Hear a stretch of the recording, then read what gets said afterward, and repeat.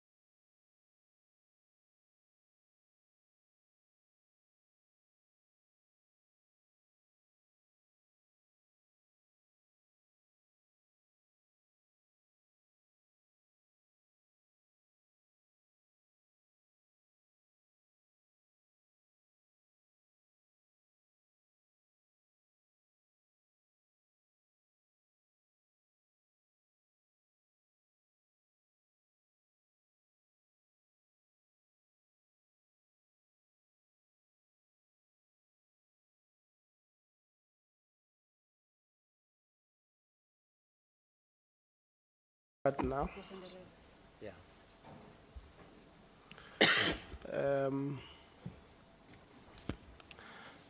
today we're meeting with,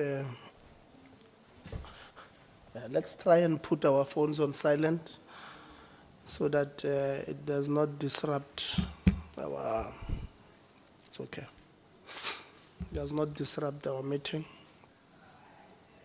So today we are meeting with the Central University of Technology because when we were on oversight in the Free State, as a committee, we did take a decision not to engage with the presentations of the university management, SRC, IF, and the workers, because members would have felt that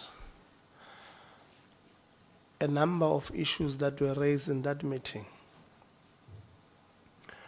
were issues that should have been raised internally within the institutional structures. So we felt we must give the leadership of the institution and all its stakeholders an opportunity to go and engage further. And then we'll then sit with yourselves in our first meeting in this term. We had initially thought that we'd have 2 days with yourselves because we felt that there was a number of issues that we needed to address with yourself. But we did get the whole day today, and we felt maybe let's just schedule you for today, just 1 day, so that we are able to go back to Central University of Technology and run the institution. So we're here today, the 23rd of April. This is our first sitting of this term.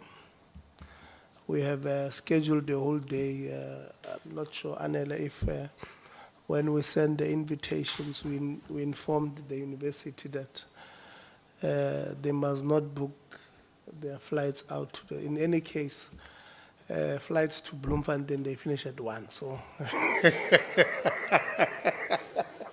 Oh, go 5.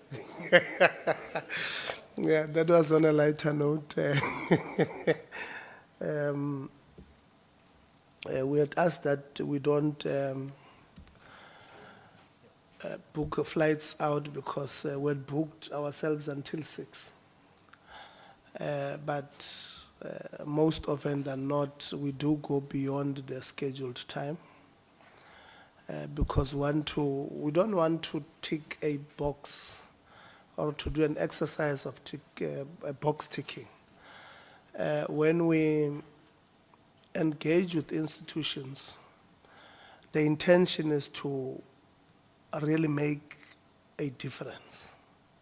And we always tell our institutions that we must not look at each other otherwise. We're all stakeholders in the same sector who want probably the same thing, which is a thriving teaching and learning environment, institutions that do take care of its workers, its students, but is also able to fulfill its obligations of teaching, learning, research, innovation, and all of that. So we're stakeholders in the same sector. We must look at each other that way. We must not look at each other as monsters and otherwise. So we don't want to have an engagement with an institution and situation remains the same. There must be changes. It's like when the department visit an institution, because there were challenges when the department leaves, we expect that there would be a difference. So that's what we look at ourselves as key stakeholders in the sector, and we want you to look at us that way. So we're going to have discussions on. So we then asked the institution in a form of a presentation to respond to all the issues that were raised in our oversight. We abused them a bit. We gave them a shorter period of time, and want to appreciate the institution for responding on a shorter period that we had asked you to. Usually we ask you to respond, like you're appearing today on a Wednesday, to respond on a Friday. But with yourselves, we ask you to respond a Monday before, which was a shorter period. We want to appreciate that you did respond to us on a Monday. The reason we asked you to respond on a Monday was that because you are responding to issues that were raised by stakeholders, the workers, the students, and IF, we wanted to give them an opportunity to look at your responses, and their presentation must also be as a response to the responses that you are giving us today. Obviously, we don't expect the presentation of students to respond to the issues of workers that you have raised. They must extrapolate the issues that are responsible or that are that only apply to them. Why did we do that? We believe that immediately, if we do that, immediately after the meeting, we'll all be on the same page, and there will be progress in that institution. Central University of Technology is an important institution. We, after that meeting, were collectively worried about that institution, because it came out as if we don't have platforms to ventilate issues amongst ourselves. And because that institution had not so long ago an independent assessor, trust me, we don't like administration. Generally, I personally don't like administration, because administration is a perfect platform to brew corruption, on the basis that when you have administration, you've got an individual or team that has absolute power. They become management and council at the same time, and that period probably becomes a bad period for the life of an institution. So we don't like administration, because it's absolute power, and absolute power corrupts. So we're worried that with how that meeting was going, we might, if we don't pay attention, we might have a problem of forcing the department or the ministry to look into that possibility, which we don't like. And this is not us saying we're not going to support such things. I mean, we are on record having asked the minister to look into an appointment of an independent assessor or assessment in one of the institutions, because there were clear that, in fact, the independent assessment might stop corruption. Or, you know, I know it sounds like we're exaggerating, but it is, you know. So we're going to start our meeting now. We're going to start by introducing ourselves. And then after that, I'll go through apologies that we have received. And then we're going to give the DDG Sotikwa to lead the presentation or introducing the presentation from a department point of view. Then we'll give the council to introduce, then we'll give management to run through their presentation. Then from there we'll go to the institutional forum. We did give them times. Yeah. So we'll stick to the times that we have given you. And then from there, we will then go to the workers and then we'll close off with the students. Then after that, we'll then engage. We're just hoping that the engagement will be progressive.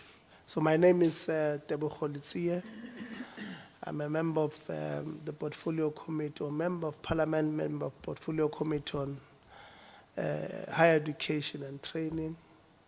And I'll be chairing the session today. Anele, and then we'll come from Karabos, and then we'll go this way. Thank you, Chair. My name is Anele Kabingis. I'm the Committee Secretary. Thank you so much. Thank you, Chairperson. Good morning to yourself, good morning, colleagues, and good morning to everybody here. Lebitso la ka ke Karabo Khakgao, and I am an alternate member of this committee.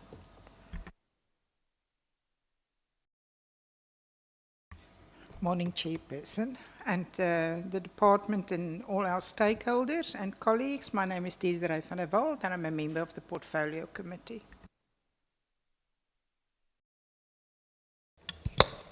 Good morning, Chairperson, and good morning, colleagues and all stakeholders. My name is Matlodi Maseko, and I'm also the member of the Portfolio Committee.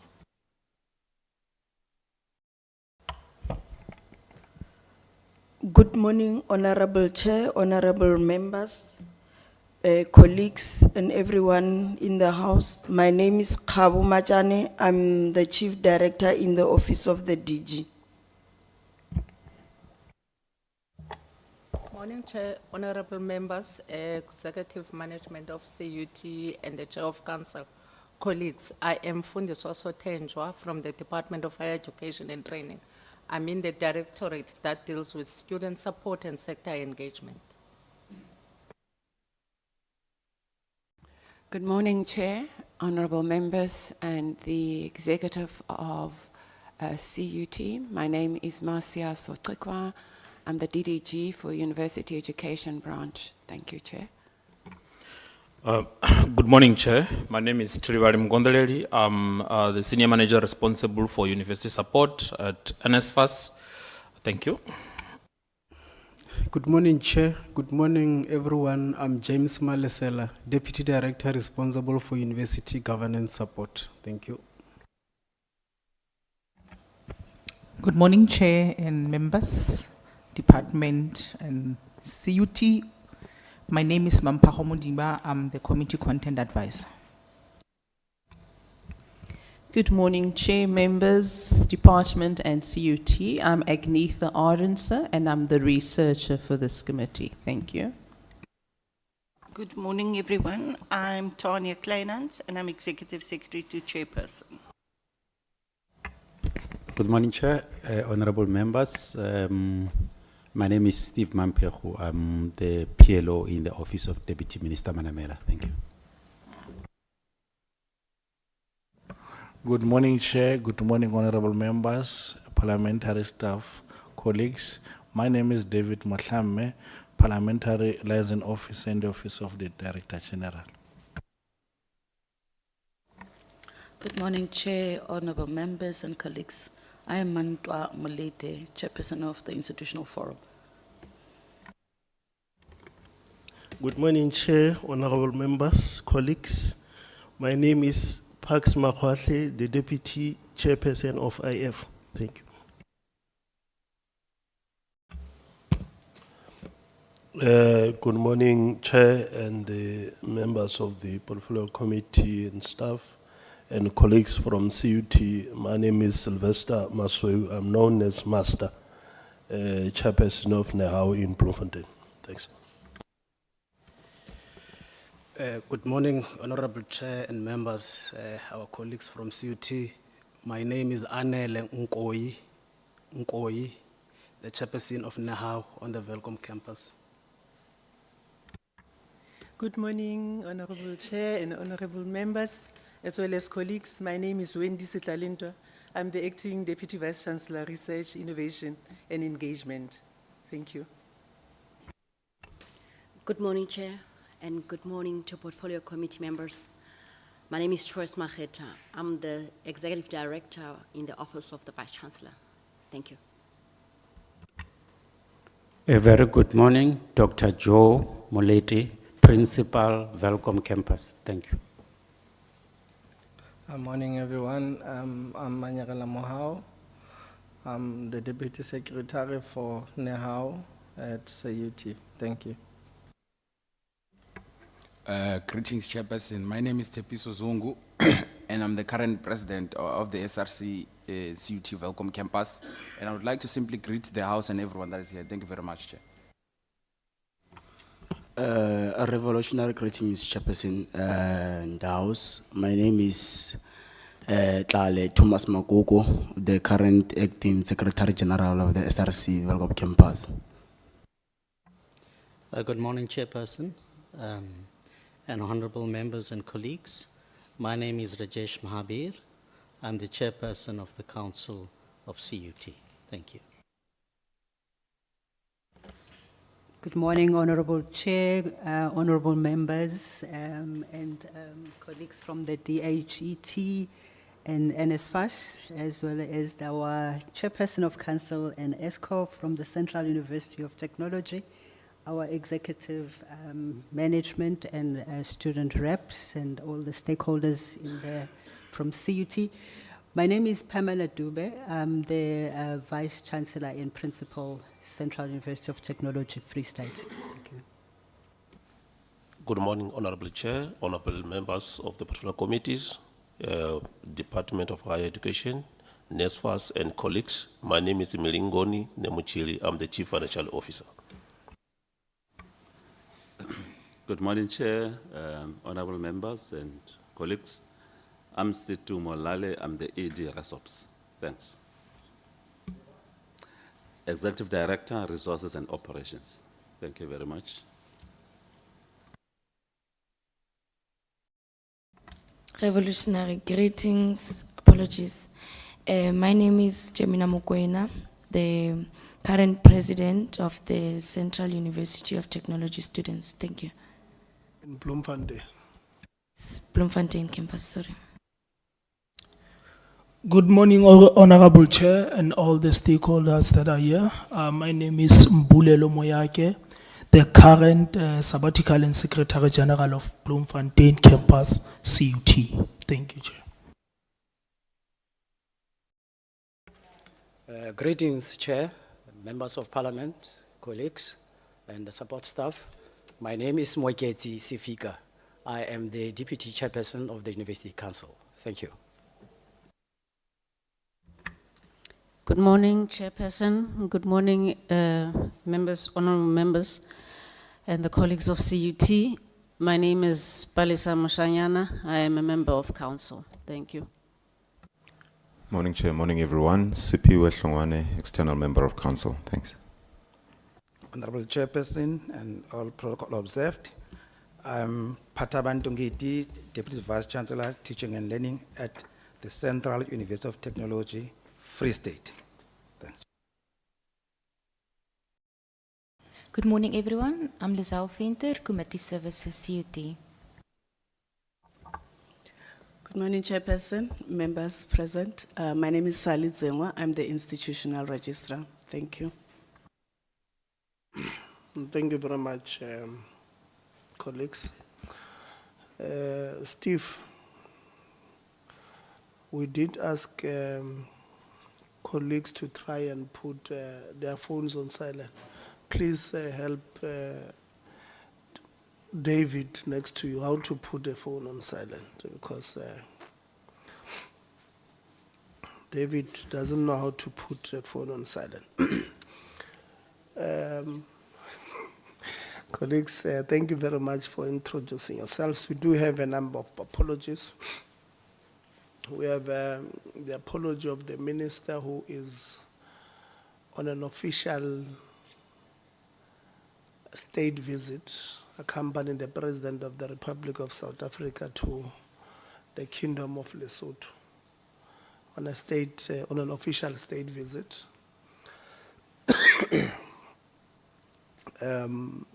They will come back today, but they will not make it in time for our meeting. The Director General is also part of the contingent, the team that is accompanying the President, so he's also not here. Then we have the apologies of the Deputy Minister Manamela, who is also not in the province on political or organizational commitment. Dr. Gondwe, the Deputy Minister, has also sent us an apology. As she's meeting with AGSA, or she's unable to attend. She's at the University of Zululand today on outreach related to gender-based violence and femicide.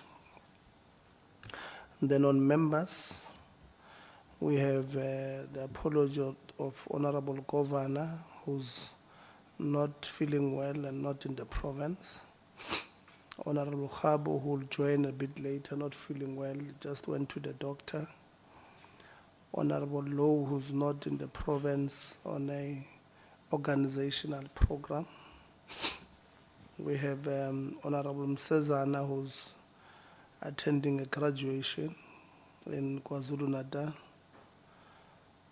Honorable Ngubane, who's on a party political work. We don't have an apology of Honorable Lonzi. We have an apology of Honorable Zondo, whose brother is still critical in hospital. Remember that when we were in Free State, he had to leave because his brother was in ICU. And Honorable Souls will join us just now.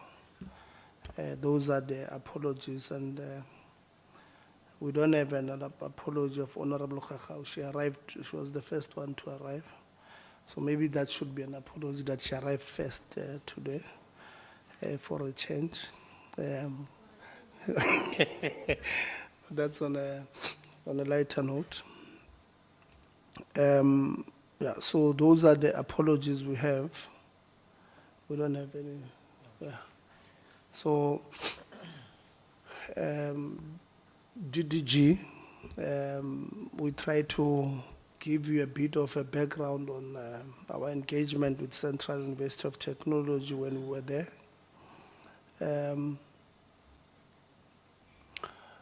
But you did have your team in the Free State with us. We are hoping that they would have also briefed you on what we had agreed on.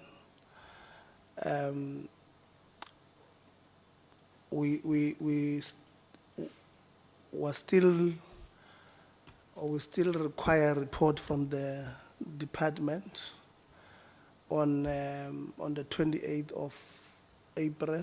We had given them a month to go respond to all the issues that were raised by all entities that we met in terms of an action plan on how they're going to respond or to resolve some of those issues from all TVET colleges, the TVET branch. Yourself, you had only two, well, maybe one because CUT is only coming today.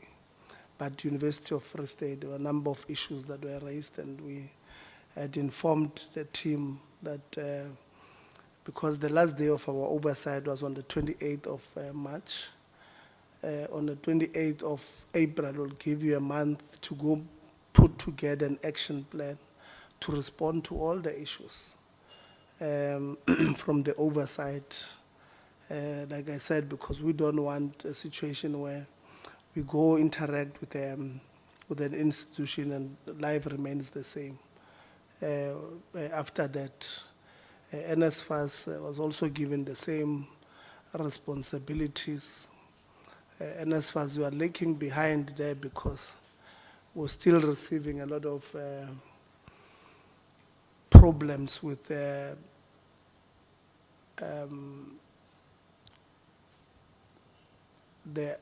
accommodation, what do you call it? Unaccredited accommodation, especially at UFS, where in Kwakwa side, we were told that there were accommodation that was ready, that was meeting the criteria. And our issue was go and accredit if it's accreditable. Don't cut corners, but let it be accredited. Was still receiving complaints from that side of the Free State in Kwakwa that in fact there was a strike and that turned out violent because there was no movement and the university was blaming yourselves. So we were waiting for that the 28th of April. We don't want to fight with yourselves, but when we've made a commitment and said on this day let's do X, Y, and Z, we expect it to be done. So DDG, I'm going to give you to lead the presentation from a department point of view. And then I'm going to give the council. DDG Sotekwe.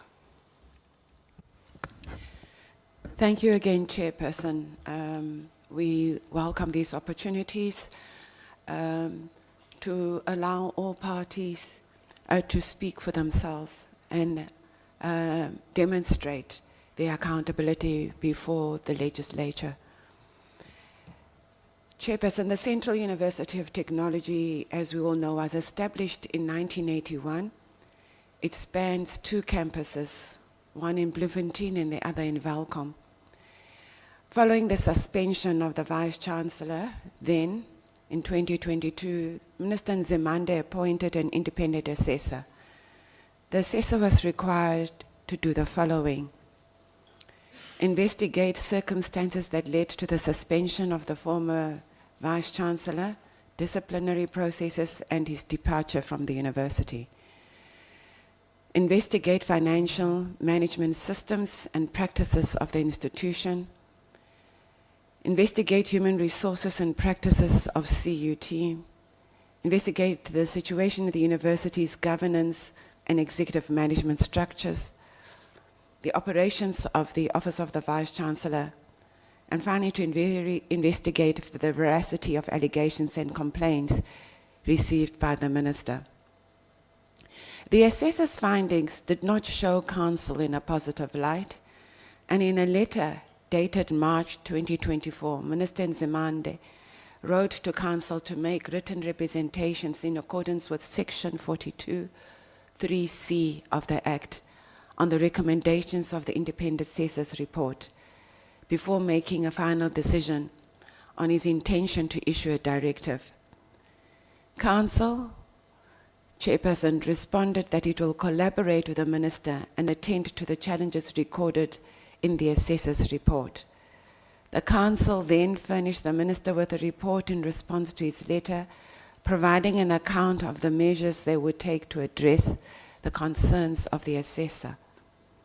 In a letter dated 28 August 2024, Minister Ngabane wrote to Council acknowledging the progress made in implementing recommendations of the independent assessor, whilst also inquiring further information on questionable acquisitions. Minister subsequently issued a directive as empowered by Section 42(1)(b) of the Higher Education Act. Through the directive, Council is expected to report biannually, submitting a midterm and annual report and establishing measures to address findings in the independent assessor's report. These measures are so designed to apply for a 3-year period starting August 2024, ending August 2026. The purpose of the directive was to ensure that the necessary oversight is provided and ensure all issues identified in various reports are implemented.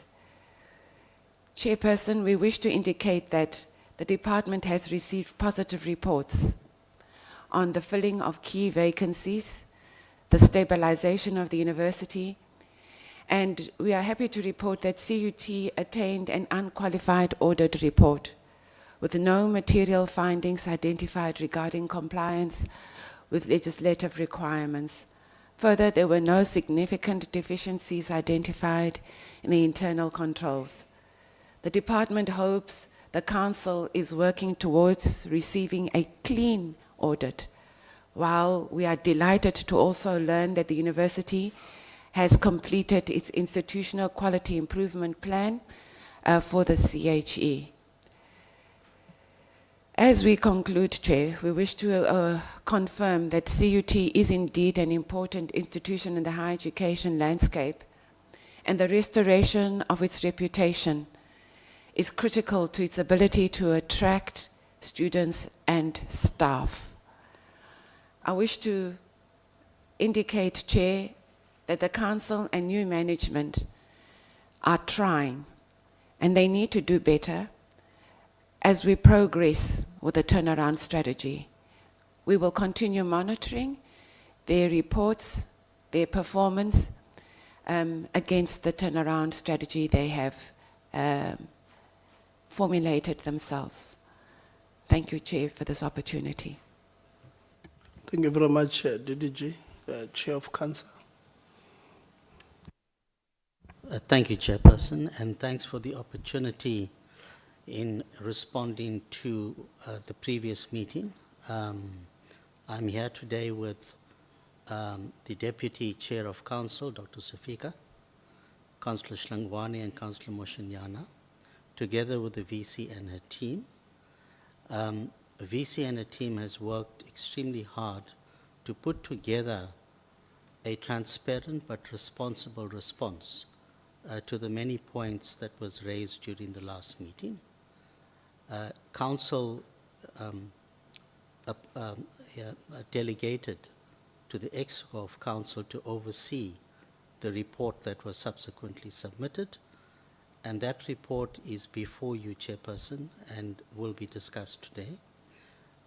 We are quite satisfied with the responsible tone of management, and we're here to support management and take care of the entire university community, more especially the welfare of students.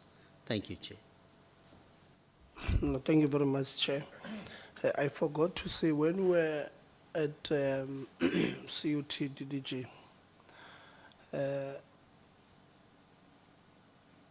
CUT Council, almost everybody attended. I'm not sure if there was anybody who did not attend. There was one who even attended when, no, yeah, there were many of them who attended.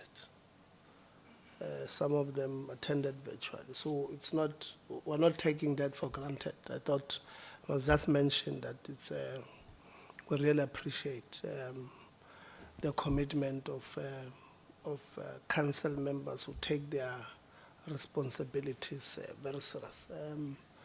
VC, I'm not sure who's going to lead your team. You'll direct us as and when. You see, here we do have mics, no? Unlike at CUT, they told us they've got a technology that works. There's no mic, but if you speak, you're audible. It was not the case. So at least here, we've got mics. Please just speak to the mic. Some of you, I know you are soft like the Chair of Council, but speak to the mic so that we are recording our proceedings. So please speak to the mic. Thank you very much, VC. Thank you very much, Honorable Chairperson, and for allowing us this opportunity actually for the university to come and present itself, really following the meeting that we had on the 25th of March. And I do also want to appreciate our Chairperson of Council and Council. I was also going to mention the vote of confidence, but also the mission-driven approach that our council, working together with the executive management and our colleagues and students really have in terms of just wanting to make sure that CUT remains a success story. You have been taken through how we are still really on the mend, on a journey to address all of these issues that were raised by the independent assessor. And as you know, sometimes when you unearth things and they come out at the same time, the pace is usually questioned. But action is there. It's about the pace. It's about seeing the things for what they are that are coming up. And I do believe this is what we are going through and that we are well on the way to the mend under this, close monitoring of the department as the DDG has mentioned. Chair, before I get started on the presentation, I also just wanted to remind that on the pack, there are just two main documents that I would like to highlight. There's an executive summary, and then there's a tabulated kind of list of responses, I think about 89 pages or so, to all the issues that were raised by the stakeholders at the last meeting. But I just wanted to emphasize how the executive summary really seeks to contextualize CUT within the current, higher education landscape challenges, and especially really issues that involve mainly the declining funding in higher education and its impact on staffing, student support, and issues, infrastructure support, and just, causing barriers at times in terms of innovation, and then our reliance on having to look at third stream income and other forms of income. I think it's important, Chair, to highlight that because without making an excuse for where we are, but it's important, especially when you look at the number of issues that were raised by our stakeholders. A lot of them have to do with some of these challenges around accommodation, around infrastructure management issues, and as well as really, our staff wellness and issues of transformation, which I'm going to talk a bit about in the presentation. Chair, I just wanted also to highlight the fact that following the meeting of the 25th of March, I'm sure you'd be curious if we did get it, an opportunity to regroup with the stakeholders, seek to address some of the issues without necessarily prescribing how then at the next meeting they should be representing the university. But it just happened that the meetings that followed were scheduled. For instance, the check-in meeting with Labour that followed after the 25th of March, unfortunately did not take place because the Labour Union had other engagements, and it fell just too soon after the meeting of the 25th. It was clearly, of course, explained in the letter also that, there is a problem with these check-in kind of engagements that we have with the VC. Now, that's just an extra layer. We do have the Labour Relations Forum, and we do have other, structures at the Joint Bargaining Forum and so on. The additional layer is just really to make sure that we, especially during this period of close monitoring of the university following the independent assessor, that we're always checking in with the different stakeholders, especially from the Vice-Chancellor's office. So Labour did express that structure needs to be really looked at, refined, because for them it seems like it's a tick box exercise. There hadn't been much progress over the time when we started having these, with these engagements. But you will find also in the pack, of course, the kind of structure, way that we respond to issues and how each issue is put on the table and responded to. We also did have a meeting with the SRC. Besides the meeting, again, check-in with me, there had been meetings with Student Affairs, with my office through Dr. Choice. Again, carrying on the issues that were already being addressed, some of which did come up as part of the list of tabulated responses that you have in the pack. And in the meeting that I had also with the SRC, the check-in one was really, again, to check in terms of their own leadership experience, the support that the university is giving to them, and what their needs are going forward, to be able to fully exercise their leadership responsibility within the university, feeling that they've got the support. Of course, there are a number of issues still with, having a Welkom campus and a Bloemfontein campus, SRC, and some kind of restructuring, reshuffling that seems to be happening within the Bloemfontein campus that were also raised. But I think the point here, Chair, is just to say that we did seek to make sure that we meet with the stakeholders, and part of the engagement was also just to find a way to reflect on some of the issues that were raised at the last meeting when the PC visited us. The Chair of Council has talked about also how Council has been pivotal in making sure that they, follow up and get to appreciate where all of this was coming from and where we are, and did commission EXCO then to look further into our responses and see what support they can provide and input. So, Chair, it's those two main documents that I wanted to talk about, and then as part of the, the presentation, then, while the presentation doesn't deal with each one of the issues, it just highlights some of the matters that are really, most challenging, but also issues where at the PC, the chairperson had said we need to also just focus on some information around, for instance, demographics across the institution, in the academic space, and so on. So by doing that, some of the information also answers or responds to some of the issues that were raised by the stakeholders. So the first slide really then talks to how in 2024 was the beginning of CUT engaging already in the exercise of the quarterly engagements with the DHET. I know that the DDG did mention that the directive started from August 2024 and until next year.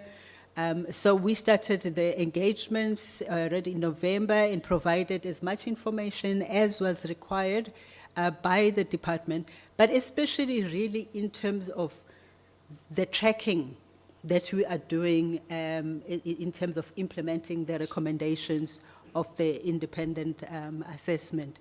I think in the next slide there will be an example of that. But also what's important is that 2025 marks the first year of the complete executive team. I think I did highlight that at the last meeting, really in terms of how, in the team of 8 people, including myself, only 2 have been really people, executive management members that have been at CUT for a longer period. So we've got a very new leadership team that's very driven and inspired really by the opportunities, the kind of challenges we have present. They came there with a drive outside of Bloemfontein, from wherever across the country they came from, really with the drive of wanting to work together to make CUT a success story. We are also working on the strategic plan for 2026-2030, and that gives us an opportunity to revisit our strategy. We already did a review in 2024 So that will also involve a whole campus kind of consultative process, lekotlas, focus groups, just making sure, again, that this process gives us an opportunity to really imagine CUT or reimagine CUT in the next 10 years or so. While we're talking just about 5 years in terms of the strategic plan, but of course we'll be looking beyond. And then, of course, given all this dwindling funding circumstances, we are refining our institutional advancement space, making sure all our efforts in terms of third stream income are coordinated within one a central place. So we've got a new appointment in institutional advancement that's really robust and very focused on making sure that we look beyond mainly the SETA support that we usually get in some industry, that we get more private sector support. The next slide. This is really around the achievements since the independent assessors report. The key recommendations in the assessors report, there were 10 of them. And when council responded, they responded mainly around the 10. And one of the first ones among those 10 was calling for an administrator, which is something that council really worked in a very focused way in making sure that that is avoided, that there is a turnaround strategy that we work on together as council and management. So the rest was 66 recommendations.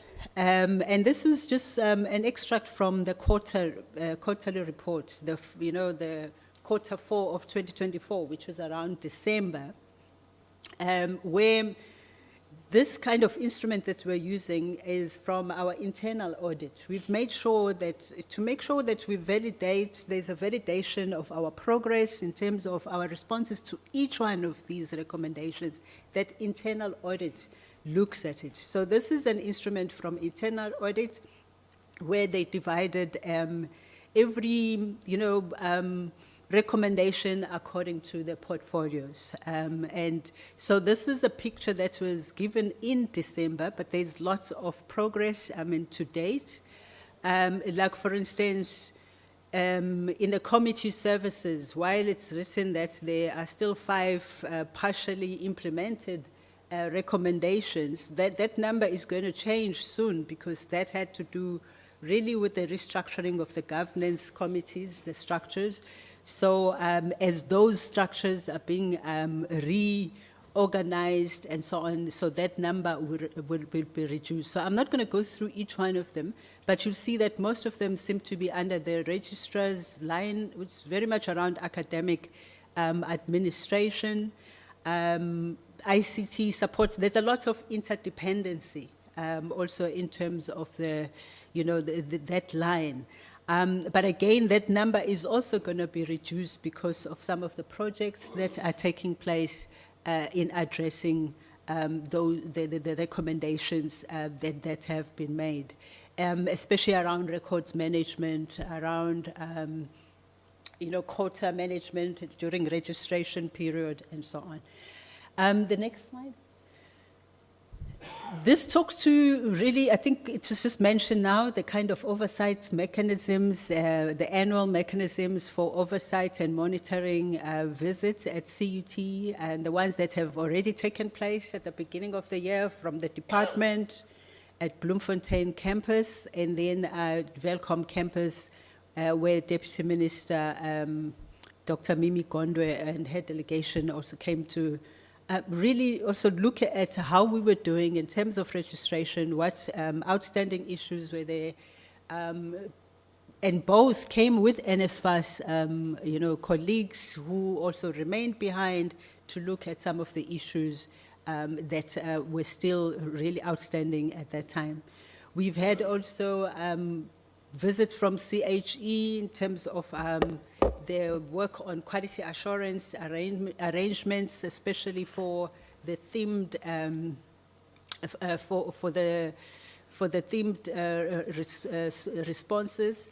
And we also were happy to have the chairperson of council whose job started in actuality in January this year, but who also came to get a feel of the campus, get to see what was happening.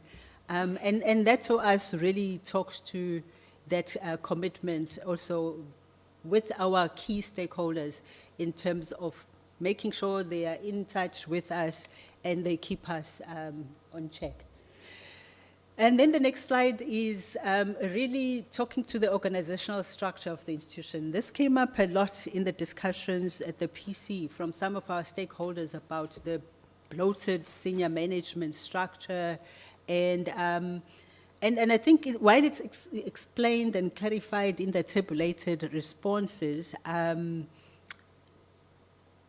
this organizational structure is just showing that, at executive management level, we've got 7 divisions, and none of them were new positions or new vacancies created. There might be new positions in terms of the fact that now we have a Welcome Campus principal, which was really a formulation that was suggested by stakeholders as part of repurposing Welcome. So we've got a Welcome Campus principal. Previously, it used to be a campus director. And so this was elevated from an existing position to an executive management position reporting to the Vice Chancellor. And another new one was really the executive director in the VC's office, and just making sure that some of the oversight responsibilities that were in the other executive management teams and were not rightly placed. Like, for instance, you had the registrar looking also after student affairs, and basically distracting from the attention that the academic administration and a number of other issues that even in the independent assessors report are mentioned. So now there's focused attention in terms of the registrar's line since the student affairs portfolio was taken away. Institutional planning and quality enhancement used to be under the DVC teaching and learning, again taking away from some of the issues we have around enrollment planning, academic progression, just academic support for students, which is what we are now focusing on, especially now that the DVC teaching and learning at least has this opportunity to focus on the core business of what they're supposed to do.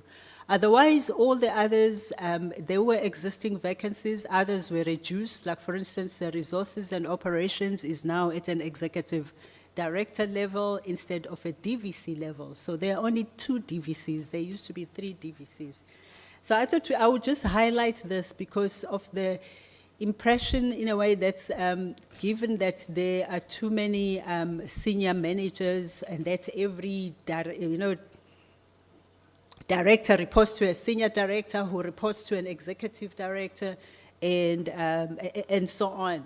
You will have other executive directors having management or managers reporting to them. I mean, the kind of P6 and P7 level reporting to them because of the way that, the structure is not necessarily a hierarchy like it has been put across in the discussions last time. So the 30 are just across faculties and across, the different departments at senior management and director level, all the way to management kind of levels. The next slide just explains the hierarchy in terms of how each one of the levels report to the next and what P levels, what Peromnes levels they are at. So while it may seem like it's hierarchical, but it's very much a relatively flat structure with some very lean units and roles that cover multiple functions. So I'm not going to go into detail in terms of that. The next slide then talks to how the institutional kind of support area has also been increased by the appointment of insourcing of employees as part of the insourcing process. At COT, insourcing started really long before fees must fall. There was already a first phase being looked at between 2012 and 2016, but it was mainly in protection services and cleaning and gardening services and so on. So this is just a breakdown over the years. But since 2020, it's been really about as positions become vacant, then they would be filled from the insourcing list. So we still have 123 protection services guards on P16 who will be appointed, who've been appointed in new position to finalize the insourcing of the function. But again, it's mainly on vacancies and availability of budget. But we anticipate to have insource about 335 employees across these levels. Then the next slide is really just giving a picture in terms of numbers of employees at CUT, 1,094 total employees, the breakdown between male and female employees. And then the employees by age group, you can see we've got a larger concentration between the 30s to 50s, and then followed by some employees, a number of employees between 50s and 60s. And then the breakdown between the two campuses, and this is like permanent employees across all levels. And then the next slide is on the staff demographics, permanent staff demographics, employee representation against EE targets. We've got a very robust EE plan that we make sure we have at every recruitment process and interviews, and it gets considered. So since 2020, for instance, 98% of all new permanent employees have been member of designated groups. And in terms of the representation of designated groups, if you look more on the right, starting from the right, we've got 81.6 employees in the category of Black, which includes African, colored, and Indian. And then the female employees are 55.3% thereof. And employees with disabilities, 2.1. We're doing quite well in terms of recruitment in that space. And the new employment equity plan has been approved for 2025-2026, but as you will know, the Department of Employment and Labor has new sectoral targets, and we'll be discussing. There's an ongoing engagement with them, and there's a meeting set for, I think, the 30th of April, as part of really preparations for educating the university community, starting with the Employment Equity Committee, about the changes and where we measure against those changes. If you're looking at the graphs on the left, it's really how we've done against targets in terms of the recruitment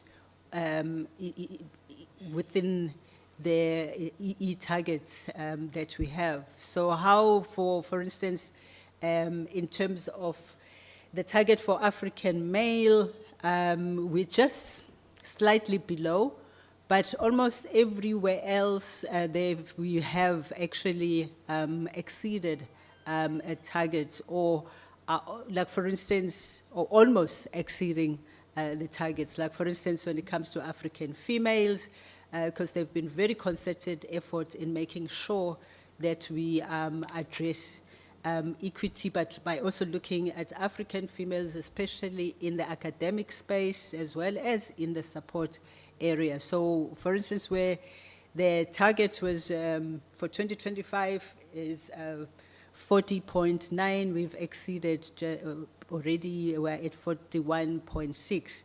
And I think that's very important because, like I said, we've got that framework that we keep referring to every time during recruitment processes and robust discussions before any appointment is made. The next slide goes further then to look at the breakdown across the different faculties. If you recall, we've got those 4 faculties, and you will see then where we have the bigger number, for instance, in engineering, built environment, and IT, while you will see that women or African females or white females are catching basically on the numbers of African male and white male, for instance. That's, it's in the STEM subjects. So there is also concerted effort to make sure that we are conscious of those demographics when looking at recruitment in those areas, so that it's not just representative in terms of student numbers, but also even in terms of the teaching staff. And you'll see the same also in health and environmental sciences, where when you look at numbers of women in particular, I think in the health environmental sciences, women are leading, especially in the white female category.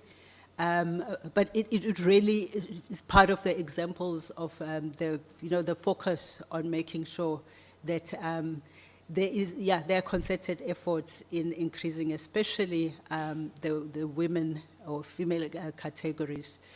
I'm not going to do all of them, but I think while I was talking, I'm hoping you've been able to see how we're doing in terms of in humanities. Humanities, very rare. You've got a huge number of African male, but as you know, our humanities is also very much digital sciences driven and visual arts, communications, and so on. But it's something that we are also closely monitoring in terms of the racial demographics in those areas. The next slide. This is really starting to that discussion around part-timers and in the academic space being more part-timers than permanent staff. But at first, we're starting with just giving you a picture of the permanent academic staff demographics as of March 2025. We have, across the institution, number of junior lecturers, as you see there, the number of lecturers, senior lecturers, associate professors, and professors. And we're looking closely, really, in terms of those vacancies against which a number of part-timers are employed, in which one of those categories they are, and also just to make sure that we avoid, the juniorization of the academy, that we increase the number of especially senior academics, professors, associate professors. There's also a concerted effort in terms of a professors, a forum that's also looking at the next generation of, of full professors and the pipeline from PhD of making sure that, there is concerted effort in building that pipeline, but also in providing its support so that, retention, we consider retention and attracting more professors to our institution. So that's very interesting information to look at, and we keep it on our radar in terms of just making sure we avoid the juniorization of the academy. So the next slide is then the full-time versus part-time. This was a big discussion also. I think if you look at the tabulated responses, it comes almost like 3 times or so. The struggle that, or the challenge that we've had with the increasing use of, vacancies to get part-time academic staff. So this is the picture really per faculty. that we have. It's not so surprising in the Faculty of Engineering, Built Environment and IT, because of the work with industry, partnerships and so on, that you will have, part-timers in that area. And that's the one really where it looks like, especially under information technology, where you have a slightly, bigger number of part-timers compared to a full-time, staff. And when you go to health sciences, it's also, you find that, full-time staff, it's lesser than the part-time staff, again, because of the partnerships and the work that happens within that area with industry, hospitals, and other role players. And when you look at the other faculties, humanities, in terms of the part-time and full-time, again, so that's the areas where we need to, scrutinize even more why in other, subject areas we've got more part-timers and then full-timers. I remember one of the, concerns that the colleagues talked about was when part-timers, if we've got too many, sometimes, they don't really have a sense of belonging to the institution, and if they leave, they sometimes leave with the scripts and all of that. But again, that's very much about how this is managed by each one of the faculties, and also that there are no renewals of those part-time contracts for the following year, if that happens as a case. But on an institutional level, it's something that we are observing closely. Same thing with management sciences. It seems to be managed quite well, but still, there are part-timers, and in some areas, there are almost the same number of part-timers as well as full-time staff members.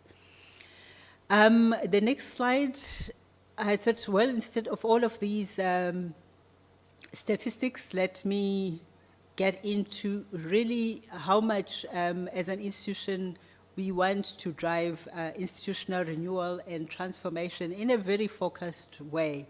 And institutional renewal, looking at those staff demographics is also part of that. Even part-timers versus full-time staff, and where are we recruiting them for, and what are they bringing with to the institution, especially in terms of this drive.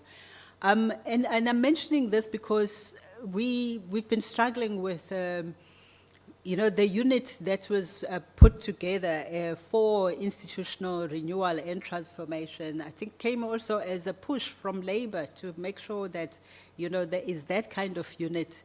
And it's been a one-person kind of unit, so we are strengthening that space, making sure it works very closely together with faculties, with student affairs, as well as HR. At the moment, it's been really working largely with HR and focused on staff issues, conducting, for instance, the surveys around institutional culture and renewal, or student staff engagement, but there hasn't been much done on the student side of things, and that's where we want to pay even more attention. But work that's been going on, the activities include, for instance, making sure through the NGAP program that we're supported by the department, making sure that we have got more, female staff participation there.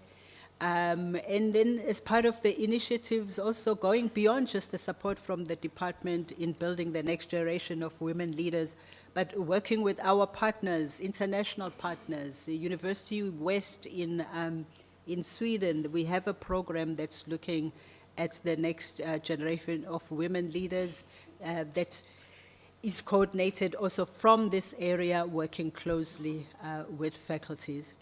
There's a very robust University Transformation Advisory Committee that has been looking after initiatives like, the revision of the transformation plan that is going to be happening alongside our strategic planning for 2026 to 2030.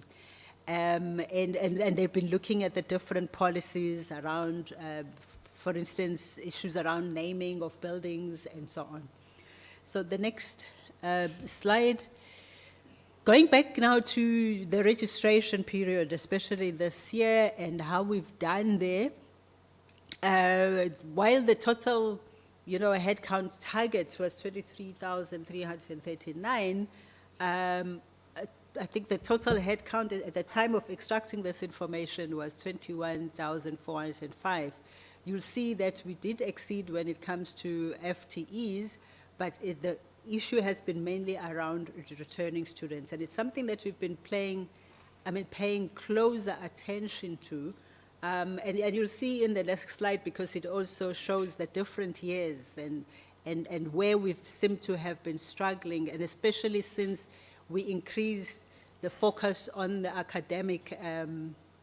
academic exclusion exercise, which at some point had made us seem like we had exceeded headcount targets, but actually the moment we started really paying focused attention since the concessions were over, if you recall, during the COVID period, there were concessions across universities when it came to this exercise. And then since we started then, focus on this exercise, it's just revealed where some of the other shortcomings are when it comes to meeting targets. We've had to look at our processes for registration of M&Ds. There's been a long, lot of discussion around that, how we've had to open and make sure that, especially in the second semester, there is continued enrollment. But also some of the other issues where there were students who hadn't looked at the residency period and applied for residency period. I'm talking about M&Ds. And there's been lots of discussions where Senate actually also agreed in making sure that at least we get that number of students back, but it's still not going to make us meet our targets. There's also the issue of international students and all the preparations for making sure that, we get international students timely. The whole exercise for preparation for registration usually starts, of course, a year before, around October, and all the role players come together. So it's not something that comes as a surprise later, but it's an exercise that also gets looked at in terms of making sure that the process is refined for the following year. But we're also currently working on more of a deep dive exercise with the deans in terms of really where the barriers are, and in terms of our processes at registration period between, the registration, academic administration, and faculties. And we will be having a discussion with the department, I think in about a week or so, on enrollment planning, looking at our targets and also the actual baselines that we need to be working on. Because if you look at the next slide, you'll get to see really how we've been doing basically over the years. If you're looking from 2020 to 2025, you look at the top, the DHET target headcount, and then our actual one. How then around 2022, where the actual headcount for CUT was 23,251, but the target had been 19,958. And this is the area really where, I was talking about how, the impact also of the concessions around the COVID period, where we were not able to exercise the academic exclusions exercise. And then once that started, around 2024, you start to see the decline in terms of the actual headcount numbers. But besides the COVID period and the academic exclusions, like I said, we are working on that deep dive really in terms of our enrollment planning and the barriers, especially given the fact that we received, just last year, over 300,000 applications. We know for the whole sector, as much as we receive a lot of applications, the proof is which student get registered and retained. And this is what we are looking at. And then the breakdown, in terms of race, in terms of our students, that's the information on this, the information in the middle of the slide. And how we've been doing, really, we've exceeded targets, especially when it comes to you know, African students. And when you look at gender, like mentioned, we've got also more female students that we've had, you know, over the years, we've exceeded the targets. I'm not going to go into each detail, but if you just quickly look at how we've done from 2022, in general, African students, we've exceeded the target. And if you look, the majority is mainly female students. And then if you look over the years up to 2025, it's been mainly female students. Again, it's something that while we are happy that there are more students coming on board, especially female students, and especially in their set, you know, subjects, we do also want to make sure we are aware of what barriers, you know, are there for male students not being able to either stay longer in the system, but also why we've got a lower number of male students in our institution. So the next slide is really about, then I think we've gone through it last time in terms of the success rates, the increases in pass rates in 2023 compared to 2022, as well as in 2024 compared to 2023. And this is something that we are also keeping a very close look at, as I'd mentioned also before, that our priority is very much now about academic progression and retention of our students. And the programs that we are, you know, working on, including the Siya Phumelela Student Success Program, is really focused exactly on that and making sure we keep growing in terms of success rates. And the next slide is then around the dropout rates. While we all wish that we didn't have to deal really with dropout rates, especially for first-time entering students, it, you know, may look good in terms of how in 2022 we were at 15.1%, and then by 2024 11.3%.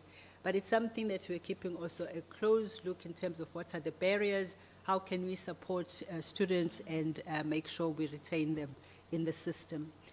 And then the next one is about throughput.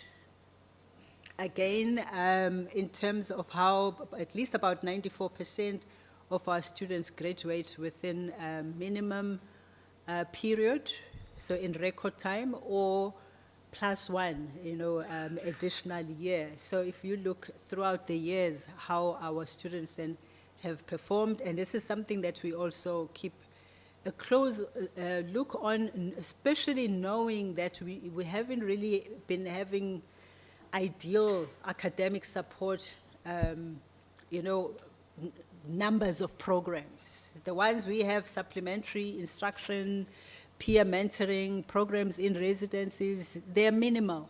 But the referral system, we want to strengthen that from faculties to the Center for Innovation in Learning and Teaching.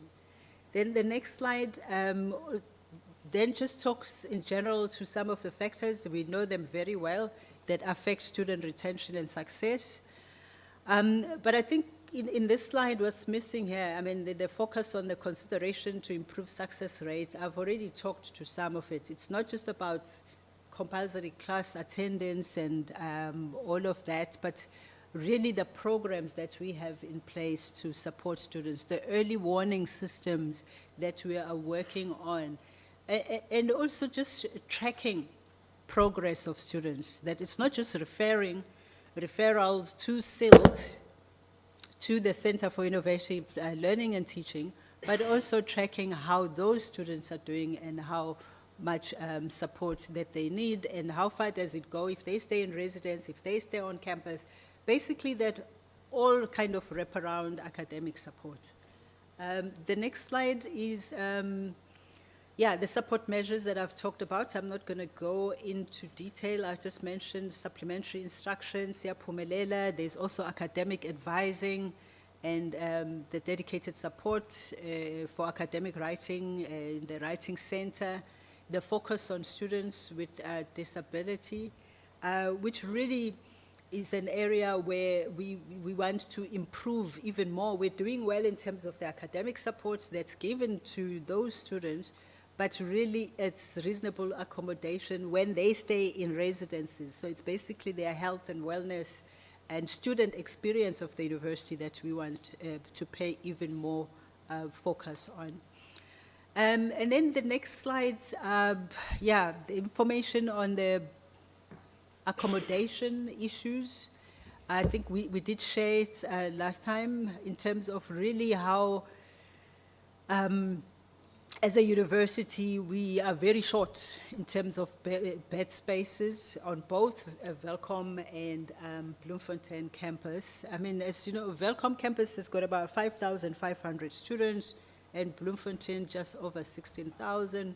And we only have a space at Bloemfontein campus now, a total of 986 beds. That includes the new beds that came with a new residence that was finished actually last year. And the same thing at the Welkom campus. For those 5,500 students, we've got only 470 beds on campus, and that includes the 221 new beds in a new residence that was opened this year. So we rely very heavily on private accommodation providers. There's information in terms of all the accreditation that has happened, the number of beds we were able to get this year. It's just over 5,334 now. And then in Welkom, also the new beds, about 845. And the work that's been done really by NSFAS, where they have managed to accredit about 7,000 beds, but that's not just for CUT, it's for basically, you know, including UFS and Moteo TVET colleges. So this is one area really where we rely on private providers and vetting of their compliance with the minimum standards, and now we are also looking. We've been allowed to get unaccredited accommodation also on board, and the challenges that has come with in terms of now the allowances for students and the capping, and that's one of the issues that I think even in the list of tabulated responses was mentioned, but also in the discussions with students.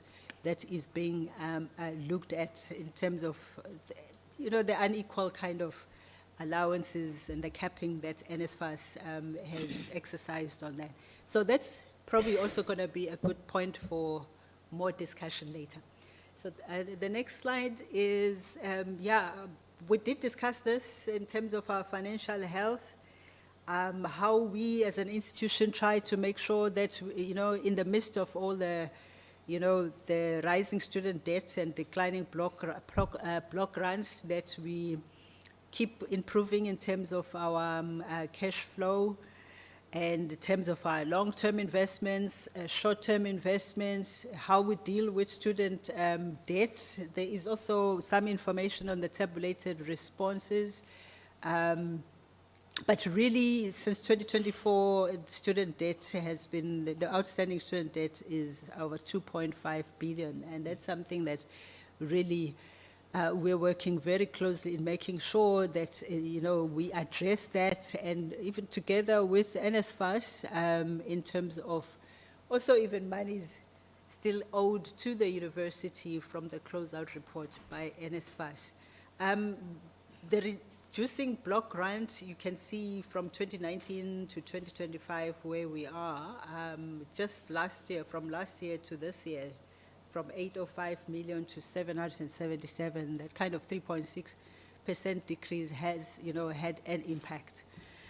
And then, of course, our big challenge is the increasing personnel costs the salary bill, which is, above now even the block grant, is something that we're keeping close monitoring on, and as well as just making sure that in general cost containment exercises are done across the institution, and so on.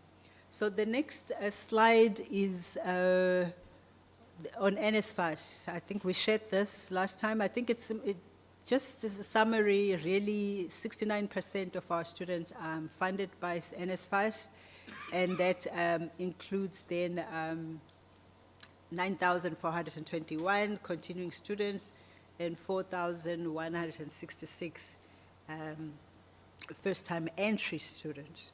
And then the rest of the information is really the breakdown between Funza Lushaga students, students with disability, and so on. Then the next slide is on the NSFAS closeout project. This was also discussed last time, but I think here it suffices to say is the ongoing follow-up and engagements with NSFAS after the work that's been done in terms of providing all the documentation that was required by the Special Investigating Unit and the Auditor General for the closeout audit project of 2017 to 2022, and the money that's still owed to CUT by NSFAS, which is at this point just over R1 billion. The next slide, I did mention the work done by institutional advancement, how we are really trying to make sure we strengthen that area, especially when it comes to raising funds, not just among SETAs, but other corporates and trusts, philanthropies, and so on. That area also looks after alumni, and our alumni, especially Alumni Association, has been very key in driving a campaign around payment of historic debts. So we've got a very active alumni association, and also we've made use of really that area, making sure our alumni are profiled in terms of their achievements, but also come and engage with students in terms of their achievements, in relation to their achievements.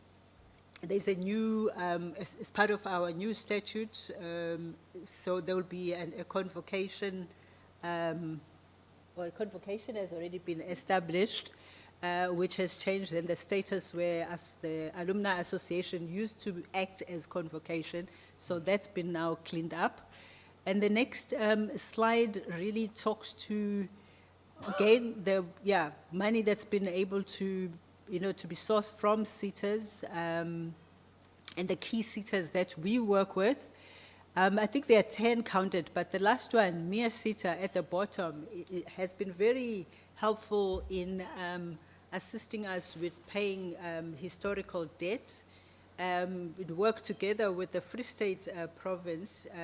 Last year, they were able to commit 57 million to assist students, and we've managed to get about 22 million out of that, but which has been very helpful in assisting at least about 180 students. So, and I mention this because it's one of those issues that keep coming up about certificates or qualifications being stopped because students were not, still have historic debt to take care of. The next slide. Research, we've talked a bit about research last time, just to give a picture in terms of how we're trying to increase our, the impact in terms of our research outputs, but through the centers, specialized research centers that we have as an institution. So we've got 7 research centers and 1 AI hub. And those research centers are actually really cut across disciplines, across the faculties, and they're very much there to improve on applied research, and make sure also that we up the numbers in terms of our research output. I'm not going to go much into detail in terms of this. The next slide, I think, gives a bit. We are so focused on the research chairs. So across all of those research centers and across faculties, that at least we have focused research chairs, because as you know, they also bring, postdocs, and they bring, high-level postgraduate actually into the institution, but they also attract other professors, other staff members. So we are very focused on increasing the number of our research chairs, and there's some applications that have been made, and we also lay a lot of value on our NRF-rated researchers. At CUT, we've got 26 out of the 262 that are across all the universities of technology. We are very grateful for UCDP grant support, especially in terms of, improving on our staff studies, especially at M&D level. And like I said, our focus is usually also making sure, even when it's emerging researcher support program, that we prioritize female academics. Yeah, we're left with 10 minutes. Yes, Yeah. no, we're getting there, Chair. Thank you so much. So we also contribute as the institution in terms of making sure we improve on our master's and doctoral studies, especially among staff members. We currently have 129 academic employees with PhDs, but I must say between 2020 and 2024, the UCDP grant actually assisted with putting 124 of our staff members on a PhD program, and out of those, 24 have graduated in the meanwhile.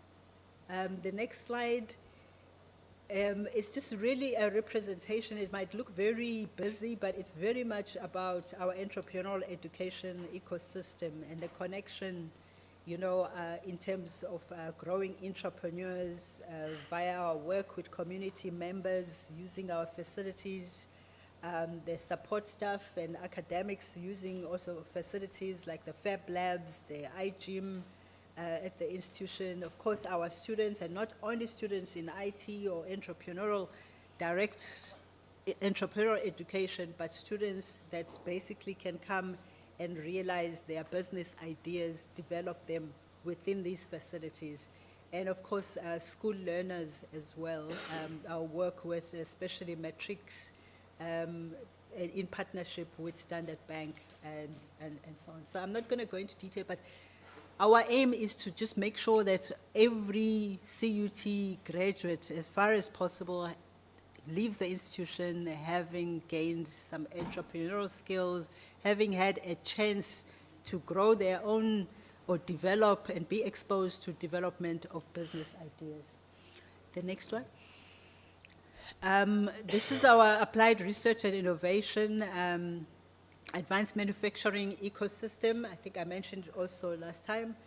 I'm also mentioning it because these three areas where, the PDTS, which is the Product Development and Technology Station, the Medical Device Additive Manufacturing Technology Demonstrator, they're part of this, the innovation hub, where we want to make sure we house them within a place where there is focused, attention on innovation and entrepreneurship, and our work and partnerships with industry, with hospitals, and so on. So I know there was mention of the innovation hub or the Toyota building, the business plan in terms of what it is we want to put on there. But these are the niche areas that have been doing also very well within the institution in terms of advanced manufacturing ecosystem.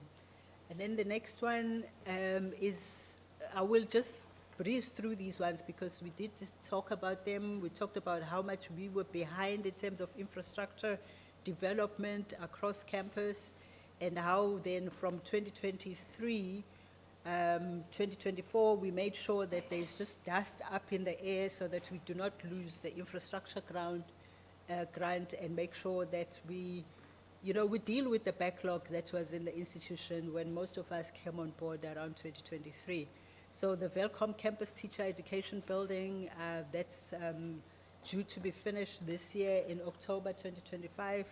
The next slide, then there is, we've talked about the Bloemfontein campus residence. You can see how much also that cost. That's the one with 126 beds.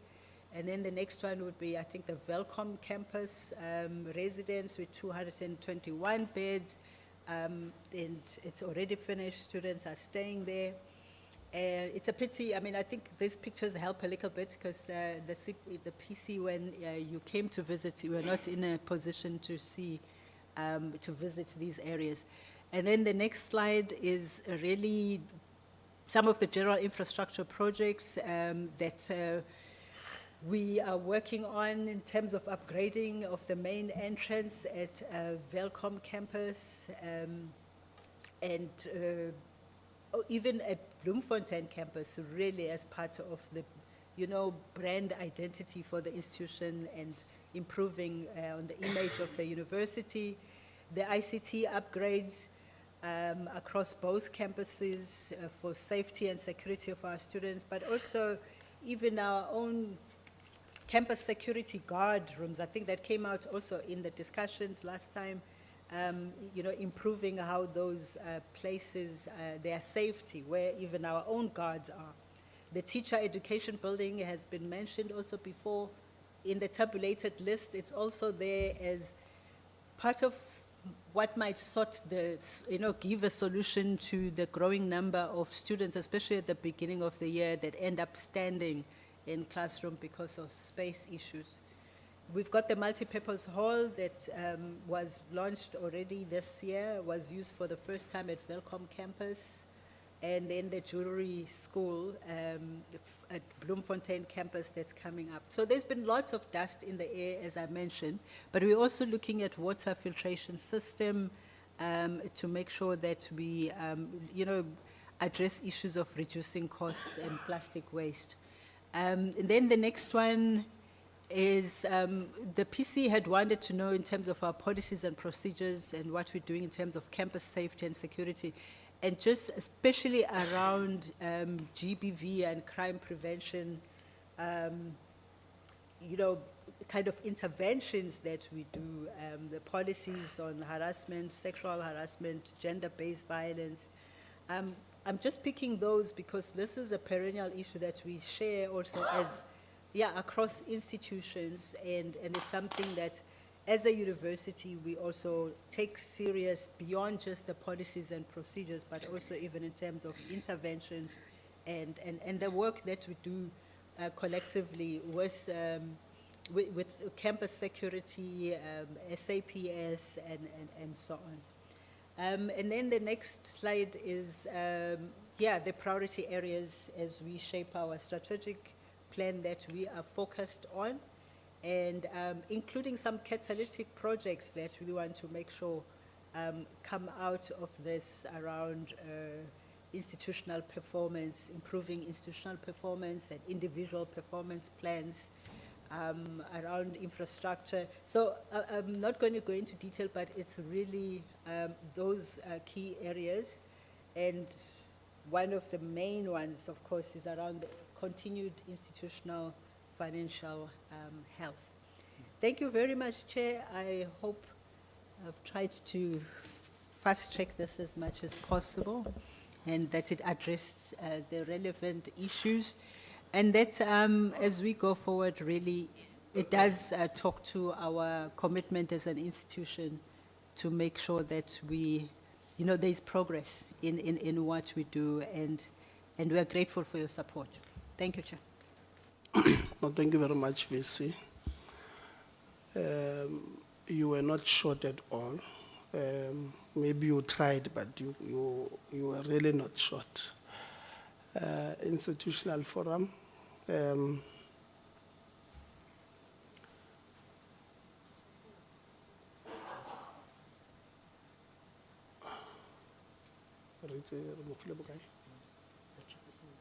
Yeah. How many minutes did you give them? Institutional forum, we've given you 20 minutes. Yes, thank you, Chair. All right, thank you. Thank you for the opportunity, Chair, and honorable members. Yeah, ours is to the responses that were given to us regarding some of the concerns that were raised by the institutional forum. And if we could go to the next slide. You see, we have made a visualization of what is happening, Chairperson, and hearing from, you know, the response that was given by the DDG and what was presented by, you know, the Vice-Chancellor. It further says to us that stakeholders are delusional. They are seeing problems that are not there. They are imagining things that are not there because the reports that have been given does not talk to what is there. And, you know, management and council are the heroes. You know, they are the saints because they are doing everything in their power to make things right. So one of us must be delusional and Chairperson. In this case, the institutional forum, because of all of the stakeholders within the institution would have a representative in the institutional forum, would say that those concerns are delusional concerns, as per what we have been given, even the responses that we are given.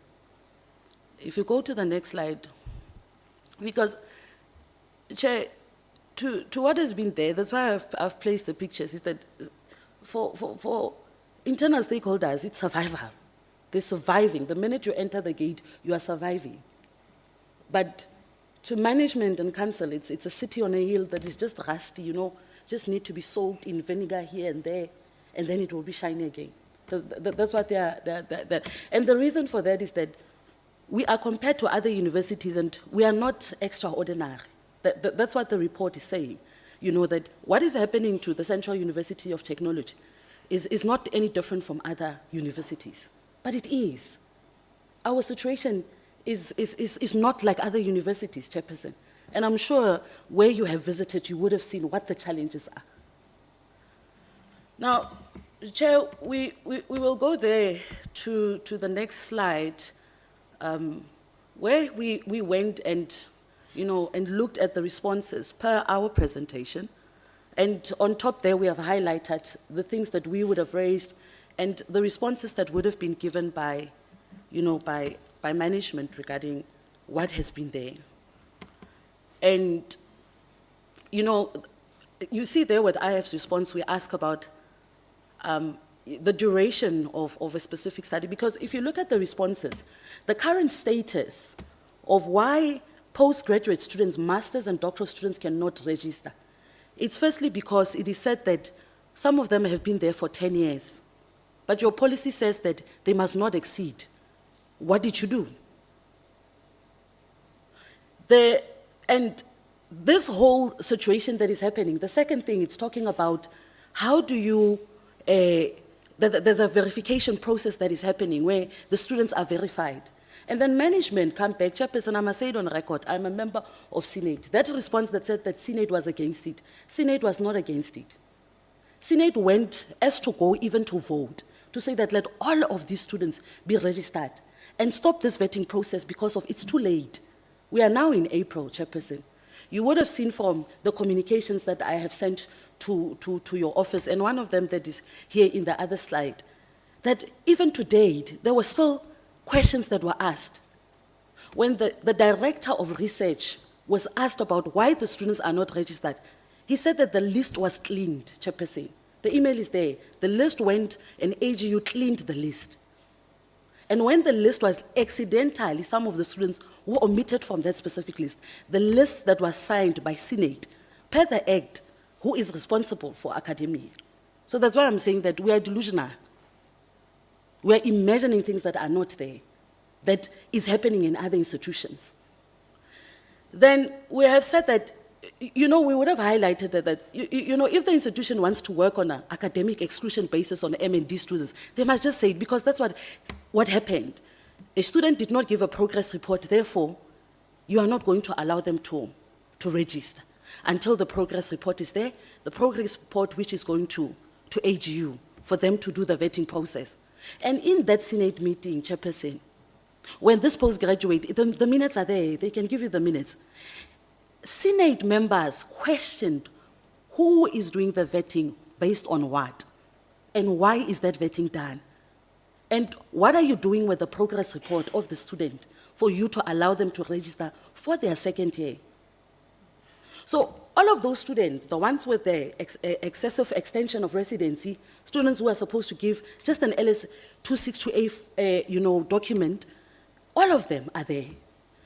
And you would see in the responses, management is saying that, no, that thing was done in September last year. It is not realistic, Chairperson, that you're closing submission on research before the faculty closes its last meeting, even Senate having its last meeting. It means that research activities is still even happening during December.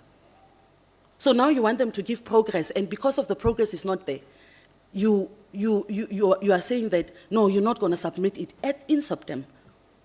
So the problem is that the academics of this institution, of Central University, is determined. The academic institutions, activities are determined by support.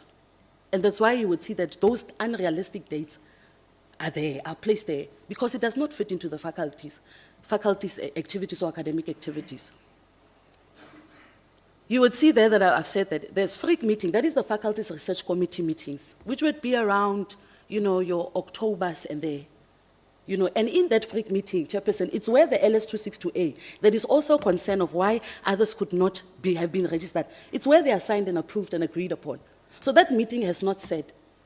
But the student is expected to do that.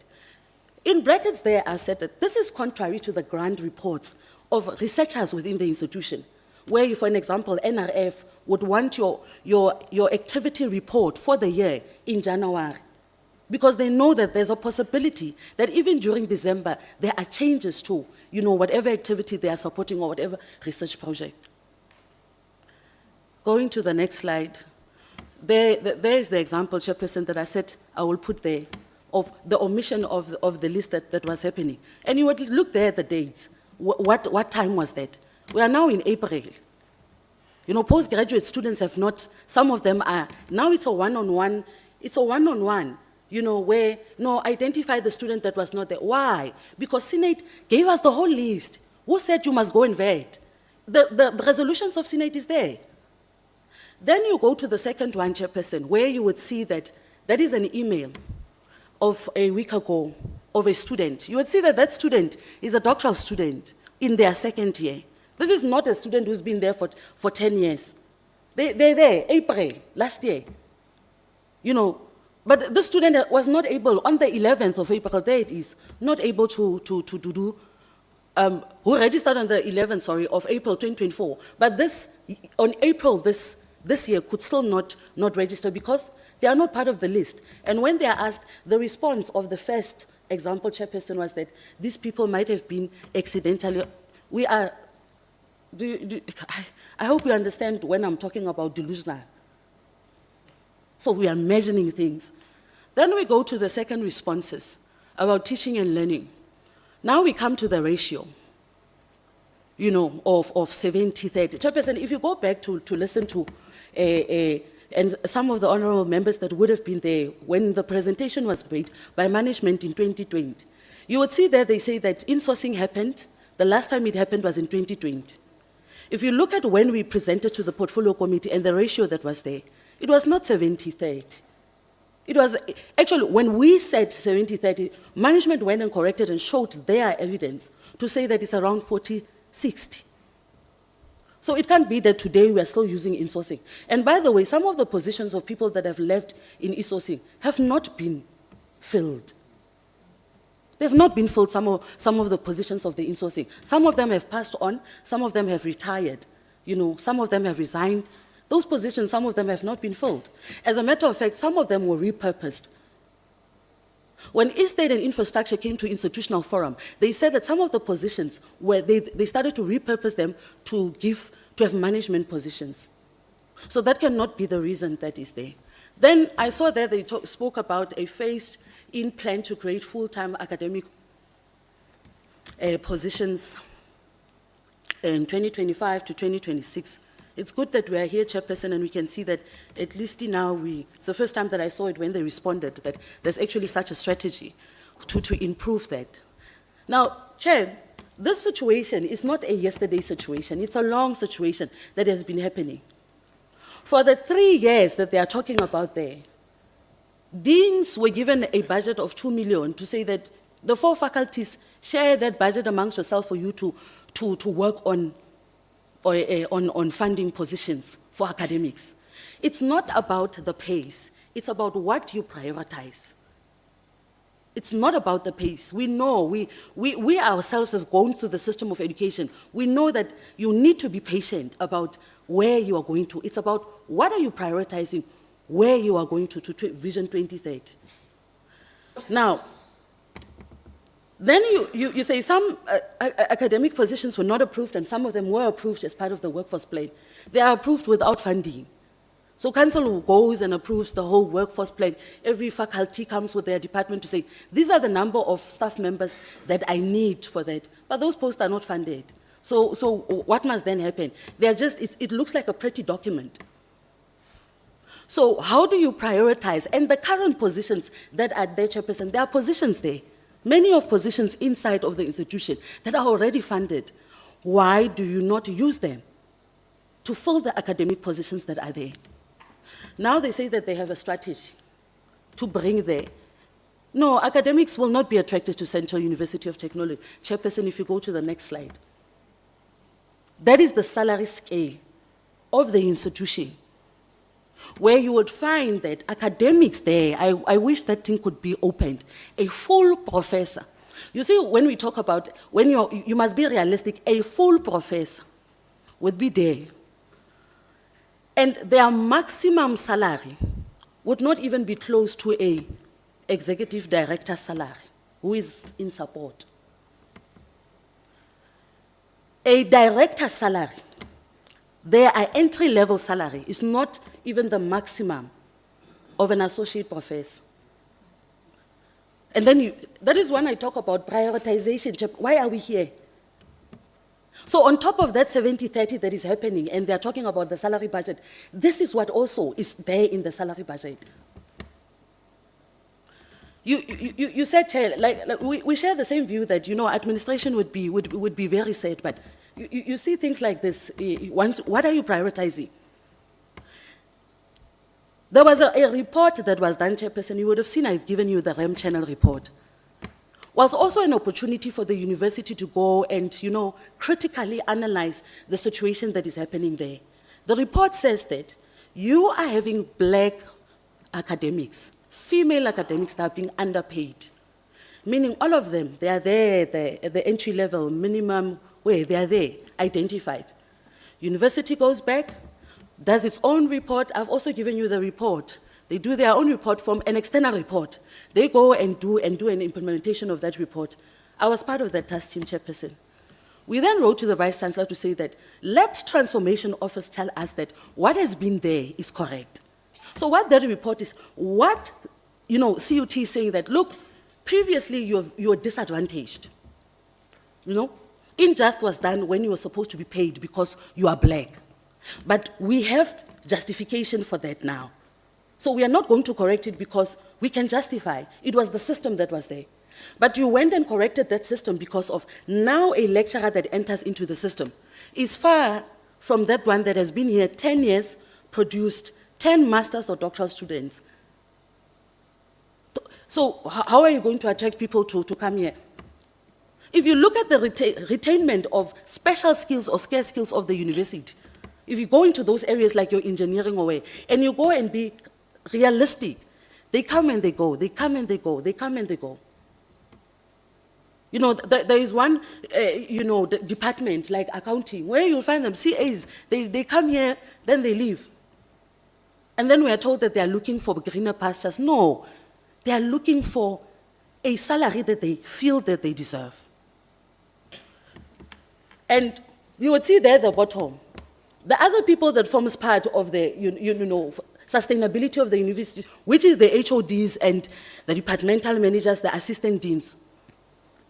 You would see there they are given a lousy 7,000 that will be deducted. By the way, last year it was said that they did not budget for them.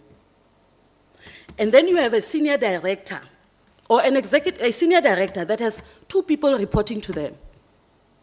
And an HOD that has all that staff members that you have shown, that was shown there by the, VC under one department, reporting to them, part-time and full-time staff members.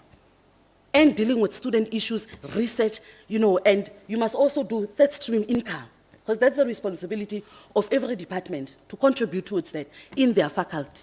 Getting 5,000 that has been deducted by tax, and then you have that there. So it's about who are you prioritizing? There's no way all of this is showing that you want to make the academic project better. So we are getting a rosy picture, but these are the realities. Chairperson, they will be given an opportunity. We always say that it seems true until it can be disputed. They will dispute it if it's not true what I'm saying. We can move. Then we come to infrastructure. It has been an ongoing problem. It's been an ongoing problem that you have infrastructure issues. In the last institutional forum meeting that we have had, Chairperson, we said to infrastructure, come here and give us what is your strategic plan on where you're going. With the current infrastructure that is there, how are you going to maintain that specific infrastructure, and how are you going to move to others? They showed us a project plan. You would see there, Chair, if you go, we extracted some slides out of their presentations. In the next 2 slides, if it can be moved there. You see, they spoke about this is theirs, about challenges and solutions. It's their thing. I've given you the whole presentation there, but just wanted to use this about what they are saying is their limitations and their processes and challenges that are there. This is from infrastructure and estate. Governance, communication, involvement, planning of the budget, prioritization. This is their slide. Then you go to the next slide.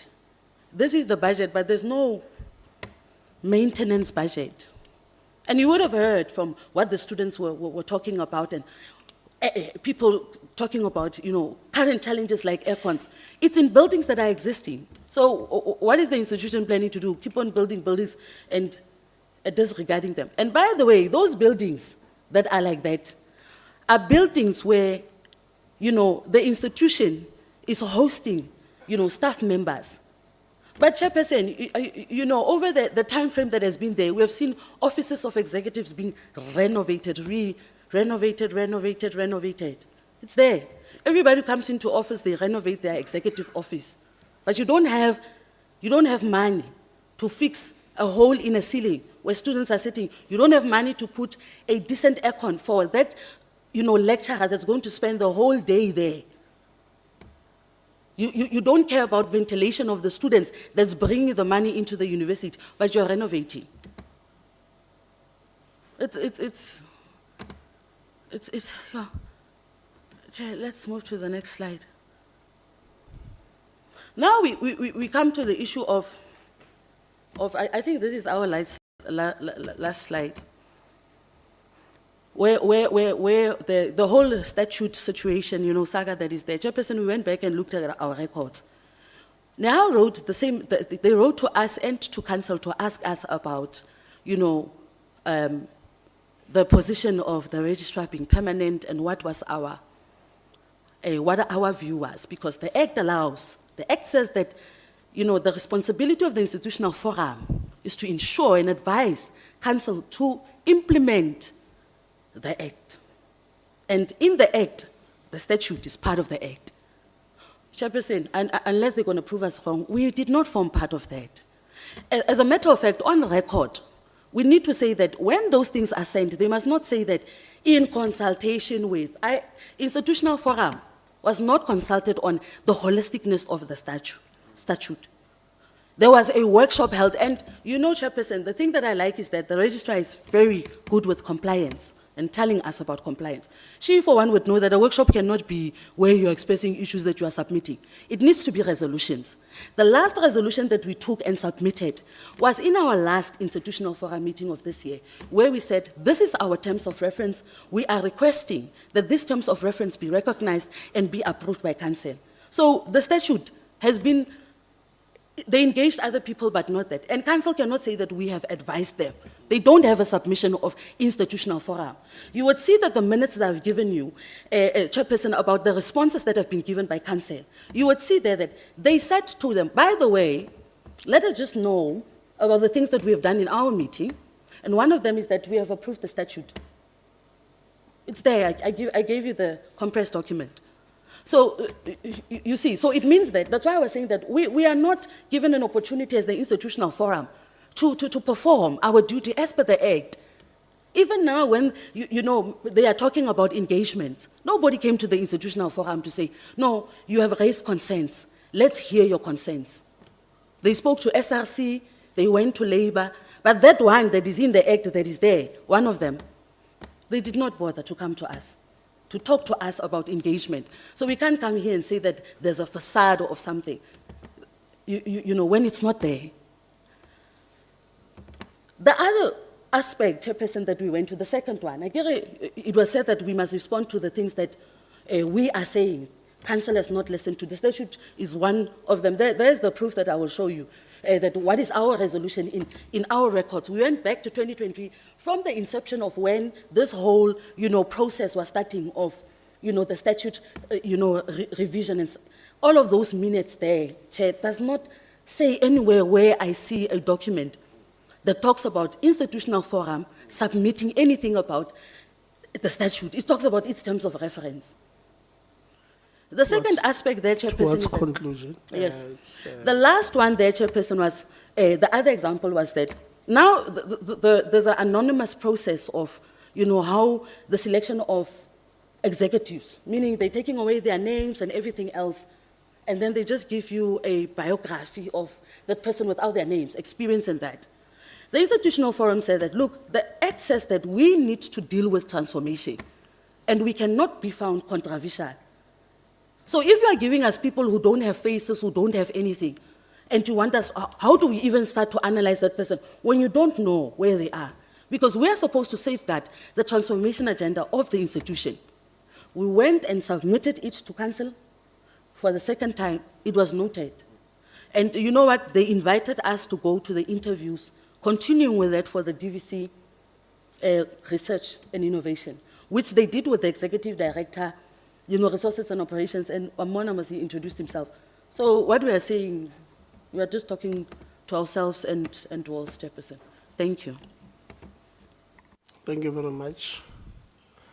If you can open the Labour one. Now, we also gave them 20 minutes. Yeah. We also gave you 20 minutes. Yeah, thank you very much, Chairperson, for the opportunity, and honorable members. I think perhaps being loyal to being a trade unionist, we must start by citing a seminal work by a Chinese revolutionary and a philosopher who wrote a paper on combating liberalism. He wrote that to touch on a matter lightly instead of going into it thoroughly so as to keep in good terms. The result is that both the organization and individuals are harmed. So we are a revolutionary union that is opposed to liberalism. Hence, we always speak truth to power. And I think that sometimes there is a narrative, Chairperson, that maybe as internal stakeholders in general and the union in particular, we are excited to come and speak and so on. You know, it does not feel well for us to always come here and speak about our own organization. We love CUT so much. And we get comfort when this committee, through its chairperson, keeps emphasizing that CUT is too important. And indeed, it is very important. But I think to foreground our presentation, just before I get into, I will tell you when to go to the next slide. We just want to foreground our presentation. That if you go back to the first portfolio committee, 9th February 2022, most of the issues that are being raised, are still persistent. Students spoke about maintenance, residents are not being maintained, still persistent. And I think one of the things that came out was that I think the DG then, Dr. Sishi, underscored that there is a need for the institution to prioritize consultation. And consultation in the university is still problematic. There's been a number of instances where, for instance, management decided to restructure. And when we queried what is this restructuring, they came back to explain to us. Then we said, sure, it's fine. There's quite a number of other things, just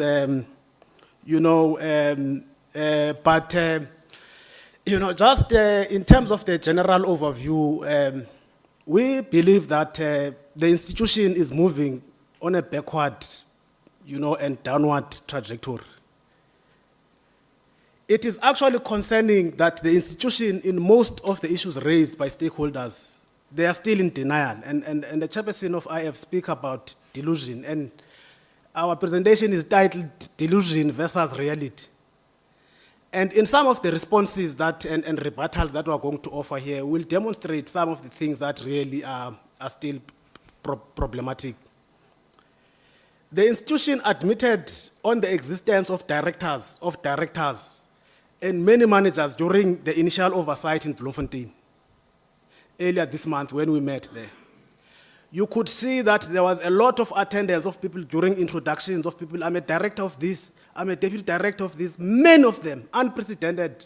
I mean, we watch portfolio committees, we've never seen, instances where you have such a long introductory phase. So this just demonstrates, when we say there is a lot of directors, they were there in the portfolio committee in Bloemfontein introducing themselves. Now, on its tabulated responses, the institution does accede to a persistent institutional culture of fear. I think that in the table, that's the issue number one. We have been raising this for more than 5 years. And, we have not been taken seriously. Even though there was a whole study on institutional culture that revealed some concerning findings in terms of the culture of fear.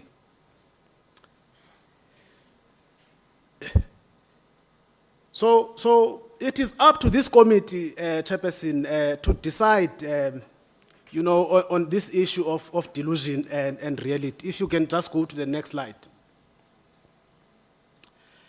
Now, the union believes that, consistent with the independent assessor's report, I think the findings are very clear. The DDG highlighted in terms of what the independent assessor's report found out. We think that the governance has actually collapsed. And we are raising this based on specific issues that really are core governance issues. And we highlight a few examples here.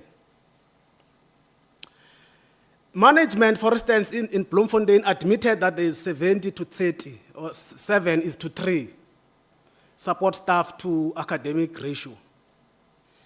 And we ask ourselves if we have such a reality, because this is a reality. The fact that we have 70% support staff and 30% academic is a reality. It's not delusion. Now, what is council doing about this? I mean, as the highest decision-making body, and also, providing oversight. The council have a number of committees that are specifically focused on issues of human resources. But this problem is still persisting. It has been persisting for years. They are not doing anything much about it. The second specific issue about, governance has to do with this issue about, clause 63 2 of the newly gazetted statute. Indeed, we wrote to council and we received the response of council through the chairperson of council. And we were a bit shocked that, council collectively took a decision to have unlimited terms for a registrar. Yet, you have junior positions who are also senior managers who are on fixed-term contract. Like the deputy registrar is still a 5-year, performance-based contract. There is a limit of terms in terms of that. They cannot serve more than 2 terms. The deans also fall in that category. So we think that it is appalling and disgraceful how the council, through its chairperson, responded to us, on our inquiry.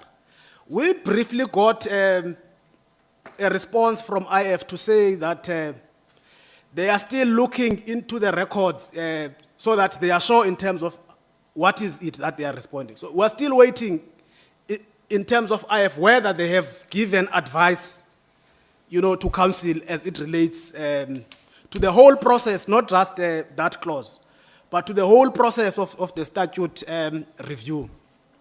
So we are really concerned. There is an issue that was raised regarding the fueling station, the so-called Bridgeport contract. We are told in the report of management that it actually took place since 1998. It is there in the table. But from where we are seated, it has been our understanding that the tenant has been paying an annual rent of 100 rand. And council and management are here, they must confirm whether this is a reality or just an opinion.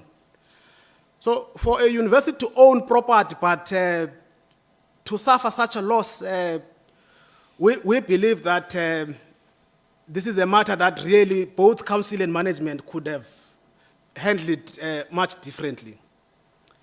The delay in the implementation of the academic workload policy approved by council, we are a bit encouraged that we've seen some progress as it relates to the implementation of the academic workload policy.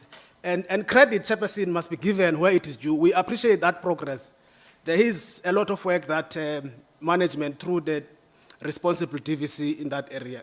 Next slide. So we want to speak about the issues, pertaining to wasteful expenditure and, questionable procurement practices. It's something that, we raised in our initial presentation. We are just reiterating. One of the problems when we speak about, wasteful expenditure is this thing about benchmarking. If you read the report of management, you would see a lot of benchmarking. We have benchmarked this. We are benchmarking, we have made a decision based on a benchmarking exercise. And in some instances, this involves a lot of traveling. And you will be surprised that they even go and benchmark leadership overseas. We had such a situation in one directorate where there was an internal inquiry and the manager responsible for that directorate was found wanting in terms of soft skills. Just insultive to workers and employees. So they decided to reward her to go overseas in the MIT to benchmark. I think that benchmarking exercise took 7 days. As we currently speak, we know that there are some of staff who are in the UK or recently who are in the UK doing same benchmarking. So it's part of wasteful expenditure. There is a lot of catering in the university. We have been speaking about it in our internal labor relations forum. Catering is done for just a short meeting. There's catering, people are eating. So we have been raising this, advocating that there must be cost, cutting measures. Very unfamiliar to a trade union to advocate for cost containment measures. But we believe for the sustainability of the university, it is important that, we raise. There is this, animal called the Toyota building. We are told, Chair, that the university actually had an opportunity to acquire the building in a much lower price. But the university did not acquire it.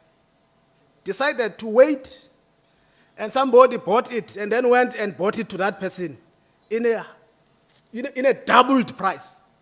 So we think that, Chairperson, the whole acquisition of the building, and it was shown in our pictures in the initial, it's basically a motor vehicle dealer.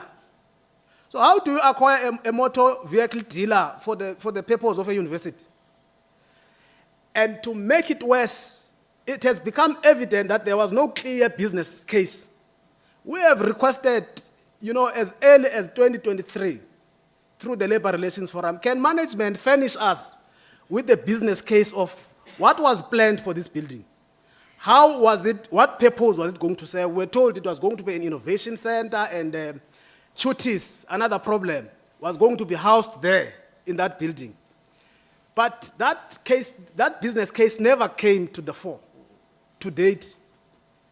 And maybe it will be important for members to also request it, Chairperson. We believe that it was reckless. The whole transaction has got hallmarks of being a corrupt transaction. If we are wrong, maybe there must be proper processes of forensic investigation so that we are proven. And we will be willing to withdraw that wish that we believe it is a corrupt transaction. But to make the situation worse, we are told that the same building needs to be repurposed with a cost of more than 100 million. Now you buy a building, you don't have idea of what you are going to do about it. Then you say you are going to repurpose it with more than 100 million. But, council and management are here, they must confirm if these things are really, delusion from our side. Now, there is another issue, and the VC spoke passionately about insourcing, which is something that we appreciate so much. And we have worked closely with management in ensuring that there is that process of insourcing. And our protection services in particular, and others, Garden and so on, are working so diligently in terms of executing their work.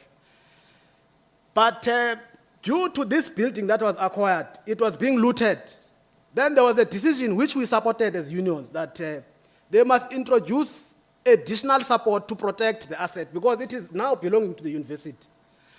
But they went and brought private security for the entire campus, including Welcome campus, where there were no challenges, pertaining to the acquisition of new buildings. Now, they actually confirmed that they've cut the contract from 24 months to 12 months. We hope that is still on, so that the institution can come out with a clear plan in terms of the issues of protection services. Now, if you speak about maintenance, we have seen, same service providers coming to fix air conditions. The same air condition that was fixed this week is malfunctioning 3 weeks. That very same company is coming back to fix again.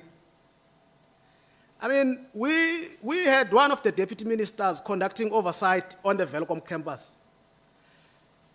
Pretty new building that was hosting the event, not more than 20 years old. O block. The aircons are not working. They had to go, and bring specialized aircon for that event. Obviously, they might have used deviation because one of the things that is a problem in the university is the culture of entrenched deviation use. If you can go to the next slide. So we just want to go to specific rebuttals. We are not going to respond as the union. We'll respond to those salient issues that we believe that we needed to clarify. The response about the bloated executive and senior management or executive management structure. So you have heard the response of management that it's incorrect. For a small university with 21,000 students, to have 8 executives.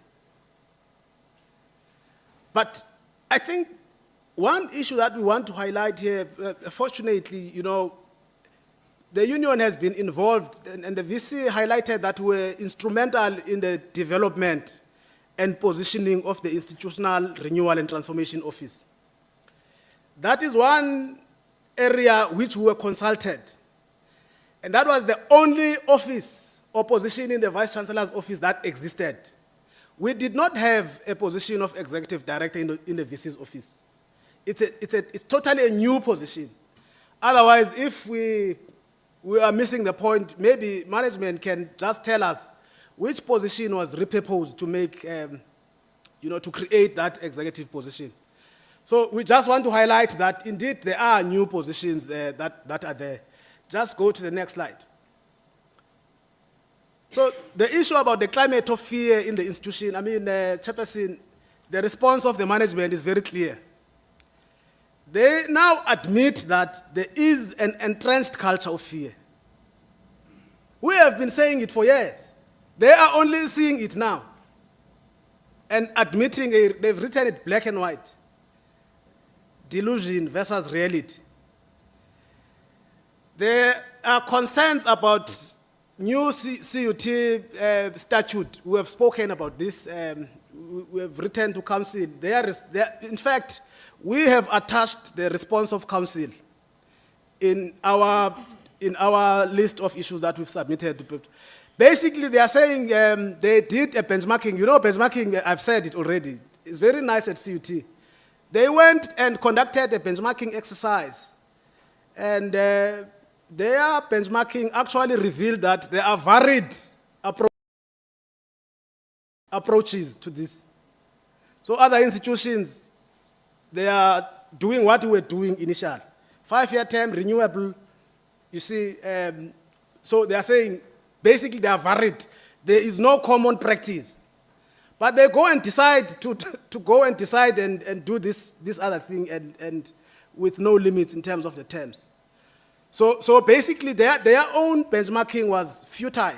Because if you say your benchmarking revealed that there are varied approaches, then why go and decide to make a particular, you know, decision? So it is very clear we are not happy. I think on this one, Chairperson, we don't have to respond, Chair of Council. I think in the response you indicated that we have not received any response through you, Chair, from NEHAW. We are not going to respond on this one. We have said in our initial letter, we are committed in pursuing this matter, you know, through other avenues, including, you know, approaching a court of law. Because you can't have, you know, one executive being permanent where there are juniors who are not. So it's an anomaly. Our members are already asking us. But then if this is the case, as a senior director also I want to have unlimited terms.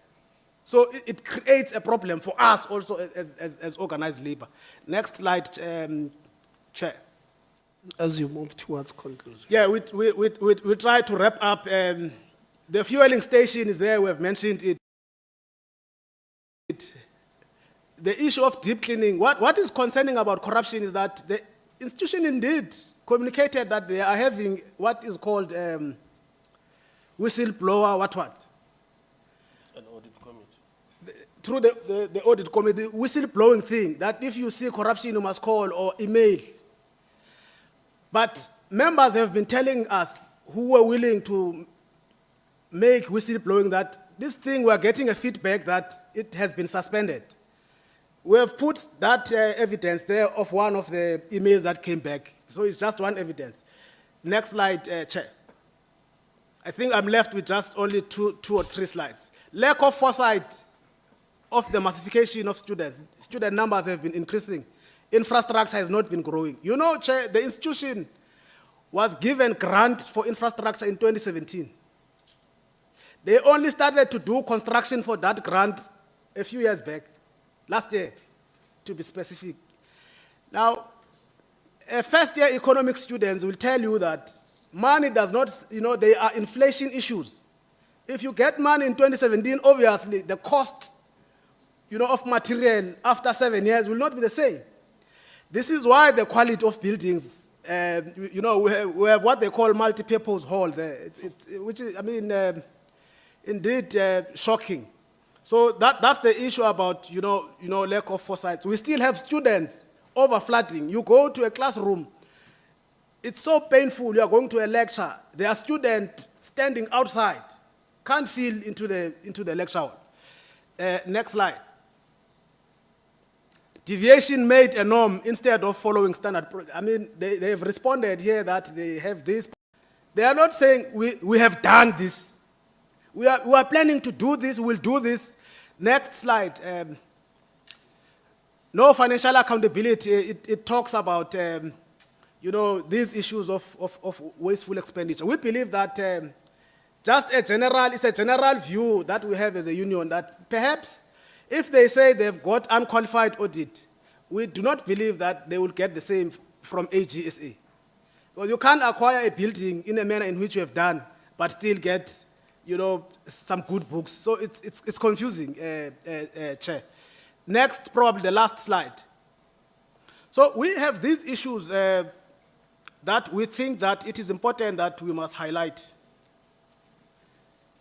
The issue that has been raised by IF of unresolved salary anomalies, there was a whole independent study done by an independent firm.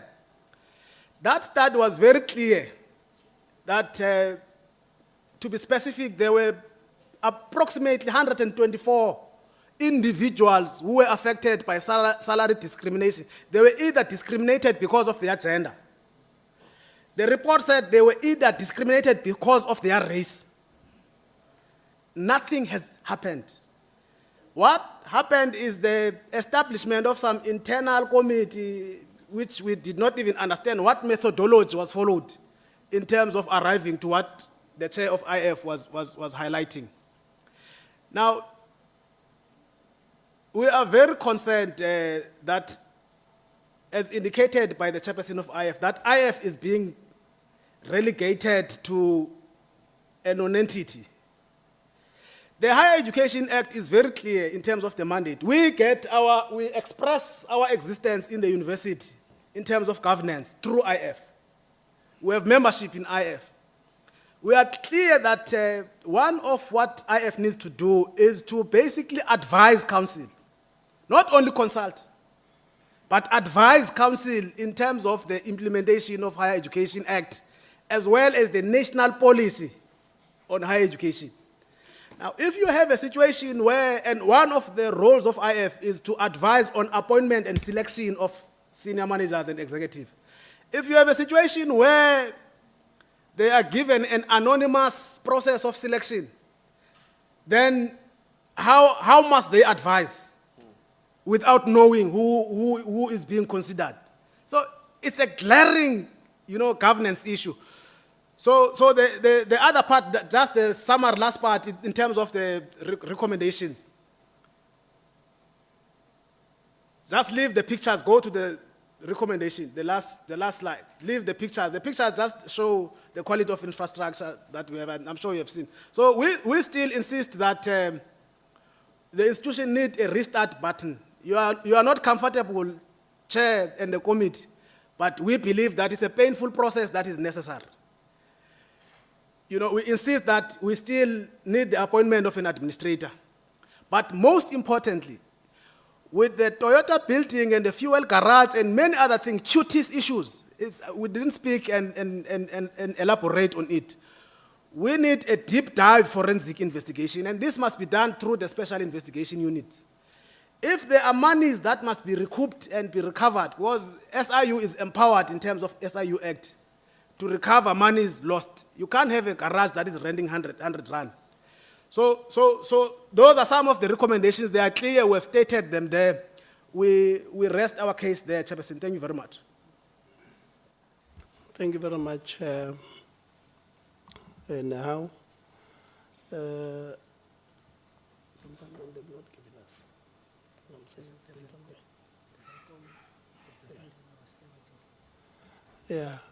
President of Bloemfontein,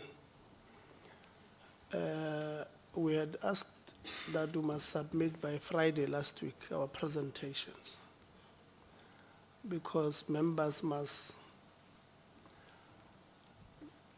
prepare for the presentations. As we're sitting here, you have not submitted,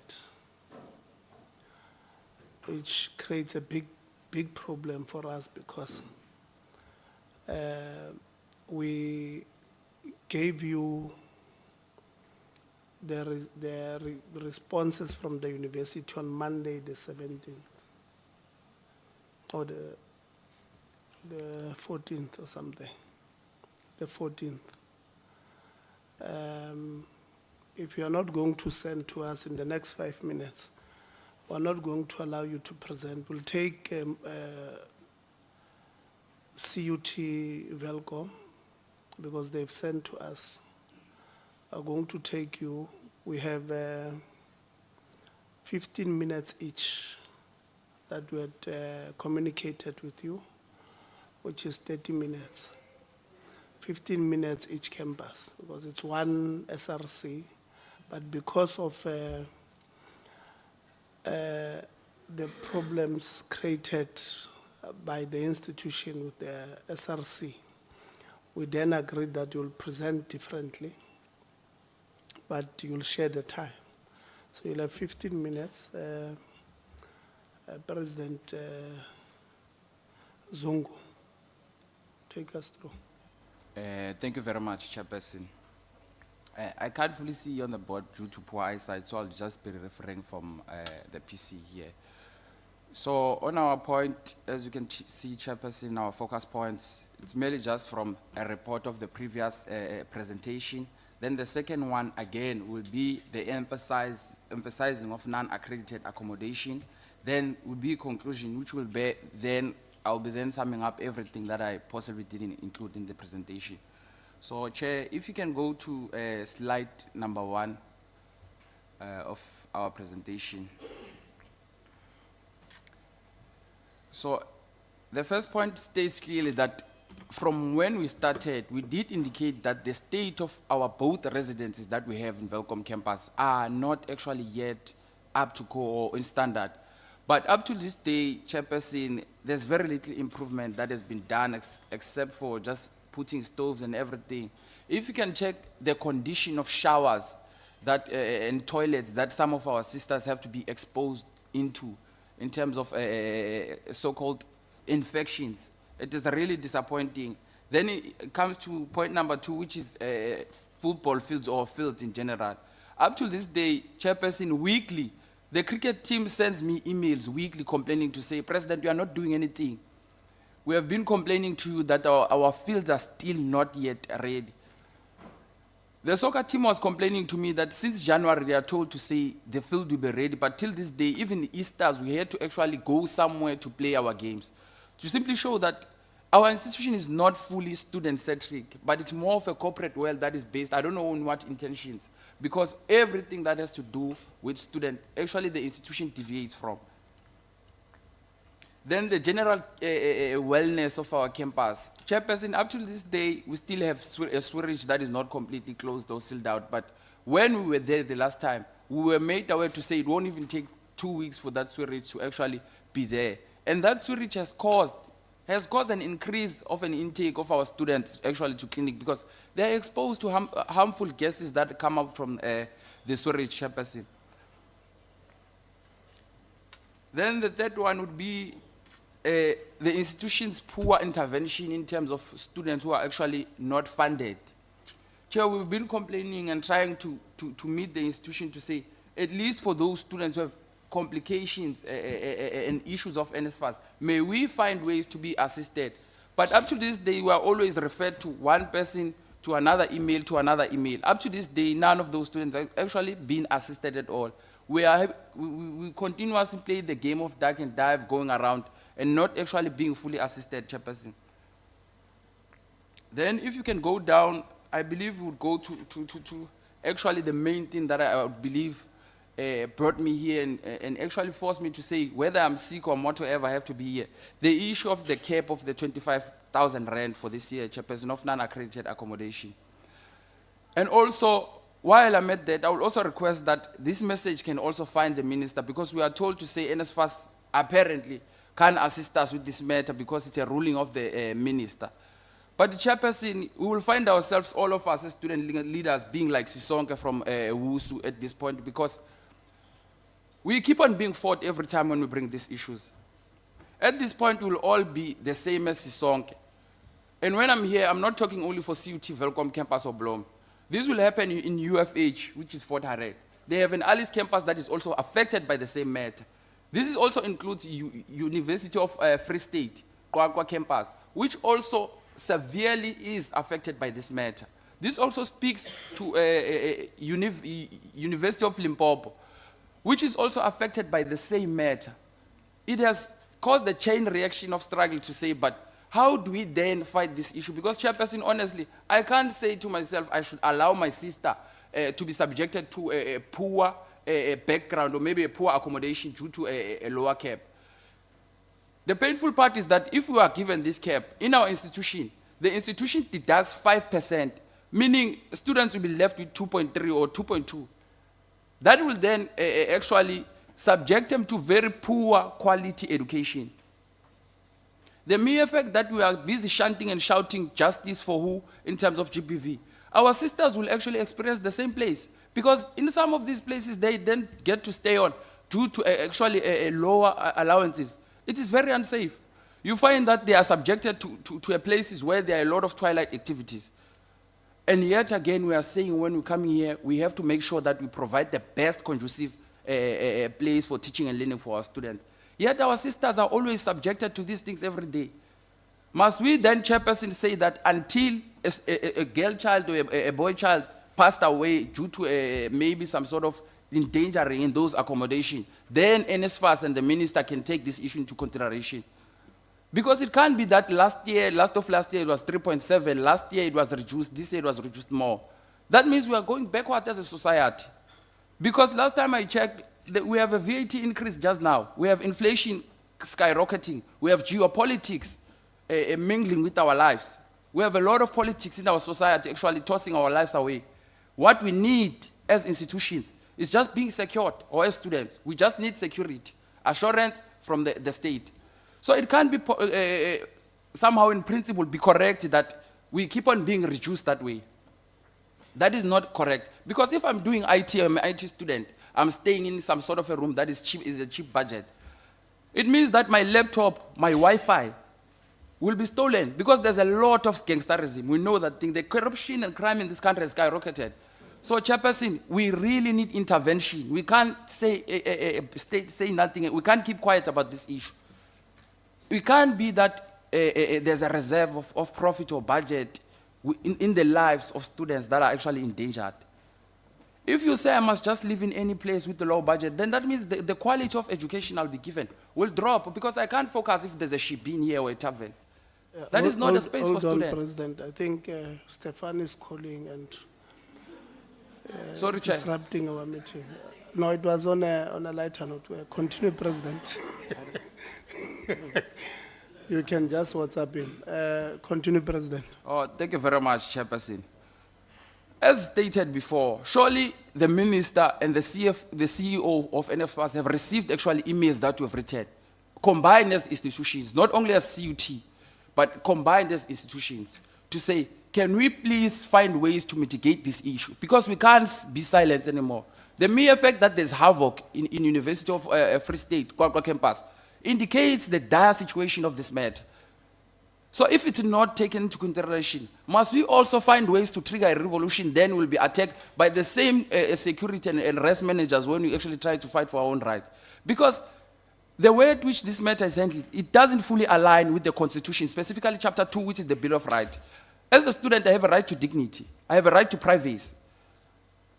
So, and I have a right to education. That is why the fees must fall actually was substantial, because it rose on the mere fact that the Freedom Charter and the Constitution says I have a right to free education. So if then I am promised that, why can't in that free education be provided proper accommodation? Because it's a violation of dignity, a violation of privacy, Chairperson. If you can see some of the dire situations and conditions that we stay in, it's actually a cesspool to actually witness them. So the issue of non-accredited at this level should be dealt with, the Chair. We can't take no for an answer, not today, not any day. That issue must be mitigated on the 1st of May, we must have a clarity to say students are getting proper, or we are still being tossed with this disgrace of allowance. Because the Funza students, on the other hand, imagine, Chairperson, 2 students are going to the same class. This one has NSFAS, this one has Funza. Mind you, they are both from the same government. This one gets 40,000 non-accredited allowance. This one gets 25,000. That means the Funza one is more prioritized. I'm trying to make it make sense to say, but how does this thing make sense to say this one gets this much and this one gets less? Because in comparison, it's unfair. They go in the same class, same course. The mere fact that these people are getting NSFAS simply means that they don't have means. Must we be ashamed of us being told that to say maybe we come from poor backgrounds? Because they don't have means to actually do anything. So, Chairperson, that issue, by the 1st of May we please be assisted with increase or a raise? We can't take this anymore. And I'm not talking for CUT, but all the institutions that are affected. Without any fear of contradiction or any so-called whatsoever matter. Coming to the institution back again. Before conclusion, Chair, we have an issue of our institution not consulting the SRC when they are compiling exam timetables. I personally myself have to write 4 times in 1 week, then I'll be done. Every day consecutively. But mind you, Chair, I'm a leader on the side. I have to be committed to the struggle. On the side, I'm subjected to 4 exams in 1 week. I mean, logically speaking, how does that make sense? On top of all the issues that our students are facing. NSFAS just recently defunded 1,026 students, if I'm not mistaken. The CFO can attest. On top of that stress, you are then told to say you'll write 4 or 5 modules in 1 week.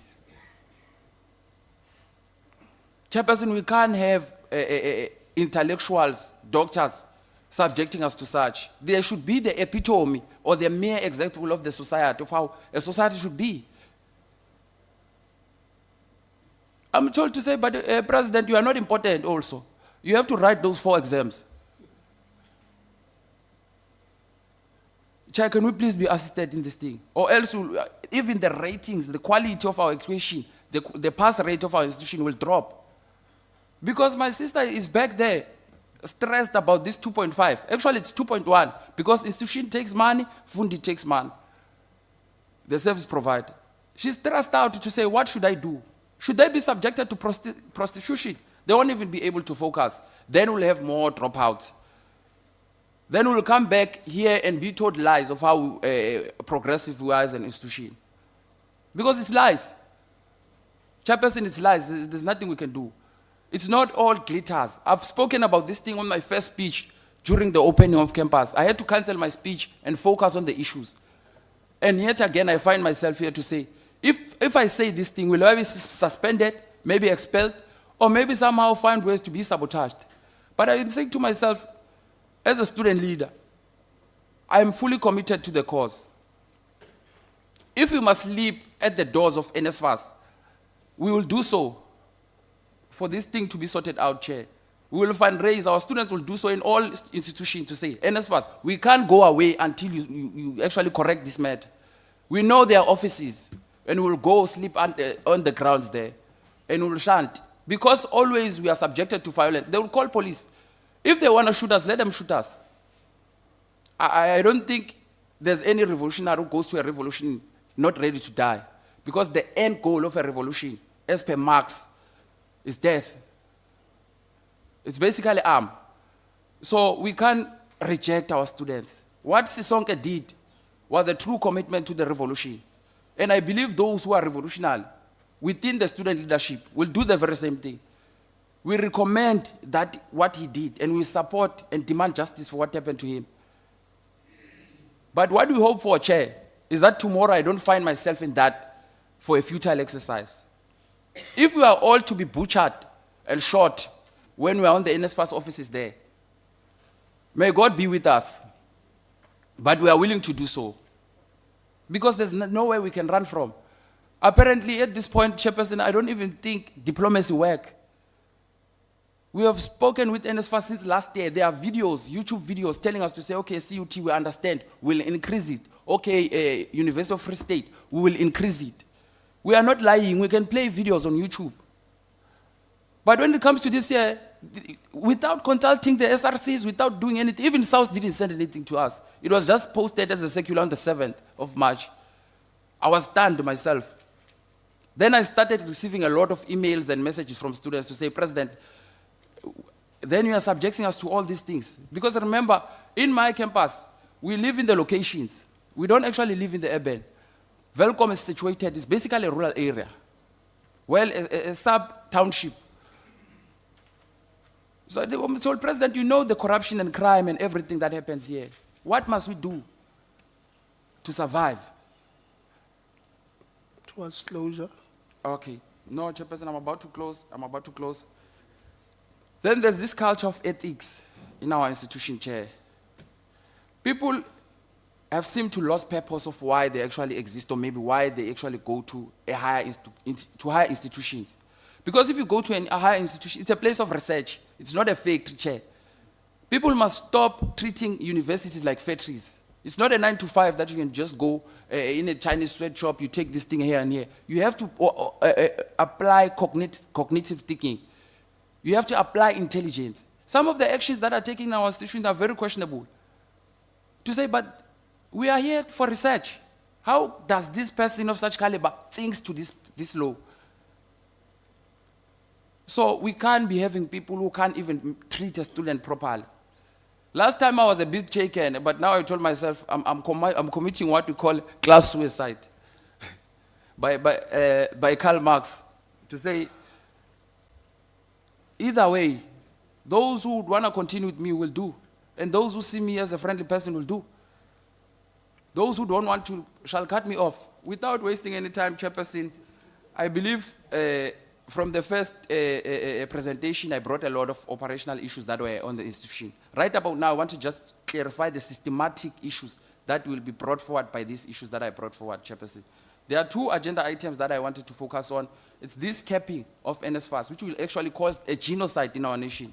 Then the second one is from the institution, for the institution, is that issue of exams. Thank you very much, Chairperson. Thank you very much, President. You can switch off the mic, or else you will experience class suicide from us. I'm joking, President. We are from a school of thought, Chair. No, that's good. If you can, Bloemfontein is your President. You also have 15 minutes, President of Bloemfontein. Thank you, Chairperson. Revolutionary greetings. We actually had two presentations. We were just trying to merge them so that we can have one. But then, yeah, you know, magic is happening now. So we apologize for that. And also just to indicate, Chairperson, that we did receive the responses, but they were logged. They said we must put your details to see the content. And when I put my president email, maybe I'm not the president they wanted who abone the report, because we only actually got to see the responses now. But then I will try to cover everything. So we're going to start with the academics. No, let me start with the accommodation. So today I feel like we don't wanna, name the issues because they already know the issues. So we are going to suggest possible solutions to make sure that at the end of the day, we are not just remembered as an SRC that outlined the issues, but we are also part of the problem solving. So as you can see on the presentation, there is a shower that not even someone from, the poorest of the poorest background could volunteer to use. And that is the kind of, conditions that our students are subjected to. That on the side is the picture where the VC had come and we had outlined the issues. Hence, I'm saying that outlining them here might not really be beneficial because they already know the issues. So what we recommend as the SRC is that the Special Investigation Unit does an investigation on the accreditation process, and we mean full investigation in terms of the company that accredits, the SRCs who were there to accredit as well, and all the relevant structures, the residence managers, and everyone that goes into the accreditation process. And when we speak in terms of the accreditation process, we speak in terms of the on and off campus accommodations that are accommodating our students. Now, we want them to investigate in terms of the noise levels that are around the area. You can just pass to the next slide. The noise level, those are suitcases that were in our offices, and those students were sleeping in our offices, but you know, we are not gonna show their faces. Please pass to the next slide. There's the attic hall where students were also sleeping. Please just pass to the next slide. Same accommodation crisis that we're faced with, you know, when the management was there, but we are the ones that were sleeping honestly with the students on campus in a hall. So we are requesting that the special investigating unit investigates on the accreditation process of CUT, and they, you can just keep passing to the next slide as I speak, because those are just pictures of the taverns and the accommodations that are on top of taverns, which are being paid by NSFAS. So we really need that investigation so that we can be able to deal with the drugs around the area, the alcohol abuse where fake alcohol is being sold to our students, and the weed places that are around. We don't know, like literally if you can check, that's the students, and behind that is student accommodations that are actually accredited by NSFAS. So this is the student life that one is given when they come to CUT. You can just pass to the next slide where you can play the video if possible, because this is a random, I don't know if the sound is gonna be audible, but those are random days, you know, and those cars that are parked there are just older men who just come and sit and watch for praise. You know, you can just pass to the next slide so that we'll be able, I don't know what's wrong with the sound, but there is a Mainheim residence right there, a CUT residence, where people can just park their cars and wait for our students to come out so that they can choose which meal they want to eat today. So you can just keep on passing, because I just put the pictures there of the different taverns. There's a lot of them, so the pictures are quite a lot. So we really need the investigation to happen so that it's not only going to speak into the accreditation process, but it's going to dwell much in terms of the licensing, the municipality, the zonals, to say who actually approved for such accommodations. I mean, that one at the corner there is right opposite a CUT residence. So who really approved for such accommodations to be near a CUT residence? So that goes hand in hand in terms of, like I mentioned, who approved for these accommodations to be accredited, who is included in the process. That's a double story of a weed place where students next door are subjected to just waking up to fresh air of marijuana instead of fresh air, which is literally fresh air. So you can just keep passing by, because that presentation is majority of the student area that is around, and these are shops where they sell expired food. I mean, there's been videos on social media that are circulating that are showing that these shops are actually selling expired food, but there's been nothing done by the government or by, you know, the institution to try and address this. And these shops are actually where our students buy their food and, you know, sanitary towels as well, and all the necessities that they need to survive.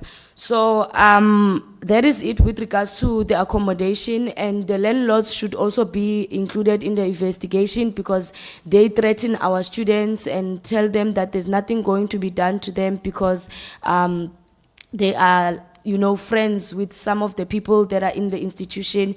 Some of these landlords even get paid before other landlords, while the services that they are providing to our students are really deteriorating more than improving. So we are going to touch in terms of the court interdict that the school normally uses I don't know if they will say, cool down the situation or whatever the case might be. But we have 22 students who were arrested last year in the early months of the semester, and they are still appearing in court till today, which is a financial strain to them and also a personal strain. So we request and we ask humbly for the institution to, you know, drop those cases, because really it's affecting the academics of the students as well. Some of those students are already out of the school system, but they are still, you know, going to court on behalf of those cases. Some have to move from Limpopo to just attend a court case. So the campus, there's peace now, so we really request and plead with the management to drop those cases against students. Even myself and other SRCs, there's a court appearance tomorrow, so we had to choose whether to come and represent students today or be at the edge of getting a warrant of arrest, because maybe the parliament can take 2 days, for example, and we might not be able to attend. So we plead with the institution to drop all cases against students and interact more with the SRCs even before protest, because SRCs do take initiatives where they try to call and negotiate on behalf of students, but we still find ourselves in a situation of attending court cases. So in terms of the non-accredited accommodation, we do ask the Special Investigating Unit to also investigate the NSFAS in terms of how they are running their processes. The Norako period, where we lost a student named Tato, who was on his way to a Norako line and got stabbed and killed by other students that are CUT students. And those students, there's still nothing said by the management. They are just walking around campus while other students are, you know, witnessing them, and they've witnessed what these other students has done, but nothing is being done to them, and there's no wellness service that is given to the other students in order to, you know, assist them with the trauma that they have experienced with seeing someone getting killed. So in terms of non-accredited, we request that NSFAS increases the non-accredited amount to 4,000 rand, because there are non-accredited accommodation without any fear of contradictions that have better conditions. You can just keep passing as I speak, that have better conditions than on-campus residencies. So we do ask for NSFAS to increase the non-accredited accommodation money, and if 4,000 is a lot for them, we request that they deviate to last year's amount, which was around 3,100 or 3,200, because we cannot take away the fact that we are in a metro and the rent is relatively higher in a metro area. So we do also request that we have a 24-hour clinic service on campus, where students will be able to get assistance even during the nights, because it is without any fear of contradiction that majority of our students do not have a medical aid and they do not afford to use private hospitals, and the hospitals that are around the area are not really assisting in terms of the speed. So we request that in the appointments of these new people that are coming to be appointed, we request that they also appoint 4 permanent doctors that will be on campus, that will be able to issue sick notes as well for our students, that will be able to diagnose them and assist them on the spot, because we have lost many lives because of having to use the general public hospitals, which sometimes are not up to speed. So we request also NSFAS to pay all outstanding allowances in terms of appeals that are on registration received, applications that are on registration received, provincially funded, and so on. And we request that, because when we were requesting for the scrapping of outstanding debt, historical fees, so that students can get their certificate, the institution told us that they cannot scrap away the NSFAS debt, because if they scrap it away, then NSFAS will not pay. So we request that there is an arrangement between NSFAS and the institution, and NSFAS commits to pay, and they have a list of all students who were confirmed to be funded, and those students get their certificate immediately, not in 5 years, not in 7 years, but immediately, because those students were funded by NSFAS, but their certificates are withheld because they are being told that they have outstanding fees.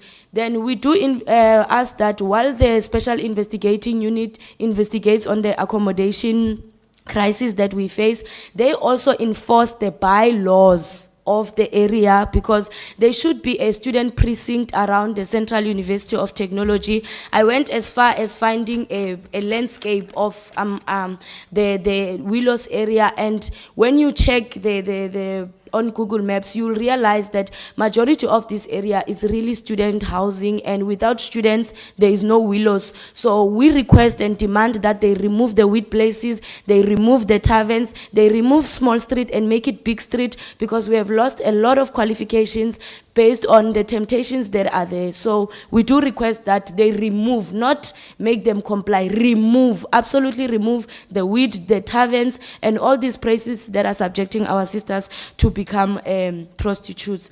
So we also advocate for our disability students. We ask for CUT to use the infrastructural grant that they get from the Department of Higher Education to build more classes so that the registration numbers can go up instead of down. And while they build the classes, we ask that they build classes that will accommodate our disability students who are currently facing challenges. For example, when we write a test, students that are disabled will write at the disability unit. Now we do have human errors where maybe a lecturer while drafting an exam paper made an error. The lecturer will then go to class and fix the error in class to say, in question 3, this is what the issue was, so fix here. But they will not go to the disability unit, leading to the students failing because they will answer a question that is not corrected. So we do advise CUT to also look in terms of how they work in fixing that, because this leads to a higher rate of academic exclusion as well, and they are not implementing their own policy. So we request that they implement their own policy when it comes to our academic exclusion, that they bring an extra tool, not SI. We request that they bring a new tool to address academic exclusion at the Central University of Students for the students that are at risk. They must work together with all the departments, sealed academic writing center, to make sure that that is fixed. The part-time lecturers that are at CUT,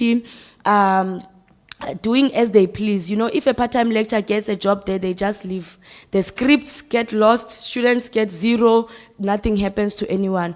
So we request that they also look into that and fix the issue of losing scripts, mark adjustments, and people not being able to graduate because of errors that were caused by staff members. Because as much as they might not say it, but some of these students go back home to their shacks because of some errors that are caused by staff members. So we do request that the budget of the faculties are also used for initiatives that benefit students. And as the SRC, we request that each faculty adopts at least the minimum of 20 students to assist them in terms of accommodation, meals, and academics, that challenges that they might be facing. So the SRC at CUT is undercapacitated, mainly because the training is not equipping them with the right equipment. So we plead that they look in terms of the SRC training and also psychological and wellness support, because sometimes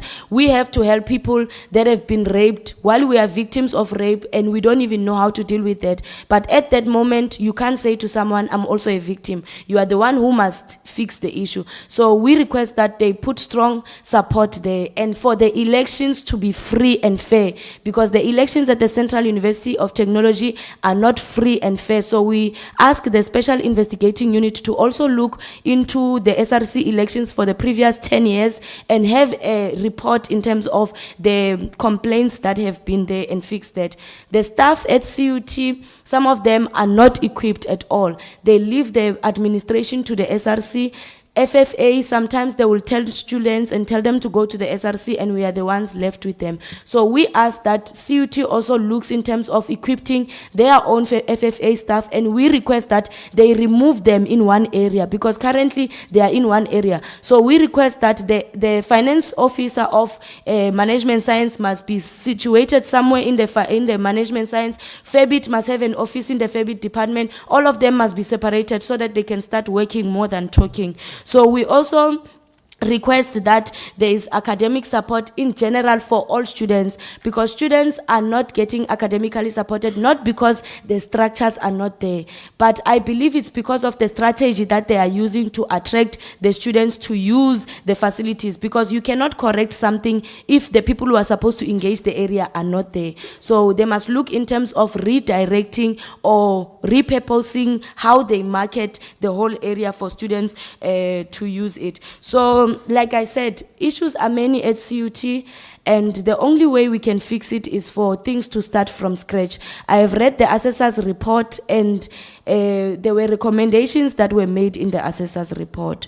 So even today, I still ask in terms of the previous SRCs that were there who had attended meetings, and they had supported that. I'm not sure, because people keep saying different stories to say the assessor came, but the administrator never came. The VC is the one who came.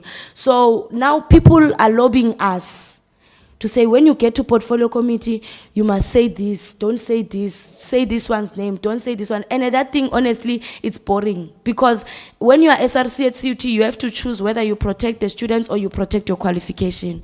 And some of us, we really don't like that, because we are people who believe in positivity. So they must make sure that whatever in-house issues that they have, they must not involve SRC. We are not interested in their factions and their squabbles. They must not involve us. We are here for the students. And they must stop victimizing the SRC, because they have a tendency of saying, be careful of what you say, because there is life after SRC. So we have been elected knowing very well that there is life after SRC. So they must stop victimizing us and telling us that if you point out this person, if you point out Toyota building, if you point out cuties, if you point out the fact that Leila is suspended but she has committed on a live platform to what she has done, we still don't understand what is being investigated when someone has said it herself that this is what I have done. So our students are being victimized, and we do not like that.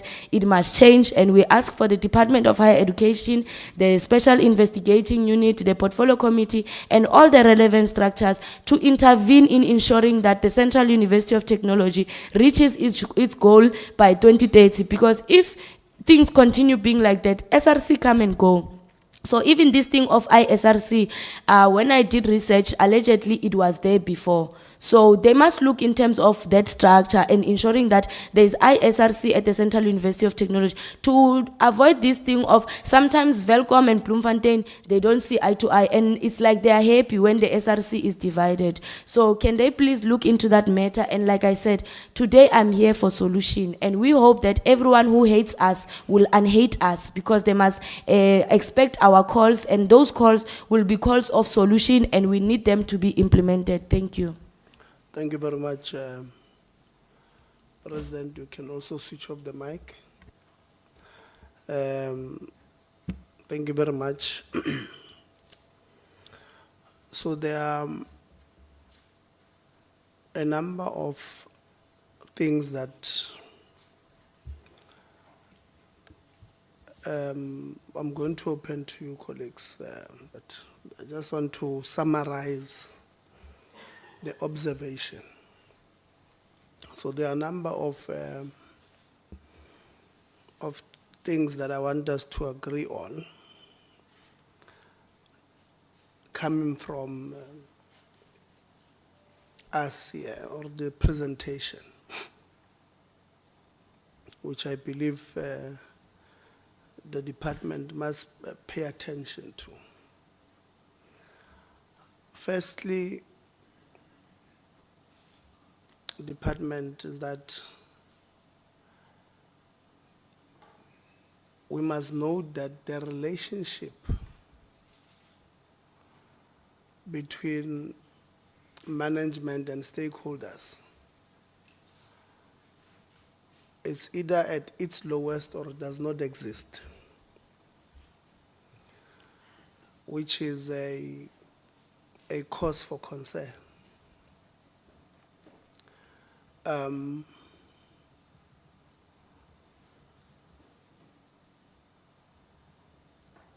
Stakeholders, if you listen to them one by one, DDG, they don't believe that they are part of the university project at CUT, where if you listen to them, some of them use words like, we were, or SIF was supposed to advise, but that did not happen. Instead, we had a workshop. If you listen to the workers, they also almost use the same language, which is a cause for concern. Department, as part of why when we were at CUT or on oversight in Bloemfontein, we had decided, we actually spoke on WhatsApp as members. And we said, we must not engage there because engaging at that particular time, we felt like we're not going to assist the situation. So that is why we gave them a month to try and sort out issues there. It seems like that still persists, and we'd like the department to make CUT a project in making sure that these gaps are closed. DDG. We've also noted that there's a process that you've put aside as an instruction from the Minister of Engagement between yourselves and the institution. But if you listen to the presentation, the reports that you are getting are being disputed by stakeholders. So I want you to take that report to the minister and look at it and how we can best assist. The issue of unaccredited accommodation, I think we must address it. We'll take lunch now, and members will engage after, because it's almost lunch. You see, we don't want to ask them questions and they start fainting without eating. So we'll take lunch, but I want to address the issue of unaccredited student accommodation, because we are on record having said that, one, we don't believe that NSFAS would have applied your minds properly on the 7th of March when you released the circular, because it's in the middle of a semester. And students would have signed leases with those people because a year before you would have committed to pay. We further said NSFAS has got this tendency of waking up in the middle of the night and taking a decision, which does not make sense to us. They did the same by defunding more than 10,300 students in the middle of the year last year, which caused a huge problem. We are engaging with NSFAS. We have given, there's a new board, so we did not want to engage with them whilst they're still new. So we wanted them to understand the issues. So we're engaging with them in this term twice. One of, we've got a long day meeting with them on student accommodation issues, appeals, this erratic taking of decisions. So we're going to have a long day with them in one of the meetings this term. And then the second one is the annual performance plan, I think, the budgeting of NSFAS. So we don't agree with how you wake up and take a decision in the middle and then somebody must take the brunt. I mean, 10,300 students across all universities have got debts today. Some of them are at home because they could not raise 5,000 rands to register because universities would have said maybe a concession is 50% of whatever you owe or 10%, whatever. So there are students who are at home as we speak or who can't even afford to take a bus from Johannesburg to Lusikisiki. And they can't stay anywhere because they can't register at TUT where they are supposed to be, or at UJ, whatever the case may be. And if you look at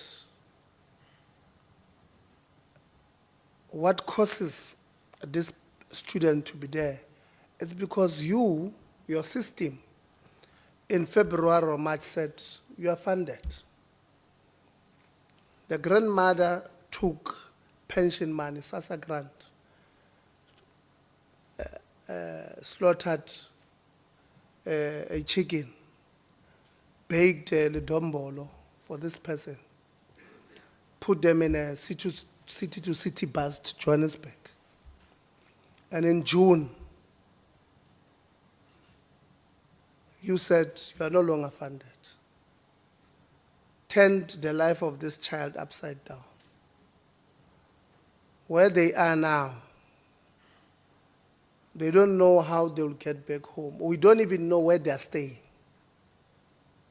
Some of them might even be forced to find a boyfriend with an apartment just to survive.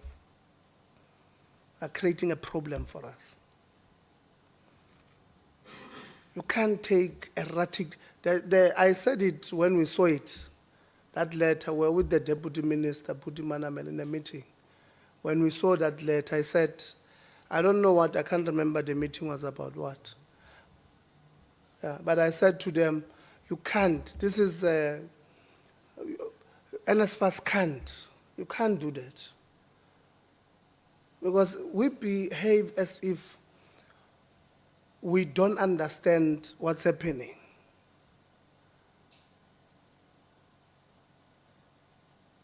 When we were in Free State, and Vice Chancellor, we make these calls because we also want to assist. We said to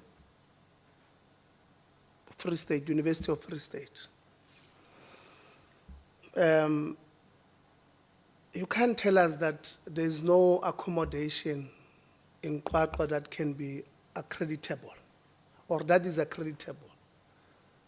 And then they gave us a report in that meeting. They said there's 26 accommodation that can be accredited, or that is accreditable immediately. Then from there, there's some that work can be done on them immediately and they can also be accreditable. Then there are those ones who are, the accommodation does not really look too good, it will take some time.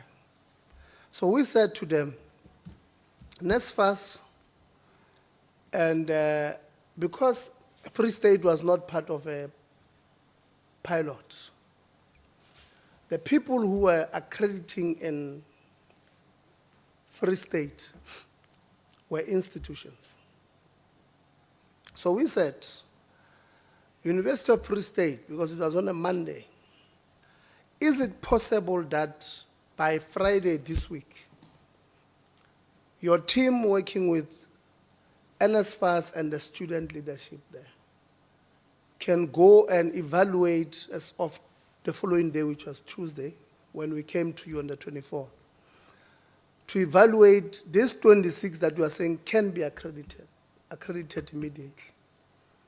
And you must agree that if indeed they are accreditable, you must accredit them.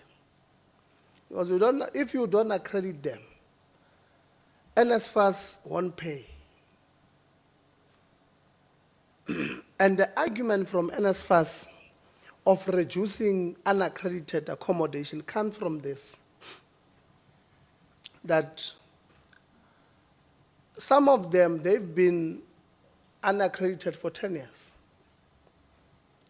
providing accommodation which you, as an institution, can't put your head on the block and say, my students are staying there. Because you have not accredited it. You don't agree with whatever the case may be. So NSFAS said, no, if you are unaccredited, and we have an accreditation criteria where we pay X amount of money for grade whatever, we can't continue to pay a certain amount for unaccredited, which makes sense. Because if you pay 3,700 for unaccredited accommodation in Velco, and you pay 3,200 for accredited accommodation in Bloemfontein, you must tell us what criteria you're using, because we're then going to assume that your people there were accrediting have got a Sandla Semfene here. Doesn't make sense. So we are agreeing that accommodation must be accredited. So as part of NSFAS clamping down of these unaccredited numbers, they say if you are unaccredited, we are going to punish you, so that you go and adhere to the DHET norms and standards so that we can accredit you, which is a good thinking. Where we disagree with them is their timing. That you can't do it in the middle of the semester. It doesn't make sense. But the thinking is right. In fact, without doing that, you are likely going to perpetuate these people who don't want to comply with the norms and standards, but wants to benefit from the system. So we're not fighting NSFAS for clamping down on these people who don't want to get their accommodation accredited. We are just fighting with them about the timing. So, Lilona students, you must not fight for people who don't want to get their accommodation accredited. If you do that, you are going to lose our support. Because we are then going to question, because some of us were student leaders many years ago. And that is why when we speak on certain issues, we speak on them with authority, especially when it comes to university management taking advantage of students. Well, they would have tried, maybe to be safe, I must say, they would have tried with us. When I was at UKZN, when we were striking, there would be people who want to sponsor us to ban a library or because they are on the panel that is fixing or to make our strikes more violent so that security can be beefed up, because they are in the panel of providing security. So when we say we don't want you don't want us to think that if you are fighting for an unaccredited accommodation to continue, you don't also now you'll raise our ears to say, hey, maybe more President Elena, these ones who are unaccredited, they are giving them 500 every month each. So that is why it's fighting. So the balanced battle should be the institution must put measures in place to accredit these people. In fact, we made that call on the 23rd in the First State, and they took it, VC. And because they took it and they engaged with NSFAS continuously. NSFAS yesterday, the 22nd, I don't know whether NSFAS wrote this letter because they knew they were coming here today. But yesterday they wrote to University of Free State because of their continued engagement on this issue of unaccredited accommodation.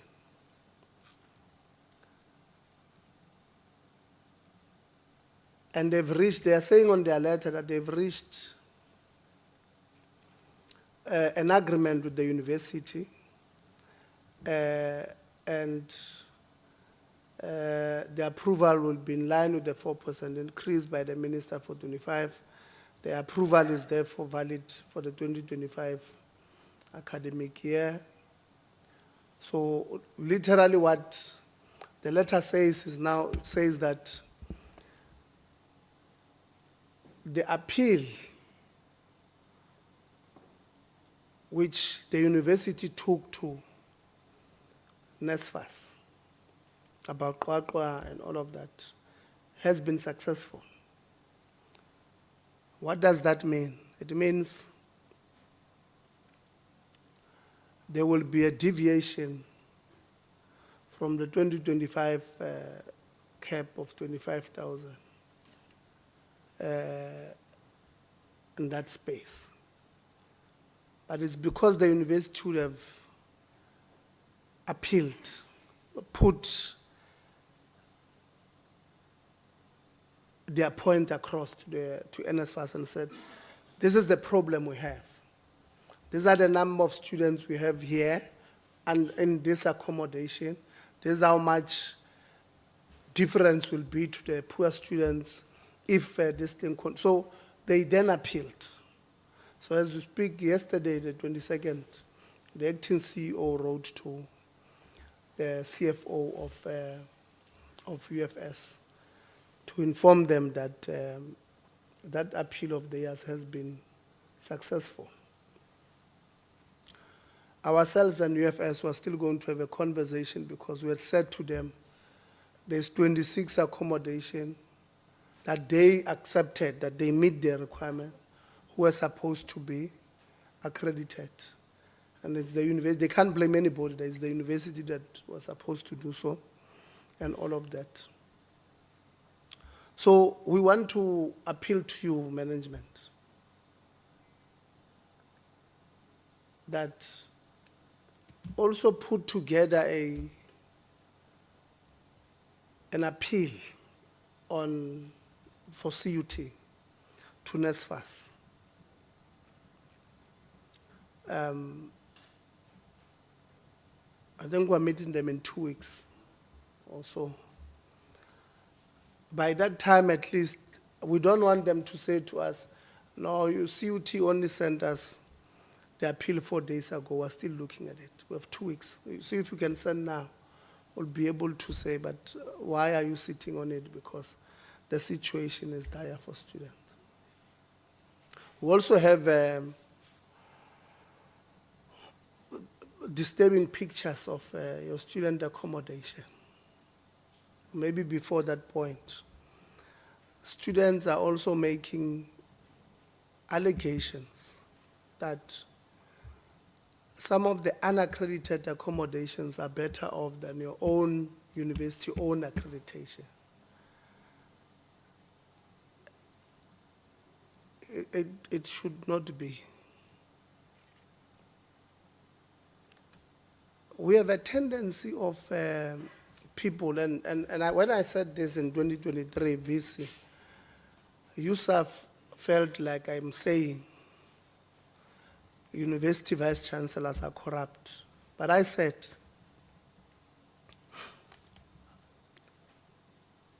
on accommodation, show me, or choose any university.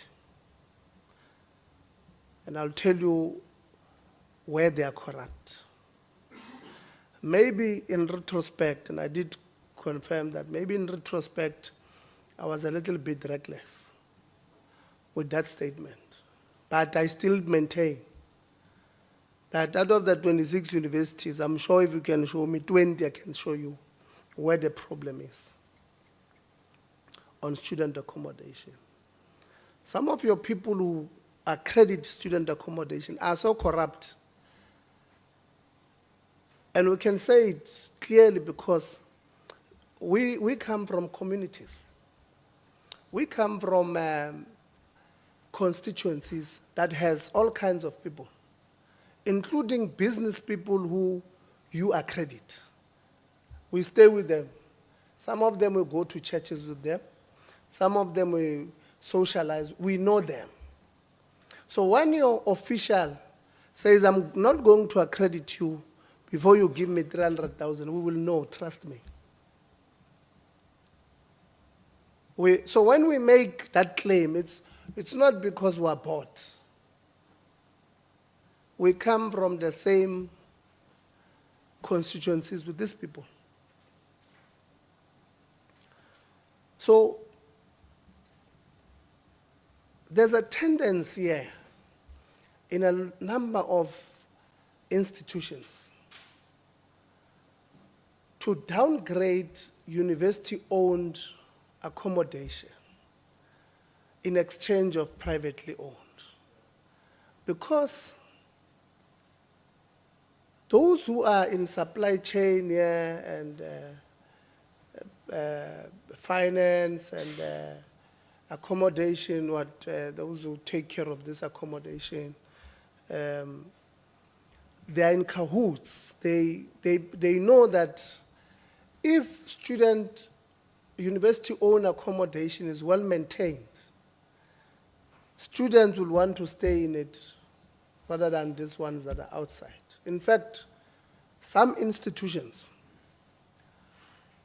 they will have 2,000 unused beds, and they would have 9,000 unused university-owned beds, and they will have 9,000 privately owned, fully occupied. And then they will tell no, students don't want to stay here because here we don't have Wi-Fi. You go there, you know, I don't know how to fix things. I'm not really handy, but a gutter where water, when it's raining, water takes through the gutter into a pipe downside. A gutter there will have big plants to tell you that it's not maintained. So when it's raining, water just splashes all over. It's just a mess. So no one would want to stay there.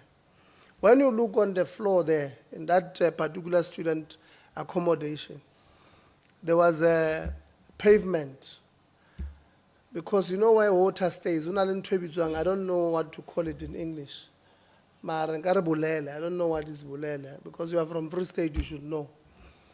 That softish grass that shows you where water is, permanently where water is. So you can tell when you pass there that, yeah, this thing has been going on for some time. And when you ask them, or direct in DVC operations, what is this? Or no, you see this thing, you first show him the gutter, or no, you see this thing, they were fixing it last week. Or, not when the pavement is like this. Because sometimes you colleagues, when you speak to members, you think they don't understand these things. And that's what creates a big problem for our relationship. So we'll have a problem, VC, when students claim that university-owned residences are worse than even unaccredited. That's bad. That's very bad, because in 3 weeks' time, we're voting for the budget of Vote 17. which will have around 42 billion rands as grants to universities. We give you that grant or those grants because over and above the infrastructure grants that we give you, sometimes we co-build a university residence with yourself. We say bring 300 million, department gives you 300 million. The reason why the department does so is because a few years back there was a survey that would have been conducted by the department to check on the throughput rate of those who stayed in accommodation and those who don't stay in accommodation. And that throughput rate was glaring that there seems to be a correlation between the success rate of those who stay in accommodation and their pass rate being high as compared to those who don't. So this government would have, in the past 10 years or so, would have built a number of student accommodation because we wanted to deal with the issue of the throughput rate.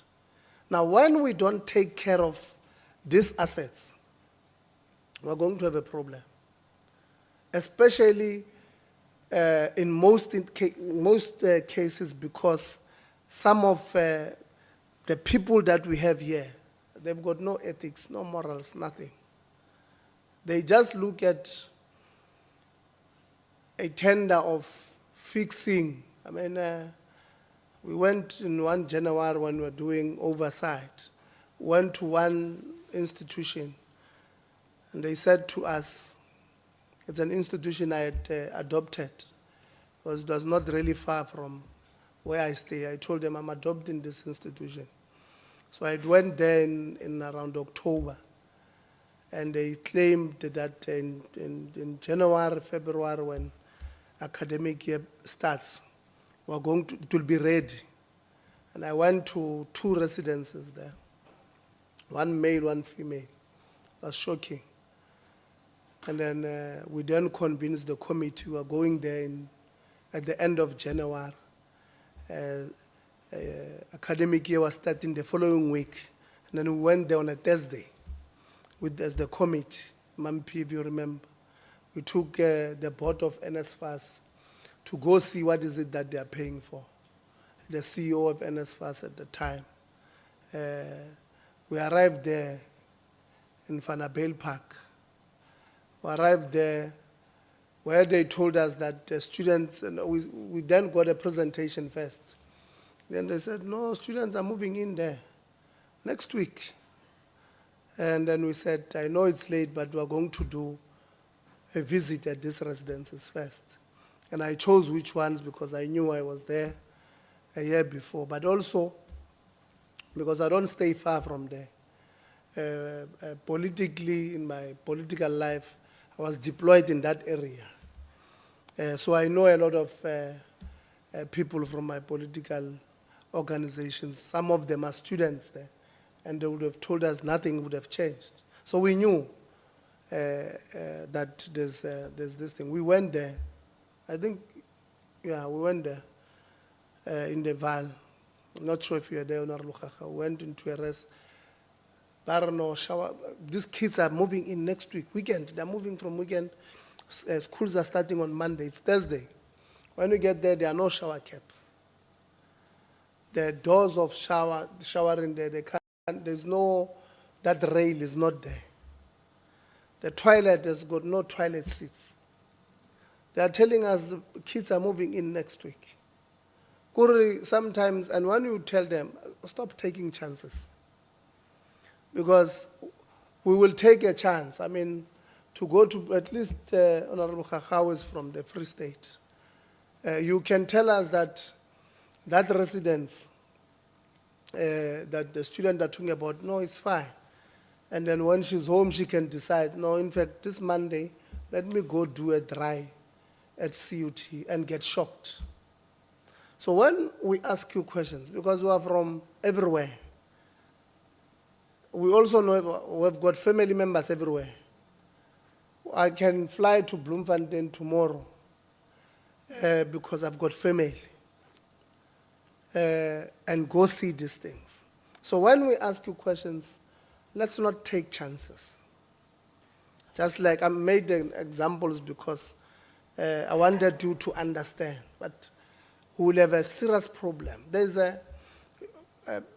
VC, sometimes it's not necessarily your fault, but it then becomes your problem when there's no consequence management on those that are doing these things. Because we don't expect the VC to go do maintenance, but there's a team, DVC operations that you head, that would have directors, or I don't know your structure, but if there's no consequence management, the ultimately Vice Chancellor, the buck stops with the CEO, the accounting officer, which will be yourself. And you have a responsibility to attend to.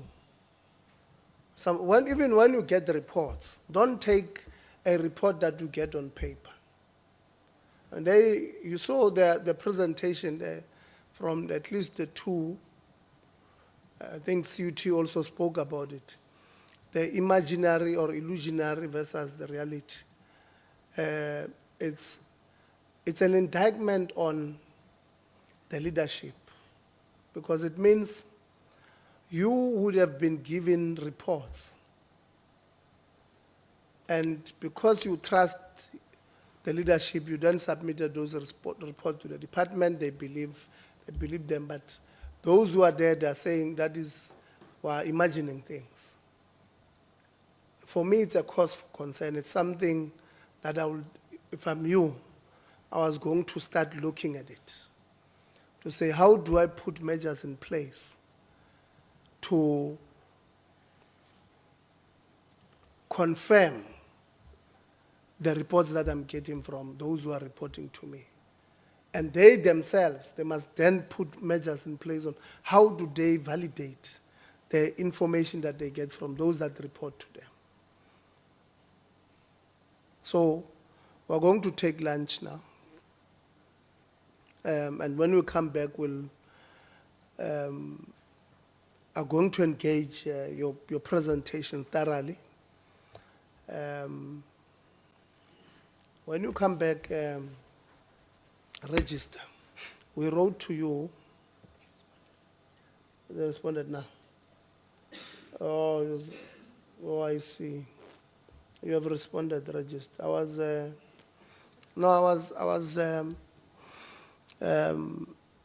going to be disappointed. You see, the student wrote to us, Karabelo Mbele, about getting, they are employed.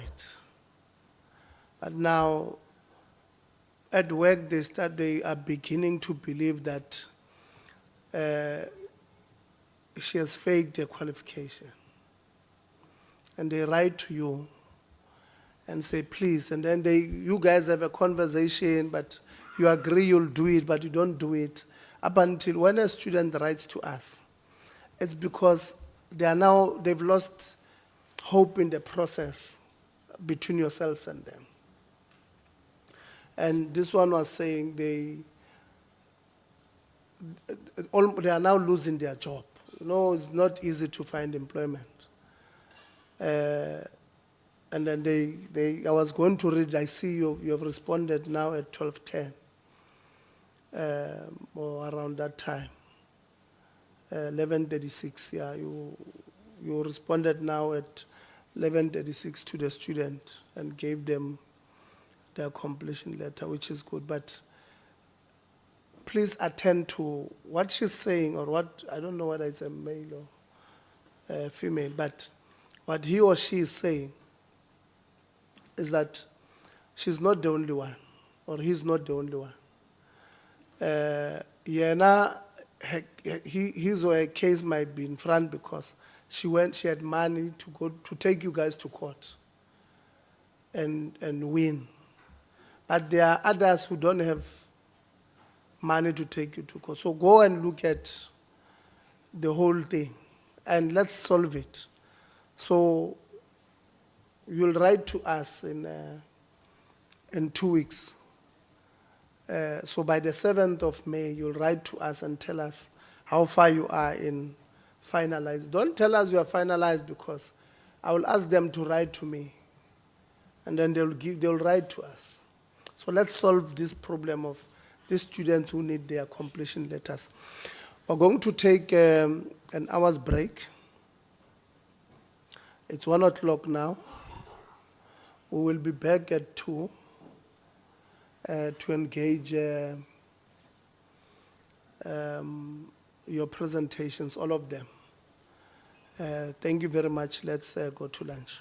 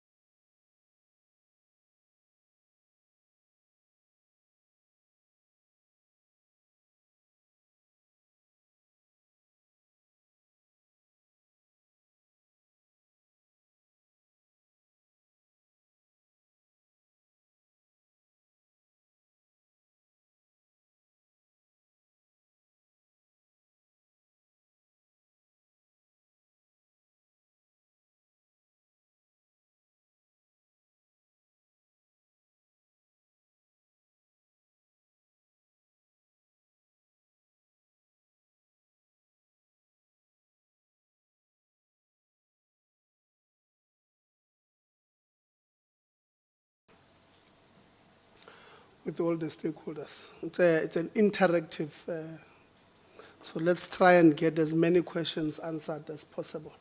Honorable Khakha. Thank you, Chairperson. Ke a leboha. Ditumediso di entse earlier. Vice Chancellor, how long have you been the Vice Chancellor at your institution? Please switch on your. Thank you very much for your question, Honorable Member. I started in 2023, January. Okay, when were the charges that have been laid against students that are appearing in court tomorrow, when were they laid? This is from last year, from what I gather. So you were already 22. Vice Chancellor at the time? Yes, yes. Okay, why are the students charged? It was part of a protest incident where the students instigated basically some violent participation, not at a level where really it was destructive, but it was getting to a point where there needed to be some crowd control, and so they were taken away. Okay, so it wasn't to the level of violent to criminality, but the problem was that crowd control was an issue. Did I hear you properly? That was part of it. Okay, But the so- main thing was controlling the crowds. Okay, who laid the charges? The institution had a court interdict. So the institution had a court interdict against students for having a demonstration. Honorable Member, when you put it, it's just a demo, it wasn't just a demonstration, it was a protest. And as you know, Excuse nowadays, my English, it's there's usually- synonyms in my political head, excuse. No, don't. Yeah. It's the way the escalation tends to happen. Where then when you want to avoid that, it gets to a point where there's damage of property or some, safety issues for other students and staff members and other members of the community. That's why then crowd control is usually necessary. Okay, excuse my ignorance. I'm gonna really ask dumb questions because I wasn't there. So you had an interdict in the middle of the protest or before the protest? That would be in the middle of the protest. Okay, so the reason why I asked you the first question I asked you around the nature of the protest was I was trying to understand at what point was there a justification for an interdict that then resulted in the arresting of students. So I need you to make it sense to myself and everybody else that's listening who's probably confused. So if in your own description, if the demonstrations by students, the protests, were not violent in their nature in your own explanation, but the core issue was crowd control, what then was management's justification for an interdict, for the application of an interdict? Was it you were foreseeing that there might be a problem, that things can get out of hand, or what happened? Okay. It was foreseeing that things were going to get out of hand, especially when there was throwing of objects around. Okay. So the students who are now appearing in court, did they destroy or destruct any property on campus? Well, not that I know of, where it's clear that it's them that destroyed it, but the safety considerations were paramount in that instance. Okay. So as the Vice Chancellor of the institution, in your own understanding and assessment, why are the students appearing in court?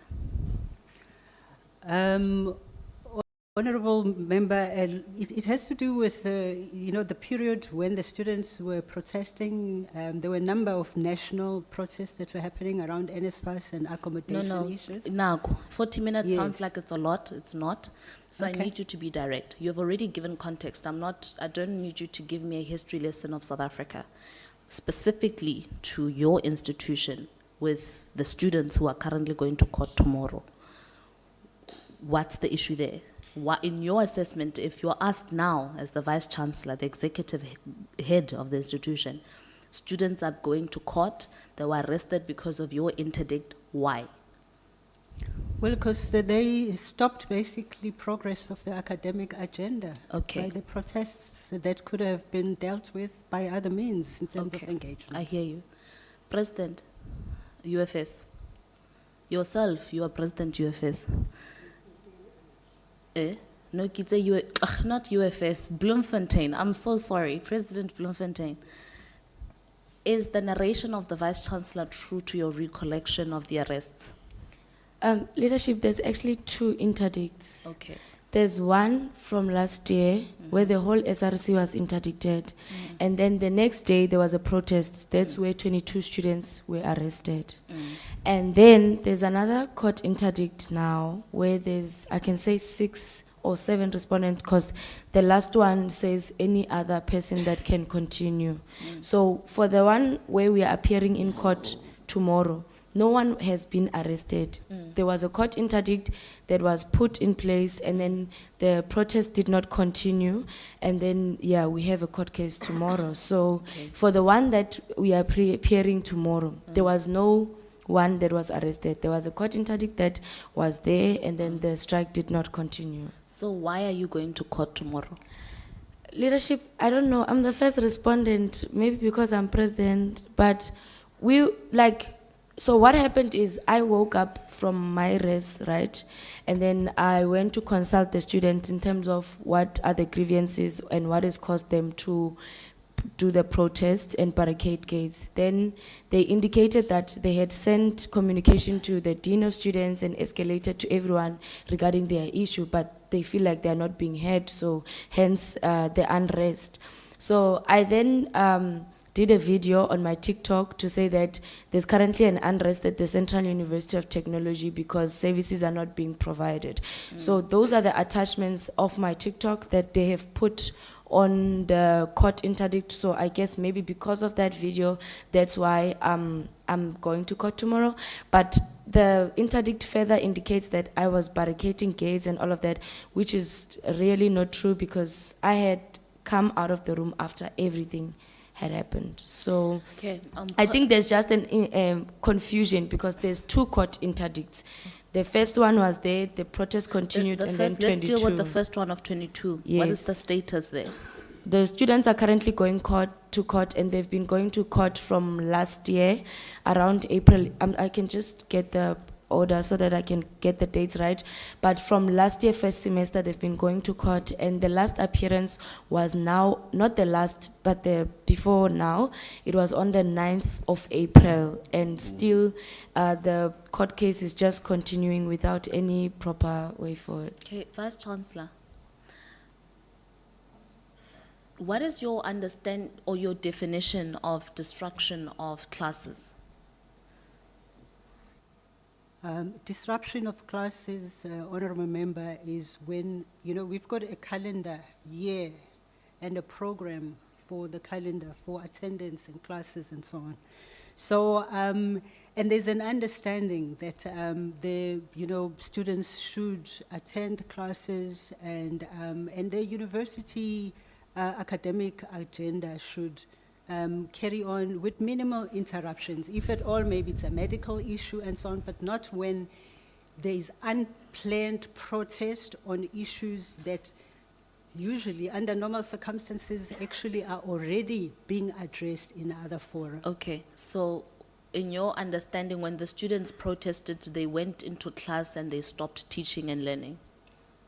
Well, that tends to happen as part of it, where they would get students out of class. Okay, I'm asking about specifically this. I agree the interdict specifically was that there shouldn't be a disruption of academic activity. Is my understanding correct? Public order, control, disruption of classes. Okay, so the 6 people that are going to court tomorrow, they themselves went into classes and they told people to not be taught. And they themselves closed gates and they told people not to come to school, and what did they do? Honourable Member, as mentioned, so the 6 people, that's an incident from this year, where they had been barricading of gates and there were classes that were disrupted, basically did not continue because people didn't have access to the campus. That's one of the pictures that was shown by the president, where I went and talked to students about that, and we spent hours in terms of short-term and immediate term and long-term kind of, achievements that needed to be done to make sure that we carry on with the academic agenda.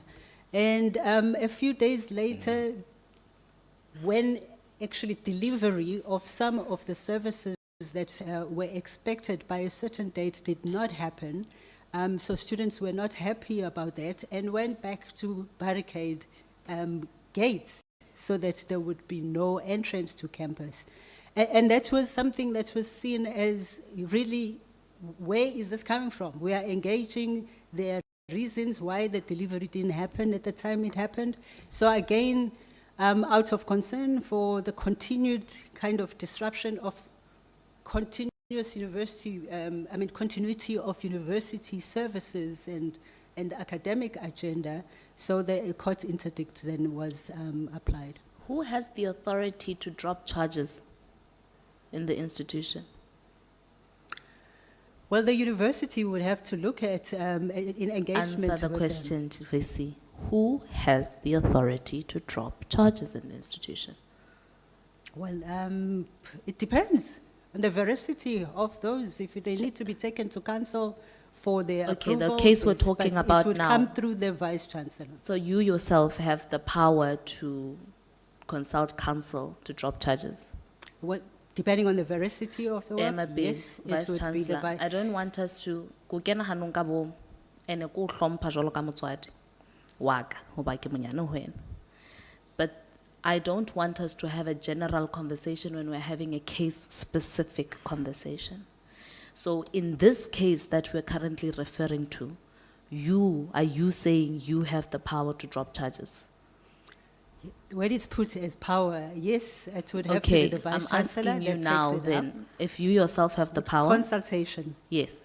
So if you have the power to initiate a conversation around the dropping of charges, I'm asking, are you making a commitment to Parliament now here that this is something that you are interested in doing, or that is not something that you don't want to do?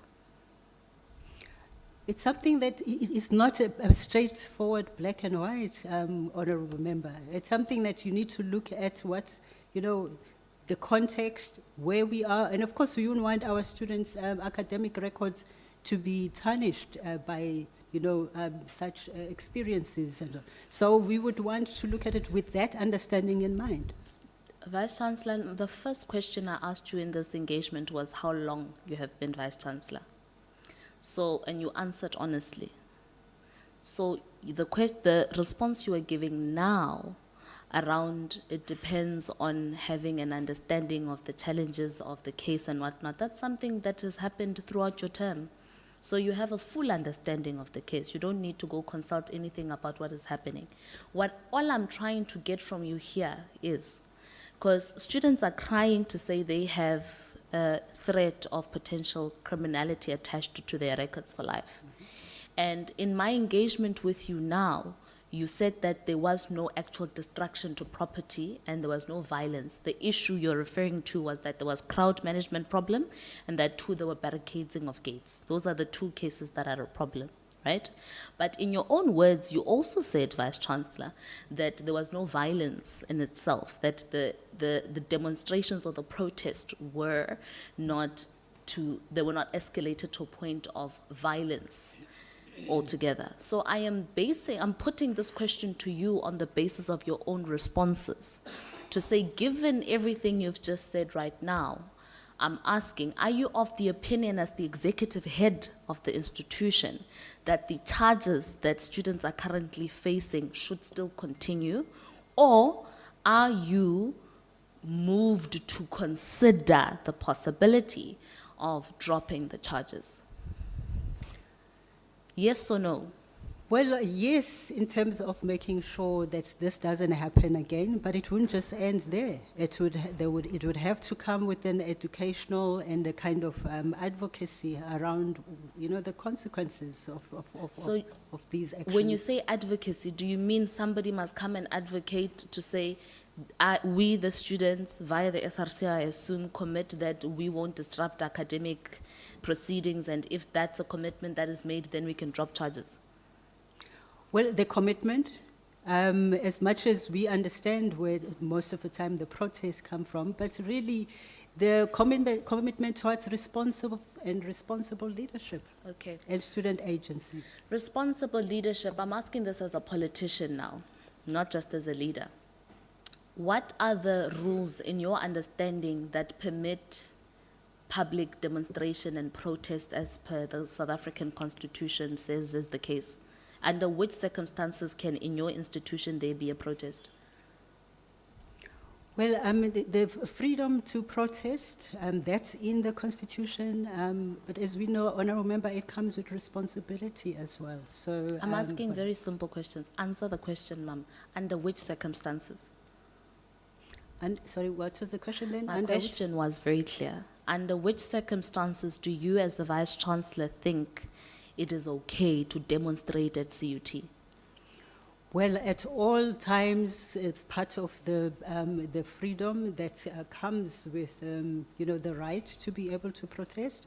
Okay. But within, within acceptable and agreed upon processes. Okay. And most of the time, things happen outside of those agreed processes, so we Okay. have to act as they So you happen. first want a notice to say we are going to protest. And in this case, of the current case, you didn't get a notice that people are going to protest. You woke up and the protest was just live. Yeah, that's the trend. No, that we are I'm addressing asking now. about this specific case, specific, not the Yes. trend, the culture, the specific case on the table. That's how it Chairperson, the is. reason why I'm asking the questions I'm asking is because ntho e nqakang ke hore, if you are pro a culture of protesting, and in your own admission, the protests that took place on campus were not violent altogether, I am unable to understand why you are unable to then make the same admission that the interdict that you made, which has now adverse consequences of arrests of students and them having to go to court. I mean, having to appear to court to me is the same as an arrest altogether.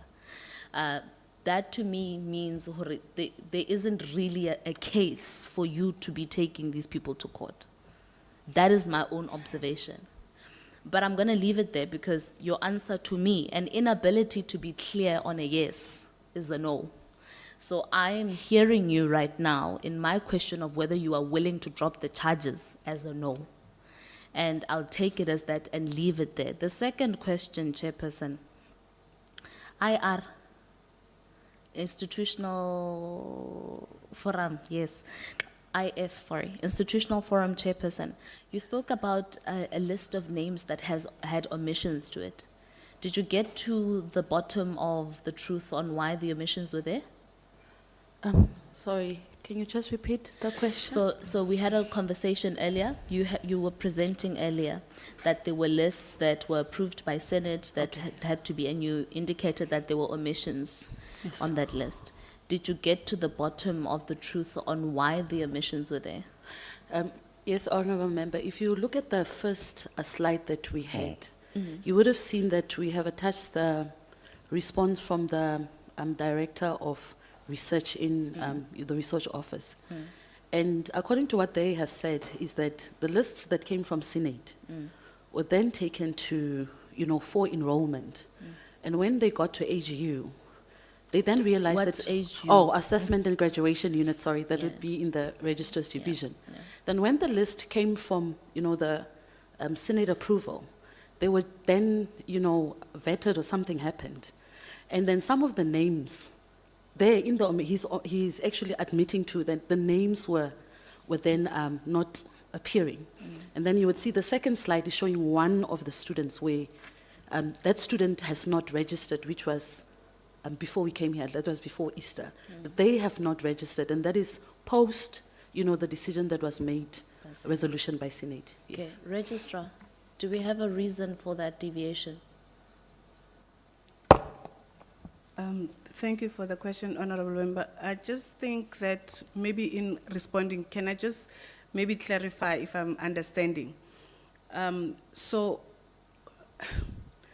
the MND's registration has been a long standing matter that has been dealt with challenges of us as a registrar's office making sure that when we do register a student, the student has complied with all the related regulations, including submission of progress reports, and so on. So it is a collaborated effort between the RIE through the faculties, and then the last point then becomes the registrar's office where that compliance is tested. So I heard in the chairperson's submission that she does not understand why there was a vetting that was done when Senate had approved that we must register everybody. So I really would like to be given an opportunity just to contextualize and respond to that aspect, because she's not a member of Senex, which is an executive committee of Senate, but she is a member of Senate. So what happened is that because of the misunderstanding of the residency clause and challenges of the registration of the MND and having students that have overstayed literally in terms of the registration, we had embarked on a process of cleanup to make sure that when we register a student, all things have been covered that are supposed to be covered, so that when we are audited, we can justify those registration. So Senex, which is a body that does the preliminary work on behalf of Senate, had then made a recommendation to set aside a task team, where in that task team will look at the challenges of the registration of the MND student. That task team was then subsequently tasked with making sure that they elevate students that needs to be elevated. So they will look at what is the possible graduation outcome of a research student. So some of them, they felt that if the progress report indicates that the person is only doing data collection, for example, or only on chapter 1, and this person has been in the system for 7 years, chances are that person will not graduate within the required time. And so during that vetting process, the research office then provided us with a list. We then tabulated those lists and provided a response on each and every category of the student. With that said, Chairperson, then that list was served in Senex, and Senex made a recommendation to Senate to say students that have been vetted to be able to proceed, even though we will be waiving the policy and allowing them to continue with their studies, but there are students that have been determined that there is no prospect of graduation within the period allowed. So hence that submission then went to Senate through the RIE. Our role as the registrar is to vet. So the question that I wanted to ask is that vetting, where that vetting comes from, and I hope that that is clarified. So I have picked up, because from the registrar's point of view, what I said is that because Senate had already made a judgment to say, register all the students, irrespective, and give them a minimum of a year to finalize their registration. We then registered, there were about 170 or so students on the list. But when we picked up that on that list, there were other students that we still needed additional document in order to make sure that we close on the compliance aspect. And subsequent to that resolution of Senate, we have been getting information from the research office to say these students were not included in the list, and the two offices are coordinating to make sure that we close the loop on that. Thank you. Does that make sense, Chairperson? Chair, I think I need to make something clear. I understand the difference between Senex and Senate. And perhaps if we go back to the Act, I like what the registrar said. The Senex has no power. They must recommend to Senate, and Senate must approve. So I don't need to be a member of Senex to understand what would be the ultimate, resolutions on academic processes. As long as I'm part of Senate where the decisions are taken. Secondly, Chair, we are talking about two different, scenarios. The scenario that I'm showing you there, it's a doctoral student. They are in their second year. They just arrived. Actually they are having their anniversary this month, meaning they are completing their first academic year.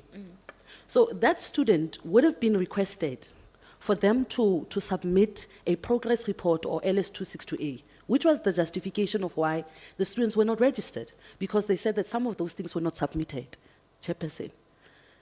Since January, those lists were made to say that here are the progress reports that you are so wanting. Here are the progress report, register the student. And that's why I'm saying that student was not registered until then. They were not on the list. What happened is that the list were confused. There are processes where the faculty, if you are having your first time, extension, it can be done at faculty level, it doesn't even have to escalate. If it's your second time and your third time, the processes that are there. And if you are a student registering for your second year, it's like any other, you don't have any exclusion. You just go and register. So why are you part of a list that will compel you to be, or compelled in a list of people that are there for 5 years or 10 years when you have just arrived? That is what I'm Hold talking on. about, Chair. I hear you. So how many outstanding numbers of registrations do you have in the scenario? Is everybody registered, or is there still people lagging behind? Chair, what would need to happen is that, as an institutional forum, even through our Deputy Chair, we can't say the numbers because they are coming one, when some of the supervisors or the students themselves are querying. But what we had was about 5 students from the Faculty of Humanities. Registrar, is there a difficulty in comprehending the challenge? Absolutely not. So what are you going to do? So what we have done with the Deputy Registrar's Office and Professor Mtlo is that since Senate has already given a precedent that we must register, we need to make sure that everybody is included in the list. On that proviso, we'll take it back to Senate to ratify. And so I would welcome, yes, and I would welcome, Chair, such submission to be sent to my office, because we cannot, if I don't know that there is matters of my office has not been told, they will not deal with it.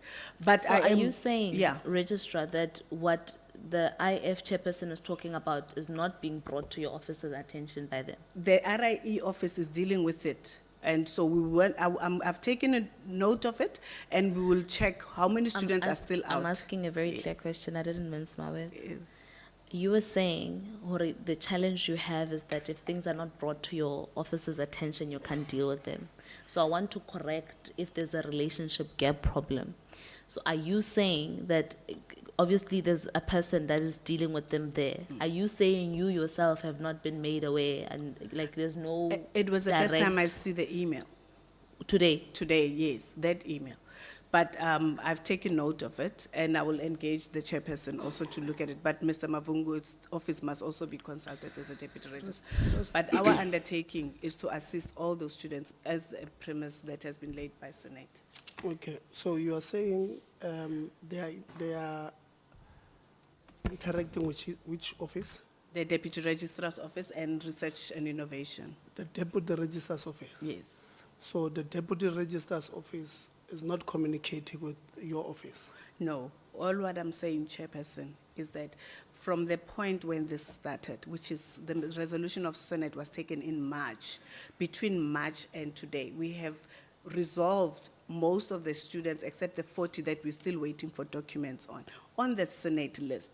But what evolved last week, it's an evolving matter, this one, Chair, is that we found that there were students that were not in that list. So the coordination should go with the RIE to say, give us the complete list so that we can finalize this process. We get information from RIE via the faculties to be able to capture those students in the system. But we are consolidating that, and Professor Slalinto will just have to check with the team and make sure that we close the loop on this one. But like I said, I've got emails stating last week where the supervisor indicated that I did not submit my progress report, and I said, let's move with those students because there's already a precedent. Thank you, Chair. Okay, so I want to understand, pause 2 minutes. Yeah.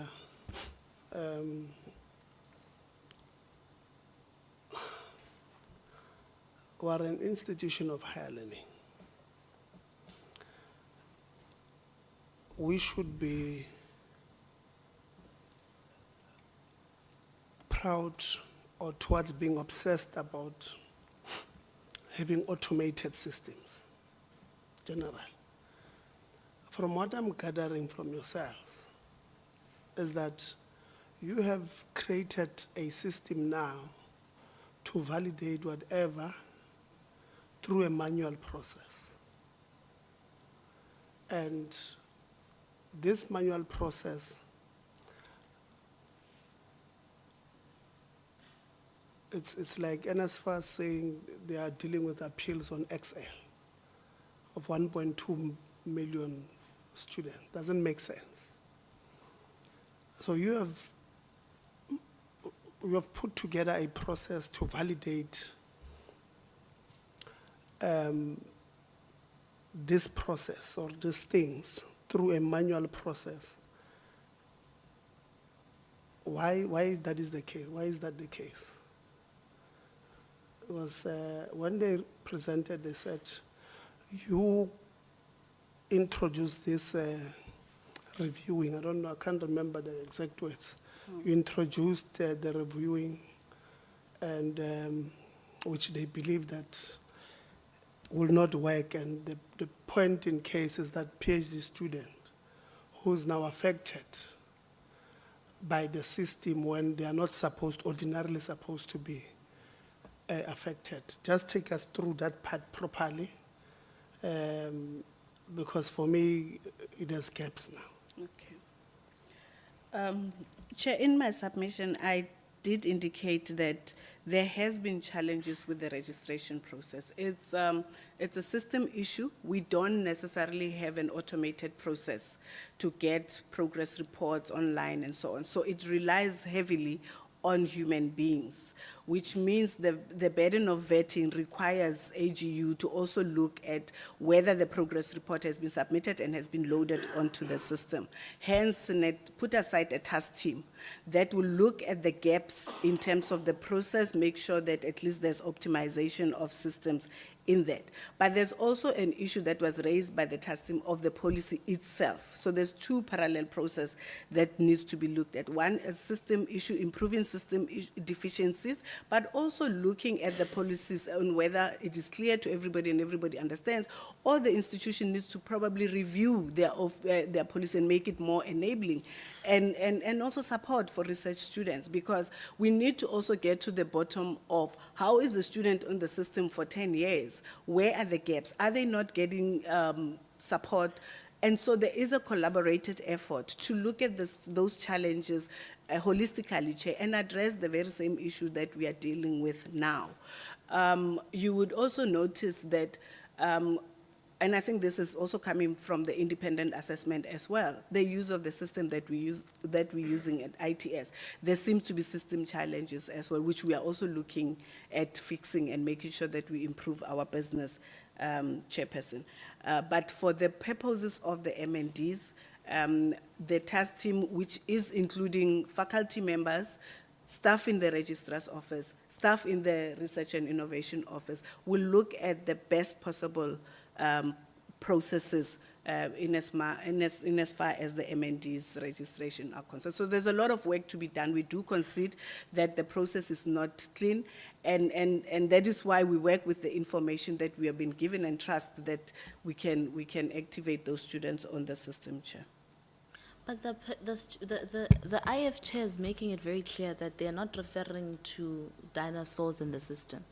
They're referring to people who've just arrived. So why is there an issue with registering or the continuation of people who've just arrived? Because I don't understand. That's what you're not answering, and that's what the plea coming from Institutional Forum is to say, why is there a bottleneck to that process? That's number one. Number two, your deputy registrar has delegated power to resolve issues that don't need you to deal with. So why can't, where's the deputy registrar? Hi, Yone. Why do they need to get your approval before things can go? Why can't they just authorize on their own? Okay, let me start with the first one first. Let's get 13 minutes and I have 10 more questions to ask. So don't give me context, just be brief No, to no, the point. I'm not honorable member. What I wanted to say is that, yes, they do have delegated authority. In fact, I do have an email where I said, move with the MNDs and they can proceed to that. And then the bottleneck is because there is progress report that we require from the supervisor who works with the student. The IF chair said the closing date for that, it's not aligned to the deadline, but we work on a year plan which is consulted with all the stakeholders. I'm going to pause you. So you're absorbing yourself to say you as the registrar, you have given the deputy registrar all the power to resolve all the issues as far as registrations and admissions of the people that IF is complaining about, and that the deputy registrar's failure were now Zibinix.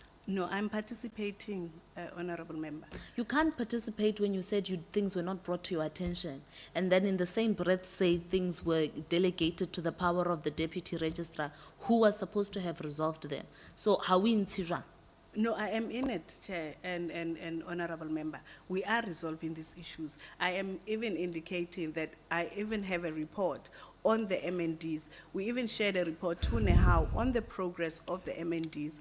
I reported also to Labor Relations Forum where they asked about the progress on the MNDs, and I personally went and gave them an update on the challenges and what we are trying to do to resolve it. So at no point am I absolving myself. All what I said is that I want to look at the details of that email and also follow up with RIE so that we deal with the context that I am aware of. Thank you, Chair. I'm gonna move, Chair, because no, we're not gonna move on this. Ntate Malete. Why jwang ba sporting grounds e busa kutu?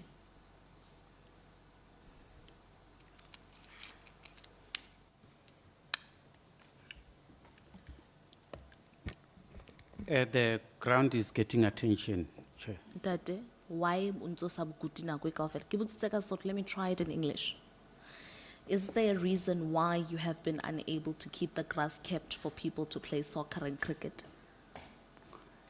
I think the delay probably would have been the appointment of the team to assist us with cutting the ground, and as well as ensuring that we have got the finances to do the work.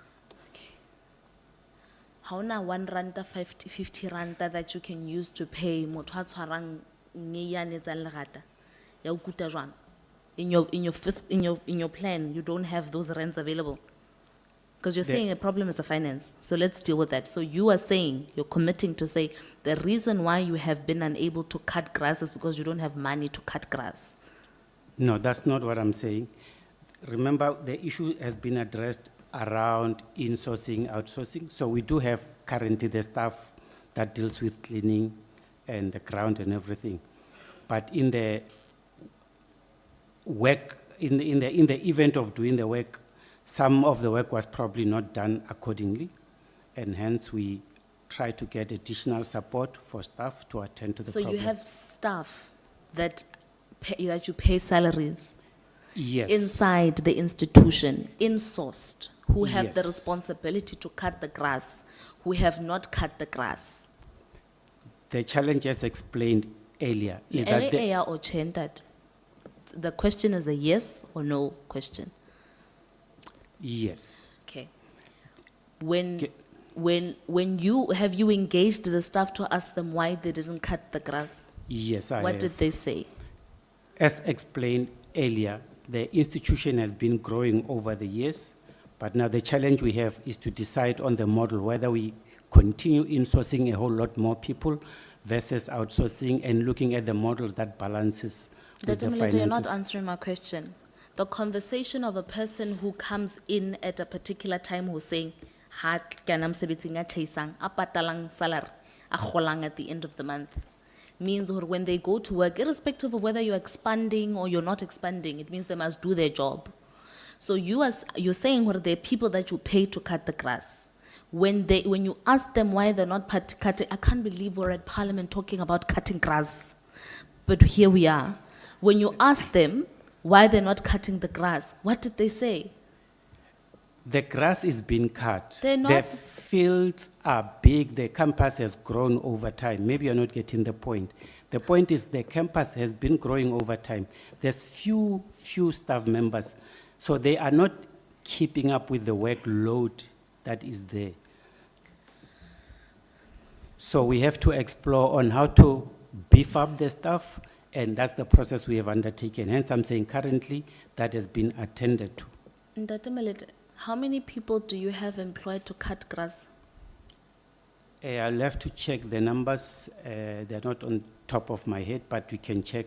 But they are somewhere there between 5 and 10.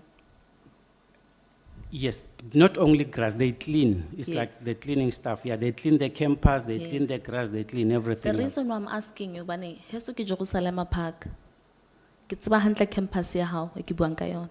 So when you're talking about a big thing, a ke utlwisise o bua ka eng. The reason why I'm asking you this, jwang bo tshwantseng bo kutwe ba the sporting facilities that the students are referring to, a se jwang bo e leng hore bo feta le the size of this building? Yes. One person is able to, two people actually, are able to cut the entire facilities within a matter of hours. So what do you mean you don't have facilities or bodies within campus to cut grass? Ho kuta jwang?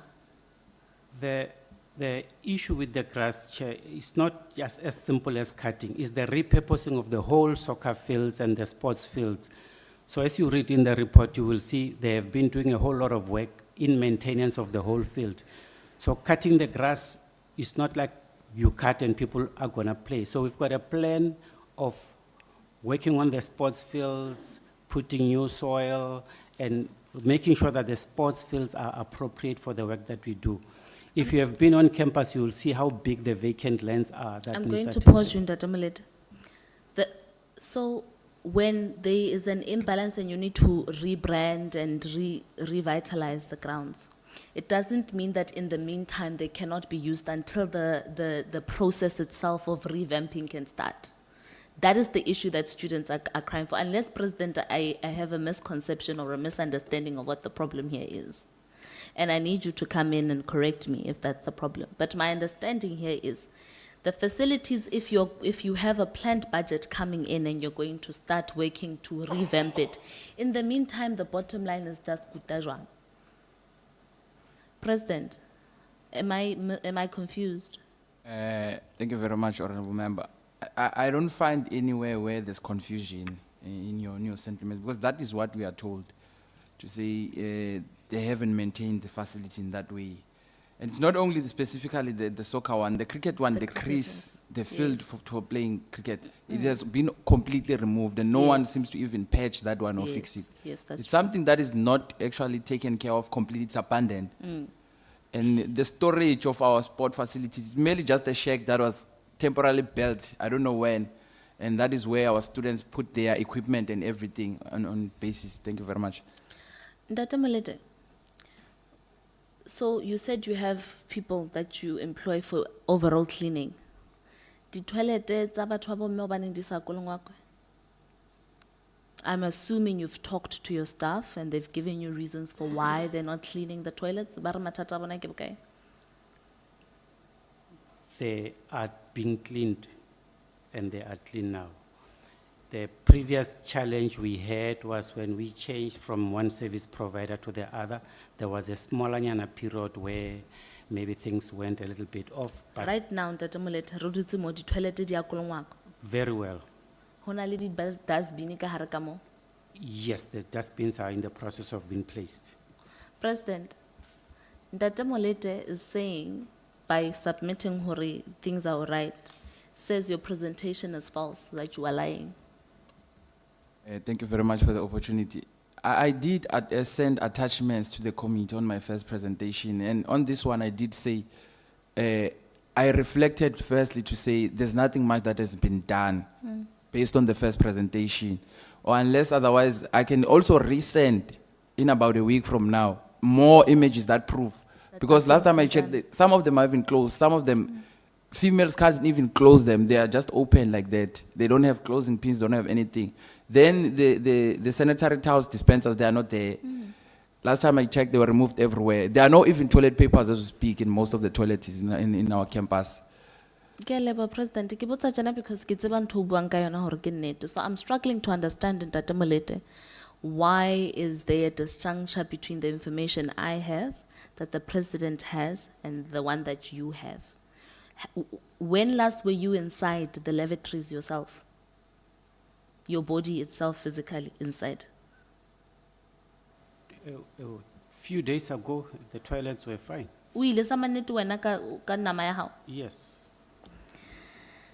I could also ask my colleague from resources. Ntate Molete, the lecture halls, how much did DHEAD give you an infrastructure budget in the previous financial year? I'll have to think of the figures, but the Money we've spent in the last 3 years was almost 380 million rand for the Welcome campus. Okay, so what is, in your assessment, the current status of infrastructure that still needs to be refurbished?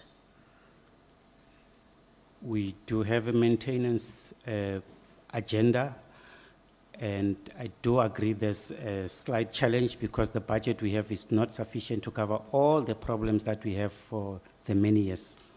So maintenance is a challenge, I must acknowledge that. So the construction that has been happening across years, Hona Welcome, subcontractors have written to complain to say that the main contractors are not paying them money for subcontracting. That is number one. Number two, that the contract value itself is not disclosed publicly for the public to know how much the contract value is. Do you know anything about that, Ndatamlete? Not directly. Okay, do you know indirectly? The only information we have was on the enterprise development workshops we have, where the local enterprises indicated a need that they need to get preference in terms of some of the work we have on the campus. But as to who was paid, who's not paid, I'm not privy to that. So at the workshop, when issues around contracting were raised to you or brought to your attention, what did you do about it? Or what did you, who did you seek to engage for help on the matter? No, I think the plan we have with the participant was to start a proper enterprise development initiative so that those that feel like they are left out could be trained, especially on issues of compliance. How do you fill the documents? How do you participate? I'm speaking, so you're addressing a secondary problem to the issue. The one I'm raising particularly is the relationship between the contract and subcontract. And I'm asking you this, understanding that there's only so much you can do, given that it's the contractor's responsibility to take responsibility for their subcontracts. But I'm just asking out of curiosity if you have had any attempt or anything in trying to resolve the relationship between the contractor and the subcontractor, particularly because when that relationship is not working, then mosebetsi wa hao sala morao wa construction. No, not directly that we've done anything. Okay. Nehau, Chairperson, how many minutes do I have? Oh, just one thing. So firstly, I mean, it is very odd that Nahawu brands itself as an organization that wants to champion the freedom of individual workers and the collective workers, but find themselves branded also as anti the foundation of liberalism, particularly because the founding principle of liberalism is the freedom of a worker, an individual, and communities. But we're not going to have that conversation about ideologies right now. What I want to understand from you is this. What is the problem about garage ya Sasol? What is your bone of contention? Because my understanding is that there was an agreement of franchising and everything. So at the heart of the issue, what's the problem about the garage?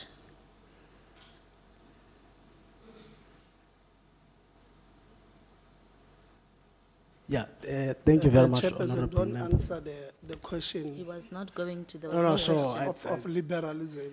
No, I won't delve into. Yeah, it's a those trap. issues. Yeah. We can have a discussion outside. Look, I think, Honorable Member, the report of management, details an evolution of that Bridgeport contract, starting from 1998 up until now. So they do admit that because the institution owns the property. It's a fueling station. Yes, I know it. And the understanding is that the institution is supposed to be generating income out of the fueling station. However, as we understand, the tenant is not paying much and is paying 100 rand as we know it.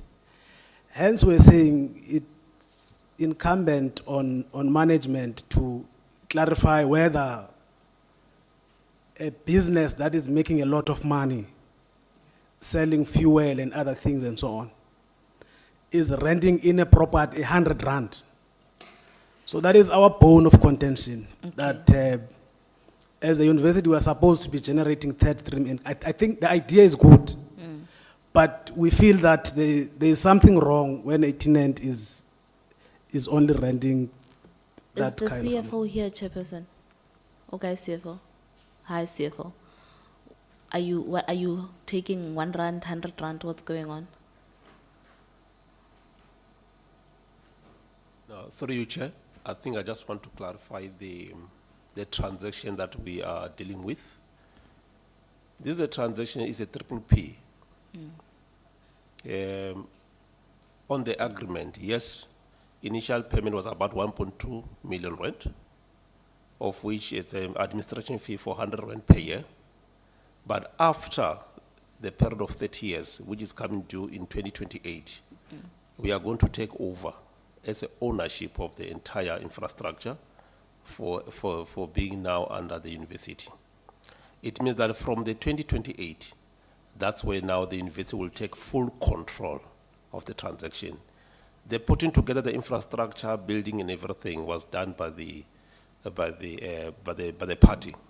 Then now we almost there in the next 3 years. That means that automatically is going to be now to be full under control of the university. That's where now the issue in terms of what was the next step from 2028, the university now have to engage to either we have to invite now in terms of the public tender, in terms of the leasing. That means that it will be in open tender in that.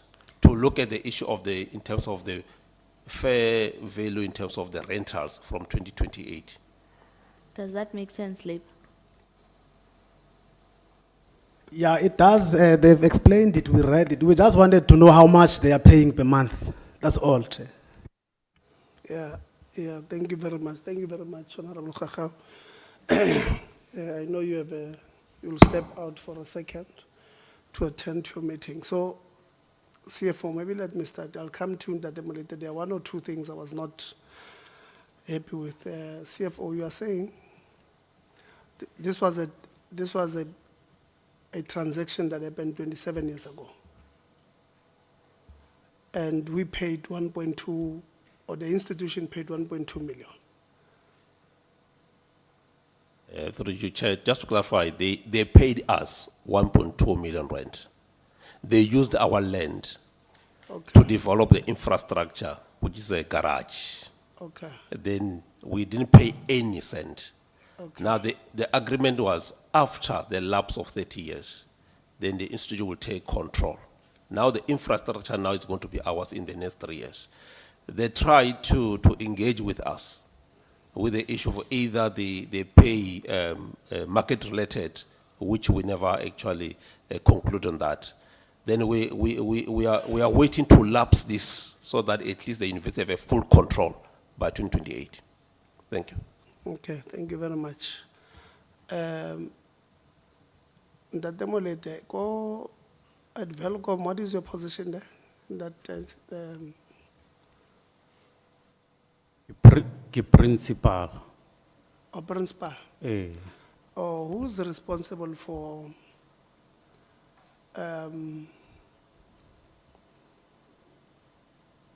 renovations and My brother on the right here. next to you? Yes. Okay, I saw when Honorable Khakha was asking questions, you did raise your hand. Maybe you'll get your chance now. So the campus, they call it campus principal. Yeah, campus principal says that you can't cut grass there in the cricket, soccer, whatever fields, because you've got a plan to repurpose. Is that, did I catch him correctly? He was, yeah. Thank you, Chair. The plan is to outsource the maintenance of the ground because the current staff, existing staff, is not enough to take care of the grounds. So So as we speak, you don't have a plan to repurpose because we don't have the internal capacity to do so? We don't have the internal capacity, Chair, and then the plan is to outsource the maintenance of the ground so that we have the students do that. Yeah, but with that is to internal capacity to do what? To cut the grass as frequently as possible, because the current staff members do the grounds and the cleaning of the campus. So as a result, the grounds at some point are neglected, and we acknowledge that, Chair, and that's why we want to outsource some of the cutting of the grass so that we're able to make sure that the grounds are playable. So in that campus, how many people do you have doing the cleaning total? It's about plus minus 10, Chair, and they're doing the ground plus the cleaning of the classrooms and the offices and everything.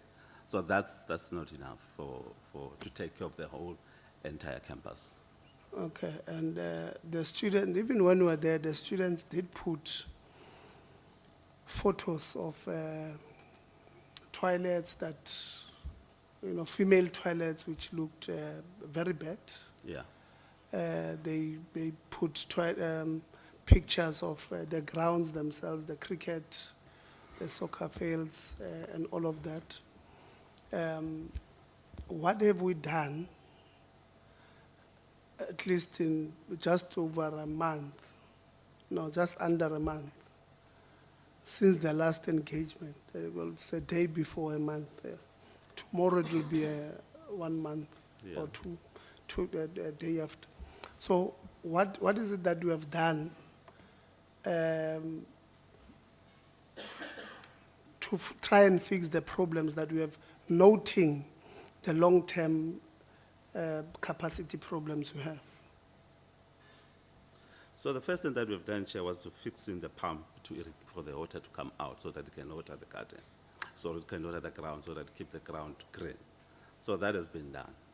The second phase was to make sure that we get the contract for the maintenance of the ground, which is going to be concluded by June 2025. So that has been done. So there's a letter that's been done. But Chair, perhaps let me start first by saying this. First of all, I need to acknowledge, Chair, that we've got challenges in the estate infrastructure division. And that's why, Chair, perhaps you may not have seen it or heard that we went to an extent of even suspending 2 of the senior estate infrastructure, the senior director and the deputy director. And for this reason, Chair, that we acknowledge that there are problems. Put the mic next to you. Okay.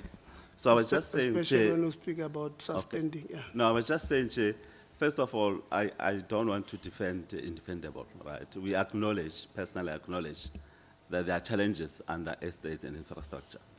And at the moment, as I said, we've just suspended 2 colleagues, the senior director estates and deputy director. So we have the acting senior director that I'm working with, and we are trying to deal with all legacy matters. And all these issues, Chair, I take full responsibility, even though they are legacy matters, they haven't before my time, but we assume the responsibility and make sure that we're going to fix them. It may not happen tomorrow, Chair, but we definitely have a plan. We put the plan in place for renovations, we put a plan for maintenance, and we are working very hard, Chair, to deal with these legacy matters and clean up.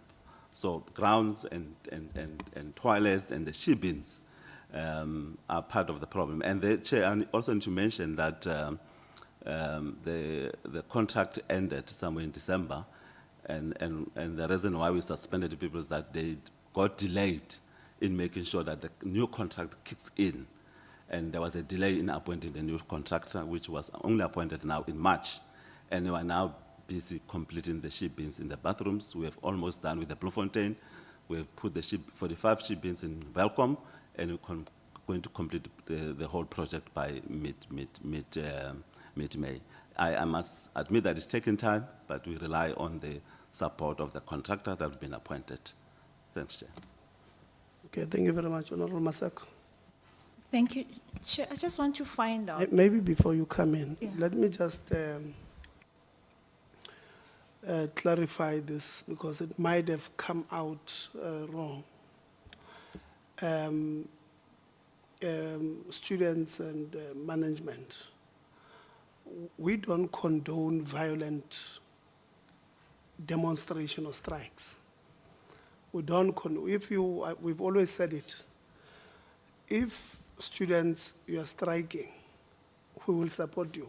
We'll be the first one to defend you. But if you do violent strikes, we will be the first one to even open cases against you, because we don't want the infrastructure of that particular university that belongs to future generations to be destroyed. So we don't condone any form of violent strikes, because I think it might have come out as if we are condoning violent strike. We don't. And if you, as a students, you are our people, but if you do it, then you'll lose us. We'll be on the side of management. We've always said it, including on many pressers that we have released, that we support peaceful protest of students. We don't support management suppressing peaceful protest, but we've also done support violent protest from. So I thought I must just clarify it so that when members come in, at least it's very clear. Honorable Maseko. Thank you, Chair. I totally agree with you on that one. That is why in the streets, when you do the, you're going to do, you have to go to police station to apply, to take responsibility if you are going to be the one that is organizing that.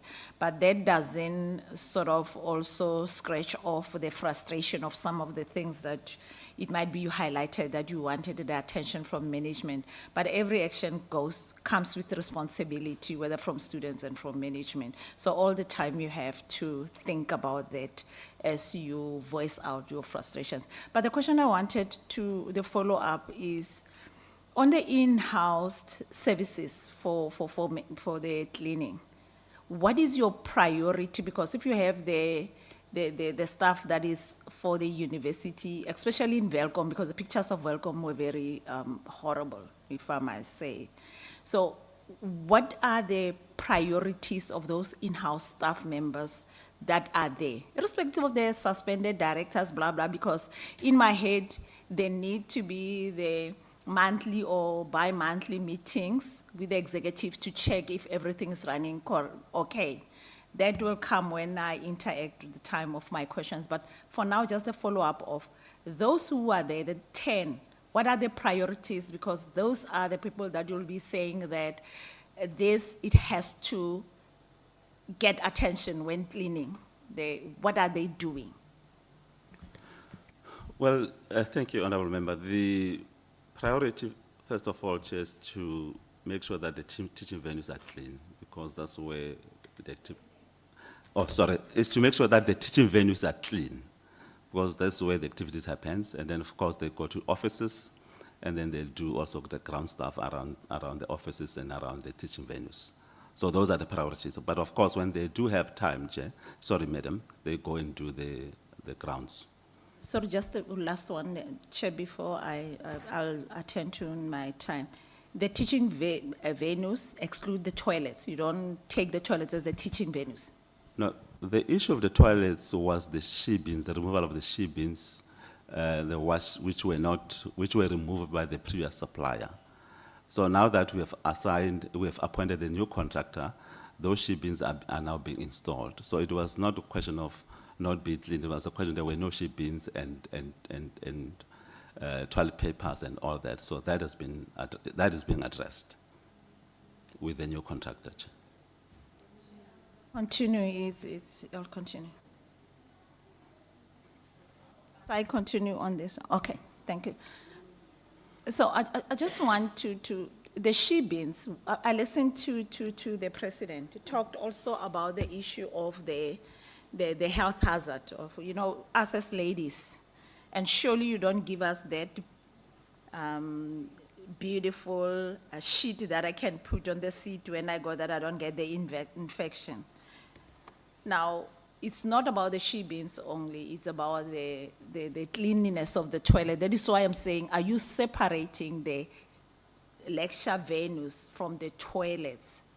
If you say the 10 priorities to do that, because priority is teaching, priority is the students. They have to be comfortable for them to be able to, for you to increase the percentage. Now, I'm saying, are you separating the cleanliness of the toilets and the blah, blah, blah? You get what I mean? Yes, I do. Okay. I'm not separating, ma'am. All I'm just saying, I was just responding to the question of priority. Of course, when time permits, when we are done with the teaching in offices, then they'll go to toilets. But because of the lack of manpower, there might be delays of cleaning. By the time somebody goes to the bathroom, then the bathroom is not clean. So that could be the problem. But as I said, I personally acknowledge the challenges, and we're going to work on them and make sure that we address them. I wouldn't want even my kids to be subjected to those conditions. So we are not take pride of that. Thank you. Continue on my 40 minutes. Okay, thank you very much. Okay, I'm just going to say this before I ask the questions. You know, CUT, there is work that we are doing. I need to acknowledge that. We need not to say that there is no work that you are doing. We are going to be on your case about everything. The unfortunate thing is the technical things you champion, but the bread and butter issues are the ones that are really eroding the beautiful work that you are doing. The simple thing of communication, we went there a month ago, if it's a month ago, that after we left, it could have been you sat down, because we could hear that there's no communication, and that is why we took a decision that we are not going to ask the questions, because we thought you will hear that there needs to be more communication between all stakeholders. But it didn't happen. If we are in Cape Town now from Bloemfontein and still talking about some of the issues that you could have addressed sitting down together, even if it could have been the whole day for you to interact and have the clarity of some of the issues. I mean, IF clarity would have understood what is it that the process that you took, the issues of the students, for you to act, for you to allocate the budget for the maintenance, you have to hear from them, because your offices get to be cleaned. That means your toilet is clean, Vice Chancellor and Registrar. But the students, where they use one toilet and they're about more than 1,000, the toilet is not attended to. The pipes, where we saw the mess that was there on the pictures that we got from Velcom, that is the communication where you have to get what is it that needs to be fixed.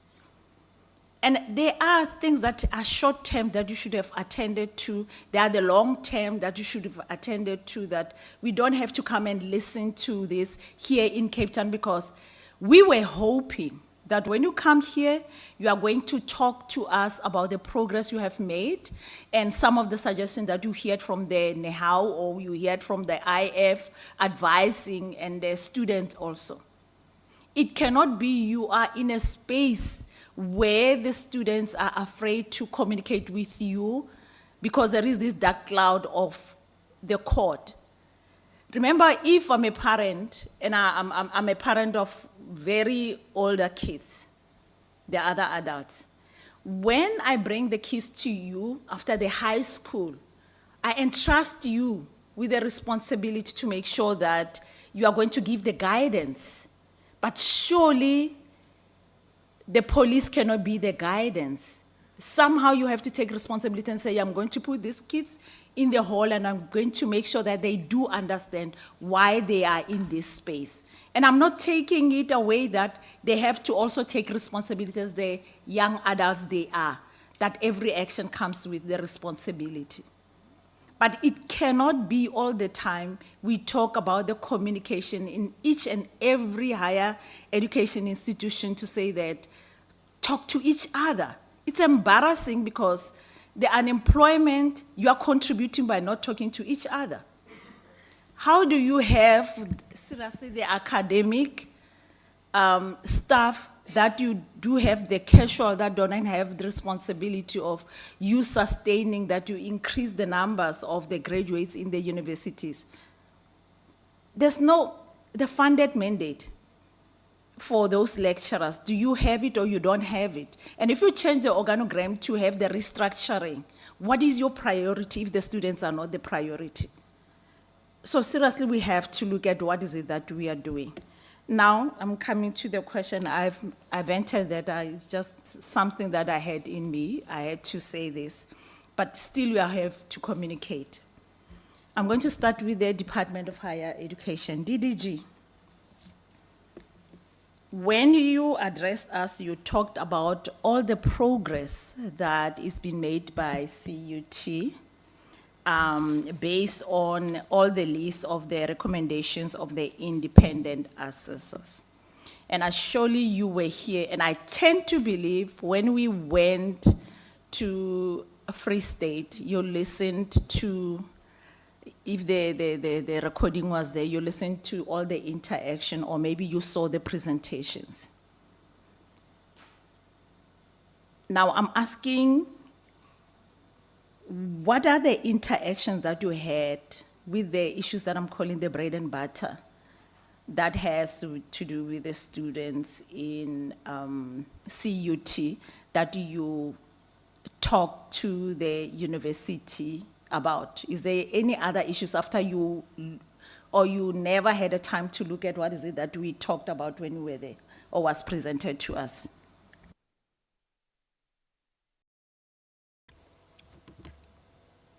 Chair, I was not in Free State. Unfortunately, I had another engagement. And what has surprised us is we have not once received, every institution, by the way, where there are challenges, we at least respond to the complaints. We have not received any complaints from the institutional forum. We have not received any complaints from the students. And we are very formal in our work. You submit written reports, and we go and investigate accordingly. Thank you very much. So there's nothing, and you were not there, that is why I was asking DDG, did you have a look at the presentation to see what are the issues there? So in short, you didn't look at those presentations? My team came back and reported to me what they heard in the engagements. I engaged the VC on those issues.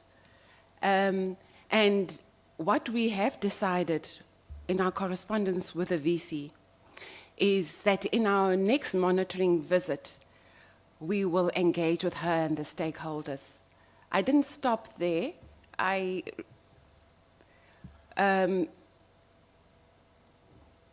discussed with my team further that what is very clear is, and I'm going to summarize it in this manner, is that there are other issues which are simmering, and I find, sitting here, that those issues need not be discussed in Parliament. It should be discussed amongst the stakeholders at the university, because we are getting to a point where we are so operational that we end up doing management's work. We want to avoid that at all times.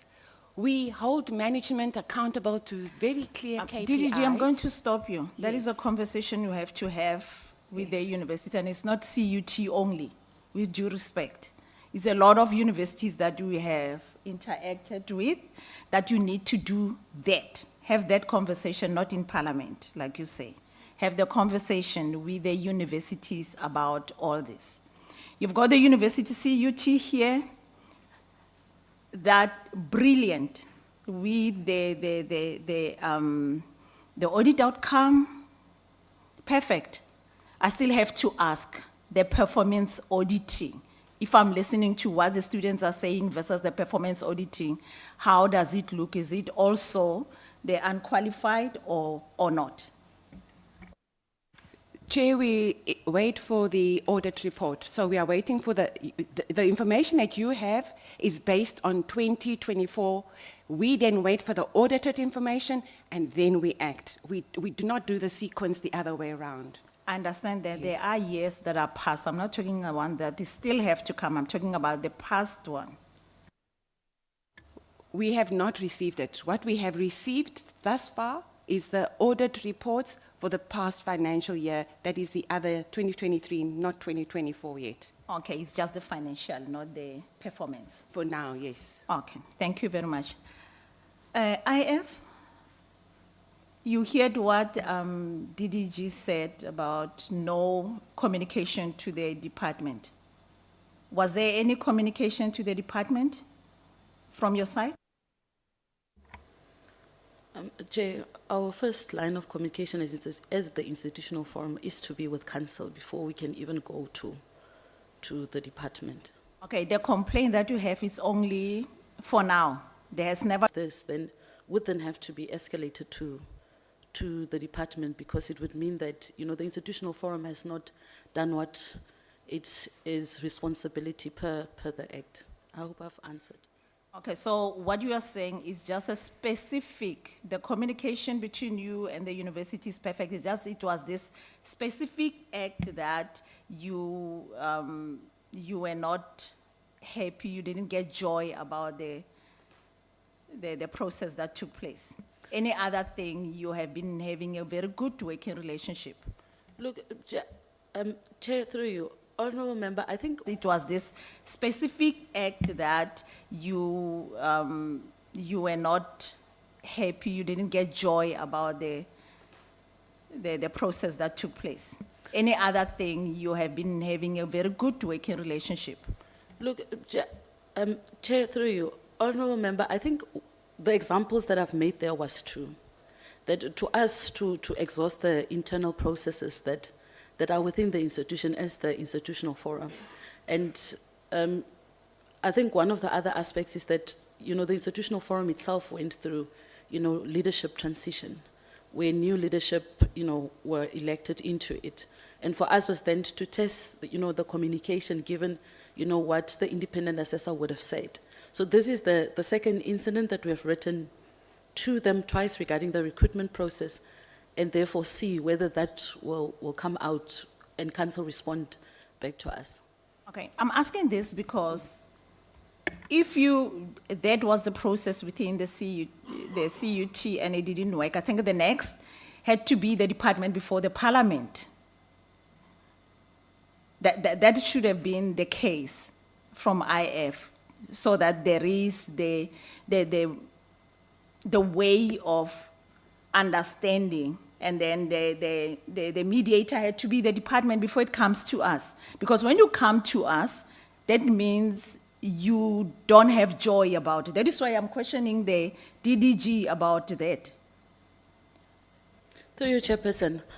Honourable Member, the way the issue of the statute work was from last... I do understand how it works. You Yeah. talked about a Yes. specific issue. Yes. And I'm saying, if you didn't get the joy in the process itself, why didn't you reach out to the department before you come to the parliament? Because we cannot always attend to the issues that there's no pets bin, there is no, the process, there is a clarity of the process, you don't understand why that happened and didn't happen, because the next stop has to be the department to give the clarity if maybe you don't agree with the university itself. You have that before you can come to the chairperson leads here in parliament to say that here's the issues that we are faced within the CUT. You get what I mean? I'm just giving the clarity of how should it go about. Yes. Then when you come to us, on your behalf, we turn to the department to say, why didn't you assist when that was happening in CUT? No, Chair, I think I need to just clarify that the oversight of Parliament happened while that was happening. That's what I was explaining. And because of the opportunity was here now, for us to be able to present it to the Parliament, that is why it became part of the presentation of the institutional forum. Okay. I'm going to leave there. Thank you very much. I'm trying to understand, maybe the other one is the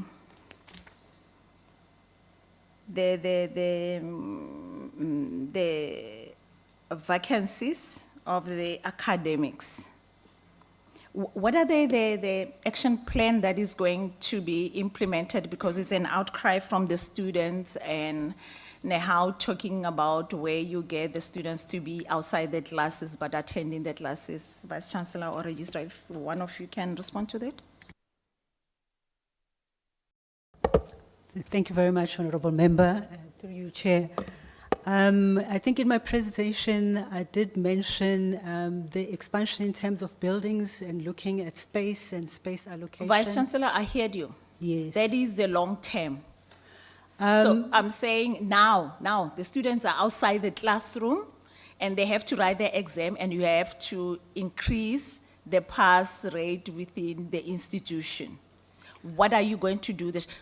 Every question that I'm asked, just to put that in, to declare that, is for the short term to deal with the issues here. So when you respond, don't tell me about the plan that you have to put in the budget, blah, blah, blah. The short term for now. Honorable Chair, through you, the short term is also the building that I'm talking about because this matter was presented as part of the Welcome challenges.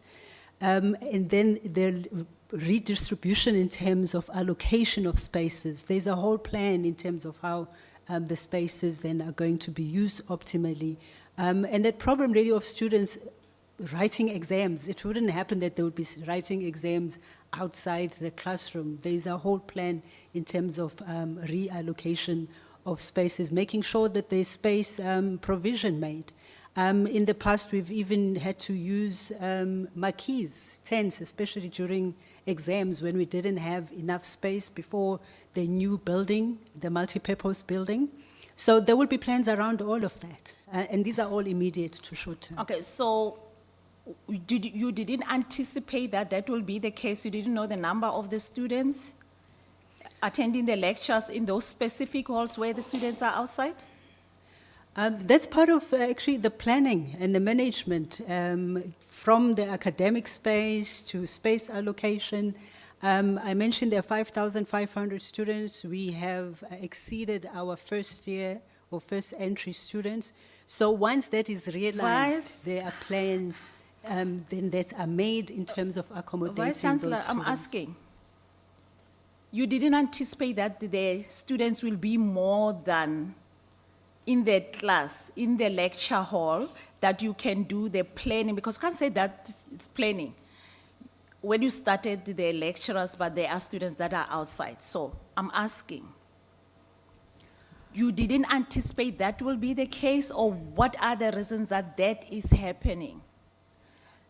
If I may, what tends There is to- a hand there, the maybe if DVC you- will answer to that. Okay. But what tends also to happen is you have students having access to e-learning, and there are times when students are not physically there, and there are times when they're physically there. But there's usually enough space provision and also planning happening on the ground when there are more students than anticipated that are attending those classes. But the DVC, Teaching and Learning, will assist them. Thank you. Thanks, Vice. Through you, Chair. You may have heard Nehao mentioning that there were funds from THEAD, IEG funds that were given to the university in 2017. And when we did our enrollment plan 2020 to 2025, we were relying on the buildings that were going to come up, and then nothing happened until, I think, 2023.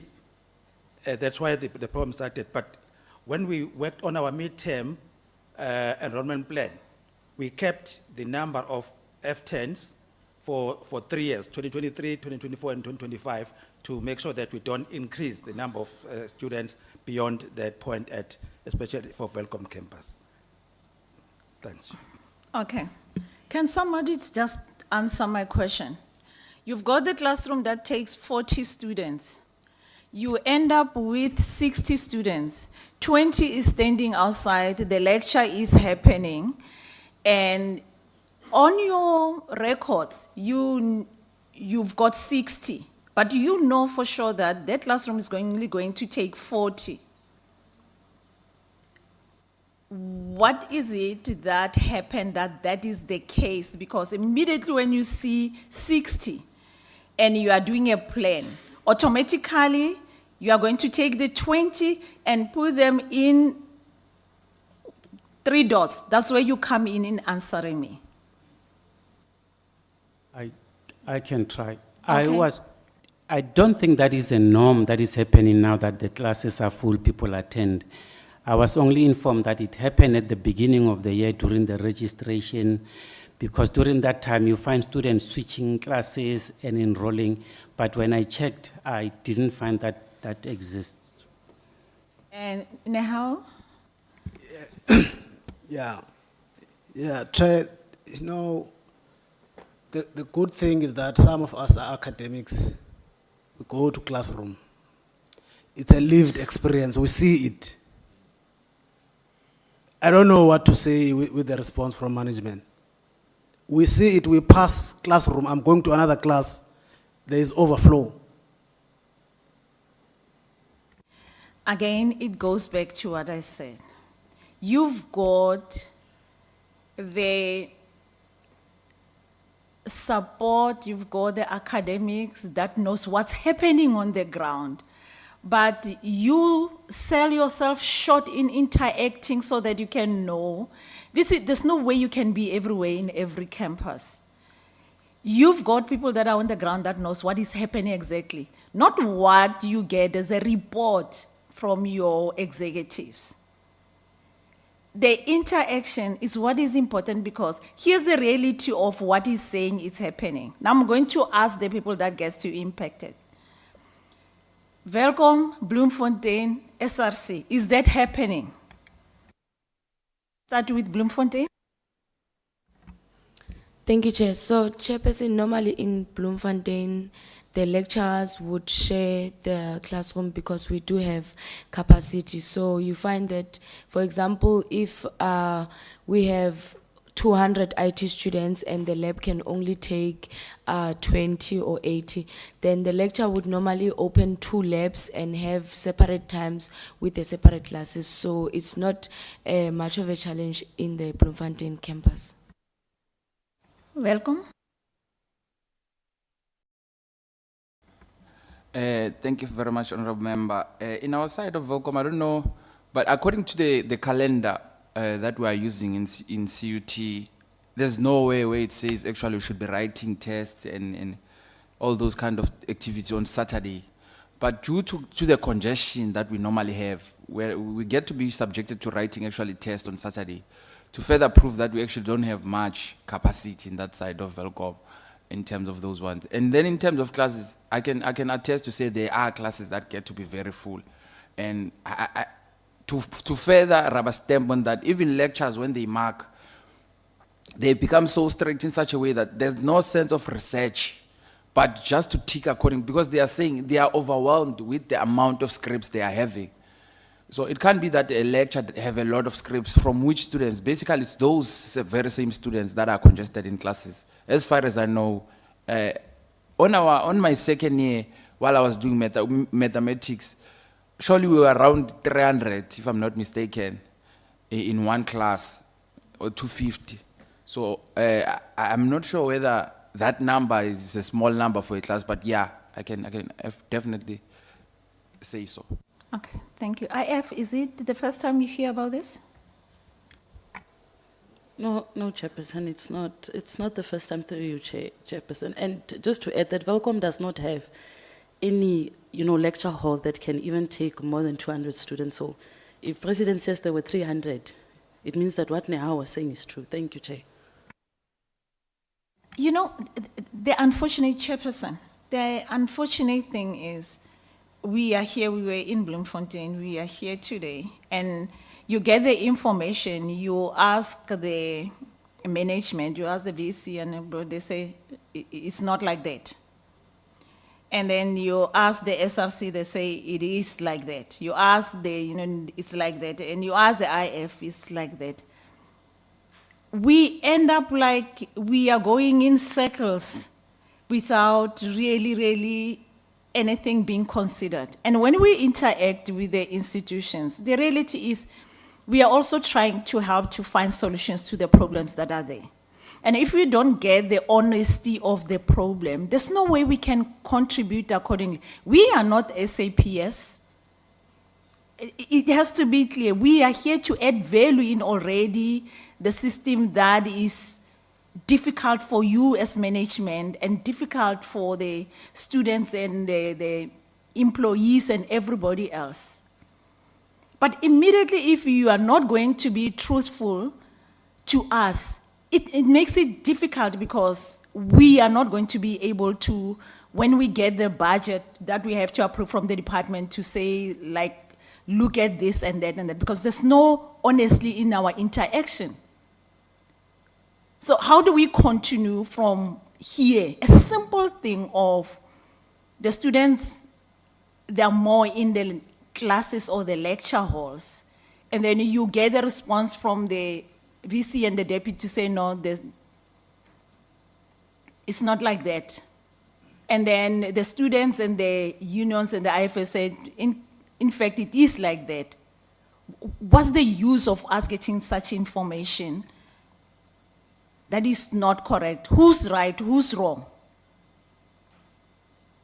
How do we go from here? Because this can sort of, and I'm sorry with being blunt, it can rubbish every good thing that you have ever said since this morning when we started to talk. With one thing that is important of the students being in the class listening to the lectures, and they say they are more than 300, and IF saying that no, there's no way it can even take about a certain amount, and then you saying that no. How do we go from there? What is it that I have to say is the truth? Which one will be not the truth? Thank you very much, Chair. If I may, it would be really amiss to leave here thinking that there are various versions to the truth. I think the management's response approach, Chair, is very much about the planning that happens and ahead of time, and then when the reality is there are instances where there are more students in a class, what then happens? And the instances where that can happen, as I mentioned, is when maybe students who've been only doing some of the programs online appear at an unexpected time. Then, as part of venue planning, that needs to be taken from the lecturer. The work starts with the lecturer also reporting to the head of department, and the whole issue gets also escalated if it's a problem. It's not something that just gets left off like that, because it's very important that we have our students in the classes and that they are also given equal treatment and equal access to the opportunity of the So this is a academic special achievement. case. So yes, there may be instances, but when there are those instances, there is a line in terms of taking that up. It is not just left like that. And it really Sorry, VC. would be amiss to get to believe that we are telling different versions of the truth. We do accept that there are times when space is of a challenge, and there are plans then that get done either on the spot and or later in terms of venue allocation by the line function that's supposed to do the work. So my interpretation in listening to all the responses, there was no way where they said presently that's not the case.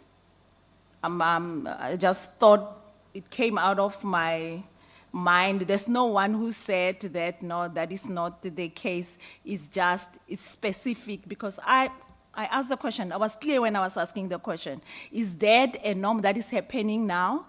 And then the student said, it's happening to an extent that we have to shift and ride on Saturdays sometimes.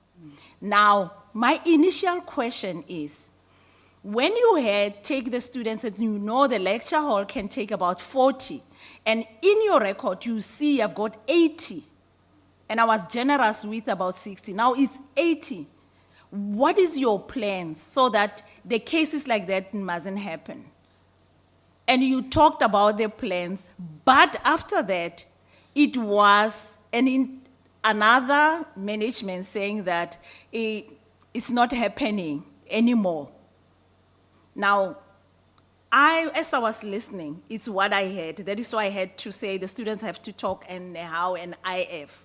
Now, when you're saying that it's not the case, There's no lies in it. I'm responding to the response that I got now, that no, that is not happening now, while the students are saying it's happening now. Now, I'm saying the committee mustn't get conflicted responses from you. It's not helping, because we are here to help. That's all that I was saying when I summarize everything. So whatever that is happening, that's the truthful. When you come to the committee, let it be the truth, because we are not going to get conflicted statements about responding to the questions. If I may? Yeah.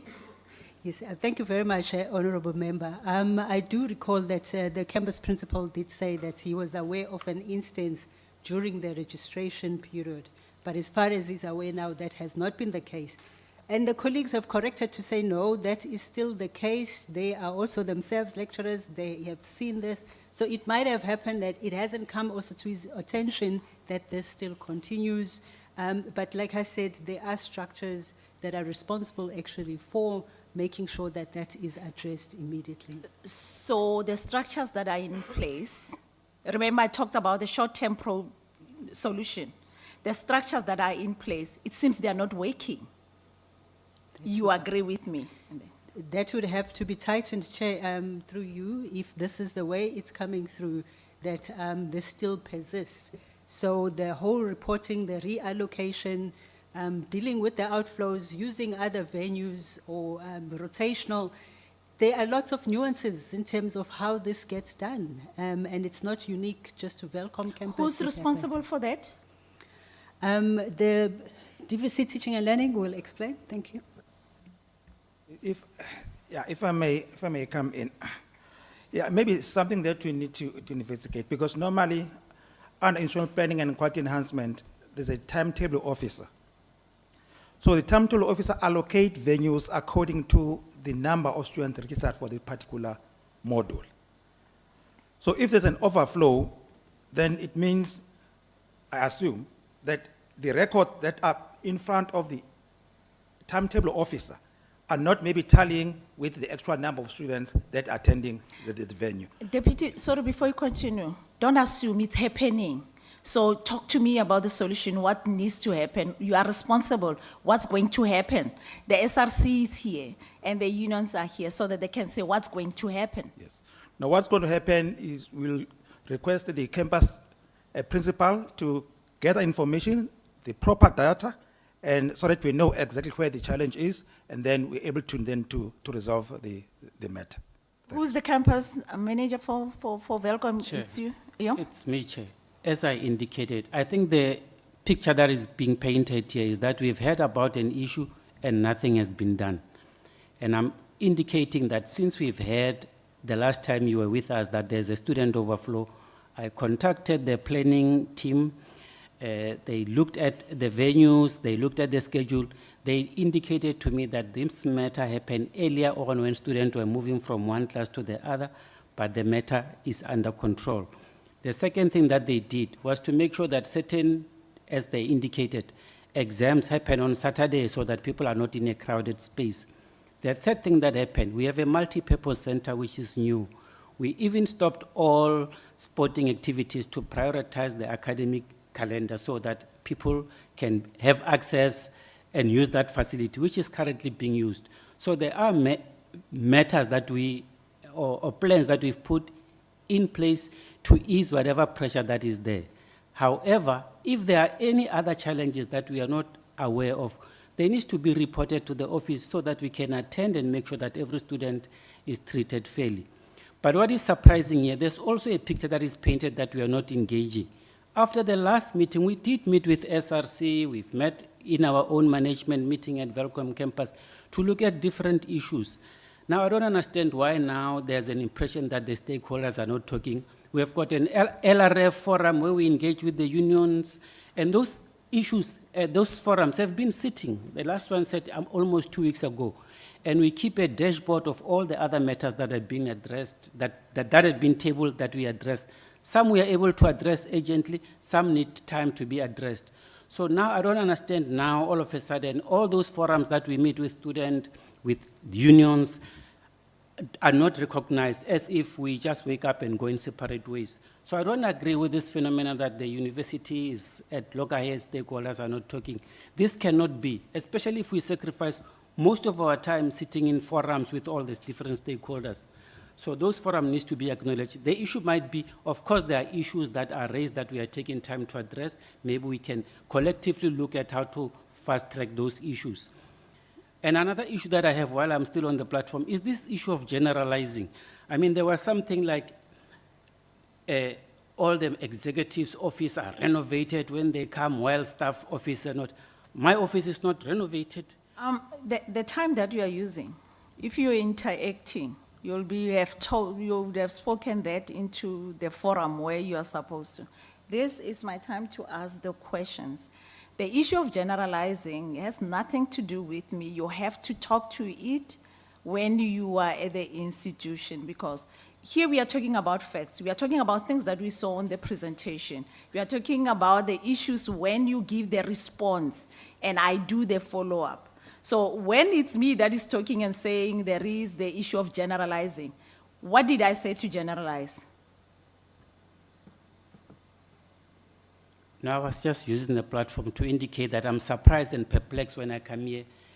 And when we are back at home, issues are different. We engage with all the stakeholders, we talk. But when we come here, it seems like something is just missing. So you, as an executive, as a manager, you identify something. When you go back, my advice, when you interact, as you say, there is a forum, talk to that. You have identified something. Use the skill that you have as a leader to address that. Not in parliament to say that there is an issue of generalization, because if a person comes in here, listen to you, and I'm having a conversation with you, it's like I generalize something to you, and that is not the case. Much as you use the platform, there's nothing I can do. You have to go back and fix that at CUT, not me being able to can do that. You have to have that conversation without fear or favor, and you'll get the response, I suspect, without fear or favor. Chair, how many minutes is still? You're done, but you can make the final point. Thank you very much. Chair, I'm not going to ask the question. I just want to talk to the department.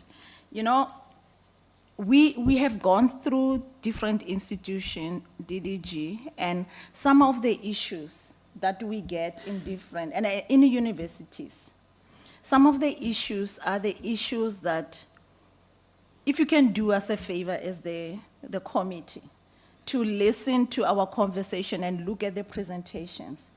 Like I talked about, the issue of the bread and butter issues are the ones that maybe you have to advise to, as the department, to say what needs to happen. The reality is it's happening, even though you don't have to say do this and that.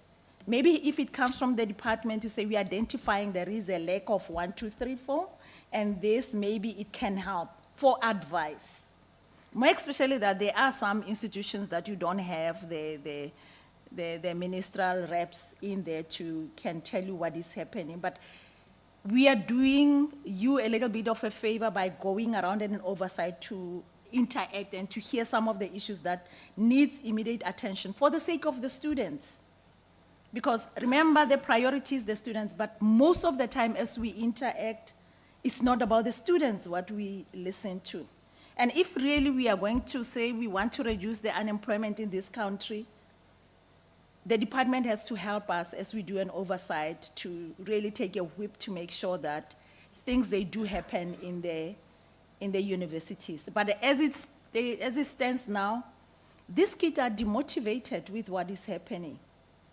There's no way I can go to the toilet to get an infection, to go to the doctor and not go and attend the lecture. It's a simple thing of cleaning toilet. People cannot come to the parliament and we discuss the clean toilet and the bin. Seriously, we have to have a conversation that is serious about what do we mean when we say we want to reduce the unemployment and using these institutions as the drivers for that. Your oversight in throwing the money to the universities also, you have to hold the universities accountable. where you have to do it. And to tell the honest truth, so far, it's not happening like we wish it to happen. But we will also engage with you as the chair have said. Chair, thank you. Thank you very much. I think one or two things that I think we must clarify, must clarify as well. The Department of Higher Education and Training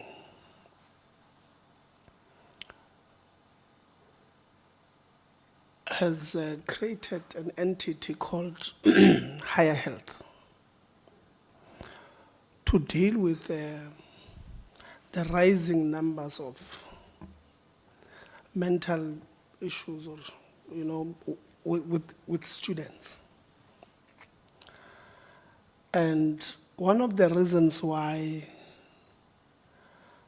students, or high number of students were reported to have been going through mental health is because the overall system that we've put there was not really working for the students. And I'm making an example about students. I don't want to talk about workers.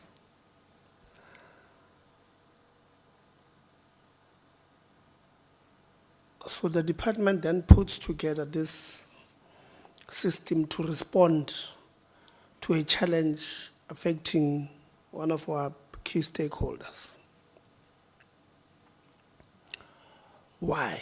The answer is because the department is responding, is responding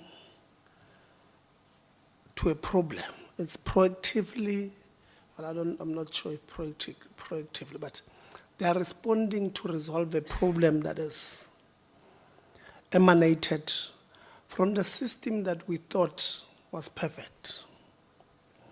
Let's park that point, and I hope now that I'm going to make this point that I want to make, you'll understand that sometimes you put together a system that you think is good, only to find out later that it had blind spot. That is why the department then decided to create Higher Health to respond to a blind spot that was created by the system that we thought was good. My point is, as this committee, we hate being operational. We don't want to. I do not want to come here and ask Ntate Molete, why is the grass not cut? Because we are wasting time on what we should be concentrating on. But unfortunately, the students who must walk there, who don't feel safe around that area, are bringing that matter to us. And they are bringing this matter to us on this platform, not for the first time. And they are bringing it here because at some point they would have raised it with management at that particular campus, and nothing would have happened. And that is why the management at that campus, they've admitted here that we had a problem. That is why we've suspended person A and person B, because of they would have had these particular problems, right? And this is just one example about what students then write to us. And I don't think we are being unreasonable in assisting when such things come.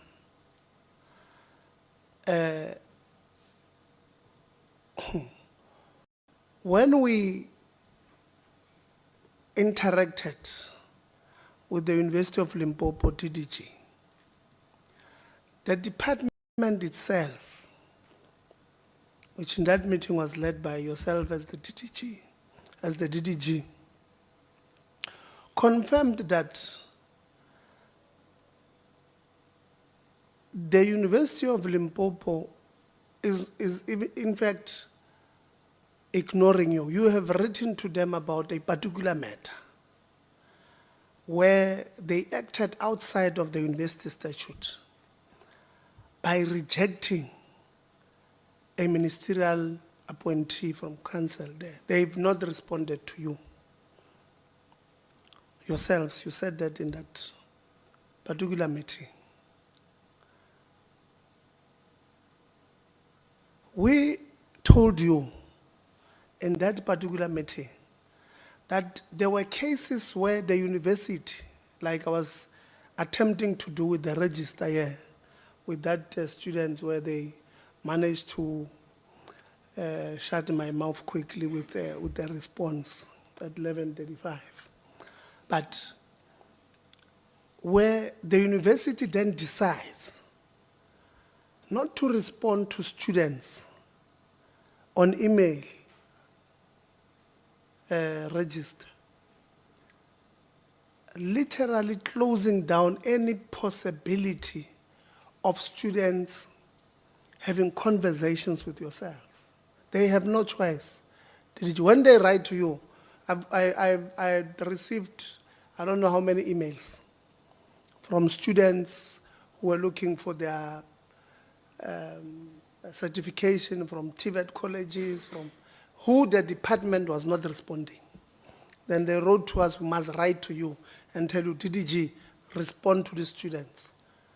And in a few weeks, those students get their presentation. So I don't think it's also fair that the answer that comes from the department is that don't be too operational. We're not. We've got students here, sometimes workers, who are being swallowed by the system because the system believes it's too big, can't be touched. We've got management of universities who behave as if they own these universities. You know yourself, you complain that a university council was refusing to, they wrote to you and said, we don't have a right to reject, but we are rejecting. Let's see what we are going to do. To their bosses, the department. Can you imagine if they are able to do that to you? What is it that they are going to do to these workers and students? So I don't think it's fair that we must create an impression that the questions that these members are asking are too operational and members must leave it because the system is not perfect.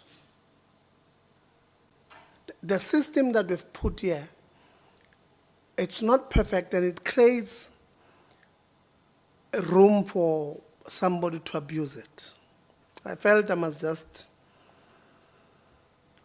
clarify that. The second point that demolates is that if we sit as management with the SRC,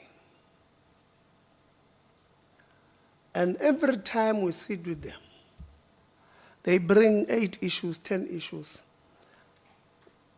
There's no point where we accede as management, where we're wrong. You can't come and say you then are having constructive engagement with the workers, with students and stakeholders, because from where they come from, it will be seen as tick box exercise. We are doing it for the purposes of ticking. I mean, for an example, if they ask you, every year, VC, they say to you at the beginning of the year, the department has given you, what do you call it, the numbers that they're supposed to abide by at the beginning of the year. Enrollment numbers. Yeah, they've given you enrollment numbers. And these enrollment numbers, my assumption will be that it will say, it will depend on what is your throughput rate from second year to third year. So that you can't say overall, our numbers that we're supposed to have are 18,000. And we are on 18,000, but the numbers for second year are so big that you can't have classes. You do have spaces for third year because the throughput rate from second year to third year was not great. And the throughput rate from, or the pass rate from first year to second year was enough. Then you've got a belt there that is stuck in the second year. And then instead of one class having 250 people, well, maybe let's be realistic. One class having 90 students in the second year, roughly that's the correct number, because around 130, 140 at first year, and maybe 90, whatever. So, but we have 180 because the pass rate in the second year, you are struggling. When they speak to you all the time about the overcrowding, is it overcrowding in the classrooms and that year, every year when you meet with them, you accept, yeah, there's overcrowding, but we are within the overall enrollment plans. Our institution is still on 18,000, whatever the case may be. So around April, we would have find other rooms, we'll put. Those ones in third year will repurpose instead of even 4 classes, will go to 3, and so forth and so forth. But every year, for 3 months, for the half of a semester, the second year students struggle with space. They come to you as student and say, as the SRC, and say, look, we don't think the plans that we have are working. Let's rather do something different. And you tell them, no, we have a timetable, what did you say? For a timetable manager who does X, Y, and Z. Every year is the same story, and every year you have the same problem. You can't honestly sit here and say, we are engaging meaningfully with the students because the problem still persists. The maintenance of, this one, you can accuse us of being operational. But the toilet, it's a banana, for an example. Female toilets. The pictures that we saw there were just creating problems. Koromole, they will take us to Human Rights Commission. We're just opening, and there's no way you can ask us not to say anything. It's as if you colleagues don't have young girls. You don't have a problem. As long as where you are able to relieve yourself is cleaner. That one now, there are certain things that demolate which we can't condone. Even if there was a problem between contractor A and contractor B and people you suspended, but having toilet paper, there we could have taken from what you call this thing, the sparabox, petty cash. Yeah, but, handy end, whatever. We can't, I understand and I sympathize with you because I, like I said, I know there's a number of people who generally are corrupt. They probably wanted the retention of the previous contract at the expense. I understand where you come from and the frustrations you may have went through. But let's have a contingency plan so that the situation does not become dire, where it creates more problems for us, where young people are now, infected because of X, Y, and Z. But in the demolate, the engaging with your stakeholders must be meaningful. Because, you see, when I left the VC, I said to you, when we left in Bloemfontein, I said to you, the stakeholder management at the institution is worrying. That's the first time I went to that institution that day. I still maintain that there must be meaningful stakeholder management. Many of good leaders would have perished in their positions because of not so good stakeholder management. And I always make an example about Dr. Carolison Randall, who was the administrator at NSFAS. In my view, one of very good people, managers, who failed at NSFAS because of very poor stakeholder management. And it will happen, it happens almost everywhere. So that stakeholder management is extremely important. It's not something to take it as a by the way. We do that at our own peril. You want to come in now? Yes. Yeah, you can come in now. Thank you, Chair. I sometimes think you read my notes from there. But, or you see how my arm is moving when I write. I just want to say something before I ask a question, Chairperson, through you. And that is just when you responded to the students to say that we can't condone violent protest and so on. I mean, it is indeed a constitutional right to protest or petition or whatever, but you must remember that it's never an absolute right. And if I am a student and I want to sit in class, your right cannot infringe on my rights. And I get the feeling that we try to also get all the students to be part of it, to have a bigger impact. So at some campuses it's happening, but I think we must remember that. And then, Chairperson, I think everybody sitting here who's part of an institution of learning, whether it's basic or higher education, should actually understand what's the purpose.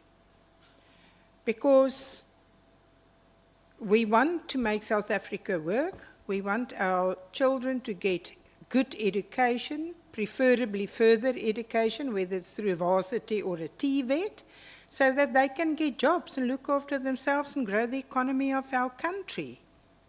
So they don't become social dependents, that other people have to look.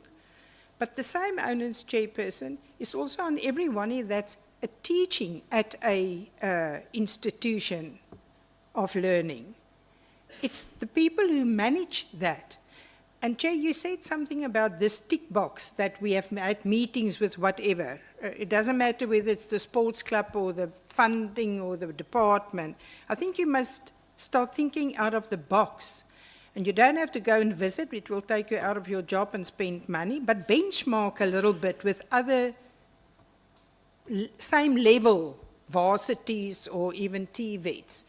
Because I listen here today, Chair, and I wonder if these people will ever work together. Really. If you went there, I couldn't make that trip, but if you went there and here we are, and I feel a bit of aggressiveness and responsiveness in a way that's not pleasant. Because you can't tell me you sit here and you expect this department who utilizes the money of the taxpayers to give you a job and get our young people a qualification to be okay. Then you can't complain about declining funding, because any institution, not only private business, institutions, government, we must spend our money. We get a return on that money. And what is the return on our funding on behalf of the taxpayers to your institutions? It's actually to get an excellent throughput and get people in the right curriculum in order for them to get jobs, not give them courses which they can't do anything when they leave. And it would be interesting to know what the throughput in those two campuses are. We have a list and we'll check it. But I'm very worried, and I think I live alone on a plot of 3 hectares. And I'm telling you, if the grass is this long, I will know about it. No, So maybe we must stop. Let's just fix it. I thought your plot was 7 hectares, so it's now 3. So you took four from me, so I've left with 3. So the point is, why are you meeting in offices? Why don't you take labor, IF, student, department, whoever you want to take, the sports captain, and walk your property once a month? It's a disgrace to come and sit here, Chair, to listen to toilets. The most basic thing in life that in the past in this country, people had to relieve themselves in the veld, and today we have facilities, and we can't even do maintenance on it and get people a decent hygienic thing. Because the big problem is maintenance as well. We don't take it seriously. And I really, Chairperson, I think we must start thinking out of the box, and we must get passionate about what we do. The learners, it's a privilege to get to institution to study. There are still thousands of our children that does not have that opportunity. Make it work. Make it work. Fight for your rights. But the management, the department, the academics, the council, the executive, whatever you are, all stakeholders, you must have a change of mind. You must really change, because it's not working. It's very clear from reading the reports that came after the visit and the presentations today that you're not sitting around the same fire anymore. You're not. You've got to change that, because at some point, if it doesn't work, this department has the right to actually close a campus. What then? What then? It will be on your conscience if that has to happen. So I think, Chairperson, I really don't, I'm very curious about the throughput. It's not only about an unqualified audit or a clean audit, it's about value for money. And what is our value? Our value is getting students to qualify and get jobs and make our economy grow. So, Chair, I just wanted to say those things because I was covered by my other liberal colleagues here. That's for you. But thank you, Chairperson. That's all from my side. Okay. Honorable Souls, I know you're not liberal, so and if you are liberal, it means I must ask my questions first. I can't have all liberal people coming at the same time. I'm joking, Honorable Souls.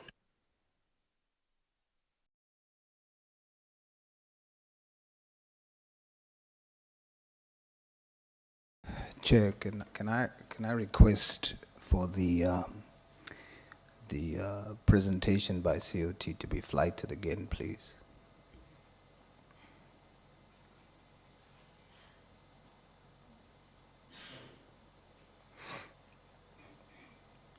I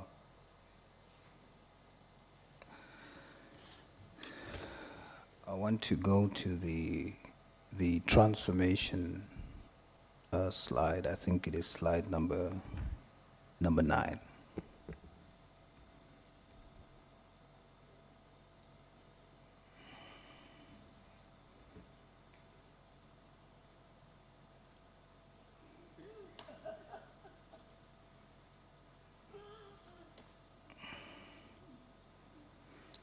Yeah, yes, that's the one.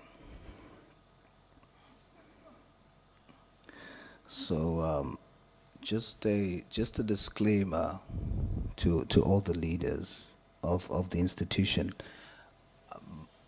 The model of transformation that I seek to promote is one of balance rather than one of mere replacement.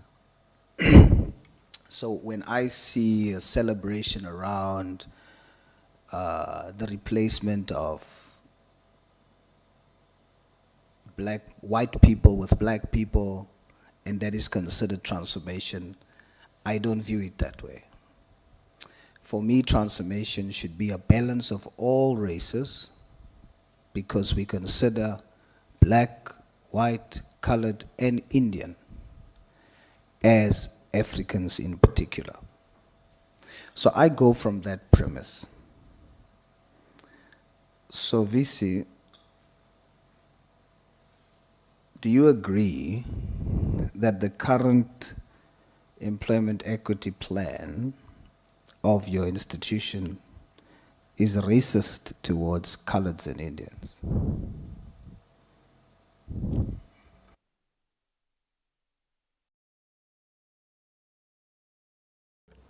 Thank you very much. Chair, through you. No, I don't believe that it's racist towards coloreds and Indians, but is making efforts in making sure that there is a reasonable, balance. We do use the National Economically Active Population kind of framework. And in the region where we are, there are limitations. But we totally agree that it's not, we do seek a balance, but it's not a matter of replacement. But when it comes to employment equity, of course, we do prioritize the prescription, the prescripts of the Employment Equity Act. So we do consider, that's why we count Black employees and African, colored, and Indian. Does UCT see Indians, coloreds, and whites as African? So it's CUT.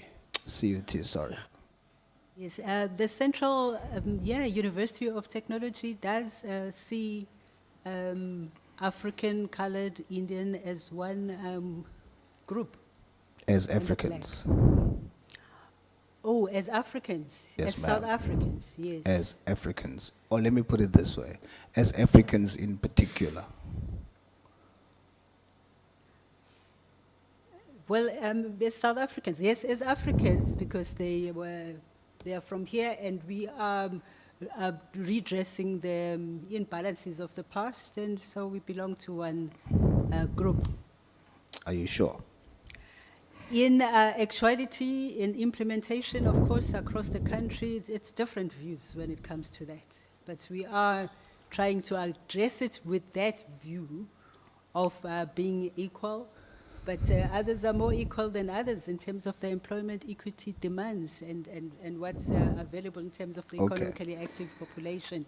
So would you agree that that thinking that you and I have is not reflected in your current policy? It's not reflected as it is now. Does that not mean the EE policy is a racist policy against coloreds and Indians? I still maintain it's not.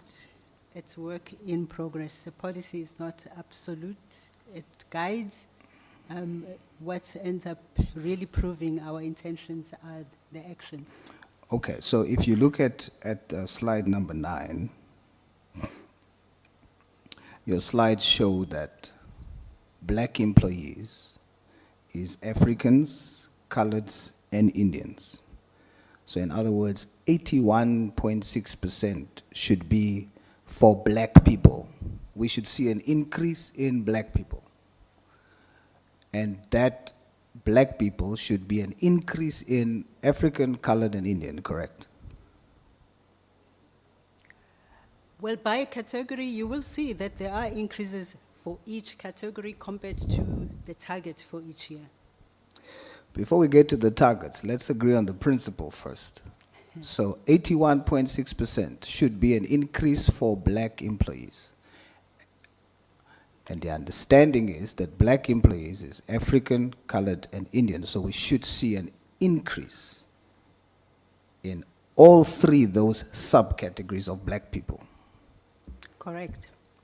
Correct.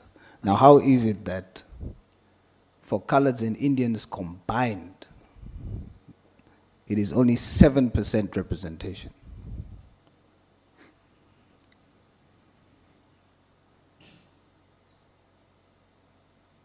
So, as I've mentioned through you, Chair, again, the National Economic Active Population framework that we are using. Yes, that's we've what already we- agreed on. Yes. We've already agreed that we don't think it reflects the reality that you and I agree on. Yep.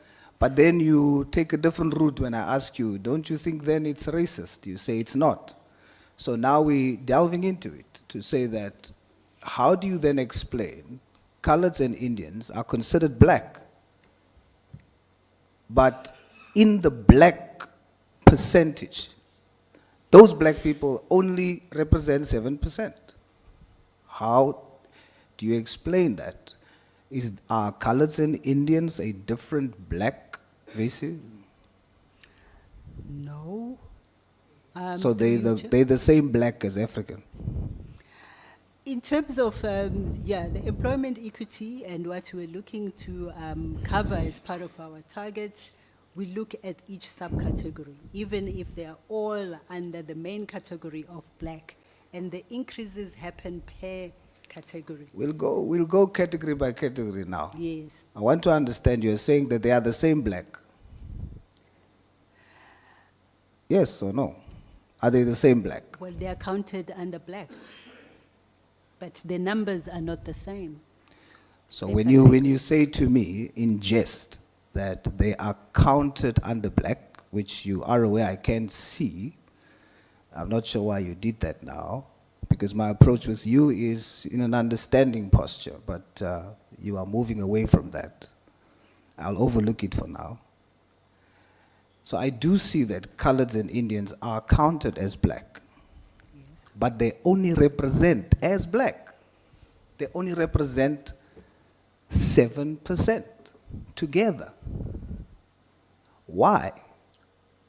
Because if they are the same black, then there should have been an equal split to amount to 81.6%, unless you define them as a different black. Chair, if I may, through you, I don't think it's really a matter of, looking at the race as such, but it's where are we recruiting people from and who is interested in coming to work at CUT. You know what you're saying now? You're Because saying we do have people, we do have them, as you see, but they just constitute a smaller percentage. Are you Yes, saying we the agree. reason why it's a smaller percentage is because they don't want to come? That may be, there may be No, no, many no, no, reasons no. that You're very confident in saying it's not racist. You're very confident in saying that even though it's 7%, they are still black. But now you can't start saying maybe they're not interested. You should know that the reason why it's 7%, it's either because they're not interested or they are. Are you saying that the reason why it's 7% representation is because coloreds and Indians are not interested? No, Okay. I still stand by the fact that the university is not racist in terms of our targets. It's a matter of who we recruit and who accepts and ends up. Yes, and taking who the you job. recruit is 7% of coloreds and Indians. Why? Why 7%?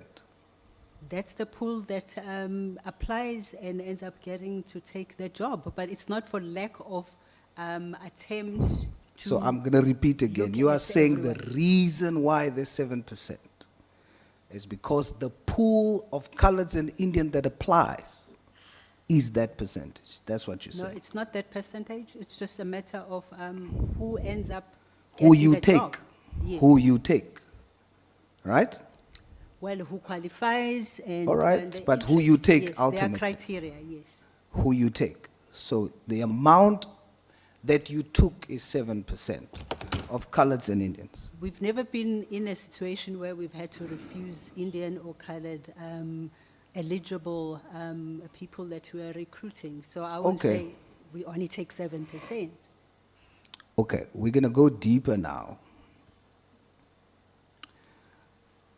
It would have been much easier if you looked at it in the way that it's reflected there. Based on your reasoning, whites are not black, right? Based on your policy. Whites are not black, correct? That's correct. It's not just on Please my speak in the reasoning, mic, it's how VC. it is. Just move the mic closer if you don't mind. You're saying white is not black? No, they don't fall under the black category for employment equity. Okay, so for employment the female. equity, okay, for employment equity, white females Yes. are considered previously disadvantaged, but white males are not, right? Correct. Meaning, Indians and coloreds are also considered previously disadvantaged. That's why they are considered black, correct? Correct. Meaning, white males should be less than colored and Indian because they are the same black as what is considered black, correct?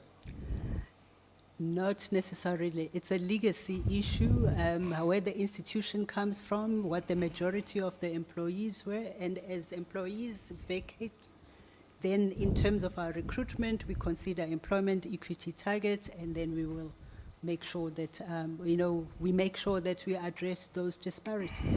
Okay, that's a very smart answer, but your presentation doesn't show that. Your presentation shows that the red part shows the target, correct? Yes.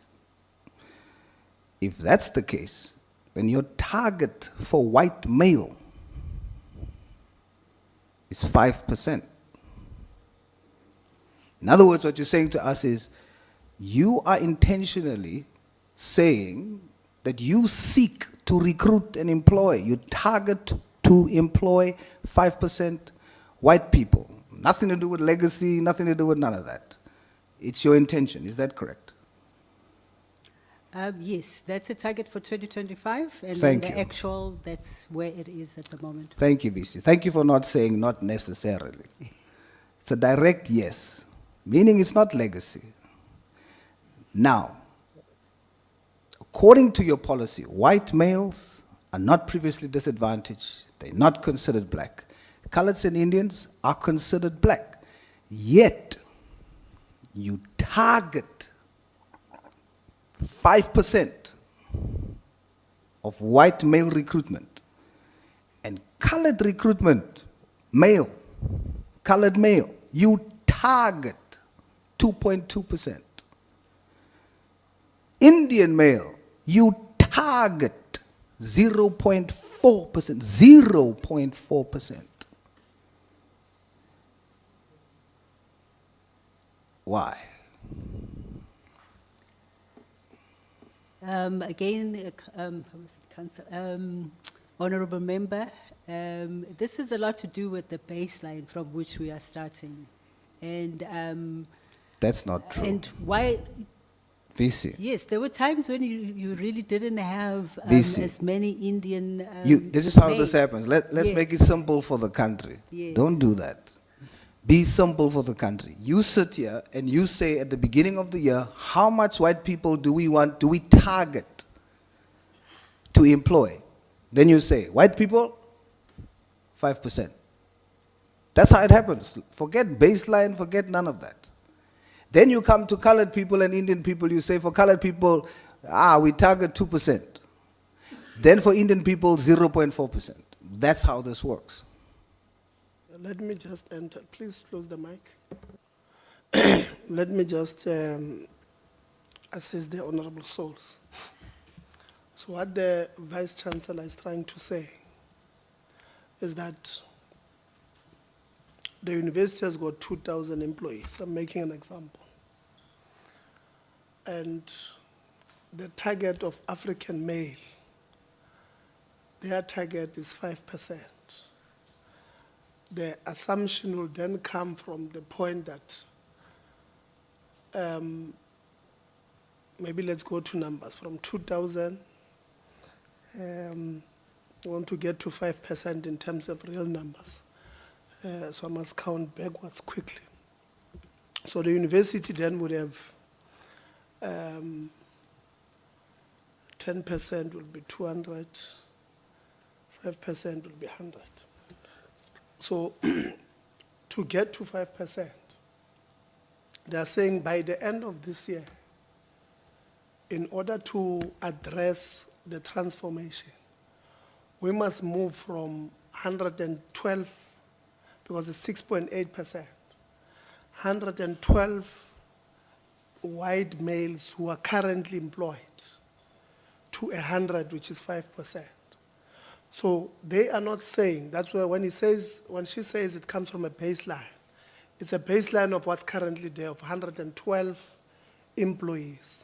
And if they reach their targets, they would have reduced from 112 employees to 100 employees. So that is what the graph is saying. And then you go to the colored male, their target is 2.2%. So they look at this year, if we are to fill all our vacant posts, how many will there be? So they look at the approved budget, the approved structure, then they say the maximum number of people we can hire this year in this institution with this budget is 20 people.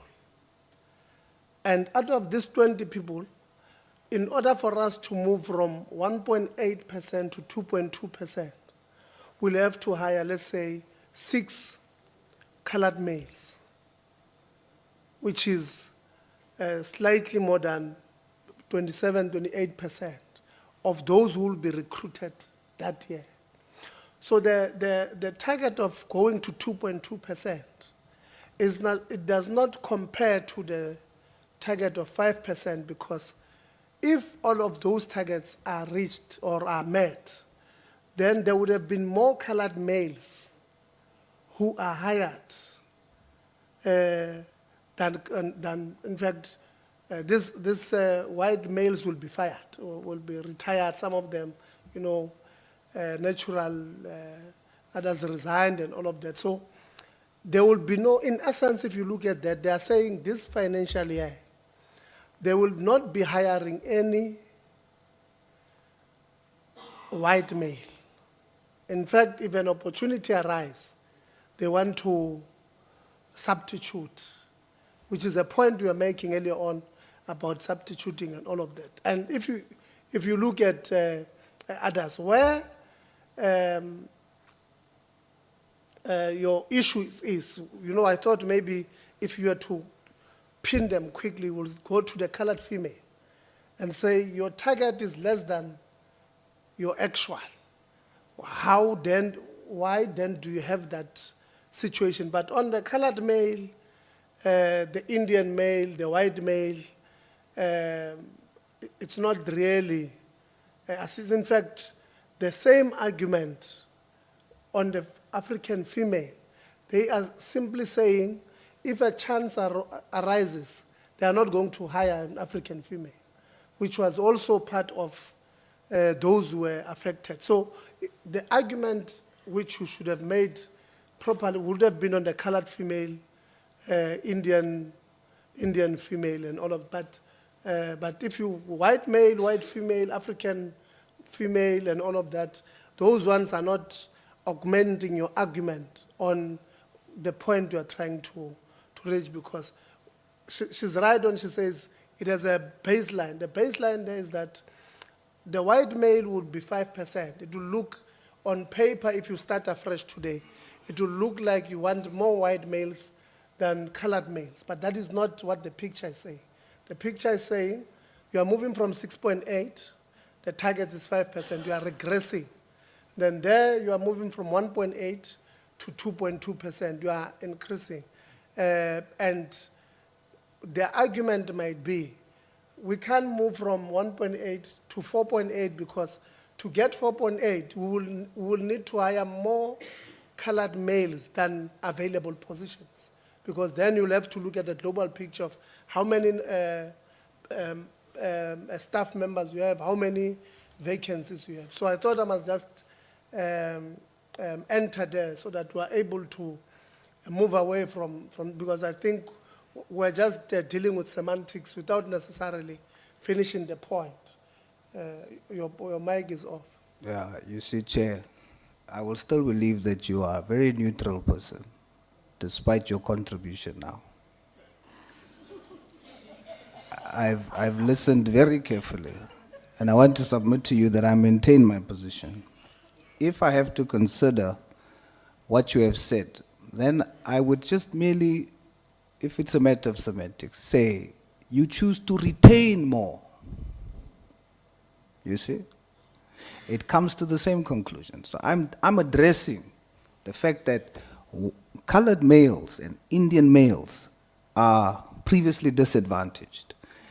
If you want to increase, if you are intentional about wanting to increase job opportunities for colored males and Indian males, you will then even increase the percentage to then take from African males. That is at the target is 37%, and the actual is 33%. Do we agree, Chair? Chair, now you must use the mic. No. My argument is that when you can only have 20 positions that you can advertise this year, out of 2,000, it is what, 0.1%. So there can only be an increase of 0.1% at that institution. Removing more from African males and white males, for an example, might not necessarily address it. It might mean that they might need to fire people who still have contracts. So the assumption or the benefit of doubt that we're giving them is that they arrived at the target, having looked at one, the number of people who are reaching 65 years this year. So there will be 1.8% from the white and all of, so the assumption comes from that. But, you know, to then say, maybe let's move, like for an example, the African female, they've got more than the target. The target is 40.9 from 41.6. So the assumption will be, because they've got 40.9%, and maybe it's 2 or 3 people that need to vacate, maybe it's because some of them are retiring this year. So they've put that, the assumption should come from, they would have done a proper assessment to say, to get to 40 point, we're not thumb-sucking the number. To get to that point, it's because we've got 3 people here who are retiring, who are African female. So in order for us to get to 40, and if somebody else dies, unless if they say the target was also putting in people thinking they're going to die, then it's a wrong calculation. But if they're saying they looked at the natural people who are going to retire, then it makes sense. You know, to say you have, out of 2,000, you have got 3 colored males. And then you are saying 2.2%, it's too low. Let's move it to 10. It will mean that from 3 out of 2,000, so 10% will be 20. So it means all 17, at least 17 positions that will be filled this year must go to African males, because we want to put it to 10%. So that is what, but it's 17 out of how much is funded for this year. It might be 10, so it might not get to that point. So I was saying, that's the point of, I think, they were trying to make about a baseline. We're moving from this point, but we can only get to this point. It might not be enough, and which I agree, but we must give them benefit of the doubt, or ask them to explain how do they get to 2.2, and in terms of numbers, what does it mean? Chair, and I'm very... I think it's best if I engage the CUT staff, because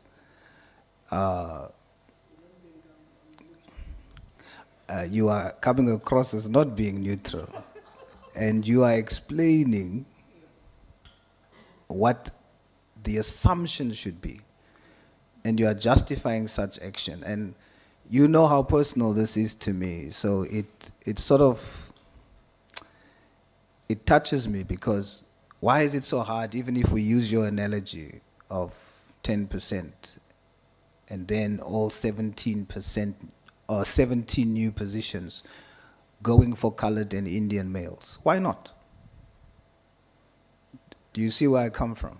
Why is that such a tough thing to do when it comes to coloreds and Indians? So I maintain my disposition.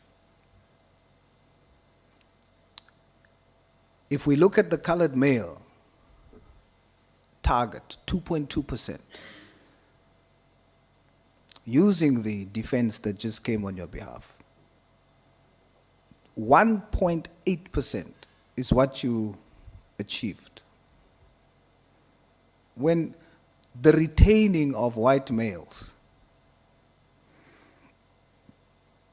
the baseline is 5%, if we use your semantics, you then have 6.8% still there, which then directly, if I go by the analogy that has been used in your defense, which then it says, the 1% missing from that 2.2% target is in your retention of white males. You see, if I talk in reverse, it will bring us back to the same thing. Do you agree, VC?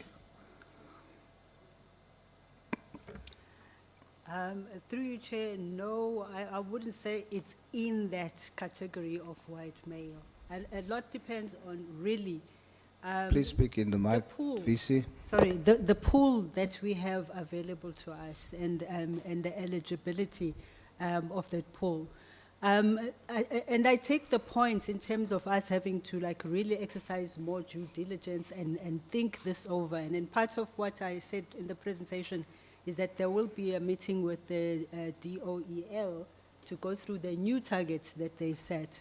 And that's also an opportunity for us and the Committee for the Employment Equity then really to assess this and how we've been performing. But as mentioned, really, it's been basically on the basis of the legacy, the pool that we have before us, but we do actively look at each and every recruitment. We are so happy when we get diversity. Diversity is very important for us. When we have diverse number of applicants, we scrutinize them because we are very much aware We of are the going to targets test that we position have. now. Yes. I'm going slowly to a particular point. And we're going to practicalize it. Chairperson of Council, what is your race group? What's your race classification? Can't hear you, sir. Indian. You are an Indian South African and you're the chairperson of this council. That's correct, yes. How do you feel about Indians as a target combined being 7%? Honorable member, you know, sorry, 0.7%. Yeah. Makes my answer even more difficult.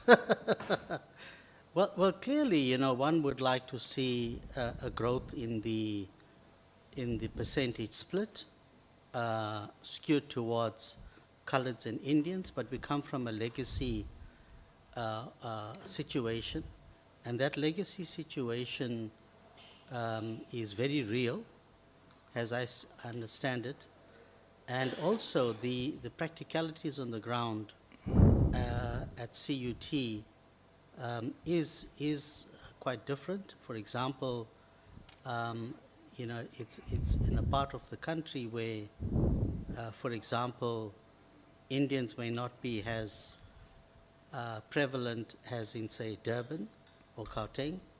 So You can't source them from Durban. you could, if they apply. Exactly, because we are in South Africa. When you make these job adverts, you don't limit it to that province. It's South Africa, right? And so anybody can apply. So let me rather ask it like this here. Just yes or no, are you okay with that?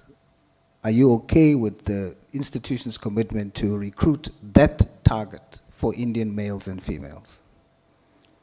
So if I look at the target there, it's 0.4%. Yes. Um, 0.4%. yeah. Am I reading it correct? You're reading it correct, sir. Okay. And then the Indian female Yeah. is also 0.4 as a target. I think for the current year, it's perhaps the best we can do. But certainly going forward, I think there needs to be a deliberate attempt to transform those statistics. Would you agree there's not been a deliberate attempt to do so up to this point? I can't say, Honorable Member, because I'm relatively new to council. Okay, but for the record, you're not okay with that? Well, I don't think that anyone could be okay with any kind of statistic, except to say that. No, it the should- VC is okay. The VC is considering it okay, and it's based on the baseline, it's based on what's available. So there are people that can be okay with it. Are you, as the chairperson of council? I'll answer you this way, Honorable Member. I'd like to see some kind of increase in the statistics. So you're as not we go okay, forward. Chair? You're not okay with it? It's a low target. You're That's not what- okay with it? No, I think it needs to improve. You're not okay with it? No. Thank you, Chairperson.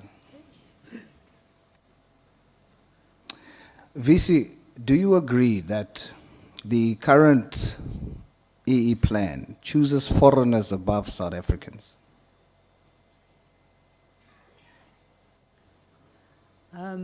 It's not choosing foreigners over South Africans. It's about also factoring our internationalization efforts. And we've got a 10% cap, as you would know. It's not a matter of choosing South Africans, foreigners over South Africans. It's So your really- answer is no? My answer is I don't think. Is we that a are- no, a yes? No. No. All right. Let's look at slide number 10.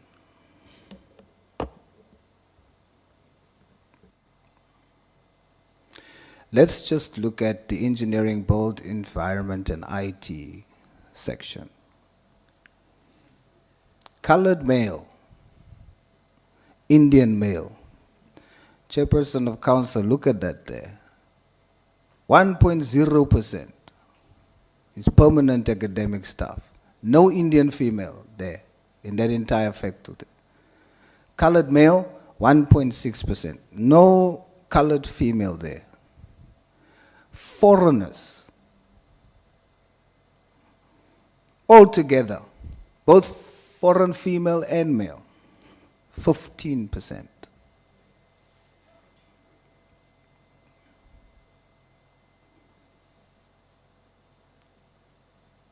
VC, colored males, Indian males, and females are South Africans. You have in that faculty alone, combined, 2%. If you round it off, let's say 4%. Foreign nationals, 15%.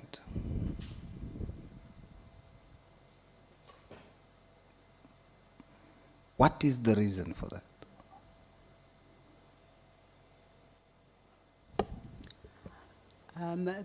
Honorable Member, the common reason really for it is about the skills, the internationalization plan, and the readiness to come and work within CUT or the Free State. It's really the pool that we are recruiting from. So- I dread the fact that I'll keep repeating the same thing, but we do not dismiss our internationalization policy and the targets there. You know, I wish you would just be honest, VC, but it's okay. We'll continue. Do you know Professor Noluntu Mpekwa? I haven't met her directly, yes. Actually, it's Professor doctor. Yes. She holds a BTech, a MTech, and a PhD. Very brilliant black South African female in this country. Do you know that in 2024 she applied for the Dean of the Faculty of Engineering, both Environment and Information Technology? Do you know of that? In 2019? 2024. Oh, last year, yes, yes, yes. You do know? Yes. Do you confirm that this black African highly qualified professional met the requirements of this position? The minimum requirements. Do you agree, do you confirm that she fulfilled the requirements? Yes, she fulfilled the minimum requirements. Do you confirm that she was shortlisted and interviewed? Yes. Could you kindly tell the country who ended up getting the job?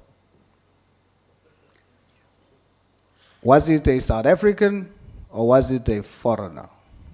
It was an internal candidate who is a foreign national. Sorry, BC? A foreign national female internal candidate. Is that a scarce skill? The dean of the faculty? In STEM-related issues, it can be a scarce skill. In this instance, I'm putting before you a highly qualified South African black female professional who qualifies. In this instance, that's not a scarce skill because you have someone that can fill the position who is South African. A foreign national was given the position over and above this person. If I may also answer this, that process was opened twice, precisely also because of the pool of applicants that we had, where we wanted to make sure there is enough diversity in terms of female representation, South Africans, and No, especially Visi, also because you of see, the I've been kind very of patient with faculty. you, and I've allowed you to patronize me on many occasions. This time, I'm not going to allow it. What you have here is the position of dean is open. There is a South African black female who has applied and who is qualified. She holds a doctorate. She qualifies for that position. She doesn't get it. The person who gets it is a foreign national. That is not a scarce skill. The law requires that the only time you can do what you did is if it is a scarce skill.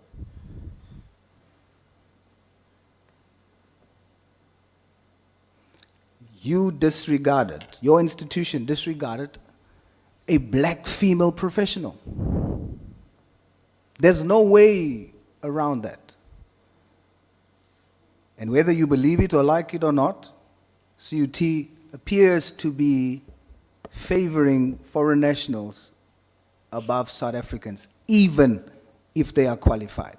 And that's what that same stat in that faculty speaks to, of 15% of foreign nationals. And when we go there, even in your other slides, when you speak about junior lecturers and all of that kind of stuff, we will see how South Africans are lesser numbered than foreign nationals. In practicality, I urge you, VC, as we go further, that we see this problem and we take accountability for it, rather than explaining it away. This highly qualified female South African has been disadvantaged, intentionally so. And according to our laws, she should have been the person. Not preference, I don't know her. We just did research. But based on the law, what the institution has done is disadvantage her.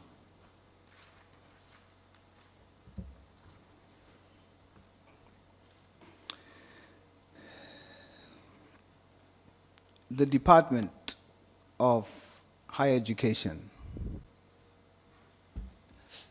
Did you approve this, the appointment of a foreign national over a South African? Chair, we are also surprised. Kindly speak in the mic. Yes, I'm speaking to my mic. I say couldn't we hear, are sorry. also we are also surprised. Ordinarily, the university would have written to us, particularly to give us notice that they are making that appointment for visa purposes. We didn't get that letter. VC, kindly explain. Chair, I think as I mentioned through the chair, honorable member, the candidate was an internal candidate that already has. VC, are you listening to what the department is saying? There's a particular process. If you want to do what you did, you must inform the department you didn't. No, that wasn't done, as far as I know. We just heard that wasn't done. You didn't do it. The entire procedure was wrong. You know why? I'll tell you why. VC, your institution favors foreign nationals over South African citizens, even if they hold PhDs. That's why. I'm going to continue. CFO. Good afternoon, sir. Afternoon. CFO, is it true that a white male chartered accountant was first contracted as a consultant in your department?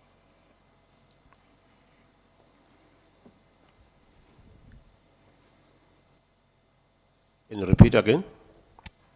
Is it true that a white male South African chartered accountant was first contracted as a consultant to the institution in finance? In my division, yes. Is it true that this contract as a consultant was extended for Mr. Kobus Fourie?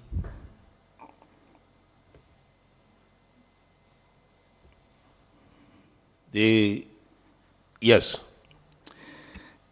Is it true that Mr. Kobus Fourie is now permanently employed as Director of Financial Reporting? Incorrect. He's not a director. He's a manager. What is his substantive role? Manager financial reporting. Sorry? Manager financial reporting. Oh, so it's just the director is not its manager. He's not a director. He's Give a manager. me the organogram. So you have manager, then you have director. There is a director of. Is there a director of financial reporting? I've got director of financial reporting. He's a female. Then I've got a manager financial reporting. Okay, so you have manager financial reporting. Report two. Director financial reporting. Yes. And then CFO. CFO, all right. So Mr. Fourie, who was a consultant, who you contracted as a consultant, is now a permanent manager of financial reporting, correct? Yes, he does. Yeah, he met the requirements. Thank you. I hope, Chair, that you heard that whilst you came in. This was not a retention now. This one was brought, and he's a white male. I don't have issue with white males. As a matter of fact, we're pushing to say we are all South Africans. But seeing that we are using this model, we are interrogating the process and how it affects Indians and coloreds. So, do you know the colored male assistant accountant by the name of Mr. Keenan Jacobs? Yes. He work in finance. He is the, just so I don't get it wrong again, because I was just doing research, I didn't speak to particular people, so I might get the designation wrong again. What is his, just now I say manager, then he's not manager. Is he the assistant accountant? He's the assistant treasury accountant. Assistant treasury accountant. Yes. And then on top of him? There's a manager. Which one? He reports to the manager. Oh, he reports to Mr. Fourie? Yes. And then, okay. Yes. Do you know the qualifications of of Mr. Jacobs? Definitely, yes, I know them, all of them. Please share it with us. You've got the MBA. He's a now qualified CA. You've got the ACCA. He is a qualified chartered accountant. Recently qualified as chartered accountant. He has an MBA. Recently, yes. You've got the MBA now. He has a BCom. You've got BCom accounting. He holds a CIMA designation as a chartered global management accountant. He does, yes, yes. And he's an assistant chartered management accountant. He holds that designation too? He's an assistant treasury accountant. No, the CIMA designation. Yes, Simba, yes. As a assistant, the ACMA. Yeah. That's what I was referring to. What qualifications does Mr. Fori hold? He's a CA, chartered accountant. You've got BCom, CTA, and it's a chartered accountant. Does he have CIMA designation? No. Is he a chartered He's a global chartered- management accountant? Nope, he's a CA, chartered accountant. Okay. You are the CFO. Yep. Are you a chartered accountant? I'm not chartered accountant, I'm professional accountant. You're not a chartered accountant. Nope, I'm professional accountant. So, Mr. Jacobs holds more qualifications than the CFO and the manager of financial reporting combined. Not in that way. Please explain. It's equivalent. It's the equivalent? It's equivalent to NQF level 8, both of them. Are you a chartered accountant, CFO? I'm not a chartered accountant. Sorry? I'm not a chartered accountant, I'm a professional accountant. Is that in your field, is a chartered accountant, are you the equivalent to a chartered accountant? Yes, NQF level 8. Are you 100% sure? Yes. For the record? Yes. You are a chartered accountant? I'm not a chartered accountant, I'm a professional accountant. CFO, are you listening to yourself? Yes. Is professional accountant the same as chartered accountant in your field? In terms of the level, yes. No, in terms of what you can and cannot do. In your field, how are you recognized in your field? Okay, let me just clarify for you. The chartered accountant, they can do audit, opinion. The professional accountant, they can't do that. It's CIMA, they can't do that. Do you write exams to become a chartered accountant? Yes. Did you write the exam? Yes. For SAIPA, yes. To be a chartered accountant? Sir, do you write exams to be a chartered accountant? Yes. Did you write the exam to be a chartered accountant? I'm not a chartered accountant. I didn't write the exam for chartered accountant. So you didn't write the exam? I didn't write the exam for the chartered accountant. I wrote the exam for SAIPA. Therefore, you are not a chartered accountant. I'm not chartered accountant. You have to go and write the exam in order to be a chartered accountant. If I want to be. Yes. Now, Yes. I don't want to be. Mr. Jacobs did. He did, yes. He's a chartered accountant. And he further to be have an MBA as well. I'm glad you are acknowledging even further. That's my point. Yes. And Mr. Jacobs, a colored South African male, is a treasury accountant assistant. Yes. And he has applied for this position of manager. The institution employed someone who was initially outsourced, contracted as a consultant, a white male chair. And this man, a colored male, who has written the exam to be a chartered accountant. But I don't like when you say this man, colored, you point next to you. And when you say white male, you point next to me. Because when I heard you speak, you tried to justify this thing. No, I like it because at least it's actually something that will clarify the process. There's no clarification No, here. let me just take you through in terms of the recruitment and recruitment selection process. CFO. Yes. You see,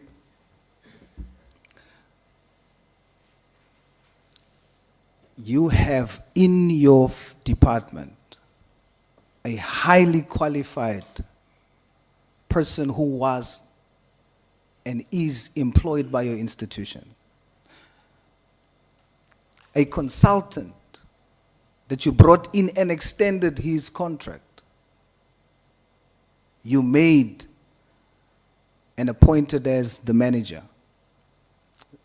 This colored man is overqualified.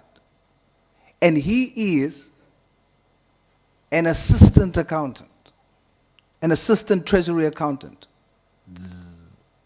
That to me cannot be explained. It's wrong.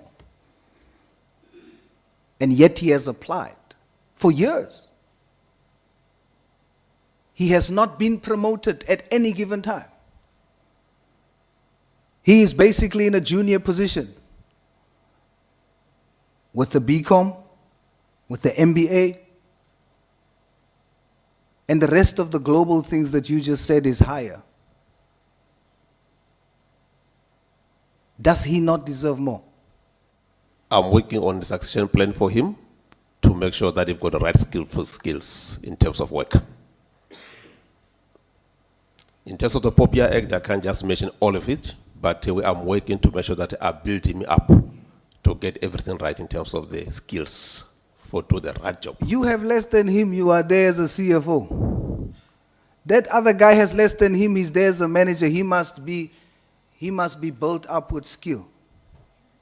I can summarize for you, just to make sure that at least you understand what does he has. I will never understand the reasoning for him holding a junior position with the qualifications that he has, and those above him with less qualifications than his is occupying different positions. And even though he has applied, do you agree that he has applied? He did apply. What made him unsuccessful? With a lack of skills in terms of the of technical skills. Wow. Compiling of financial statements. I can go further. It Please required don't. as well the experience in terms of managing people management. How did you gain experience? I've got almost 24 years working experience. How did you get it? You had to get the position. Yes. This man is as an I'm working to make sure that succession you plan for brought him. someone from outside. You brought someone who has come to consult with the institution, extended that person's contract, then appointed him. There's no justification for this. There's no explanation for this. You have somebody who has gone to the pinnacle of his field, and he's a junior in CUT. It's wrong on so many levels. That's the plan, Chair.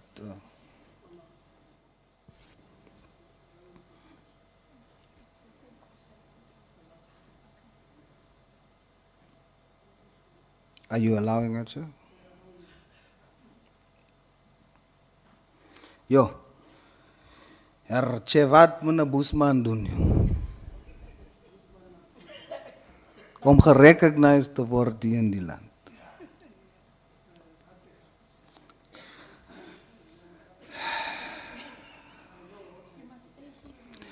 BC, is QTIS officially liquidated? Yes, Honorable Member. CUT is 100% sole shareholder of QTIS. Yes, Honorable Member.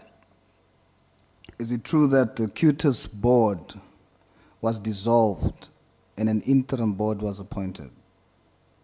That's true. Is it true that the interim board was constituted 100% of CUT executives and members of council? That's correct.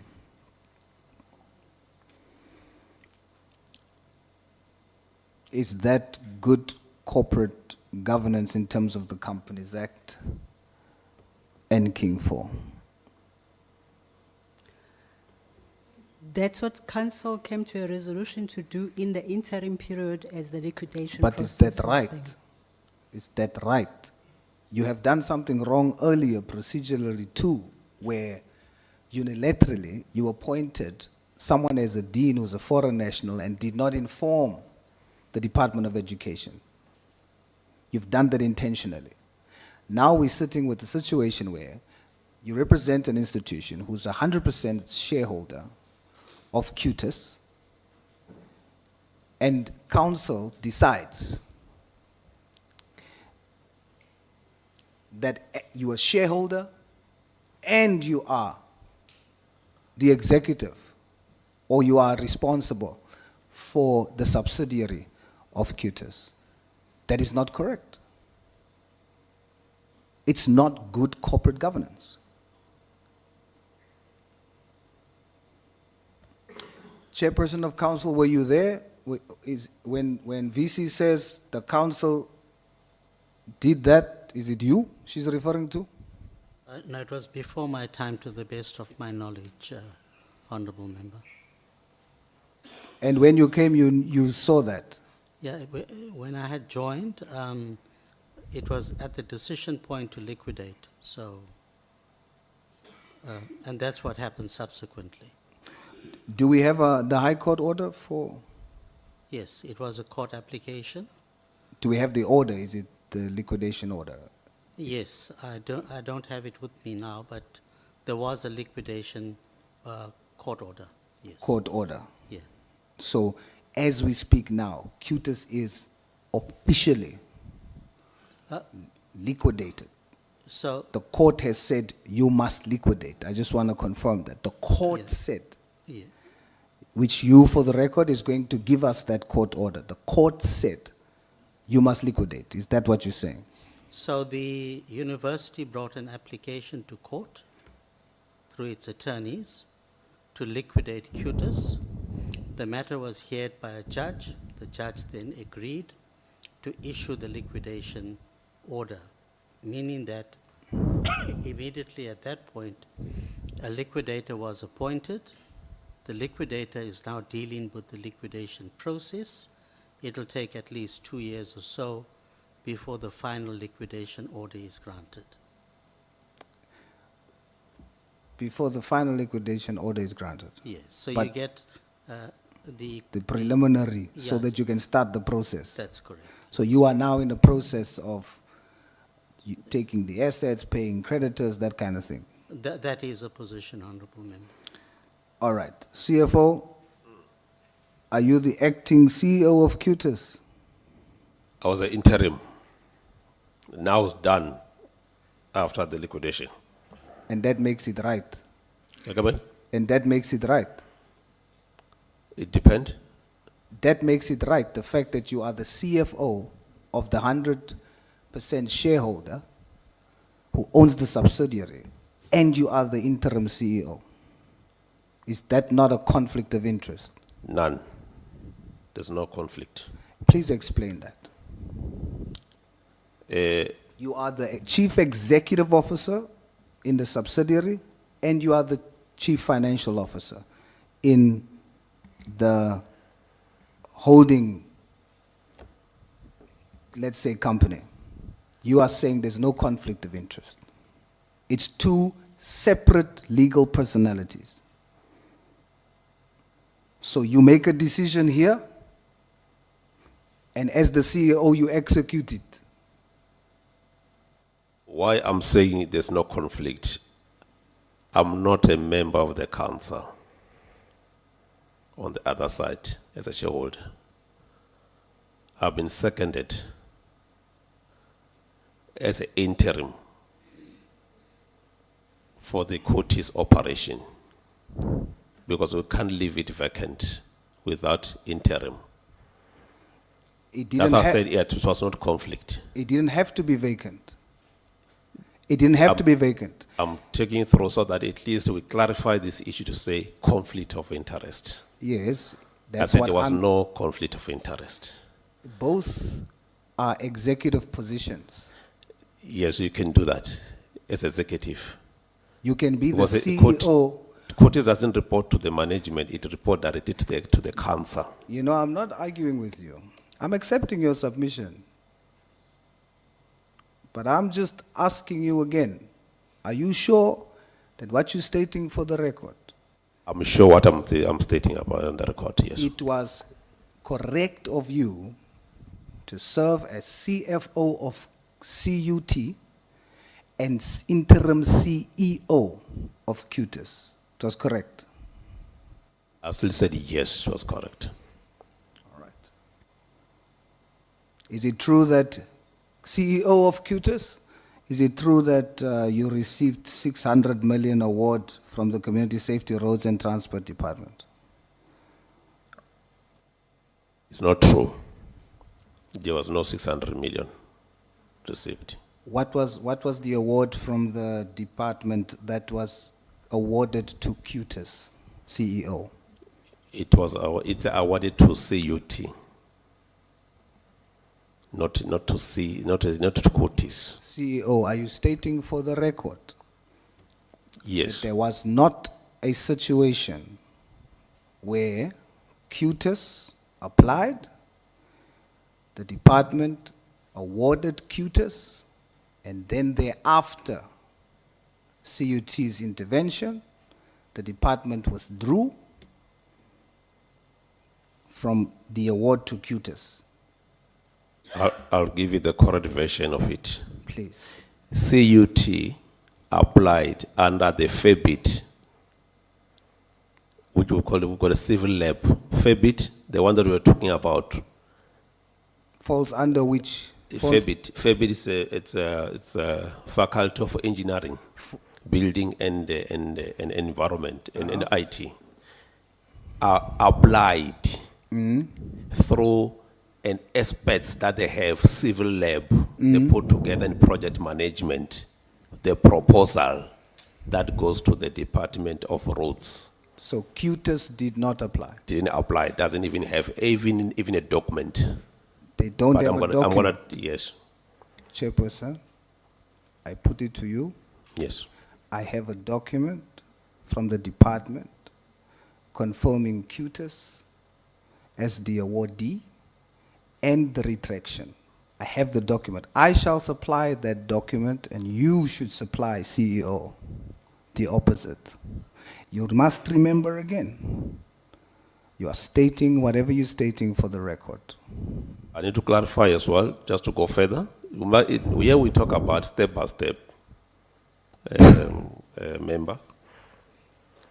CUT and CUT FEBIT faculties, experts civil lab, applied, put together the proposal to the provincial government of Free State for road, for potholes patching.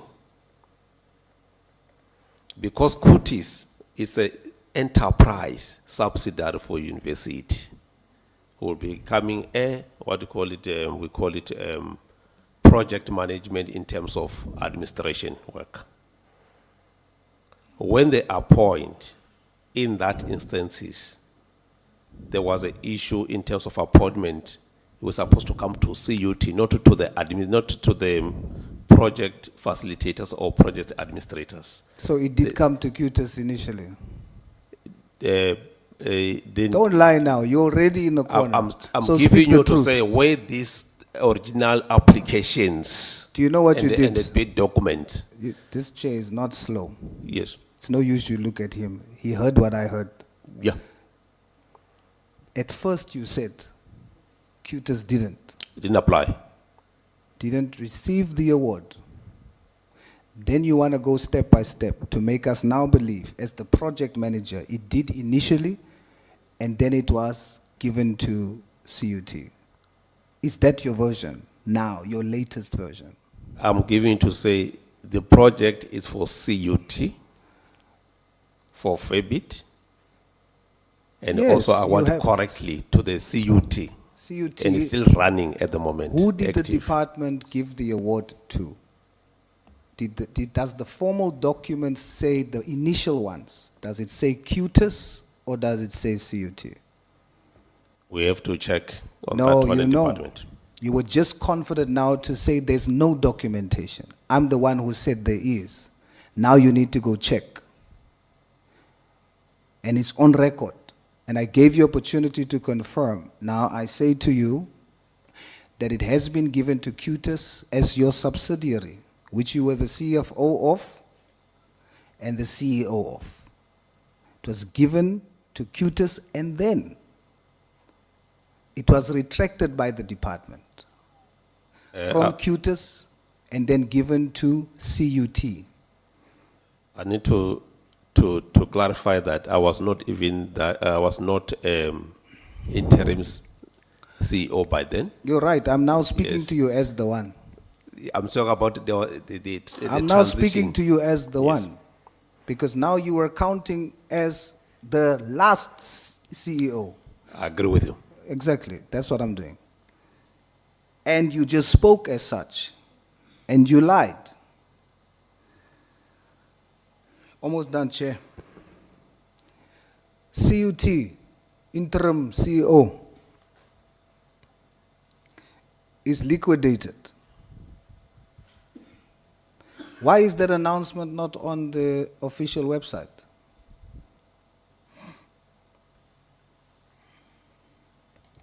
The cutis.co.za.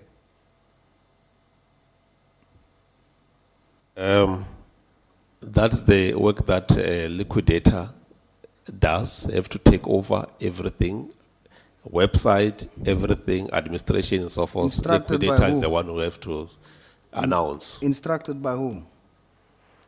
by the High Court. No, the High Court can't tell him go to the website and tell the people.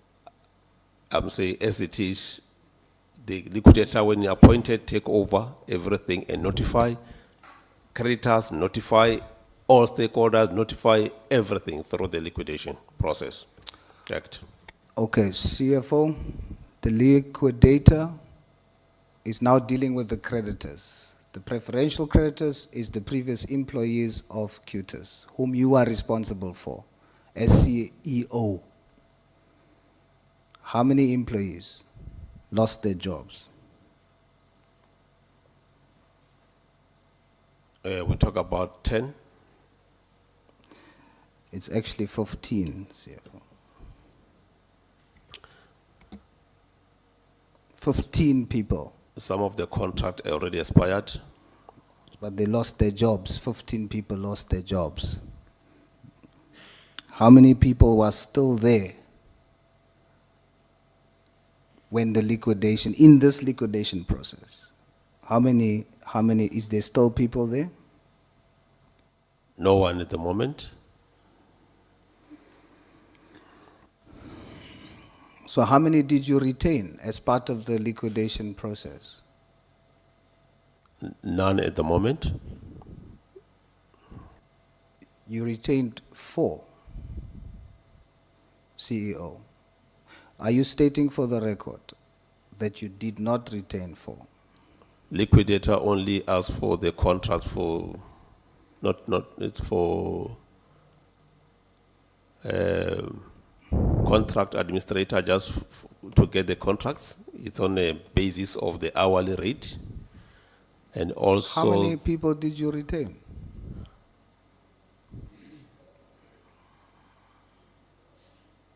Okay, let's just give this process so that at least we don't want to, question I don't is want to simple. contradict ourselves here. Liquidator, The question is simple, CFO. How many people did you retain that was working for QTIS, that is now working at CUT, now that there where you are the CFO? no, we didn't retain anyone Sure. from the process, but however, I'm going to tell you what happened now. Okay, let me We- rephrase. yes. Because my time is going. Is it okay? Oh. Yeah. I'm almost done. So can we just speed it up? How many people did you retain? My time is up. How many people did you retain? CUT didn't retain anyone from the quotas on the contract of the quotas. But however, Okay, those how many who- people that was at QTIS is now at CUT?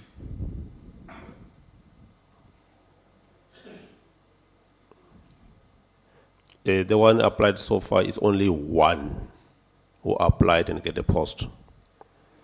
So One you, at the moment. you are 100% sure of that? Yeah, unless maybe the others. No, please.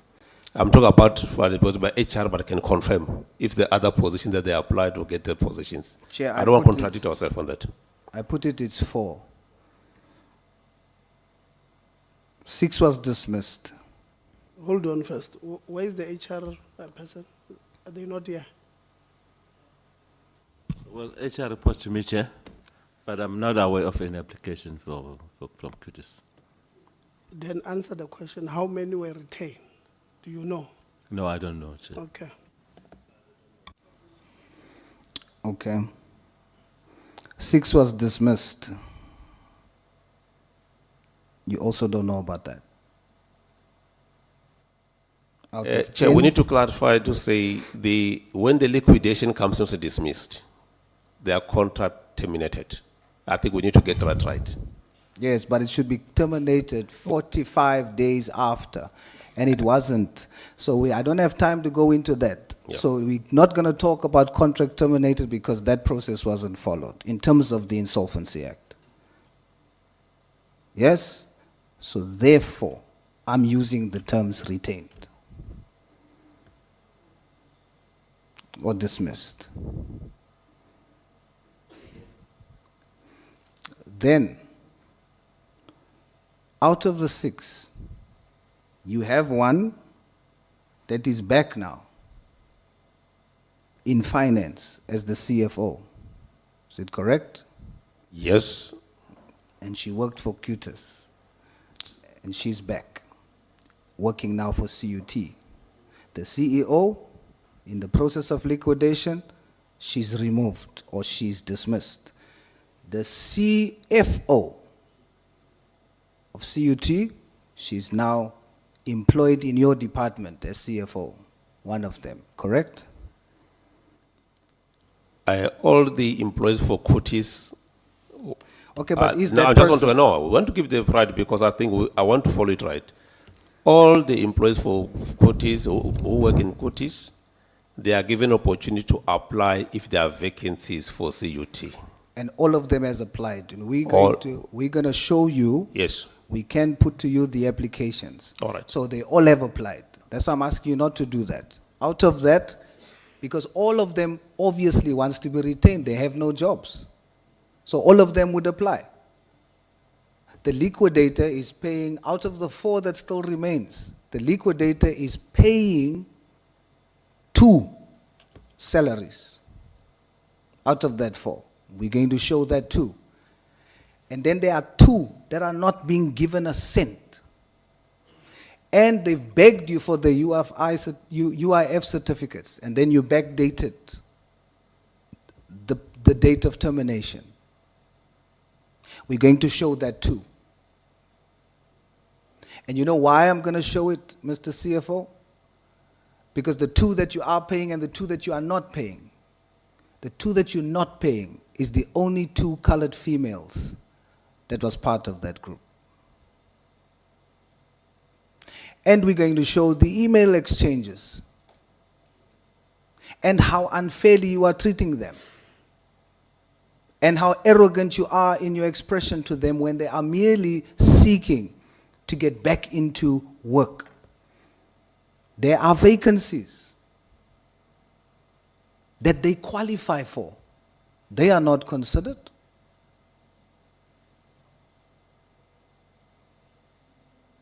Because you control both sides. Chairperson, I would like to request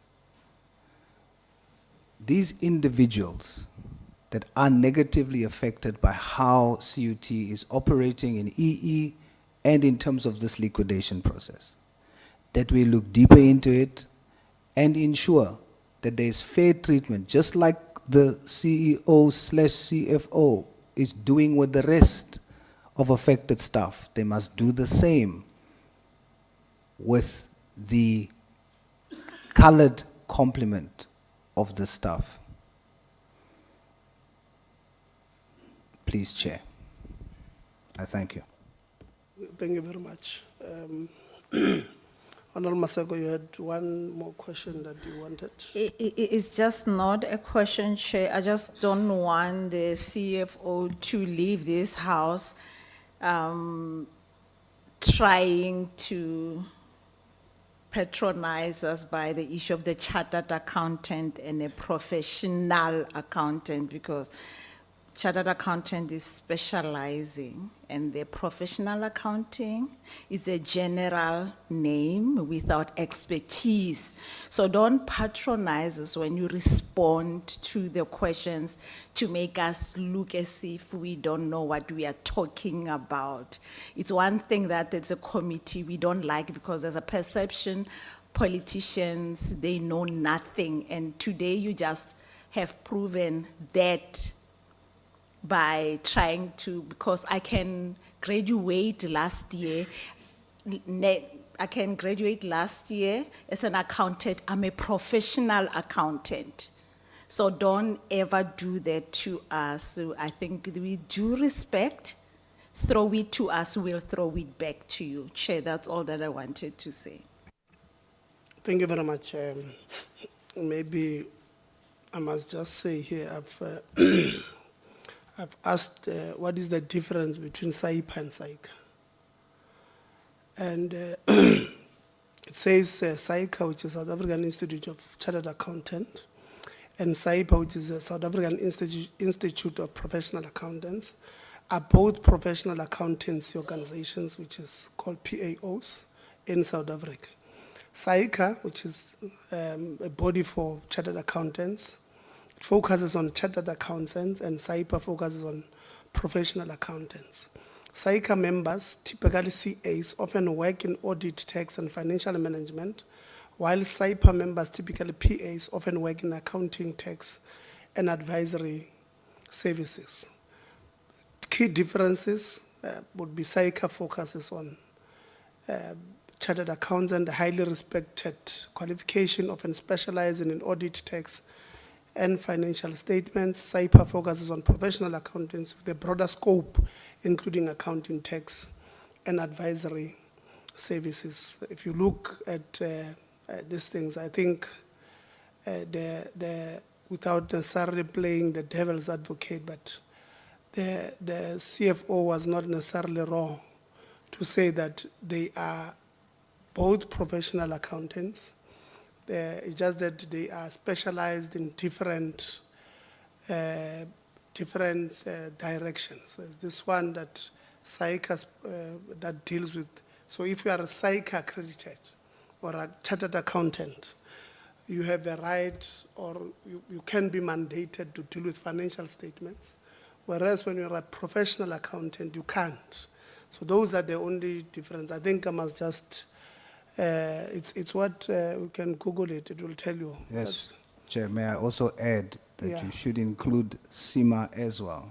Yeah, no, that's a different one. But I'm trying to say, if you're going to measure No. the remember the point I wanted to make was the qualification. I was not responding to you. That is a separate matter. Here I was talking about a matter that SAICA is, in order for you to be, if you are SAICA, you are above, what is this? SAIPA. I was just responding to that. Let's leave other qualifications. They are not necessarily related to these two. I'm responding to the issue of professional accountants and chartered accountants. That's the difference. You are 100% when you talk about other qualifications over and above, like a master's. I mean, you can't run away from those ones. Yes, just to make the point so that we don't move away from the point that we were making, is that you have this highly qualified person in a junior position. That is not the point I'm addressing. But that's the point I was trying to address with that. No, I was not responding to you. That's what I was saying to you. You are indirectly responding to me, Chair. No, I was responding to what Honorable Maseko just said. So that's what I was telling you earlier on. That. But we must just be sure that it doesn't move away from the point that I was making. Honorable Souls, Let's not do that. I'm addressing, I said to you, we must not only be saying we're fair, we must be seen to be fair. When a point is made, which may not be correct, we must address it, that particular point. The point that I did not interject when you were asking that question because I did not have any issue to address with that, with the qualifications as far as that is concerned. So that is the first point I wanted to address. The second point, CFO, that I want to address is that earlier on when we opened the meeting, we said to you, when somebody asks you a question, because we come from constituencies, we don't live in heaven or hell.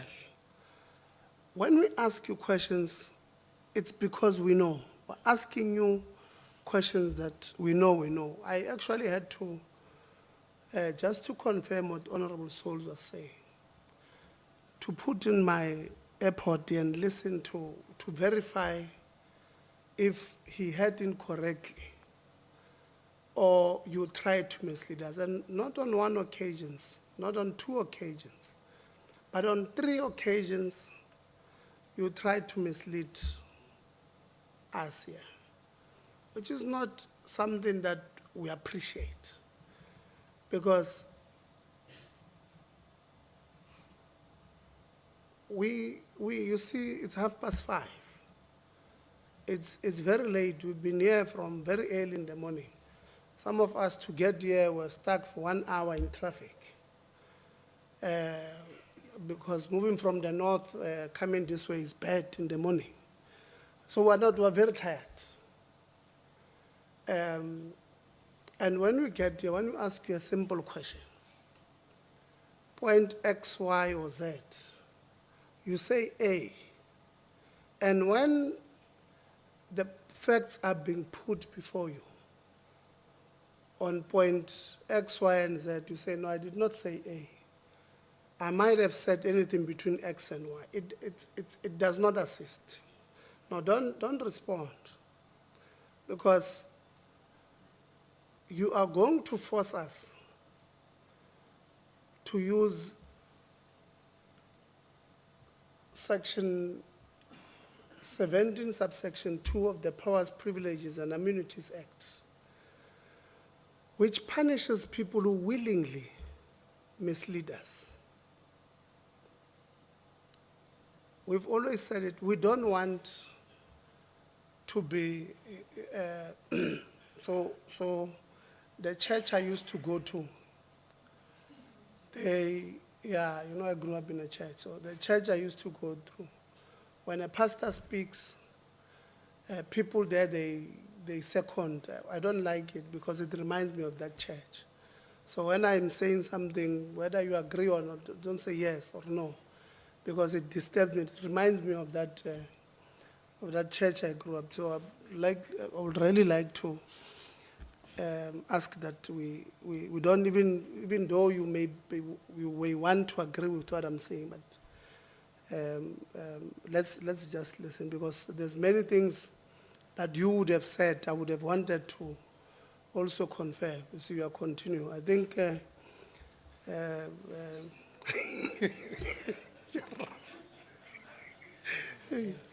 no, I'll get to them. So we don't want to use this section, subsection 2, but every time it's as if we're pushed to a point where we must use it. You know, we came in peace because we want, even when we started, our spirit was try and reconcile, find ways of working together. Where there are problems, let's try and fix. That was our initial spirit. But when the meeting continues, you can tell we keep on pushing each other to a point we don't want to. I will get to my few questions. I don't have a lot. President, is there a point of exigence? No, Chair, it's a clarity-seeking question, Chair, On what? on the matter that you're discussing. Because some of us, you know, all these terms that you are mentioning, they are putting us in a state of confusion. So I just want to understand, to say, the current CFO that we have, does he qualify or does he not qualify to be the CFO? Okay, it's fine. We have not seen the advert,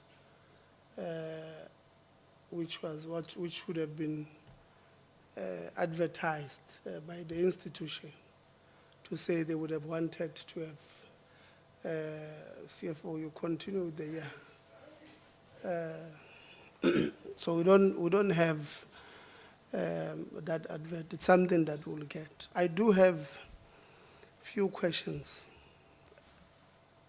I'm pleading that council management, when we ask you a question, let's try by all means to be, we don't want to waste a lot of time.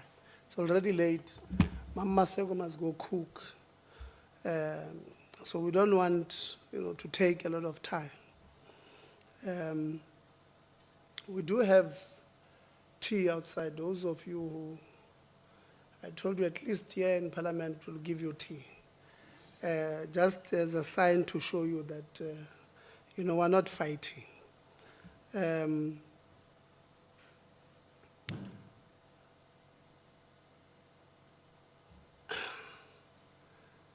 On governance, Chair, I've made this point even when I was at CUT, the issue of the statue. And I'll bring it to you as well after I've asked them, because I'm not convinced. I must be honest. I want you to convince me on this thing. So I'm going to give you a little bit of a background. I'll ask you, Chair, Deputy Chair, and Council member there. I want you to take me through the thinking of Council. So, you as Council has amended the 2017 institutional statute.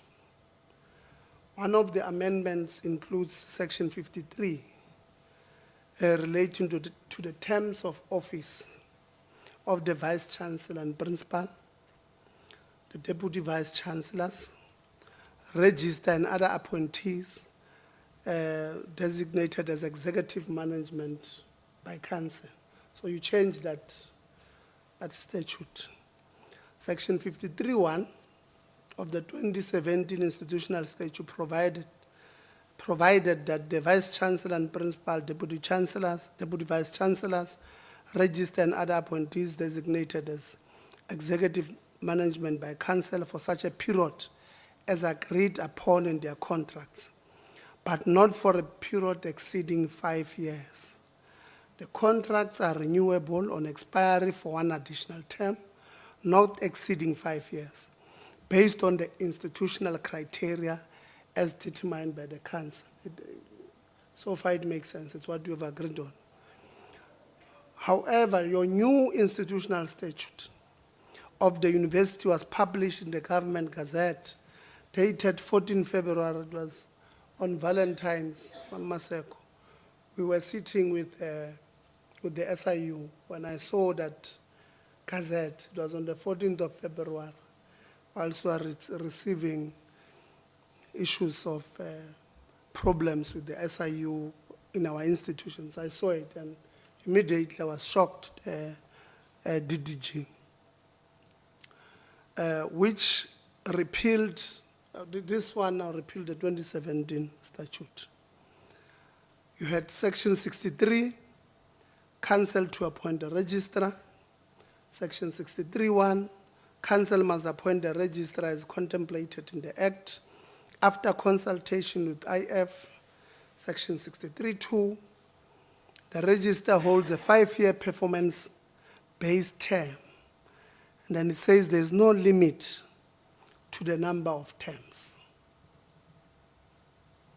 Council members, what necessitated the amendment of the term of the register, the term of office of the register from a period not exceeding 5 years and renewable on expiry for one additional term to not exceeding 5 years to a limitless term? Thank you, Chairperson.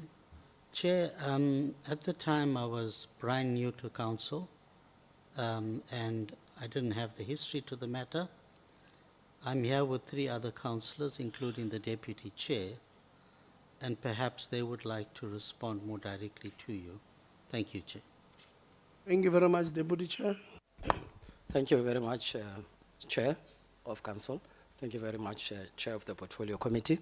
Chair, just to put it in perspective, I think members who are here who belong to the EXCO fairly understand so that Council has given a mandate to EXCO to finalize and go deeper into this matter of the concern from Nehau on that particular article in the statute. You must remember, Chair, that not necessarily that always in any unison, like EXCO, everybody will agree the same.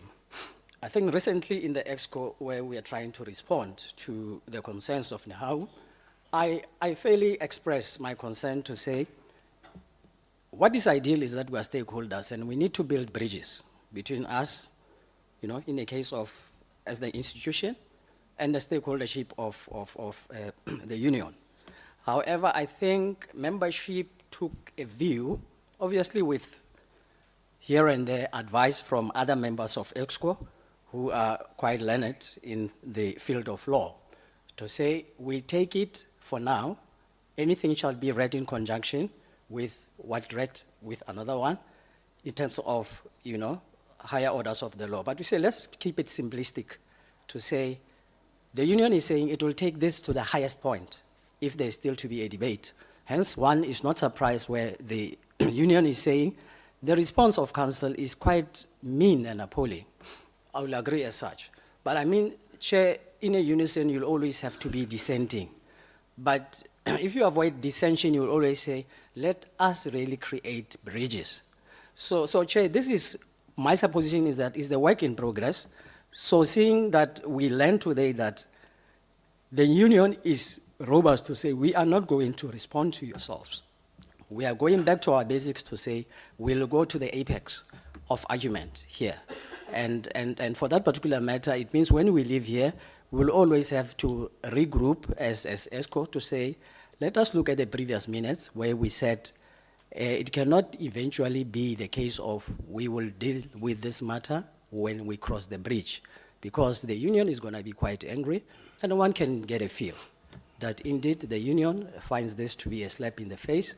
And for that particular matter, I'm not just by myself, my members are here. They can express their tone. I will express it as such, Chair. Thank you. Yeah, you know me, I'm very patient. It's just that we don't have time. But I don't know which question you're answering, because that's not what I've asked. Let me repeat. I'm asking, what necessitated the amendment of the term of the office of the Vice Chancellor of the Register from a period not exceeding 5 years and renewable on expiry for one additional term to the new one, which say not exceeding 5 years to a limitless term? That's the decision that you colleagues took. Let's leave the engagement and how we say you took a decision to amend the institutional statute. And this is the point I'm just making on the term of office of the register from maximum 2 terms to limitless. What necessitated that decision as council? Chairperson, I would like to be blunt there, but it looks like my fair colleague would like to interject. Thank you, Chair. Thank you, colleagues. Chair, just 3 points there to flag for you. One, Yeah, let's reintroduce ourselves. thank you, Chair. Councillor Sipiwe Hlongwane, the first point, when we had the opportunity between registrars, we realized that the sourcing and the pooling of the candidates was quite limited. So the availability of the talent across the industry proved to be quite a challenge for us. That was the first point. The second point that also was brought to us after conducting some benchmark, although most of the universities did not have such, there was probably an opportunity for us to better benchmark for CUT, noting that the universities within the Free State and the scarcity of moving talent there maybe would give the CUT an advantage for attracting talent. And then thirdly, sir, I think whilst the proviso is definitely no limit to the terms, but we also tightened it to ensure that after each term there must be a performance contract. So it reads to such an extent that it allows us to close the gap on talent sourcing and ensuring that we have a pipeline when we move individuals to the Bloemfontein space, they're able to move there with some certainty of us closing on the skills gap. So I hope that answers, Chair. Those were the 3 points that started to shift the discussion on that. Yeah, let's go to the benchmark. So where did you benchmark? You are asking me specifics, Chair, but from my memory, we benchmarked across a number of universities in South Africa. And I'm sure I can pull that out, but it was more than 15 universities. We got a sense that some were definitely not indefinite, few were definite, and we then had that debate to say how do we then position CUT to better attract future registrars. So when you were benchmarking, you found in South Africa that there are universities that has limitless terms in South Africa. If my memory serves me well, Chair, I don't think there's a lot of universities that have that. In fact, I think we are going to start a trend ourselves because having looked at CUT, we felt that this could be an opportunity to elevate this office and ensure that talent supply is not limited for the university. So you see where I have a problem. So if I go into a meeting of the portfolio committee with these members and we take a decision, Honorable Sogekwa, to say we are going to summon Central University of Technology. If you ask me after 2 years, I'll tell you we were summoning them because of 1, 2, 3, 4, because I was part of that meeting. Now, the answer you are giving me, Councillor, that says there might be some, but all we were starting a trend, does not sit well with me because it's on the two sides of the spectrum. If it's either you are starting, you have agreed in council that we are unable to find anybody with this thing, let's start this thing because of our geographic location and all of that, the retention of the skill, whatever, you would know that part. Or if there were some, you'll also know and say, because we benchmarked and we found 2 in South Africa, you should also know that. So you are giving me 2 non-related answers, which makes it very difficult for me to then trust the answers that you are giving me, and I want to trust them. So please try and remember what would have necessitated cancel. It's something that you should have in your minutes. Council would have taken a decision, or this is the decision we're taking. Are you not remembering, Councillor? Apologies, Chair, it was just my tardiness there because I didn't want to share information that was incorrect, but now I've got it in front of me. Okay. So the document that I have, 15 universities, of which, for example, Rhodes University, registrar is appointed permanently. That was 1. We've got should I list the universities for you? UJ, Rhodes, Wits, UWC, Free State, Zululand, all the way through to Nelson Mandela, Stellenbosch, CPUT, NWU, Tshwane, TUT, UP, UCT, and to highlight maybe on the UCT side, permanent with annual performance reviews included, and then Forte, determined by council. So it was a benchmark across all those 15 universities that I've just flagged. Yeah, so the decision to take to make this change is as a result that we have seen. So when you benchmark, let me tell you what is benchmarking. So when you benchmark, you say, as the department, we are going to Switzerland to study how their TVET system is working. And you look at the successful TVET colleges there, which have similar sort of arrangement with yourselves in this country. So you'll say, in South Africa, our TVET colleges are based in districts, for an example. You've got PE, TVET college, in the whole of PE, there's different campuses, or we've got one in Bloemfontein, Moteo, which is covering the entire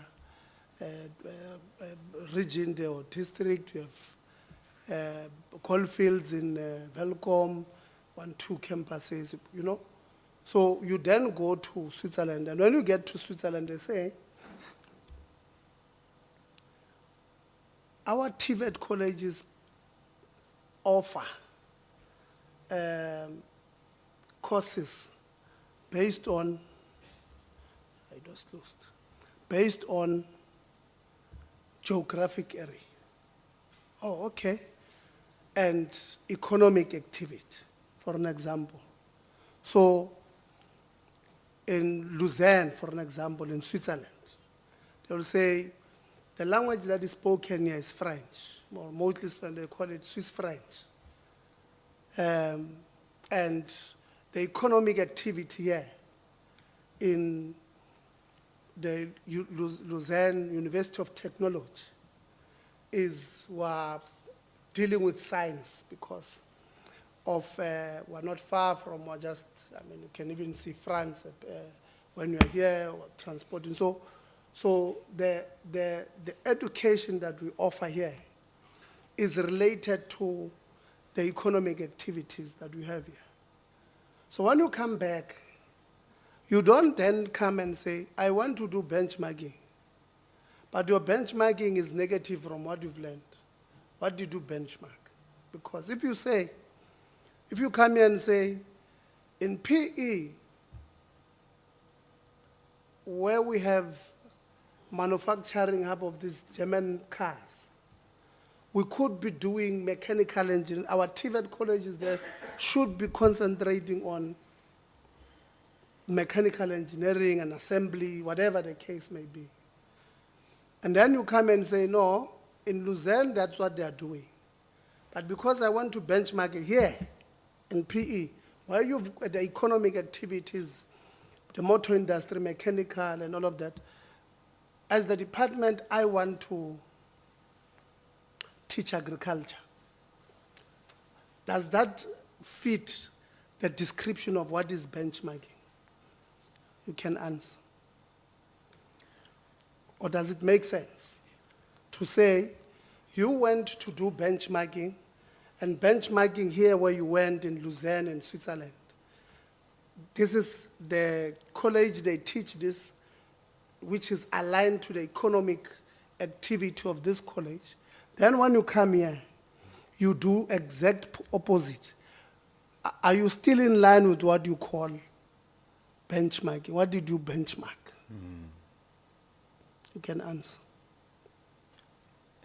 I think, Chair, I'm feeling like you're answering, maybe you're asking a philosophical space in terms of our benchmarking exercise. So in your example, you definitely then need to look at, most importantly, at least in my head, also where we want to take CUT in 2030. So we also have a strategic vision in that benchmark to say, as you benchmark with Lausanne versus, if we want to become a future university of technology that's the best across the continent, what are those type of universities doing?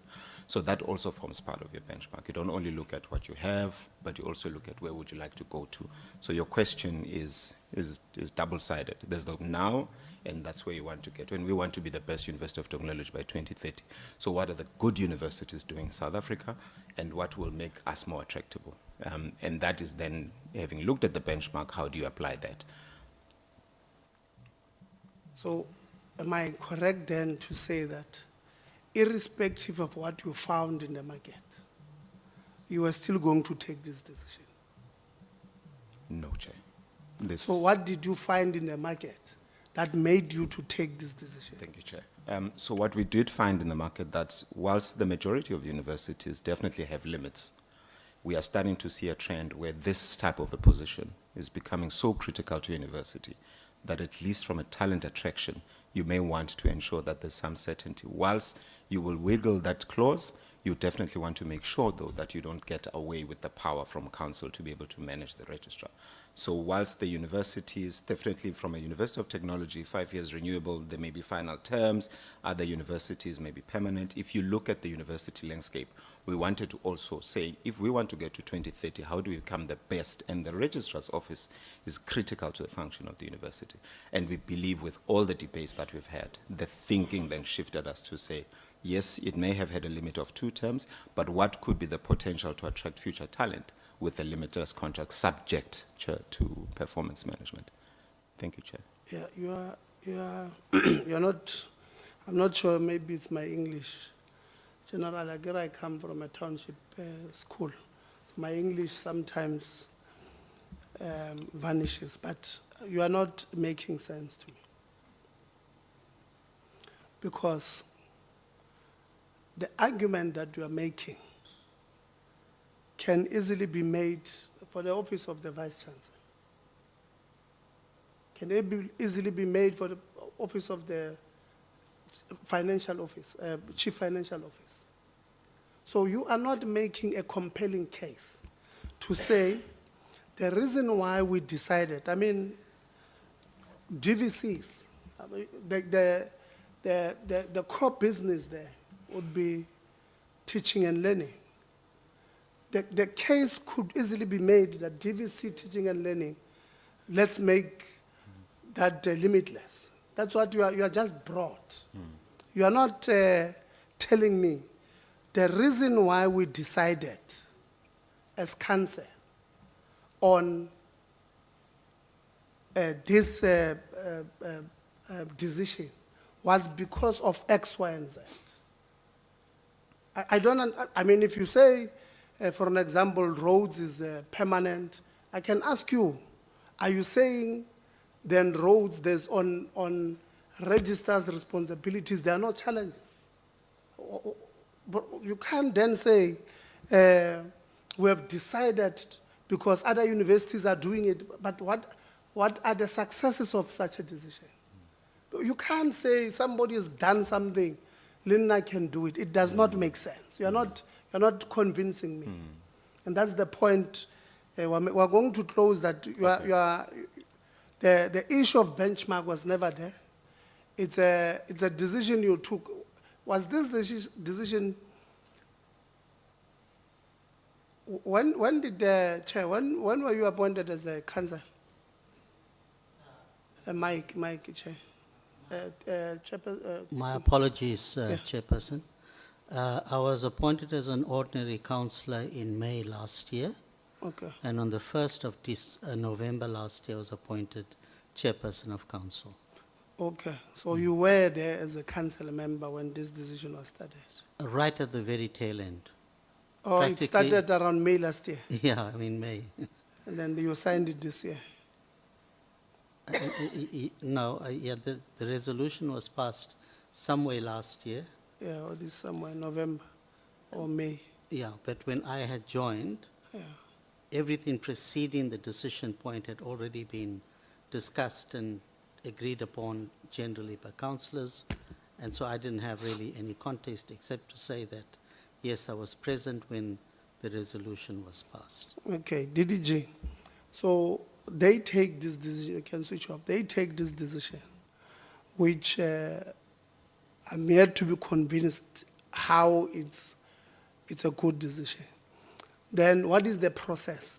Because the understanding is that it must move from them, go to the department must look at it, whatever, if you have a legal team must look at it before you take it to the DG, it takes to the minister. What is the process and why did we not pick this thing up?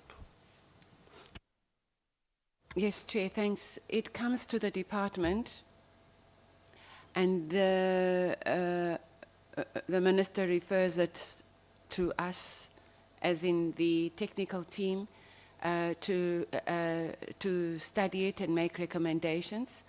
And if we have questions, we send it back to the university. If we see no fault, it's then processed with a recommendation that it be supported. In the instance of this case, it did not raise eyebrows because the control is the performance assessment, the 5-year performance assessment. That's one. Two, the registrar position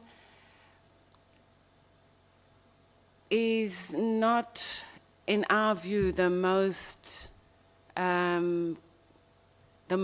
contested position.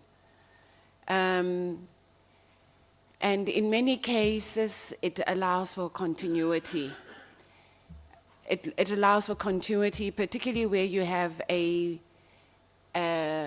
I will call it a new management. We engaged the VC and to get an assessment of, the filling of the posts as per the administrator's recommendations. And we just felt that to have some level of continuity, that post should be stabilized. It was subject to controls of a performance assessment, so it wasn't really a big issue for us. And that's where I'll leave it, Chair. The universities that do have it as permanent don't have controls.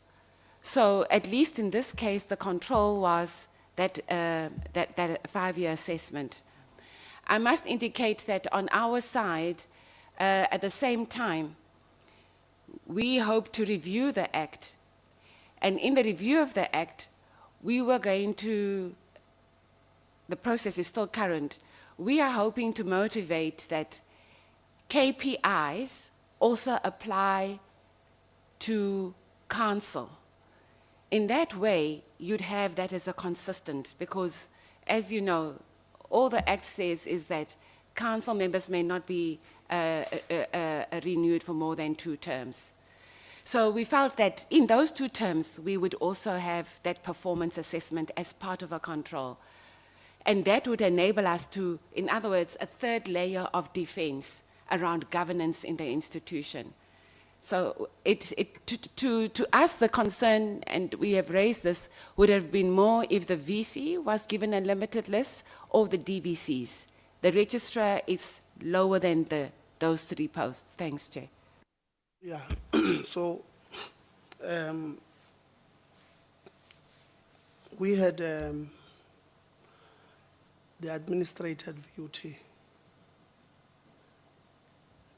at VUT, Vaal University of Technology. And if you read the administrator's report, and I won't ask you what it says, I'm just going to tell you, but part of the problem as identified by the administrator there,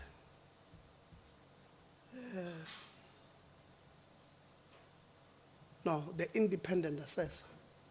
The independent assessor, when they gave to the administrator, they gave a report that says, if this institution is to move out of this problem, one of the reasons we must go and change is the permanent position of the register, Dr. Mokoena. I don't know if you have read it. I took a lot of time reading that problem. And when Prof. Ransbeck took over to deal with that particular independent assessor, there was just a problem of financial issues because the university was saying they don't have the finances to settle. It's part of the handover report to the new council or to the council that's ending now. If you go read that handover report. So it's not true that the registrar's office and Dr. Zingo, it's not, it's not about, it's not us having a problem with an individual. It's a principled matter. That it's not true that the registrar's office is less contested. In fact, it can be the beginning or the end of an institution. When we are making an argument now, looking at your friends there from University of Limpopo, who are losing cases left, right, and center because they don't want to confess students with their degrees, from masters to PhD. That majority of those problems emanate from the registrar's department. Because even if you look at the cases that they try and make in court, where so far I'm very happy with the High Court, they are just paying attention. That you can't claim this person was not registered properly when it was you in your registrar's office was doing. So it's not true that the registrar's office is less important. I disagree. Even if you can say it's less than the DVCs, probably in your organogram, but it's an extremely important office. And for me, sitting here, DDG, I still don't understand why did we agree. Or I'm failing to understand. Why did we, history should teach us that, it's just that I don't have the whole data that I can withdraw. Okay, let me ask council, because at least council member there remembers.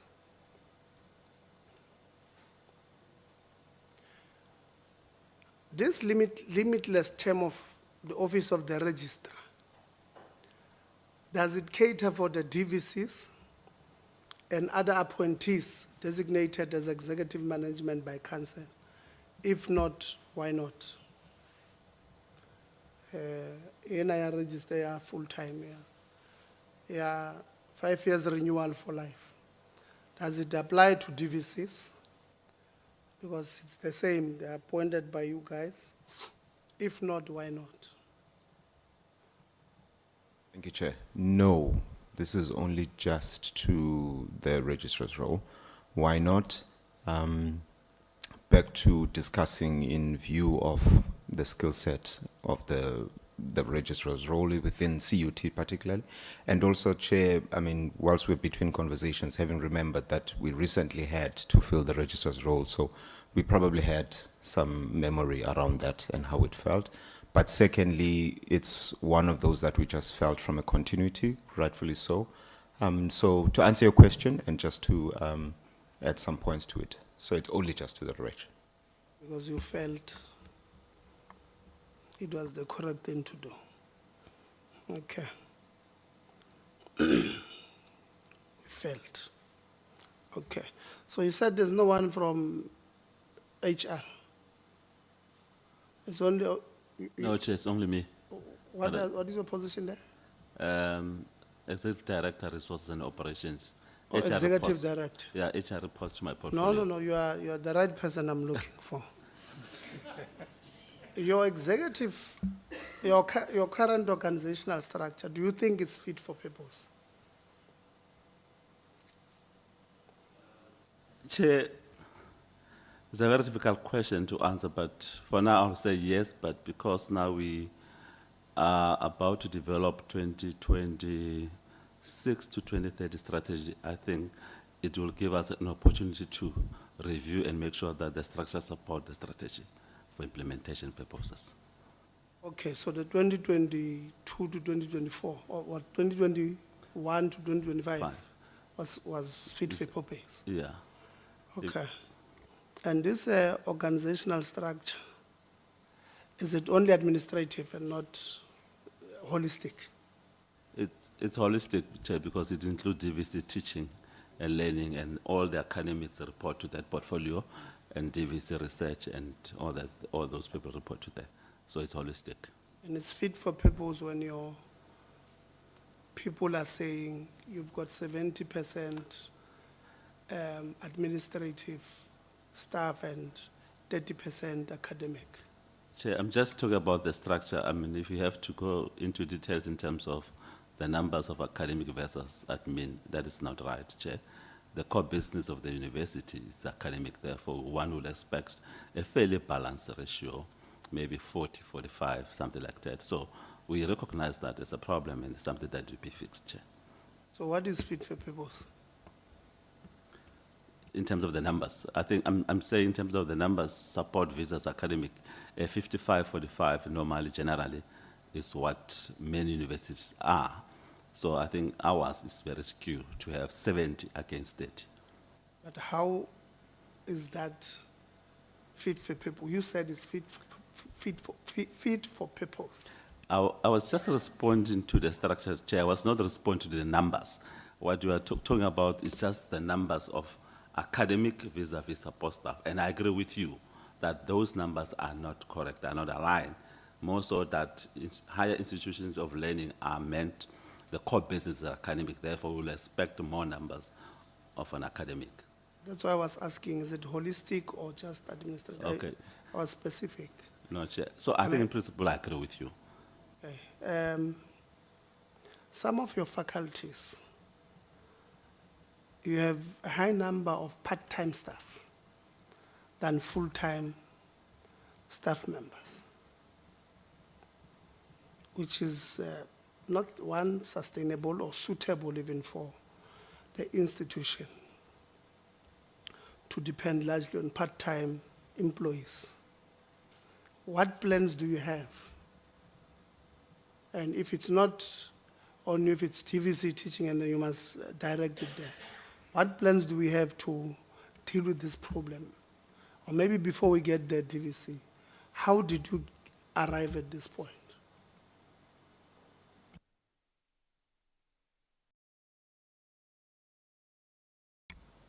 Thank you, Chair. I hope I'm not going to talk about 70-30 because it also has got impact on what is happening with faculties, because it tells that you have got more support staff and you have got few academic staff members. So with few academic staff members that we have, we cannot carry the load. Hence now you need part-time to assist the few academic staff that we have. No, so you need part-time. How do you source them? Okay, what we normally do, the faculties look at the vacant positions that they can use to source part-time lecturers. Let's leave sourcing part-time. Yes. How do you source in lecturers? The positions are advertised, and then the interviews are conducted, and then that's how they're appointed. So you willingly source part-time and not full-time?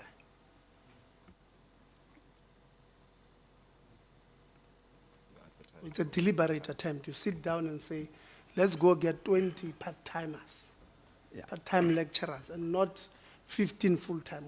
Take us through. That is, we want to understand this anomaly. How did you arrive there? Okay. when the planning is done for the following year, so we look at the number of academic staff that can carry the load. And towards the end of the year, when you do that academic planning, you don't have the numbers of students at that time because students register only in February of the following year.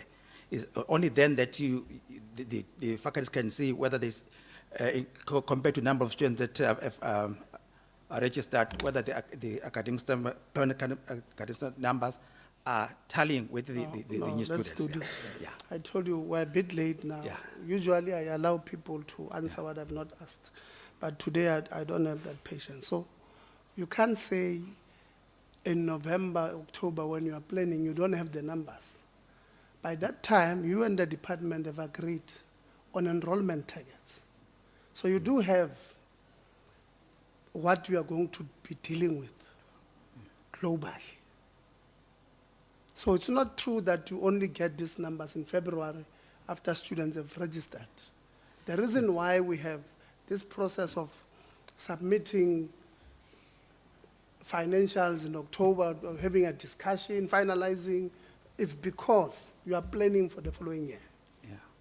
Thank you, Chair. I think that's going to take us back to what we discussed earlier on about the number of students in the classroom versus what has been allocated to the classroom.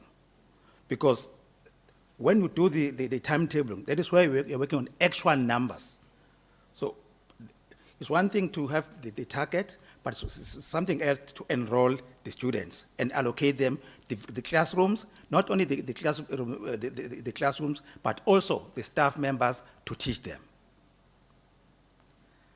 Okay, and then how we are addressing that, maybe I can talk straightly to that. No, if I may, Chair. No, hold on. Okay. We're not going to win on this one. You know, DDG, yesterday I was attending the appropriations of finance committee meeting, and Treasury says to us, the budget comes in February, but the MTBPS is presented by the minister in October, November.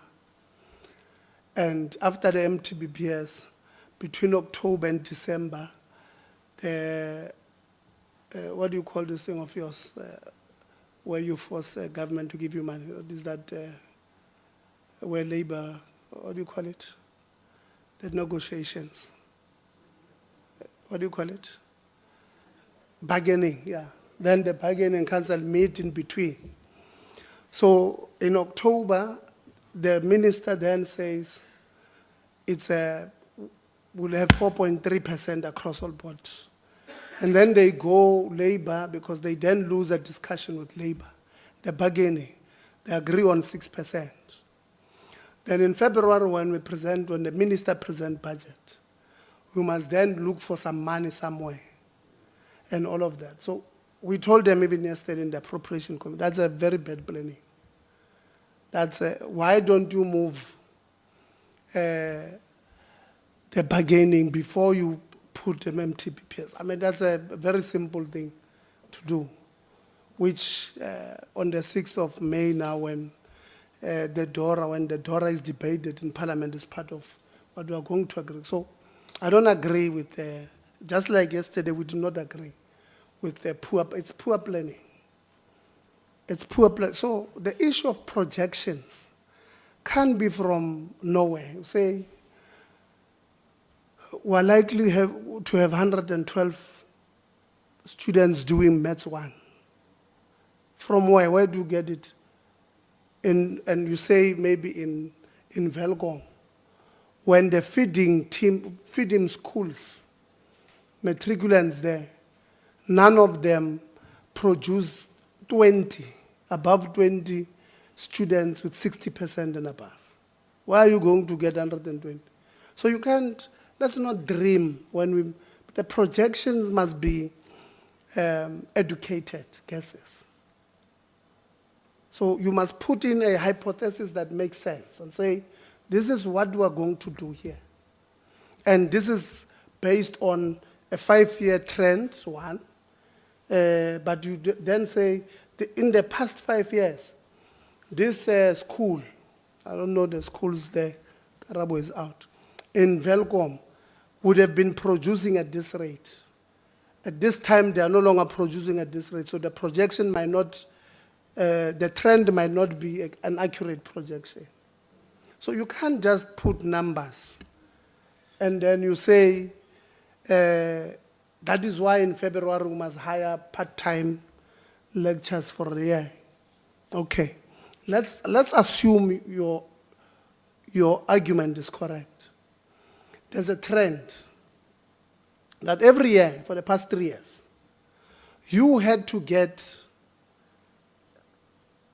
temporary staff, 40 of them in Velcom. I'm making an example. 6 in each faculty. Why, when you make plans for the following year now in year 4, don't you say, let's rather hire full-time people? Because the trend then says to you, this is the issues that you are getting. Okay. Let me first address the issue of actuals. Remember, when we have got quotas, we agree that this faculty is going to take so many students, okay? Or Velcom is going to take so many, Implement take so many. But when the students apply, then we admit them. We'll find that maybe the program that they applied for, as we planned, are full. The quotas are full. Then you have to don't send them back. You give them options to enroll for other programs. So then students are moving around. So to have the actual figure is only when the students are fully registered. Otherwise, we move them around to say, okay, this program is full. You can move to another program, and then so on and so on and so forth. And yeah, you are not the only institution with different. I went to UKZN. It has 5 campuses, 3 of them in close proximity. 2 of them literally serving the same constituencies, Howard College and Westville. Not far from it is medical school, but it's a different constituency. Not far from that is Edgewood with education. But the point that you are trying to sell to me, we don't have that problem there. You don't have that problem here at UJ, where, again, close proximity. So what you are, it's an excuse. It's a VC, it's a leadership problem. You can simply say, if this continues, you can simply say, Velcom campus is only going to offer 3 faculties or 2 faculties. Then you know, you plan on what you are going to have. And then 4 faculties will be in Bloemfontein. If they are competing, if you are saying offering engineering in both campuses creates an anomaly that you want to make normal to us, then I'm still going to say that it's poor planning, because you could have said, we can't continue to have more part-timers than full, because students said to you when they were presenting, these part-timers, they want to be settled. They are applying everywhere. If they get an opportunity to go lecture somewhere, they, in fact, on the application, they say available immediately. That time they leave, they are supposed to submit scripts of students. It's an anomaly you can't want to defend. It's something that, leave it, DVC. We're not going to help us. CFO, you have your student debt of about 2.5 billion.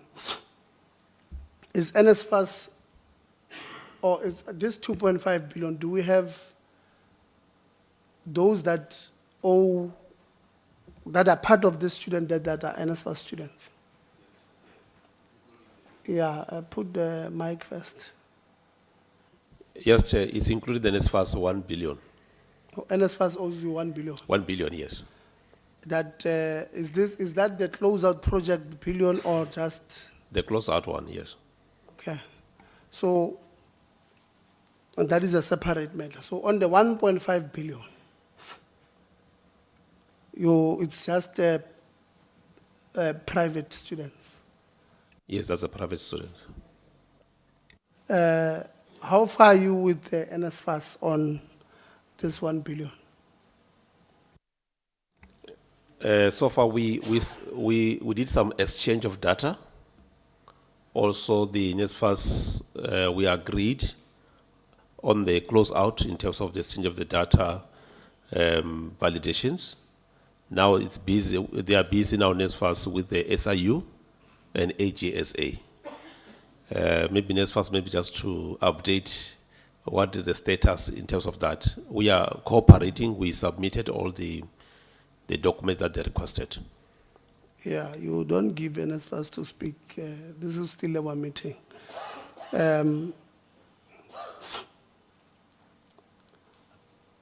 VC, do you hold certificates of students, private and otherwise, who owe the institution money?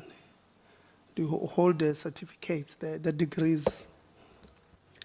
Yes, Chair. There's the AODs. So when you withhold the certificate, what do you do for a students to be marketable?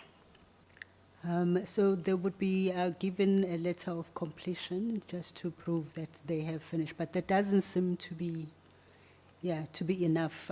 So that's why we are consistently looking for more, support in terms of payment of historic debt. Okay, so you don't give transcripts to students when they owe, so that they can be able to find employment, so that they can be economically active, so that they can then be able to be economically viable to pay back their debt.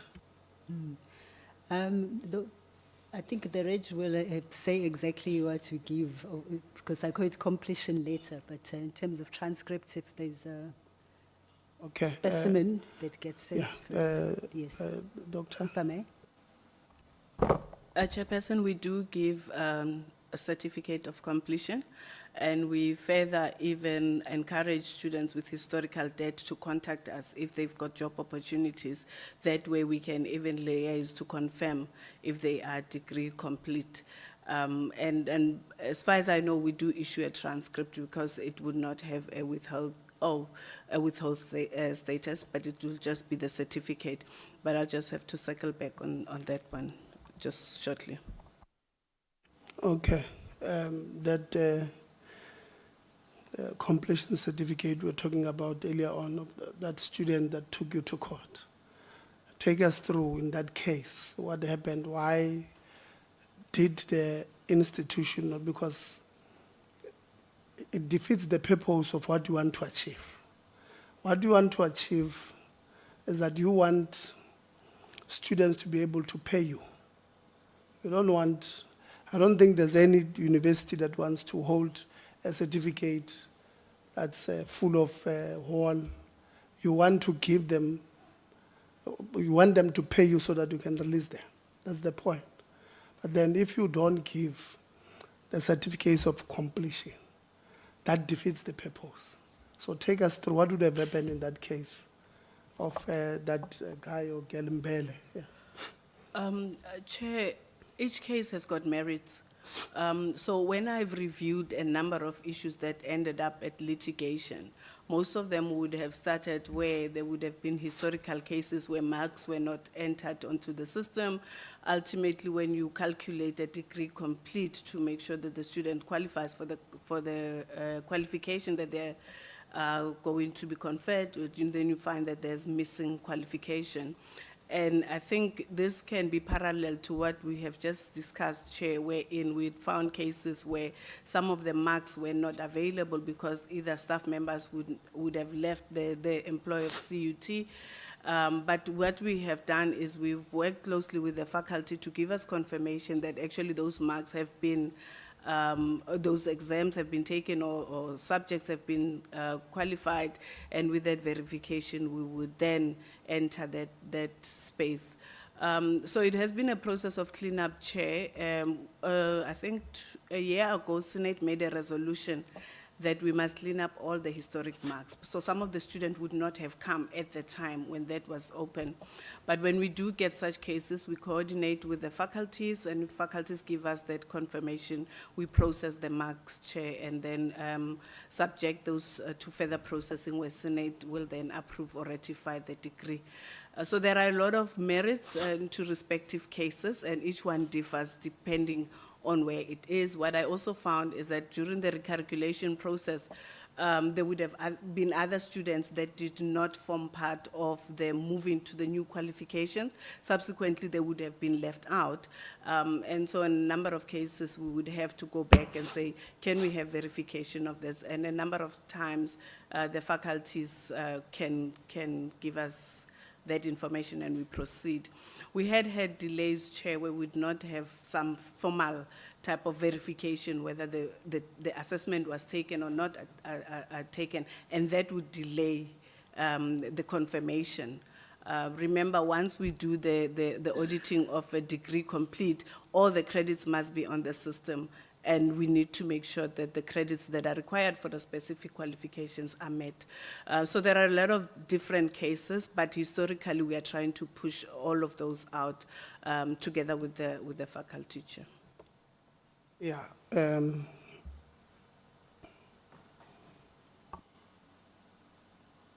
Honorable Soselt, you will send us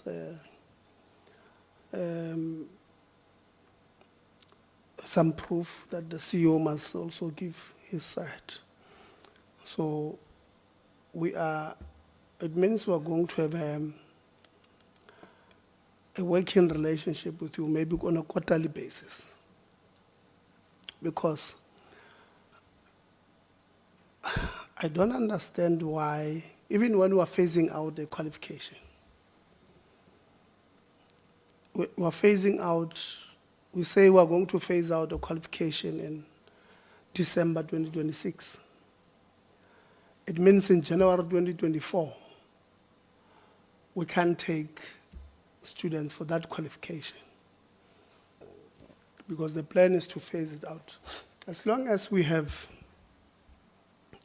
students in the pipeline of that particular qualification, we can't phase it out. Right?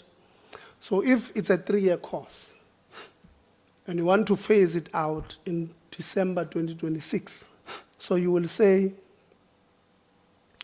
the last group of people that we're taking will be in January 2020, maybe 2024, 25, 26, no, maybe a year earlier, so that if one of them or few of them don't pass all the courses on record time, because your own statistics earlier on shows you that you have more than 4,000 students who come in.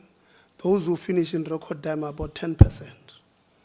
Some of them less than 10%. So even when you want to phase out a thing, you must then take that into consideration. So you'll say, we'll put the N+ situation here. But that is not what these institutions are doing. You sometimes react like NSFAS. In the middle of the night, wake up at 2 and you take a decision. So I'm phasing out this thing. There are cases, I think, that we're dealing with now of institutions who, in the middle of the qualification, they phase out the qualification. Student was only left behind with 1 year, left with 1 course. And you say, no, you must go do at least 8 more. Because those ones who have now phased them out, it doesn't make sense. There's one who, the institution, I can't remember which institution, VC said, you did not qualify to graduate. The graduation was on the 7th of April. Then after appealing there, the university comes back and says, after graduation, no, actually, we've then realized it was our problem. Yes, there were people who were supposed to be affected because of legacy issues, what. But when we look at it, upon looking at your, we'll allow you to graduate. It's yet CPUT. It's at CPUT because the poor child had to borrow money with the grandmother in Eastern Cape. Ba mo reketse le watch, ba engrave it le lebitso la gagwe. Or you are the first one, it's written the first generation graduate in the family. They buy bus tickets few days before the university says you can't graduate. Literally causing mayhem. The university now accepted that no, we're wrong. We'll make them, don't worry, man, they will graduate in December. As if it's a small matter. So these offices of yours, they've got potential of causing a serious problem in our country. That is why we must work, here on this one, we must work with you. So this case of that one, you know it.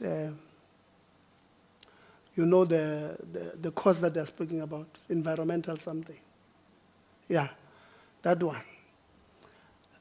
This Mbele student says, Yena, he or she was lucky that she was able to take you to court.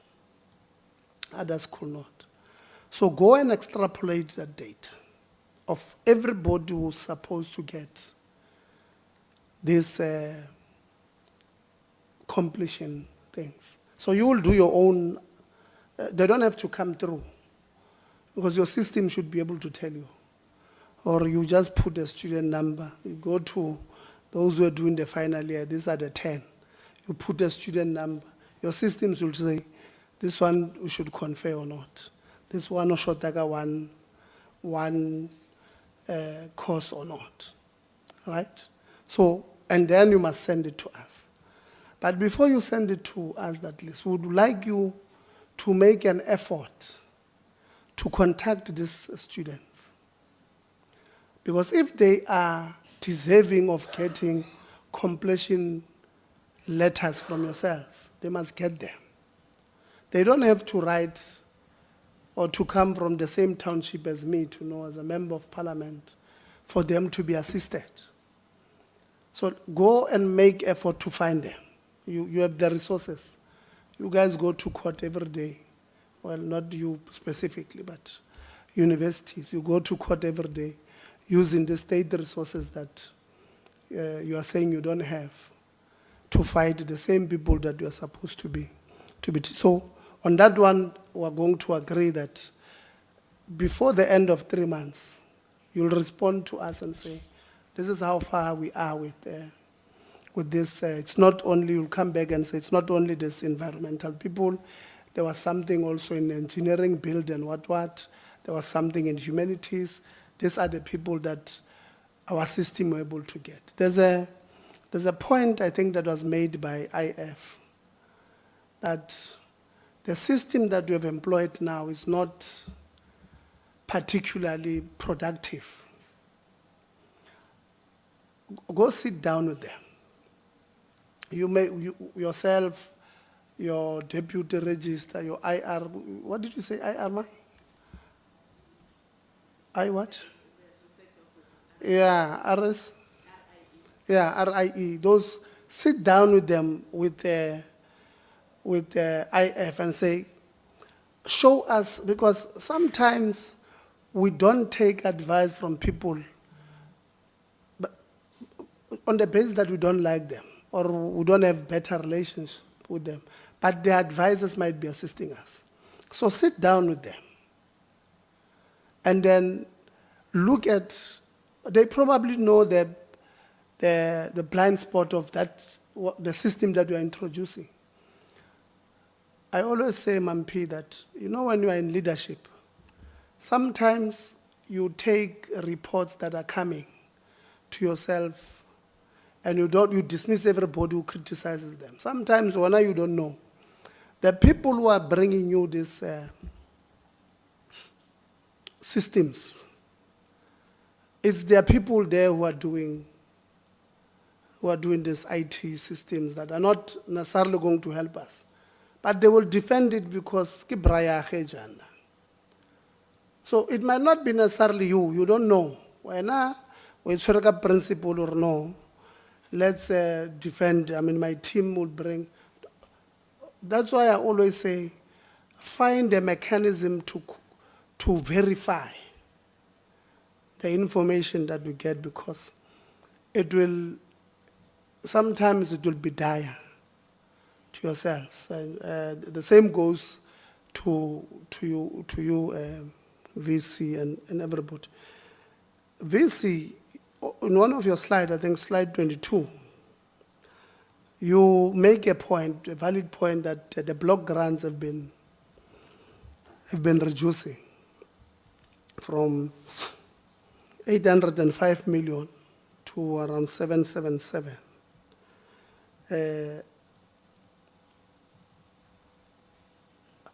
Practically speaking, paint a picture for a 5-year-old Debo. How does this affect the running of that institution? In 2 minutes. Thank you very much, Chair. As you know, it affects really the salary bill, you know, the staff and being able to source more staff. I mean, we've talked about the difficulty with the vacancies. It also affects, of course, the operational costs. And of course, while we don't put everything in towards just saying, okay, the block grant, we can't afford this and so on, we are looking, I mean, we have plans in terms of the strategy for cost containment on our side and making sure that we address, you know, issues, especially of, you know, operational costs differently. It's the salary bill also where we are looking at how do we really work with the vacancies that we have, and while, of course, considering all of these, the employment equity plans and making sure that we still adhere to all of these commitments that we have without increasing the salary bill exponentially. So there have been discussions, also even recently with we've just finished the you know, the bargaining with the unions, where they've also raised really some key issues in terms of what to look at because of the worries we have around the salary bill. But the block grant, really briefly, it's mainly those two. You know, because we do have the IEG that looks at infrastructure and all, but when it comes to the block grant, it's mainly the, you know, impact on staff and operations. Okay, department, why have we been having the decreasing block grants? Because we've been giving NSFAS more. So we are taking from Jerry to give to Tom, because we focus is on the students, not on salaries of universities. Ultimately, universities have to be run more efficiently. Universities have to look for third stream income, and universities have to be prudent. Chair, National Treasury every single year asks me one question: by what percentage have university salaries gone up? Are universities still receiving bonus payments? You will know that public servants actually don't receive bonus payments at all. So because those adjustments are not being made, universities are seen as being indifferent to the stress in the economy. Until that rebalancing exercise is done within universities, unfortunately, they will continue to feel the pressure of the shrinking block grant. Our focus is the students via NSFAS. This year, Chair, you will see when we report on Friday, we are giving 48 billion to NSFAS, and I think it's 46 billion or so to the universities. Yeah. It's 47 to universities. Yeah, you know, there I have interest on that one. We are increasingly shifting funds towards NSFAS. Yeah.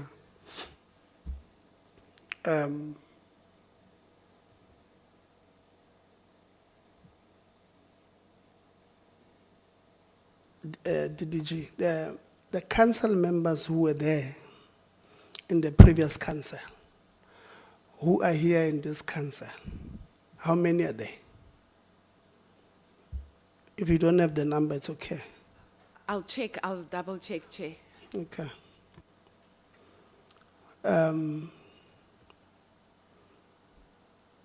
You see, we can't have, so I don't know who was there, the previous council, and so I'm not attacking anybody, but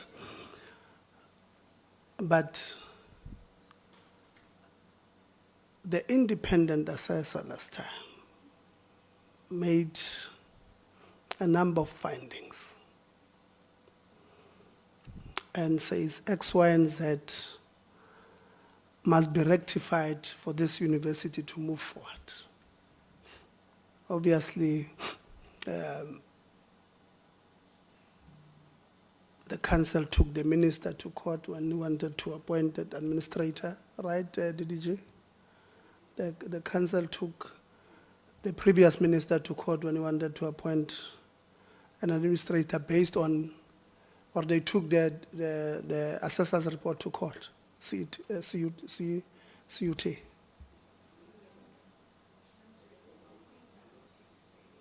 You'll double check. Okay, VC, you are not there, Mara, continue, yeah. No, thank you, Chair. I think it's a historical matter. It was Minister Nzimande, the first time when he was minister, and then there were also issues which led to an independent assessment and a recommendation for an administrator. So that's when the VC at the time really, argued this matter also in court. Thank you. Okay. I don't want historical, I'm talking about last time. Last time, when was it, 21, 22? Yeah, 2022. So the independent assessor made observations and recommendations. But one of the observations was that let's press a reset button on council. I just want to concentrate on council, Chair. I'm not sure, don't look at me like that. I'm not sure if you are there. I'm not attacking you. I don't even know who was there, so. Yeah, so, but the look is not a friendly look. And I only have a mother, so please, that look scares me. But on a serious note,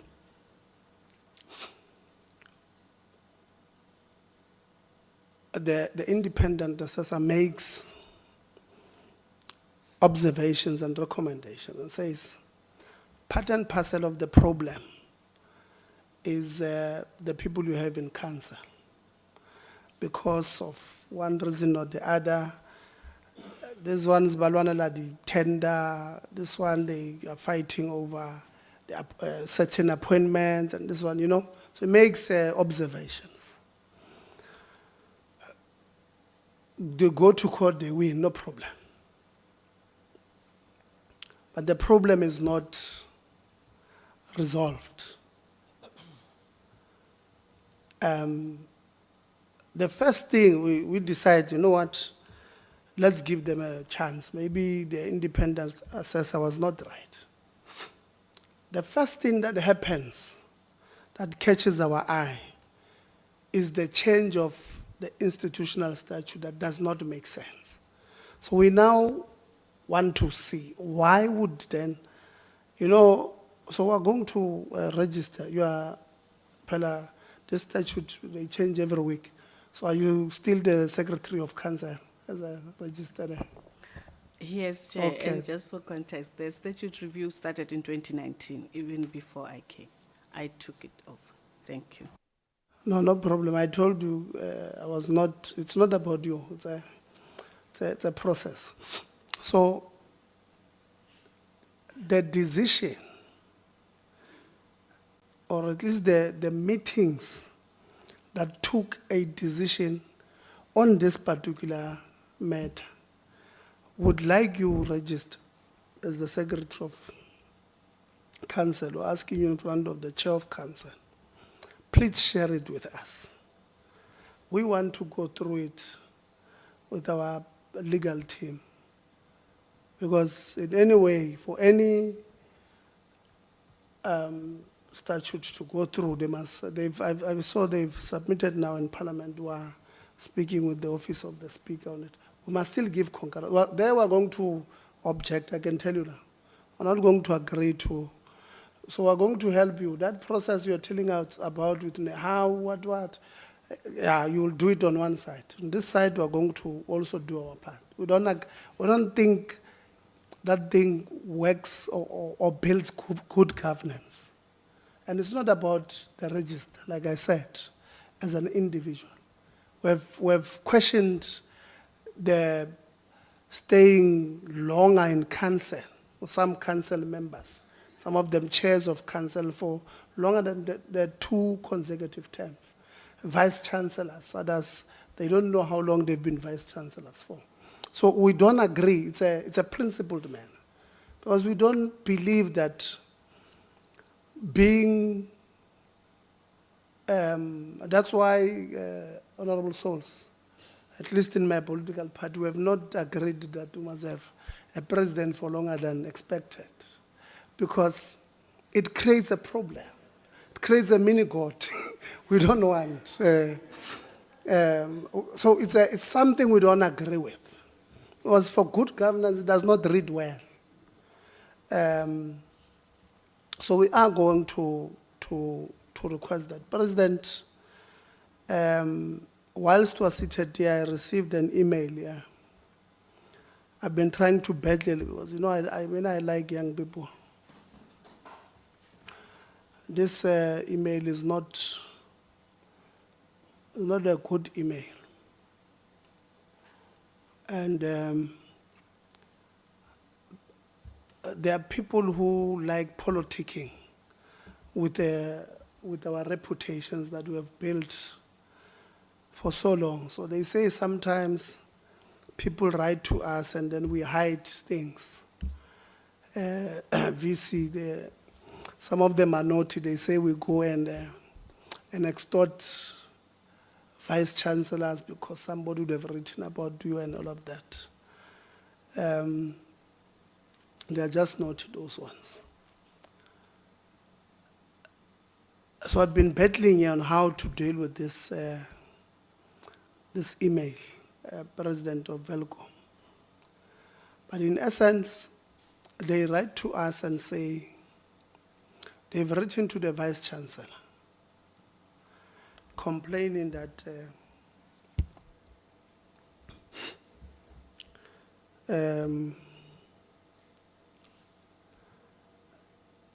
on student accommodation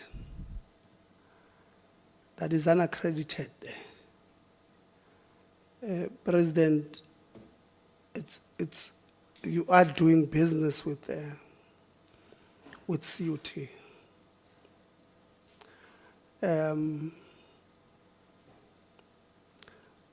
Because they claim they've rented a family house to fund its students without consent from family elders.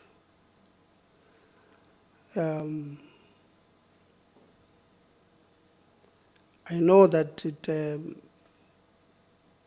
if we don't give you an opportunity to clarify it, it might have a long-term effect on your reputation. I strongly believe that defending people who have worked hard for their reputation, but In essence, so this one says they've written to the register.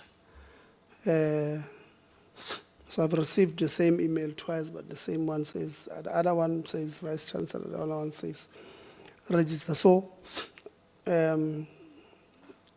don't know, register or VC, who of you have received? Have you received it? Sorry? Or the context. It was submitted by email on 13 March.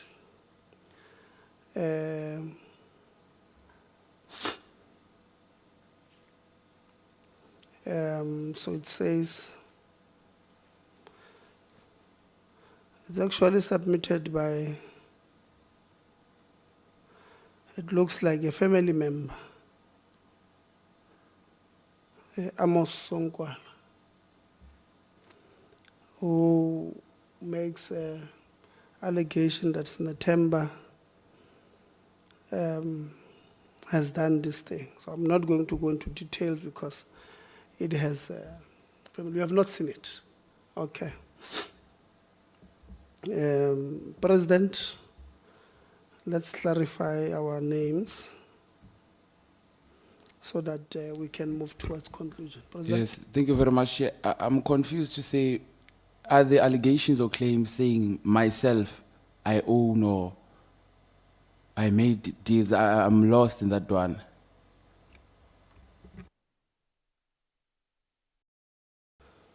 It says, kindly receive my greetings. The communique serves to lodge a complaint against a member of the SRC Welcome campus who has rented out our family house to funded student without consent from family elders. Accordingly, Snatemba, a member of the SRC at the Welcome campus, has rented out our family house to two students without consent or consultation from family elders. The address of the house in question is what Tabong Welcome. Snatemba does not hold any lawful authorization of title deed to this house so as to rent it out for his personal financial gain. In fact, this house originally belonged to my parents who have since passed on, and I'm their only surviving child, albeit I'm now 70 years. Again, this house is a family house or home for Songkwala family, and I'm the only elder who's leading the family line. With African customs and tradition, I wish to bring it to attention that I intend to immediately evict the two CUT students who have since occupied our family home or house without our knowledge. And then it goes further there. I don't want to, others they put in details which I want to protect. Is it through the contents of the letter? Thank you very much, Chair. What I know for sure between those individuals is that what Snatemba told me was that the grandmother died and there were disputes, there were fights, evictions and whatnot. That is the full context of what I know. And that chairperson, we have heard news about it to say, but then I believe last time I checked, there were going to be investigation around that matter. Last time I checked, but I was surprised to say maybe directly to me because I'm from KZN, I'm not even from Free State, to say maybe I can own an accommodation or maybe a family thing. I was really shocked to say how can that be possible? Because I'm not even from Free State. Originally, I'm from KZN, a small town called Pongola. That is where I come from. I'm only this is my 4th year in Velcom. This is my 2nd year in politics. So I'm now confused to say there are allegations pointed at me, but the email specifically talks about the Sonkwalas. So I believe there was a mistake there, Chair, to say maybe those things are pointed on me. And I wish maybe the person that is being accused can come and testify because I don't know their side of the stories. What I know for sure is that after the passing of their grandmother, they've been fighting all over. So we told him to say, can you just, you and your family, try to find ways to mitigate your differences? That is all that I know, Chair. The allegations that say I rented out the house, Chairperson, I totally ridicule that one. Thank you very much. Thank you very much.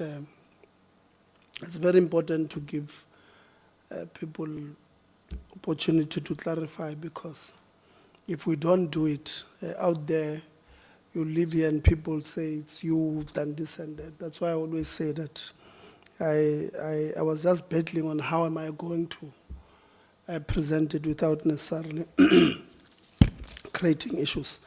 And as fast, no, we'll have a conversation with you.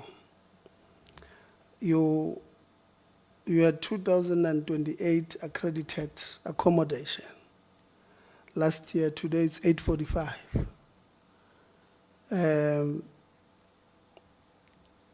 My understanding was that they were not part of the pilot. So it should have been the university who's accrediting. Maybe clarify that part. Why do we only have, I think it's Velcom, on private, I don't know. What's the story there? Thanks, Chair. They are not part of the pilot. That's why the moment we were told about the accommodations above the taverns, I was immediately concerned. I started sending out WhatsApps to understand what's going on. Beginning of this year, what happened, they were listed as one of the institutions that is going to be on pilot. However, a decision was then taken to say, we will continue giving them the accommodation allowances for them to pay their accommodation providers. They are not, a CUT is not part of the pilot. And with that, the issue of those accommodations being mentioned, I think that's the university issue. I don't think it has got anything to do with NSFAS. Thanks, Chair. Okay.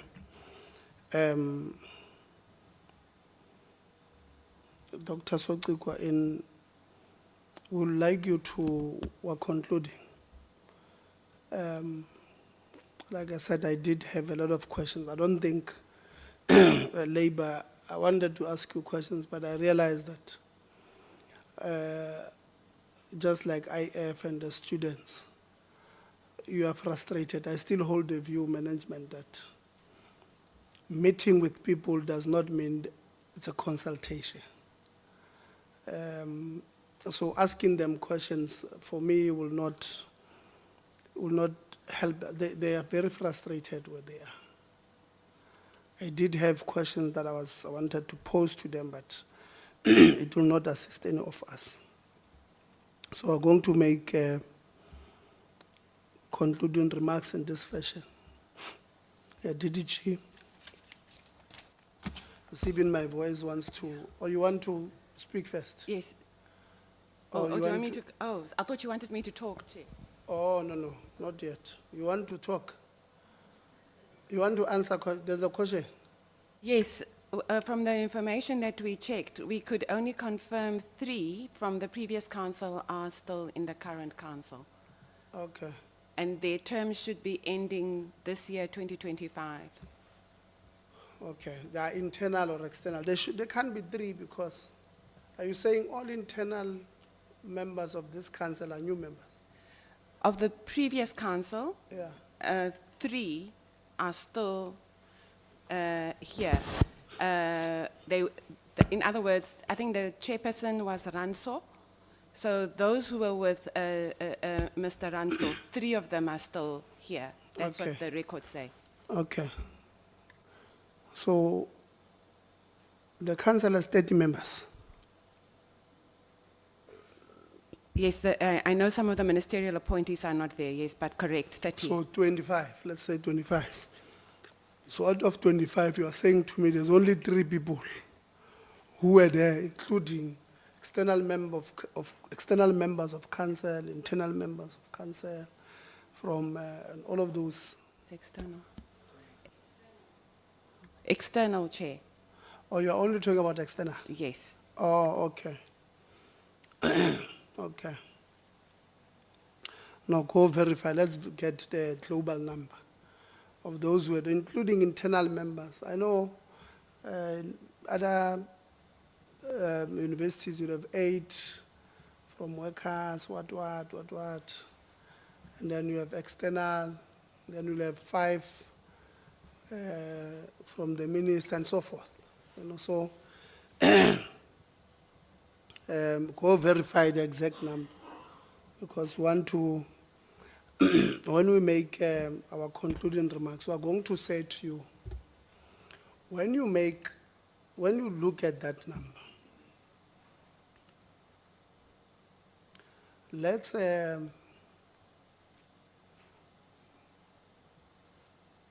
we must find a way. It's just that sometimes you make arguments and you lose arguments. So I've made an argument, and I think as I'm speaking to you, I've lost it. But the department has got a huge portfolio on governance. You have 26 public universities. Let's say times 30 council members. Then you have 21 public sitters. Let's say times 15 board members. Then you have 50 TVET colleges times, let's say, 10 council members. Then you have our other Schedule 3A entities, NSFAS, NSF, NIHSS.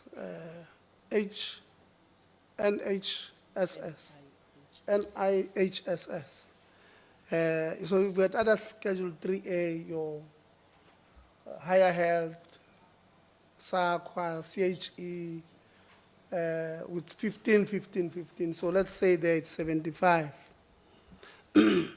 So this is the argument I make, which, Honorable Souls, I want you to help me, because I keep on losing this argument with the powers that be. So you've got 500 council members, council members of TVETs. And then you've got 26 times 30. If I can ask you guys to 690. You have 690. My maths, I hope my maths is right. Yeah. 780. Yeah, 780. Then you have 21 times 50, 315 from sitters, plus 75. So if you count here, you have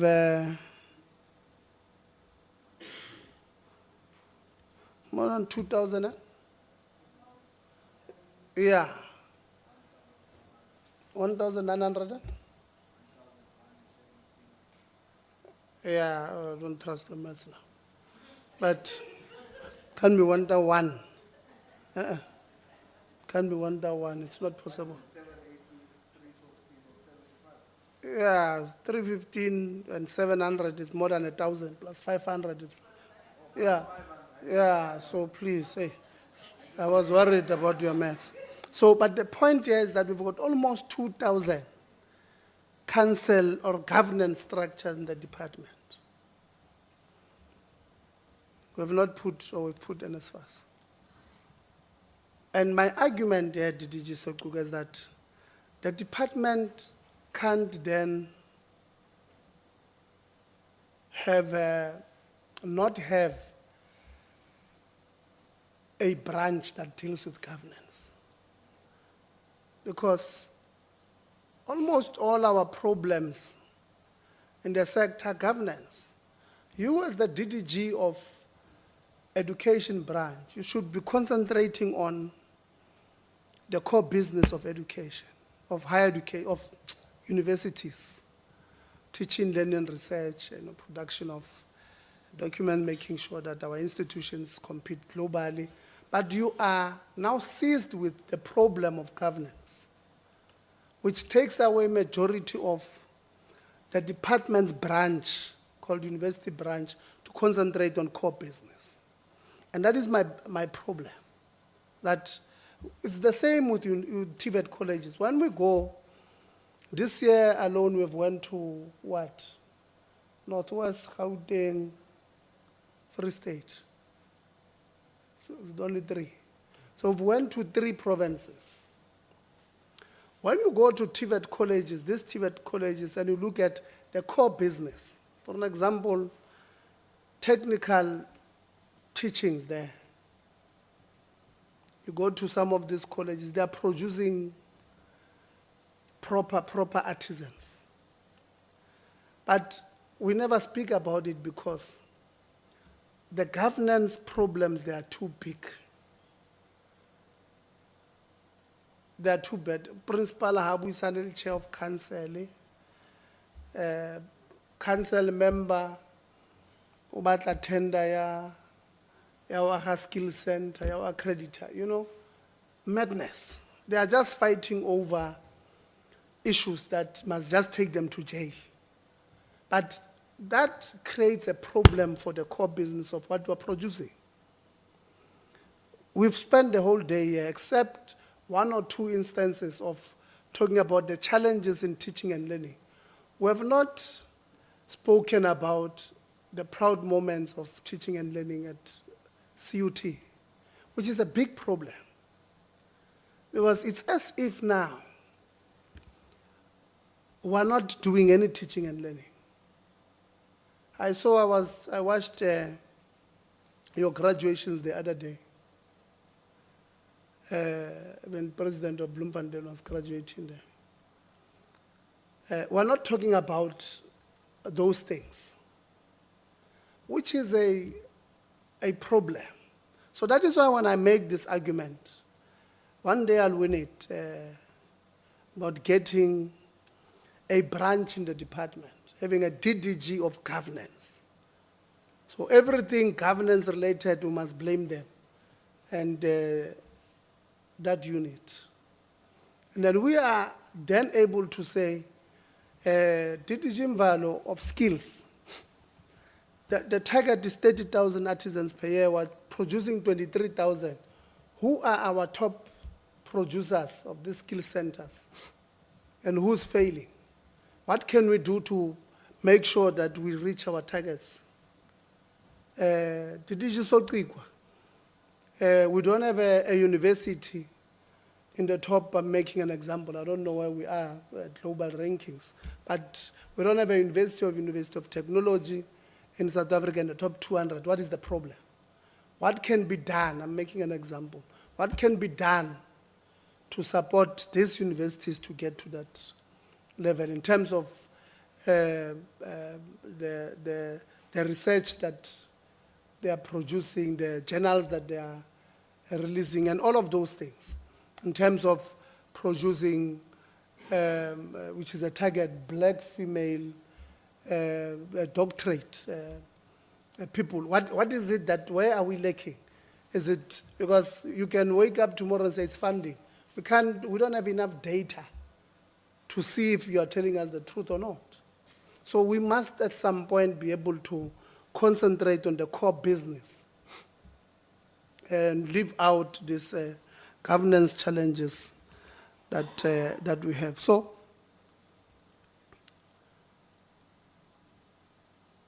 register, we've already said you must have a conversation with the people about this postgraduate thing that you have produced or introduced, because now clearly if a first-year person who's doing a PhD is also not picked up by the system, it creates a problem.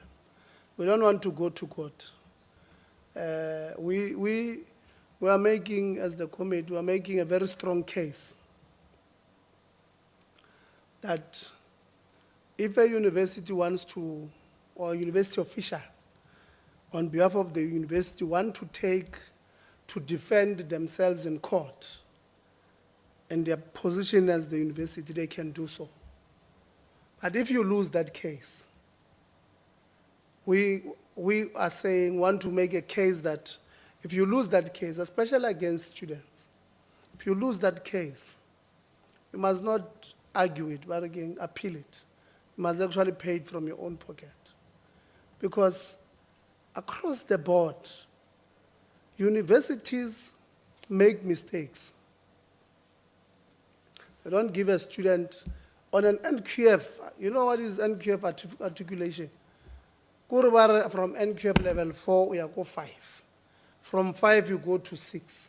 From 6, NQF level 7, and 8, 9, 10.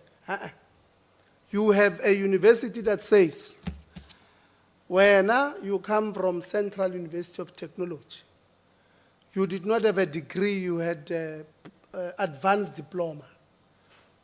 Therefore, we are not doing honors here.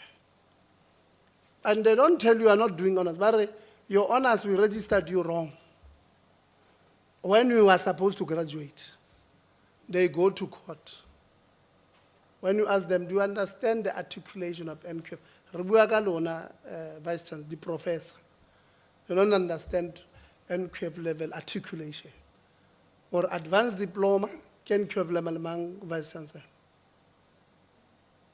7. Advanced diploma.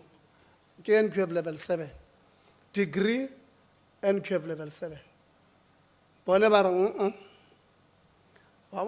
Especially these ones who come from University of Technology, they've got a problem.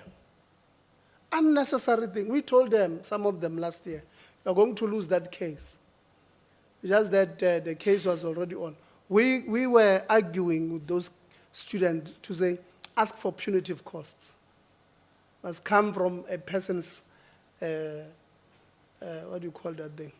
Pockets. They lost it with costs. Cost the university 4 million. On a case that was not there.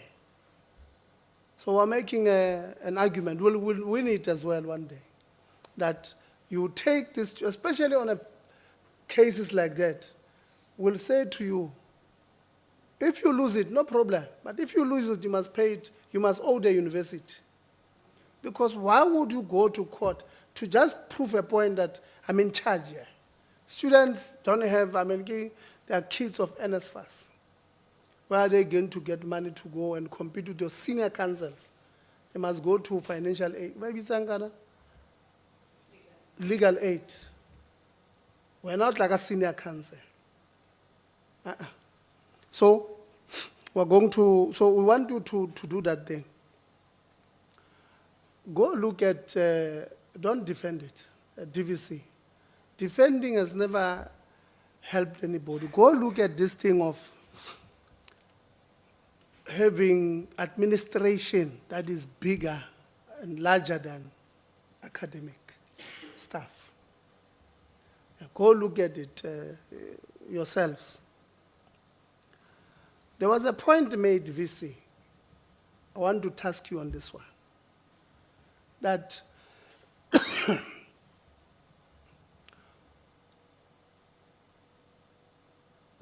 in administration, your people are highly paid. And your academics are not so paid. They're not paid well. Go look at, it's as if now we're running a corporate gig there. Our core business should be to attract the best academics. Let's go look at it.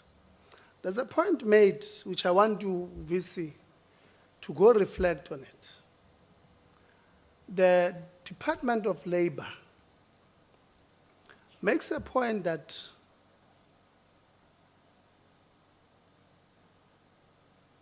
we must not discriminate against our brothers and sisters from the diaspora. But if there's a person from South Africa who fits the profile, they must be given, priority, preference. This is Kowa, I told you now it's late. English is gone. So I want you to, there's a specific case Honorable Sol spoke about of a lady as a dean. It's an isolated, I'm hoping, it's one incident. But go and do an assessment of all of them. So how will you do it? You say, I've advertised for director finance, for an example. 20 people applied. Out of these 20 people, I had this number of people of this race and all of that. The decision had to come between person A and person B. And we took person B. And these are the reasons.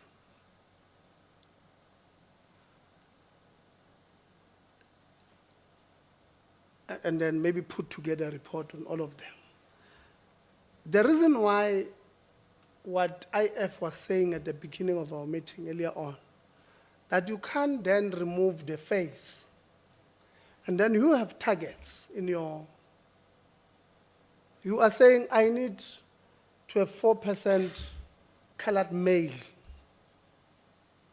How are you going to reach them when you are evaluating, you don't want to know these people? It's a contradiction. And maybe that is why the transformation agenda is a problem. Maybe that is why Mr. Fori, that is Fori, Mr. Kubas was then given the preference over Jacobs. Is it Jacobs? Yeah. Right? Because you would have removed the faces and therefore probably even removed the fact that this is an internal member, this one is a contractor. You know, you are then creating an impression from somebody outside looking in that your HR has got an agenda there of they've got their own people they prefer. And at the end of the day, it will come to you, VC. It will, because, like I said earlier, the buck stops with you. I know many times the executive don't know what's happening down there. But it then comes to you at the end because you may not have put together the mechanism to be able to verify the reports that are coming, if they are accurate or not. So look into that part, but also give us that report. The issue of a third stream income, I want you to give it to us in writing, especially the issue between the 10, the 4, the 1, the 2, those ones in writing, and say, this is where we are. Right? The question, Honorable Souls, of just that we don't have time, I would have wanted to direct it to Council. Because it would have been Council who would have appointed the CFO as an acting CEO. Am I right? Or its management? It's not Council. Okay. Then if it's not Council, then it's a problem. Yeah, Chair, just so you also know that interim board Yeah. for QTIS was 100% the entire executive and the council. And the council. Yeah, so you see, give us a brief there. What would have happened? Take us through from stage 1, stage 2, and all of that. If possible, no, it should be possible. Get us the contract of 27 years ago of the petrol station, where you agreed 27 years ago that in 27 years' time, this company that's renting from us will pay 100 rand. Even though we are going to own, no problem, but give us, we want to understand, it's either the university 27 years ago had problematic, maybe the people were negotiating on behalf of the university are now directors of that company, who knows? Because to say in 27 years we'll pay 100 rand, in 27 years you paid 1 million. In 27, what do we pay 1 million? In 27 years ago, 1 million.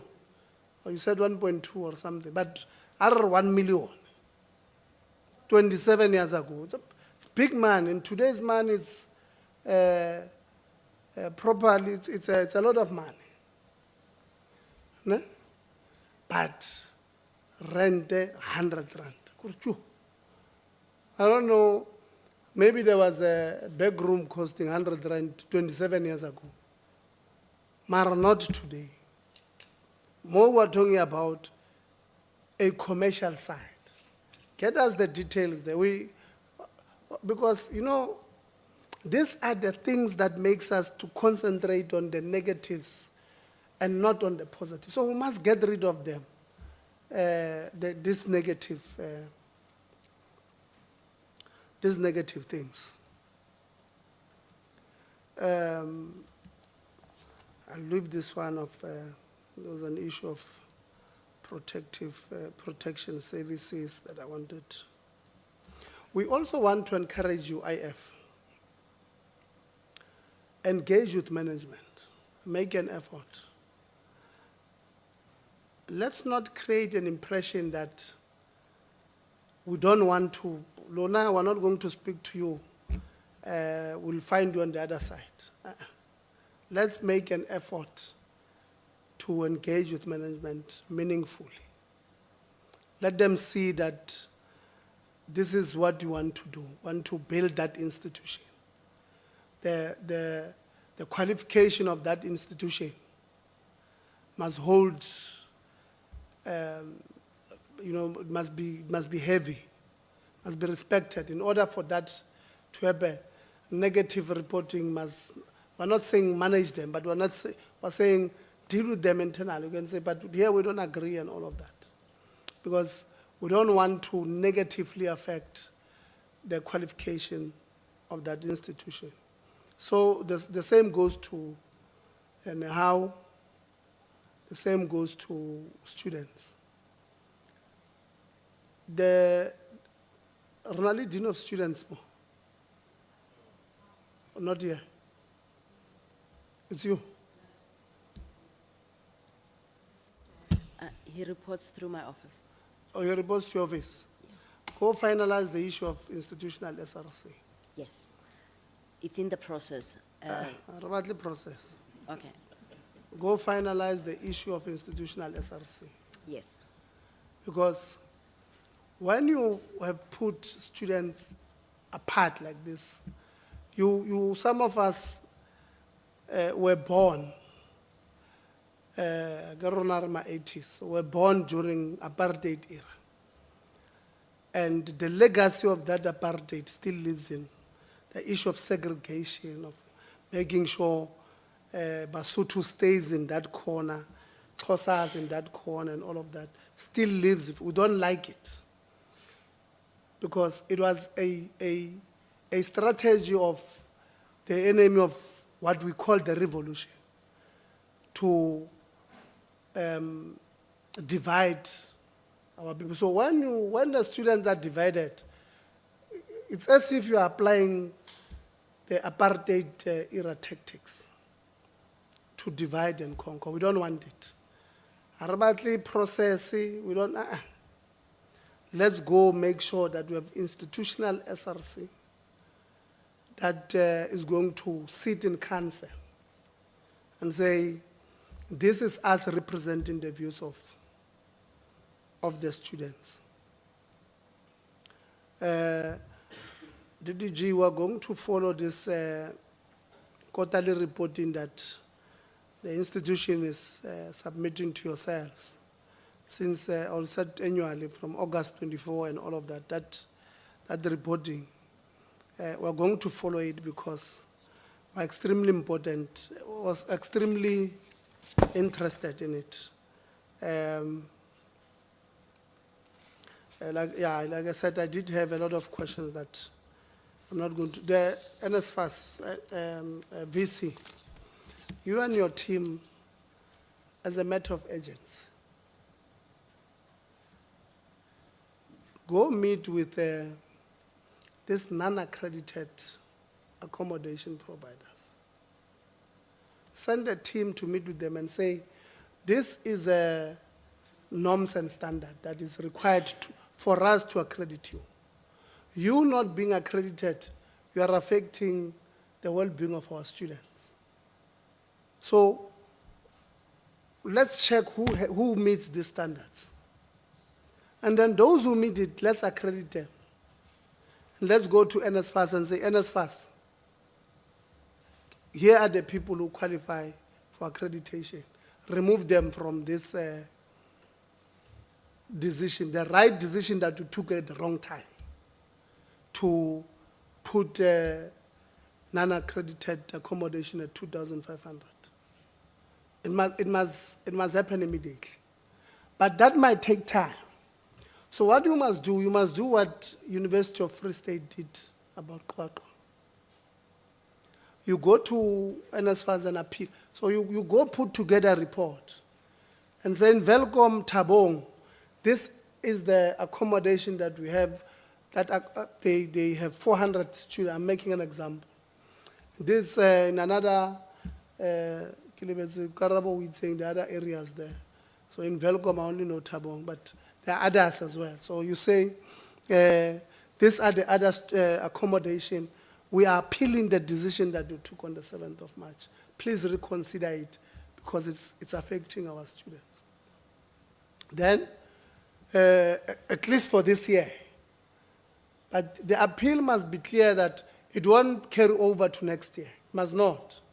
It means in between now, the landlords must then improve the accommodation to get us to where we want to go. Accredited.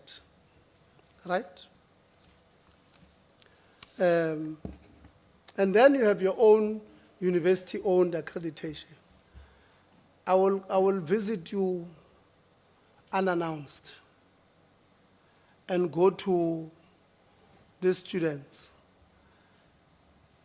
I don't want to go to your student accommodation that is owned by you. And it looks exactly like what the president from Blom was put in there, where it's not attended, not maintained. It's as if there's a deliberate attempt from your people internally to sabotage student accommodation owned by the university, while you could be drawing in some funds to pay your workers better, to hire full-time members. Because when you hire part-time, you even take advantage of them.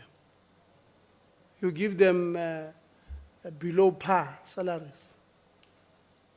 And then some of them you then hire foreign nationals as part-time and not people who have applied there. So also look at that operations. That's where a lot of problems begin. Accommodation owned by the university, not maintained. No Wi-Fi, no, I don't know, windows broken, you must stay for 3 weeks. It's windy. They've got sinuses. Bloemfontein, it's a city of roses.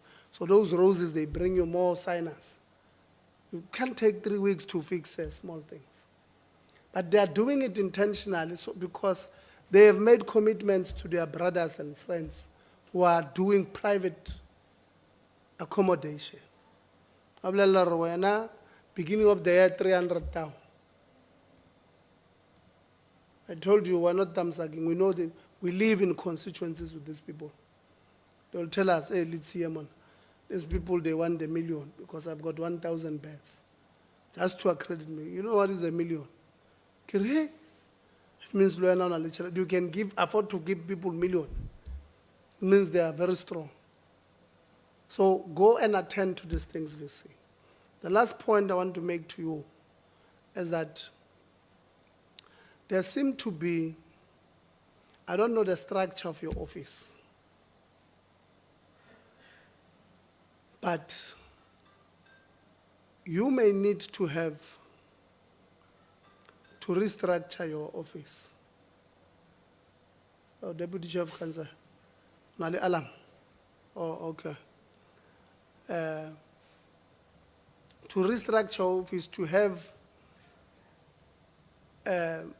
managers who are going to do stakeholder management for your office, for the office of the Vice Chancellor? Because it looks like that's not there. And you might have a serious problem if you don't have, as the Vice Chancellor, as the CEO of that institution. It might not be in the organogram of your university to engage with the IF or with labor, but it will be in your interest or the interest of the university that if where they are supposed to have, you said you have, I think it wasn't that demolated, who said, no, we meet with labor, we've got this labor forum, what, but it will be in the interest of the university to also know when they meet is the progress. Because you will be given a register, but hey, it's so meet, sharp. There's no sharp. So it might be in your best interest to deal with it in that fashion. Secretary of, you'll brief me outside. We were making a closing remarks, and when we've made closing remarks, we don't open the meeting. Want to thank you, colleagues, for, no, don't worry, I'll walk with you, you'll brief me as we walk. We would like to thank you for coming. We still believe that there can be, the institution can be saved. I don't think there's too many problems. I'm just a bit worried about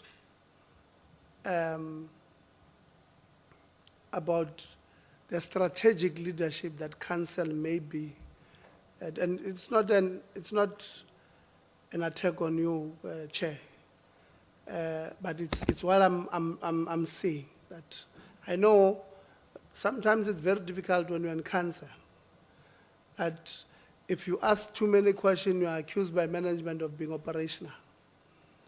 But also if you don't do, then things get out of control, you take the blame. So I understand the delicacy where you might find yourself to be. But I still think that there's a strategic kind of leadership that council can give to avert some of the things that we're seeing. I still believe, Vice Chancellor, that there's a role that your office can play in averting a lot of problems. Being distant and saying, Leana, it won't help. We have got an institution to save there. We've got, we did not speak much about it, but if you listen to, if you saw the pictures there in Bloemfontein, where near is it small street where you have a lot of student accommodation, a lot of young people there we might lose a lot of young people there to social ills. If we say, I don't deal with, I'm not the dean of students, or so we might need to do certain things ourselves to avert a lot of problems tomorrow. Having said that, colleagues, we are going to, on a quarterly basis, require certain answers from yourselves. And if we're not, we don't want to go to one institution many times. But if we're not happy with the responses that we're getting, don't be too technical or tactical when you answer certain questions that we ask you. If you ask you a question, what color is the wall of residence A? Don't say, no, it was painted last week. That's not the question. The color is, you'll say it's blue, or it's black, green, or gold. So you'll decide, prefer the black, green, or gold, because those are very nice colors. But answer the questions. Because if you don't answer us, you see, Honorable Souls took long with you guys, and I allowed him because I knew exactly where he was going with you guys. That's why earlier on I had to stop him so that he gets to where I want him to go. It's just that he did not want to go there fast. And as a result, there are questions that I know he has not asked. But when you ask you a question, and I always say it, now my mother was a teacher. Teachers, I think it's a bad habit that I'm carrying.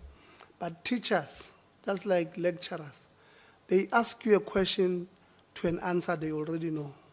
So you must treat us like teachers. You must, when you ask you a question, you must believe that we know the answer. So that when you answer correctly. Thank you very much. Have a nice evening in Cape Town. Those who are going, there's a matter now before I close. I think it was Honorable Khaha who spoke about it, the issue of interdict of students. Let's rethink that thing. I know that they don't have to be there in court tomorrow because it was an interdict and all of that, but it does not speak, it brings in a culture of intimidation.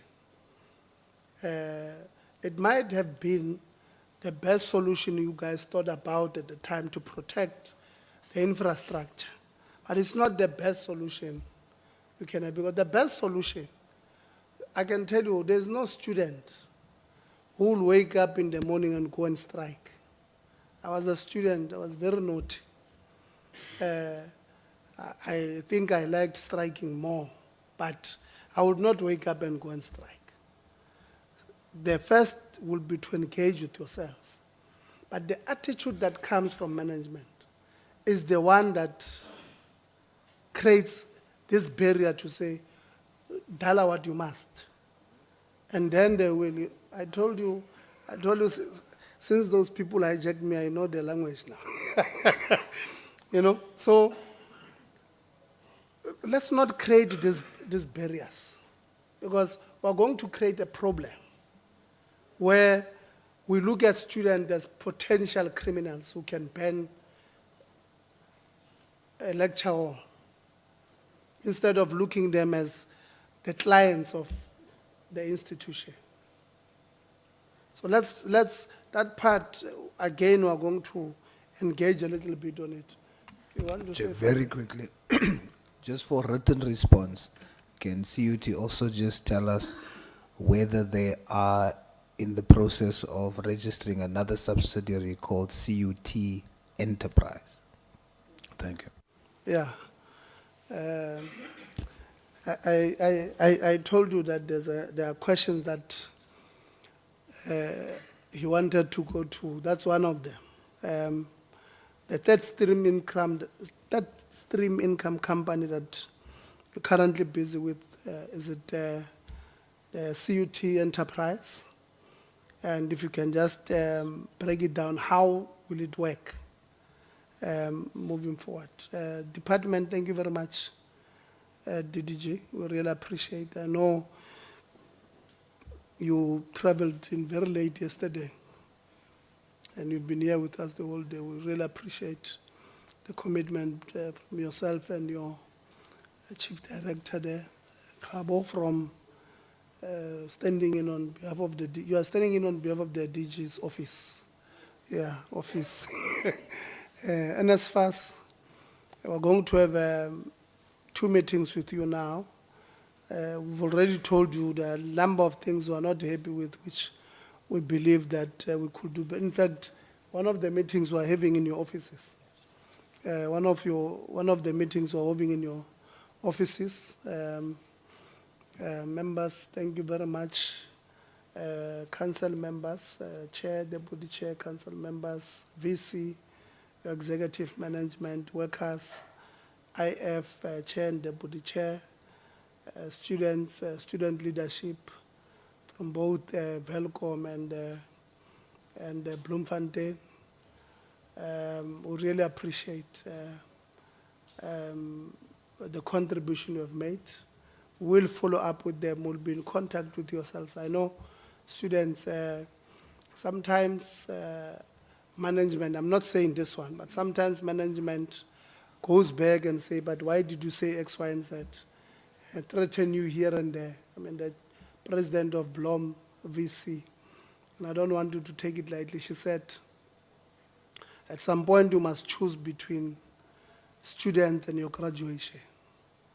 Because if you choose students, management, make sure you don't graduate. I mean, that's not an easy statement you must forget. I hope you'll put your hands on the pulse there, because you can't have people register who does that, who threatens students, or I'm going to make you fail. You're going to go back and stay in the back room of your parents' house, because when you think you are Nelson Mandela. It can't be.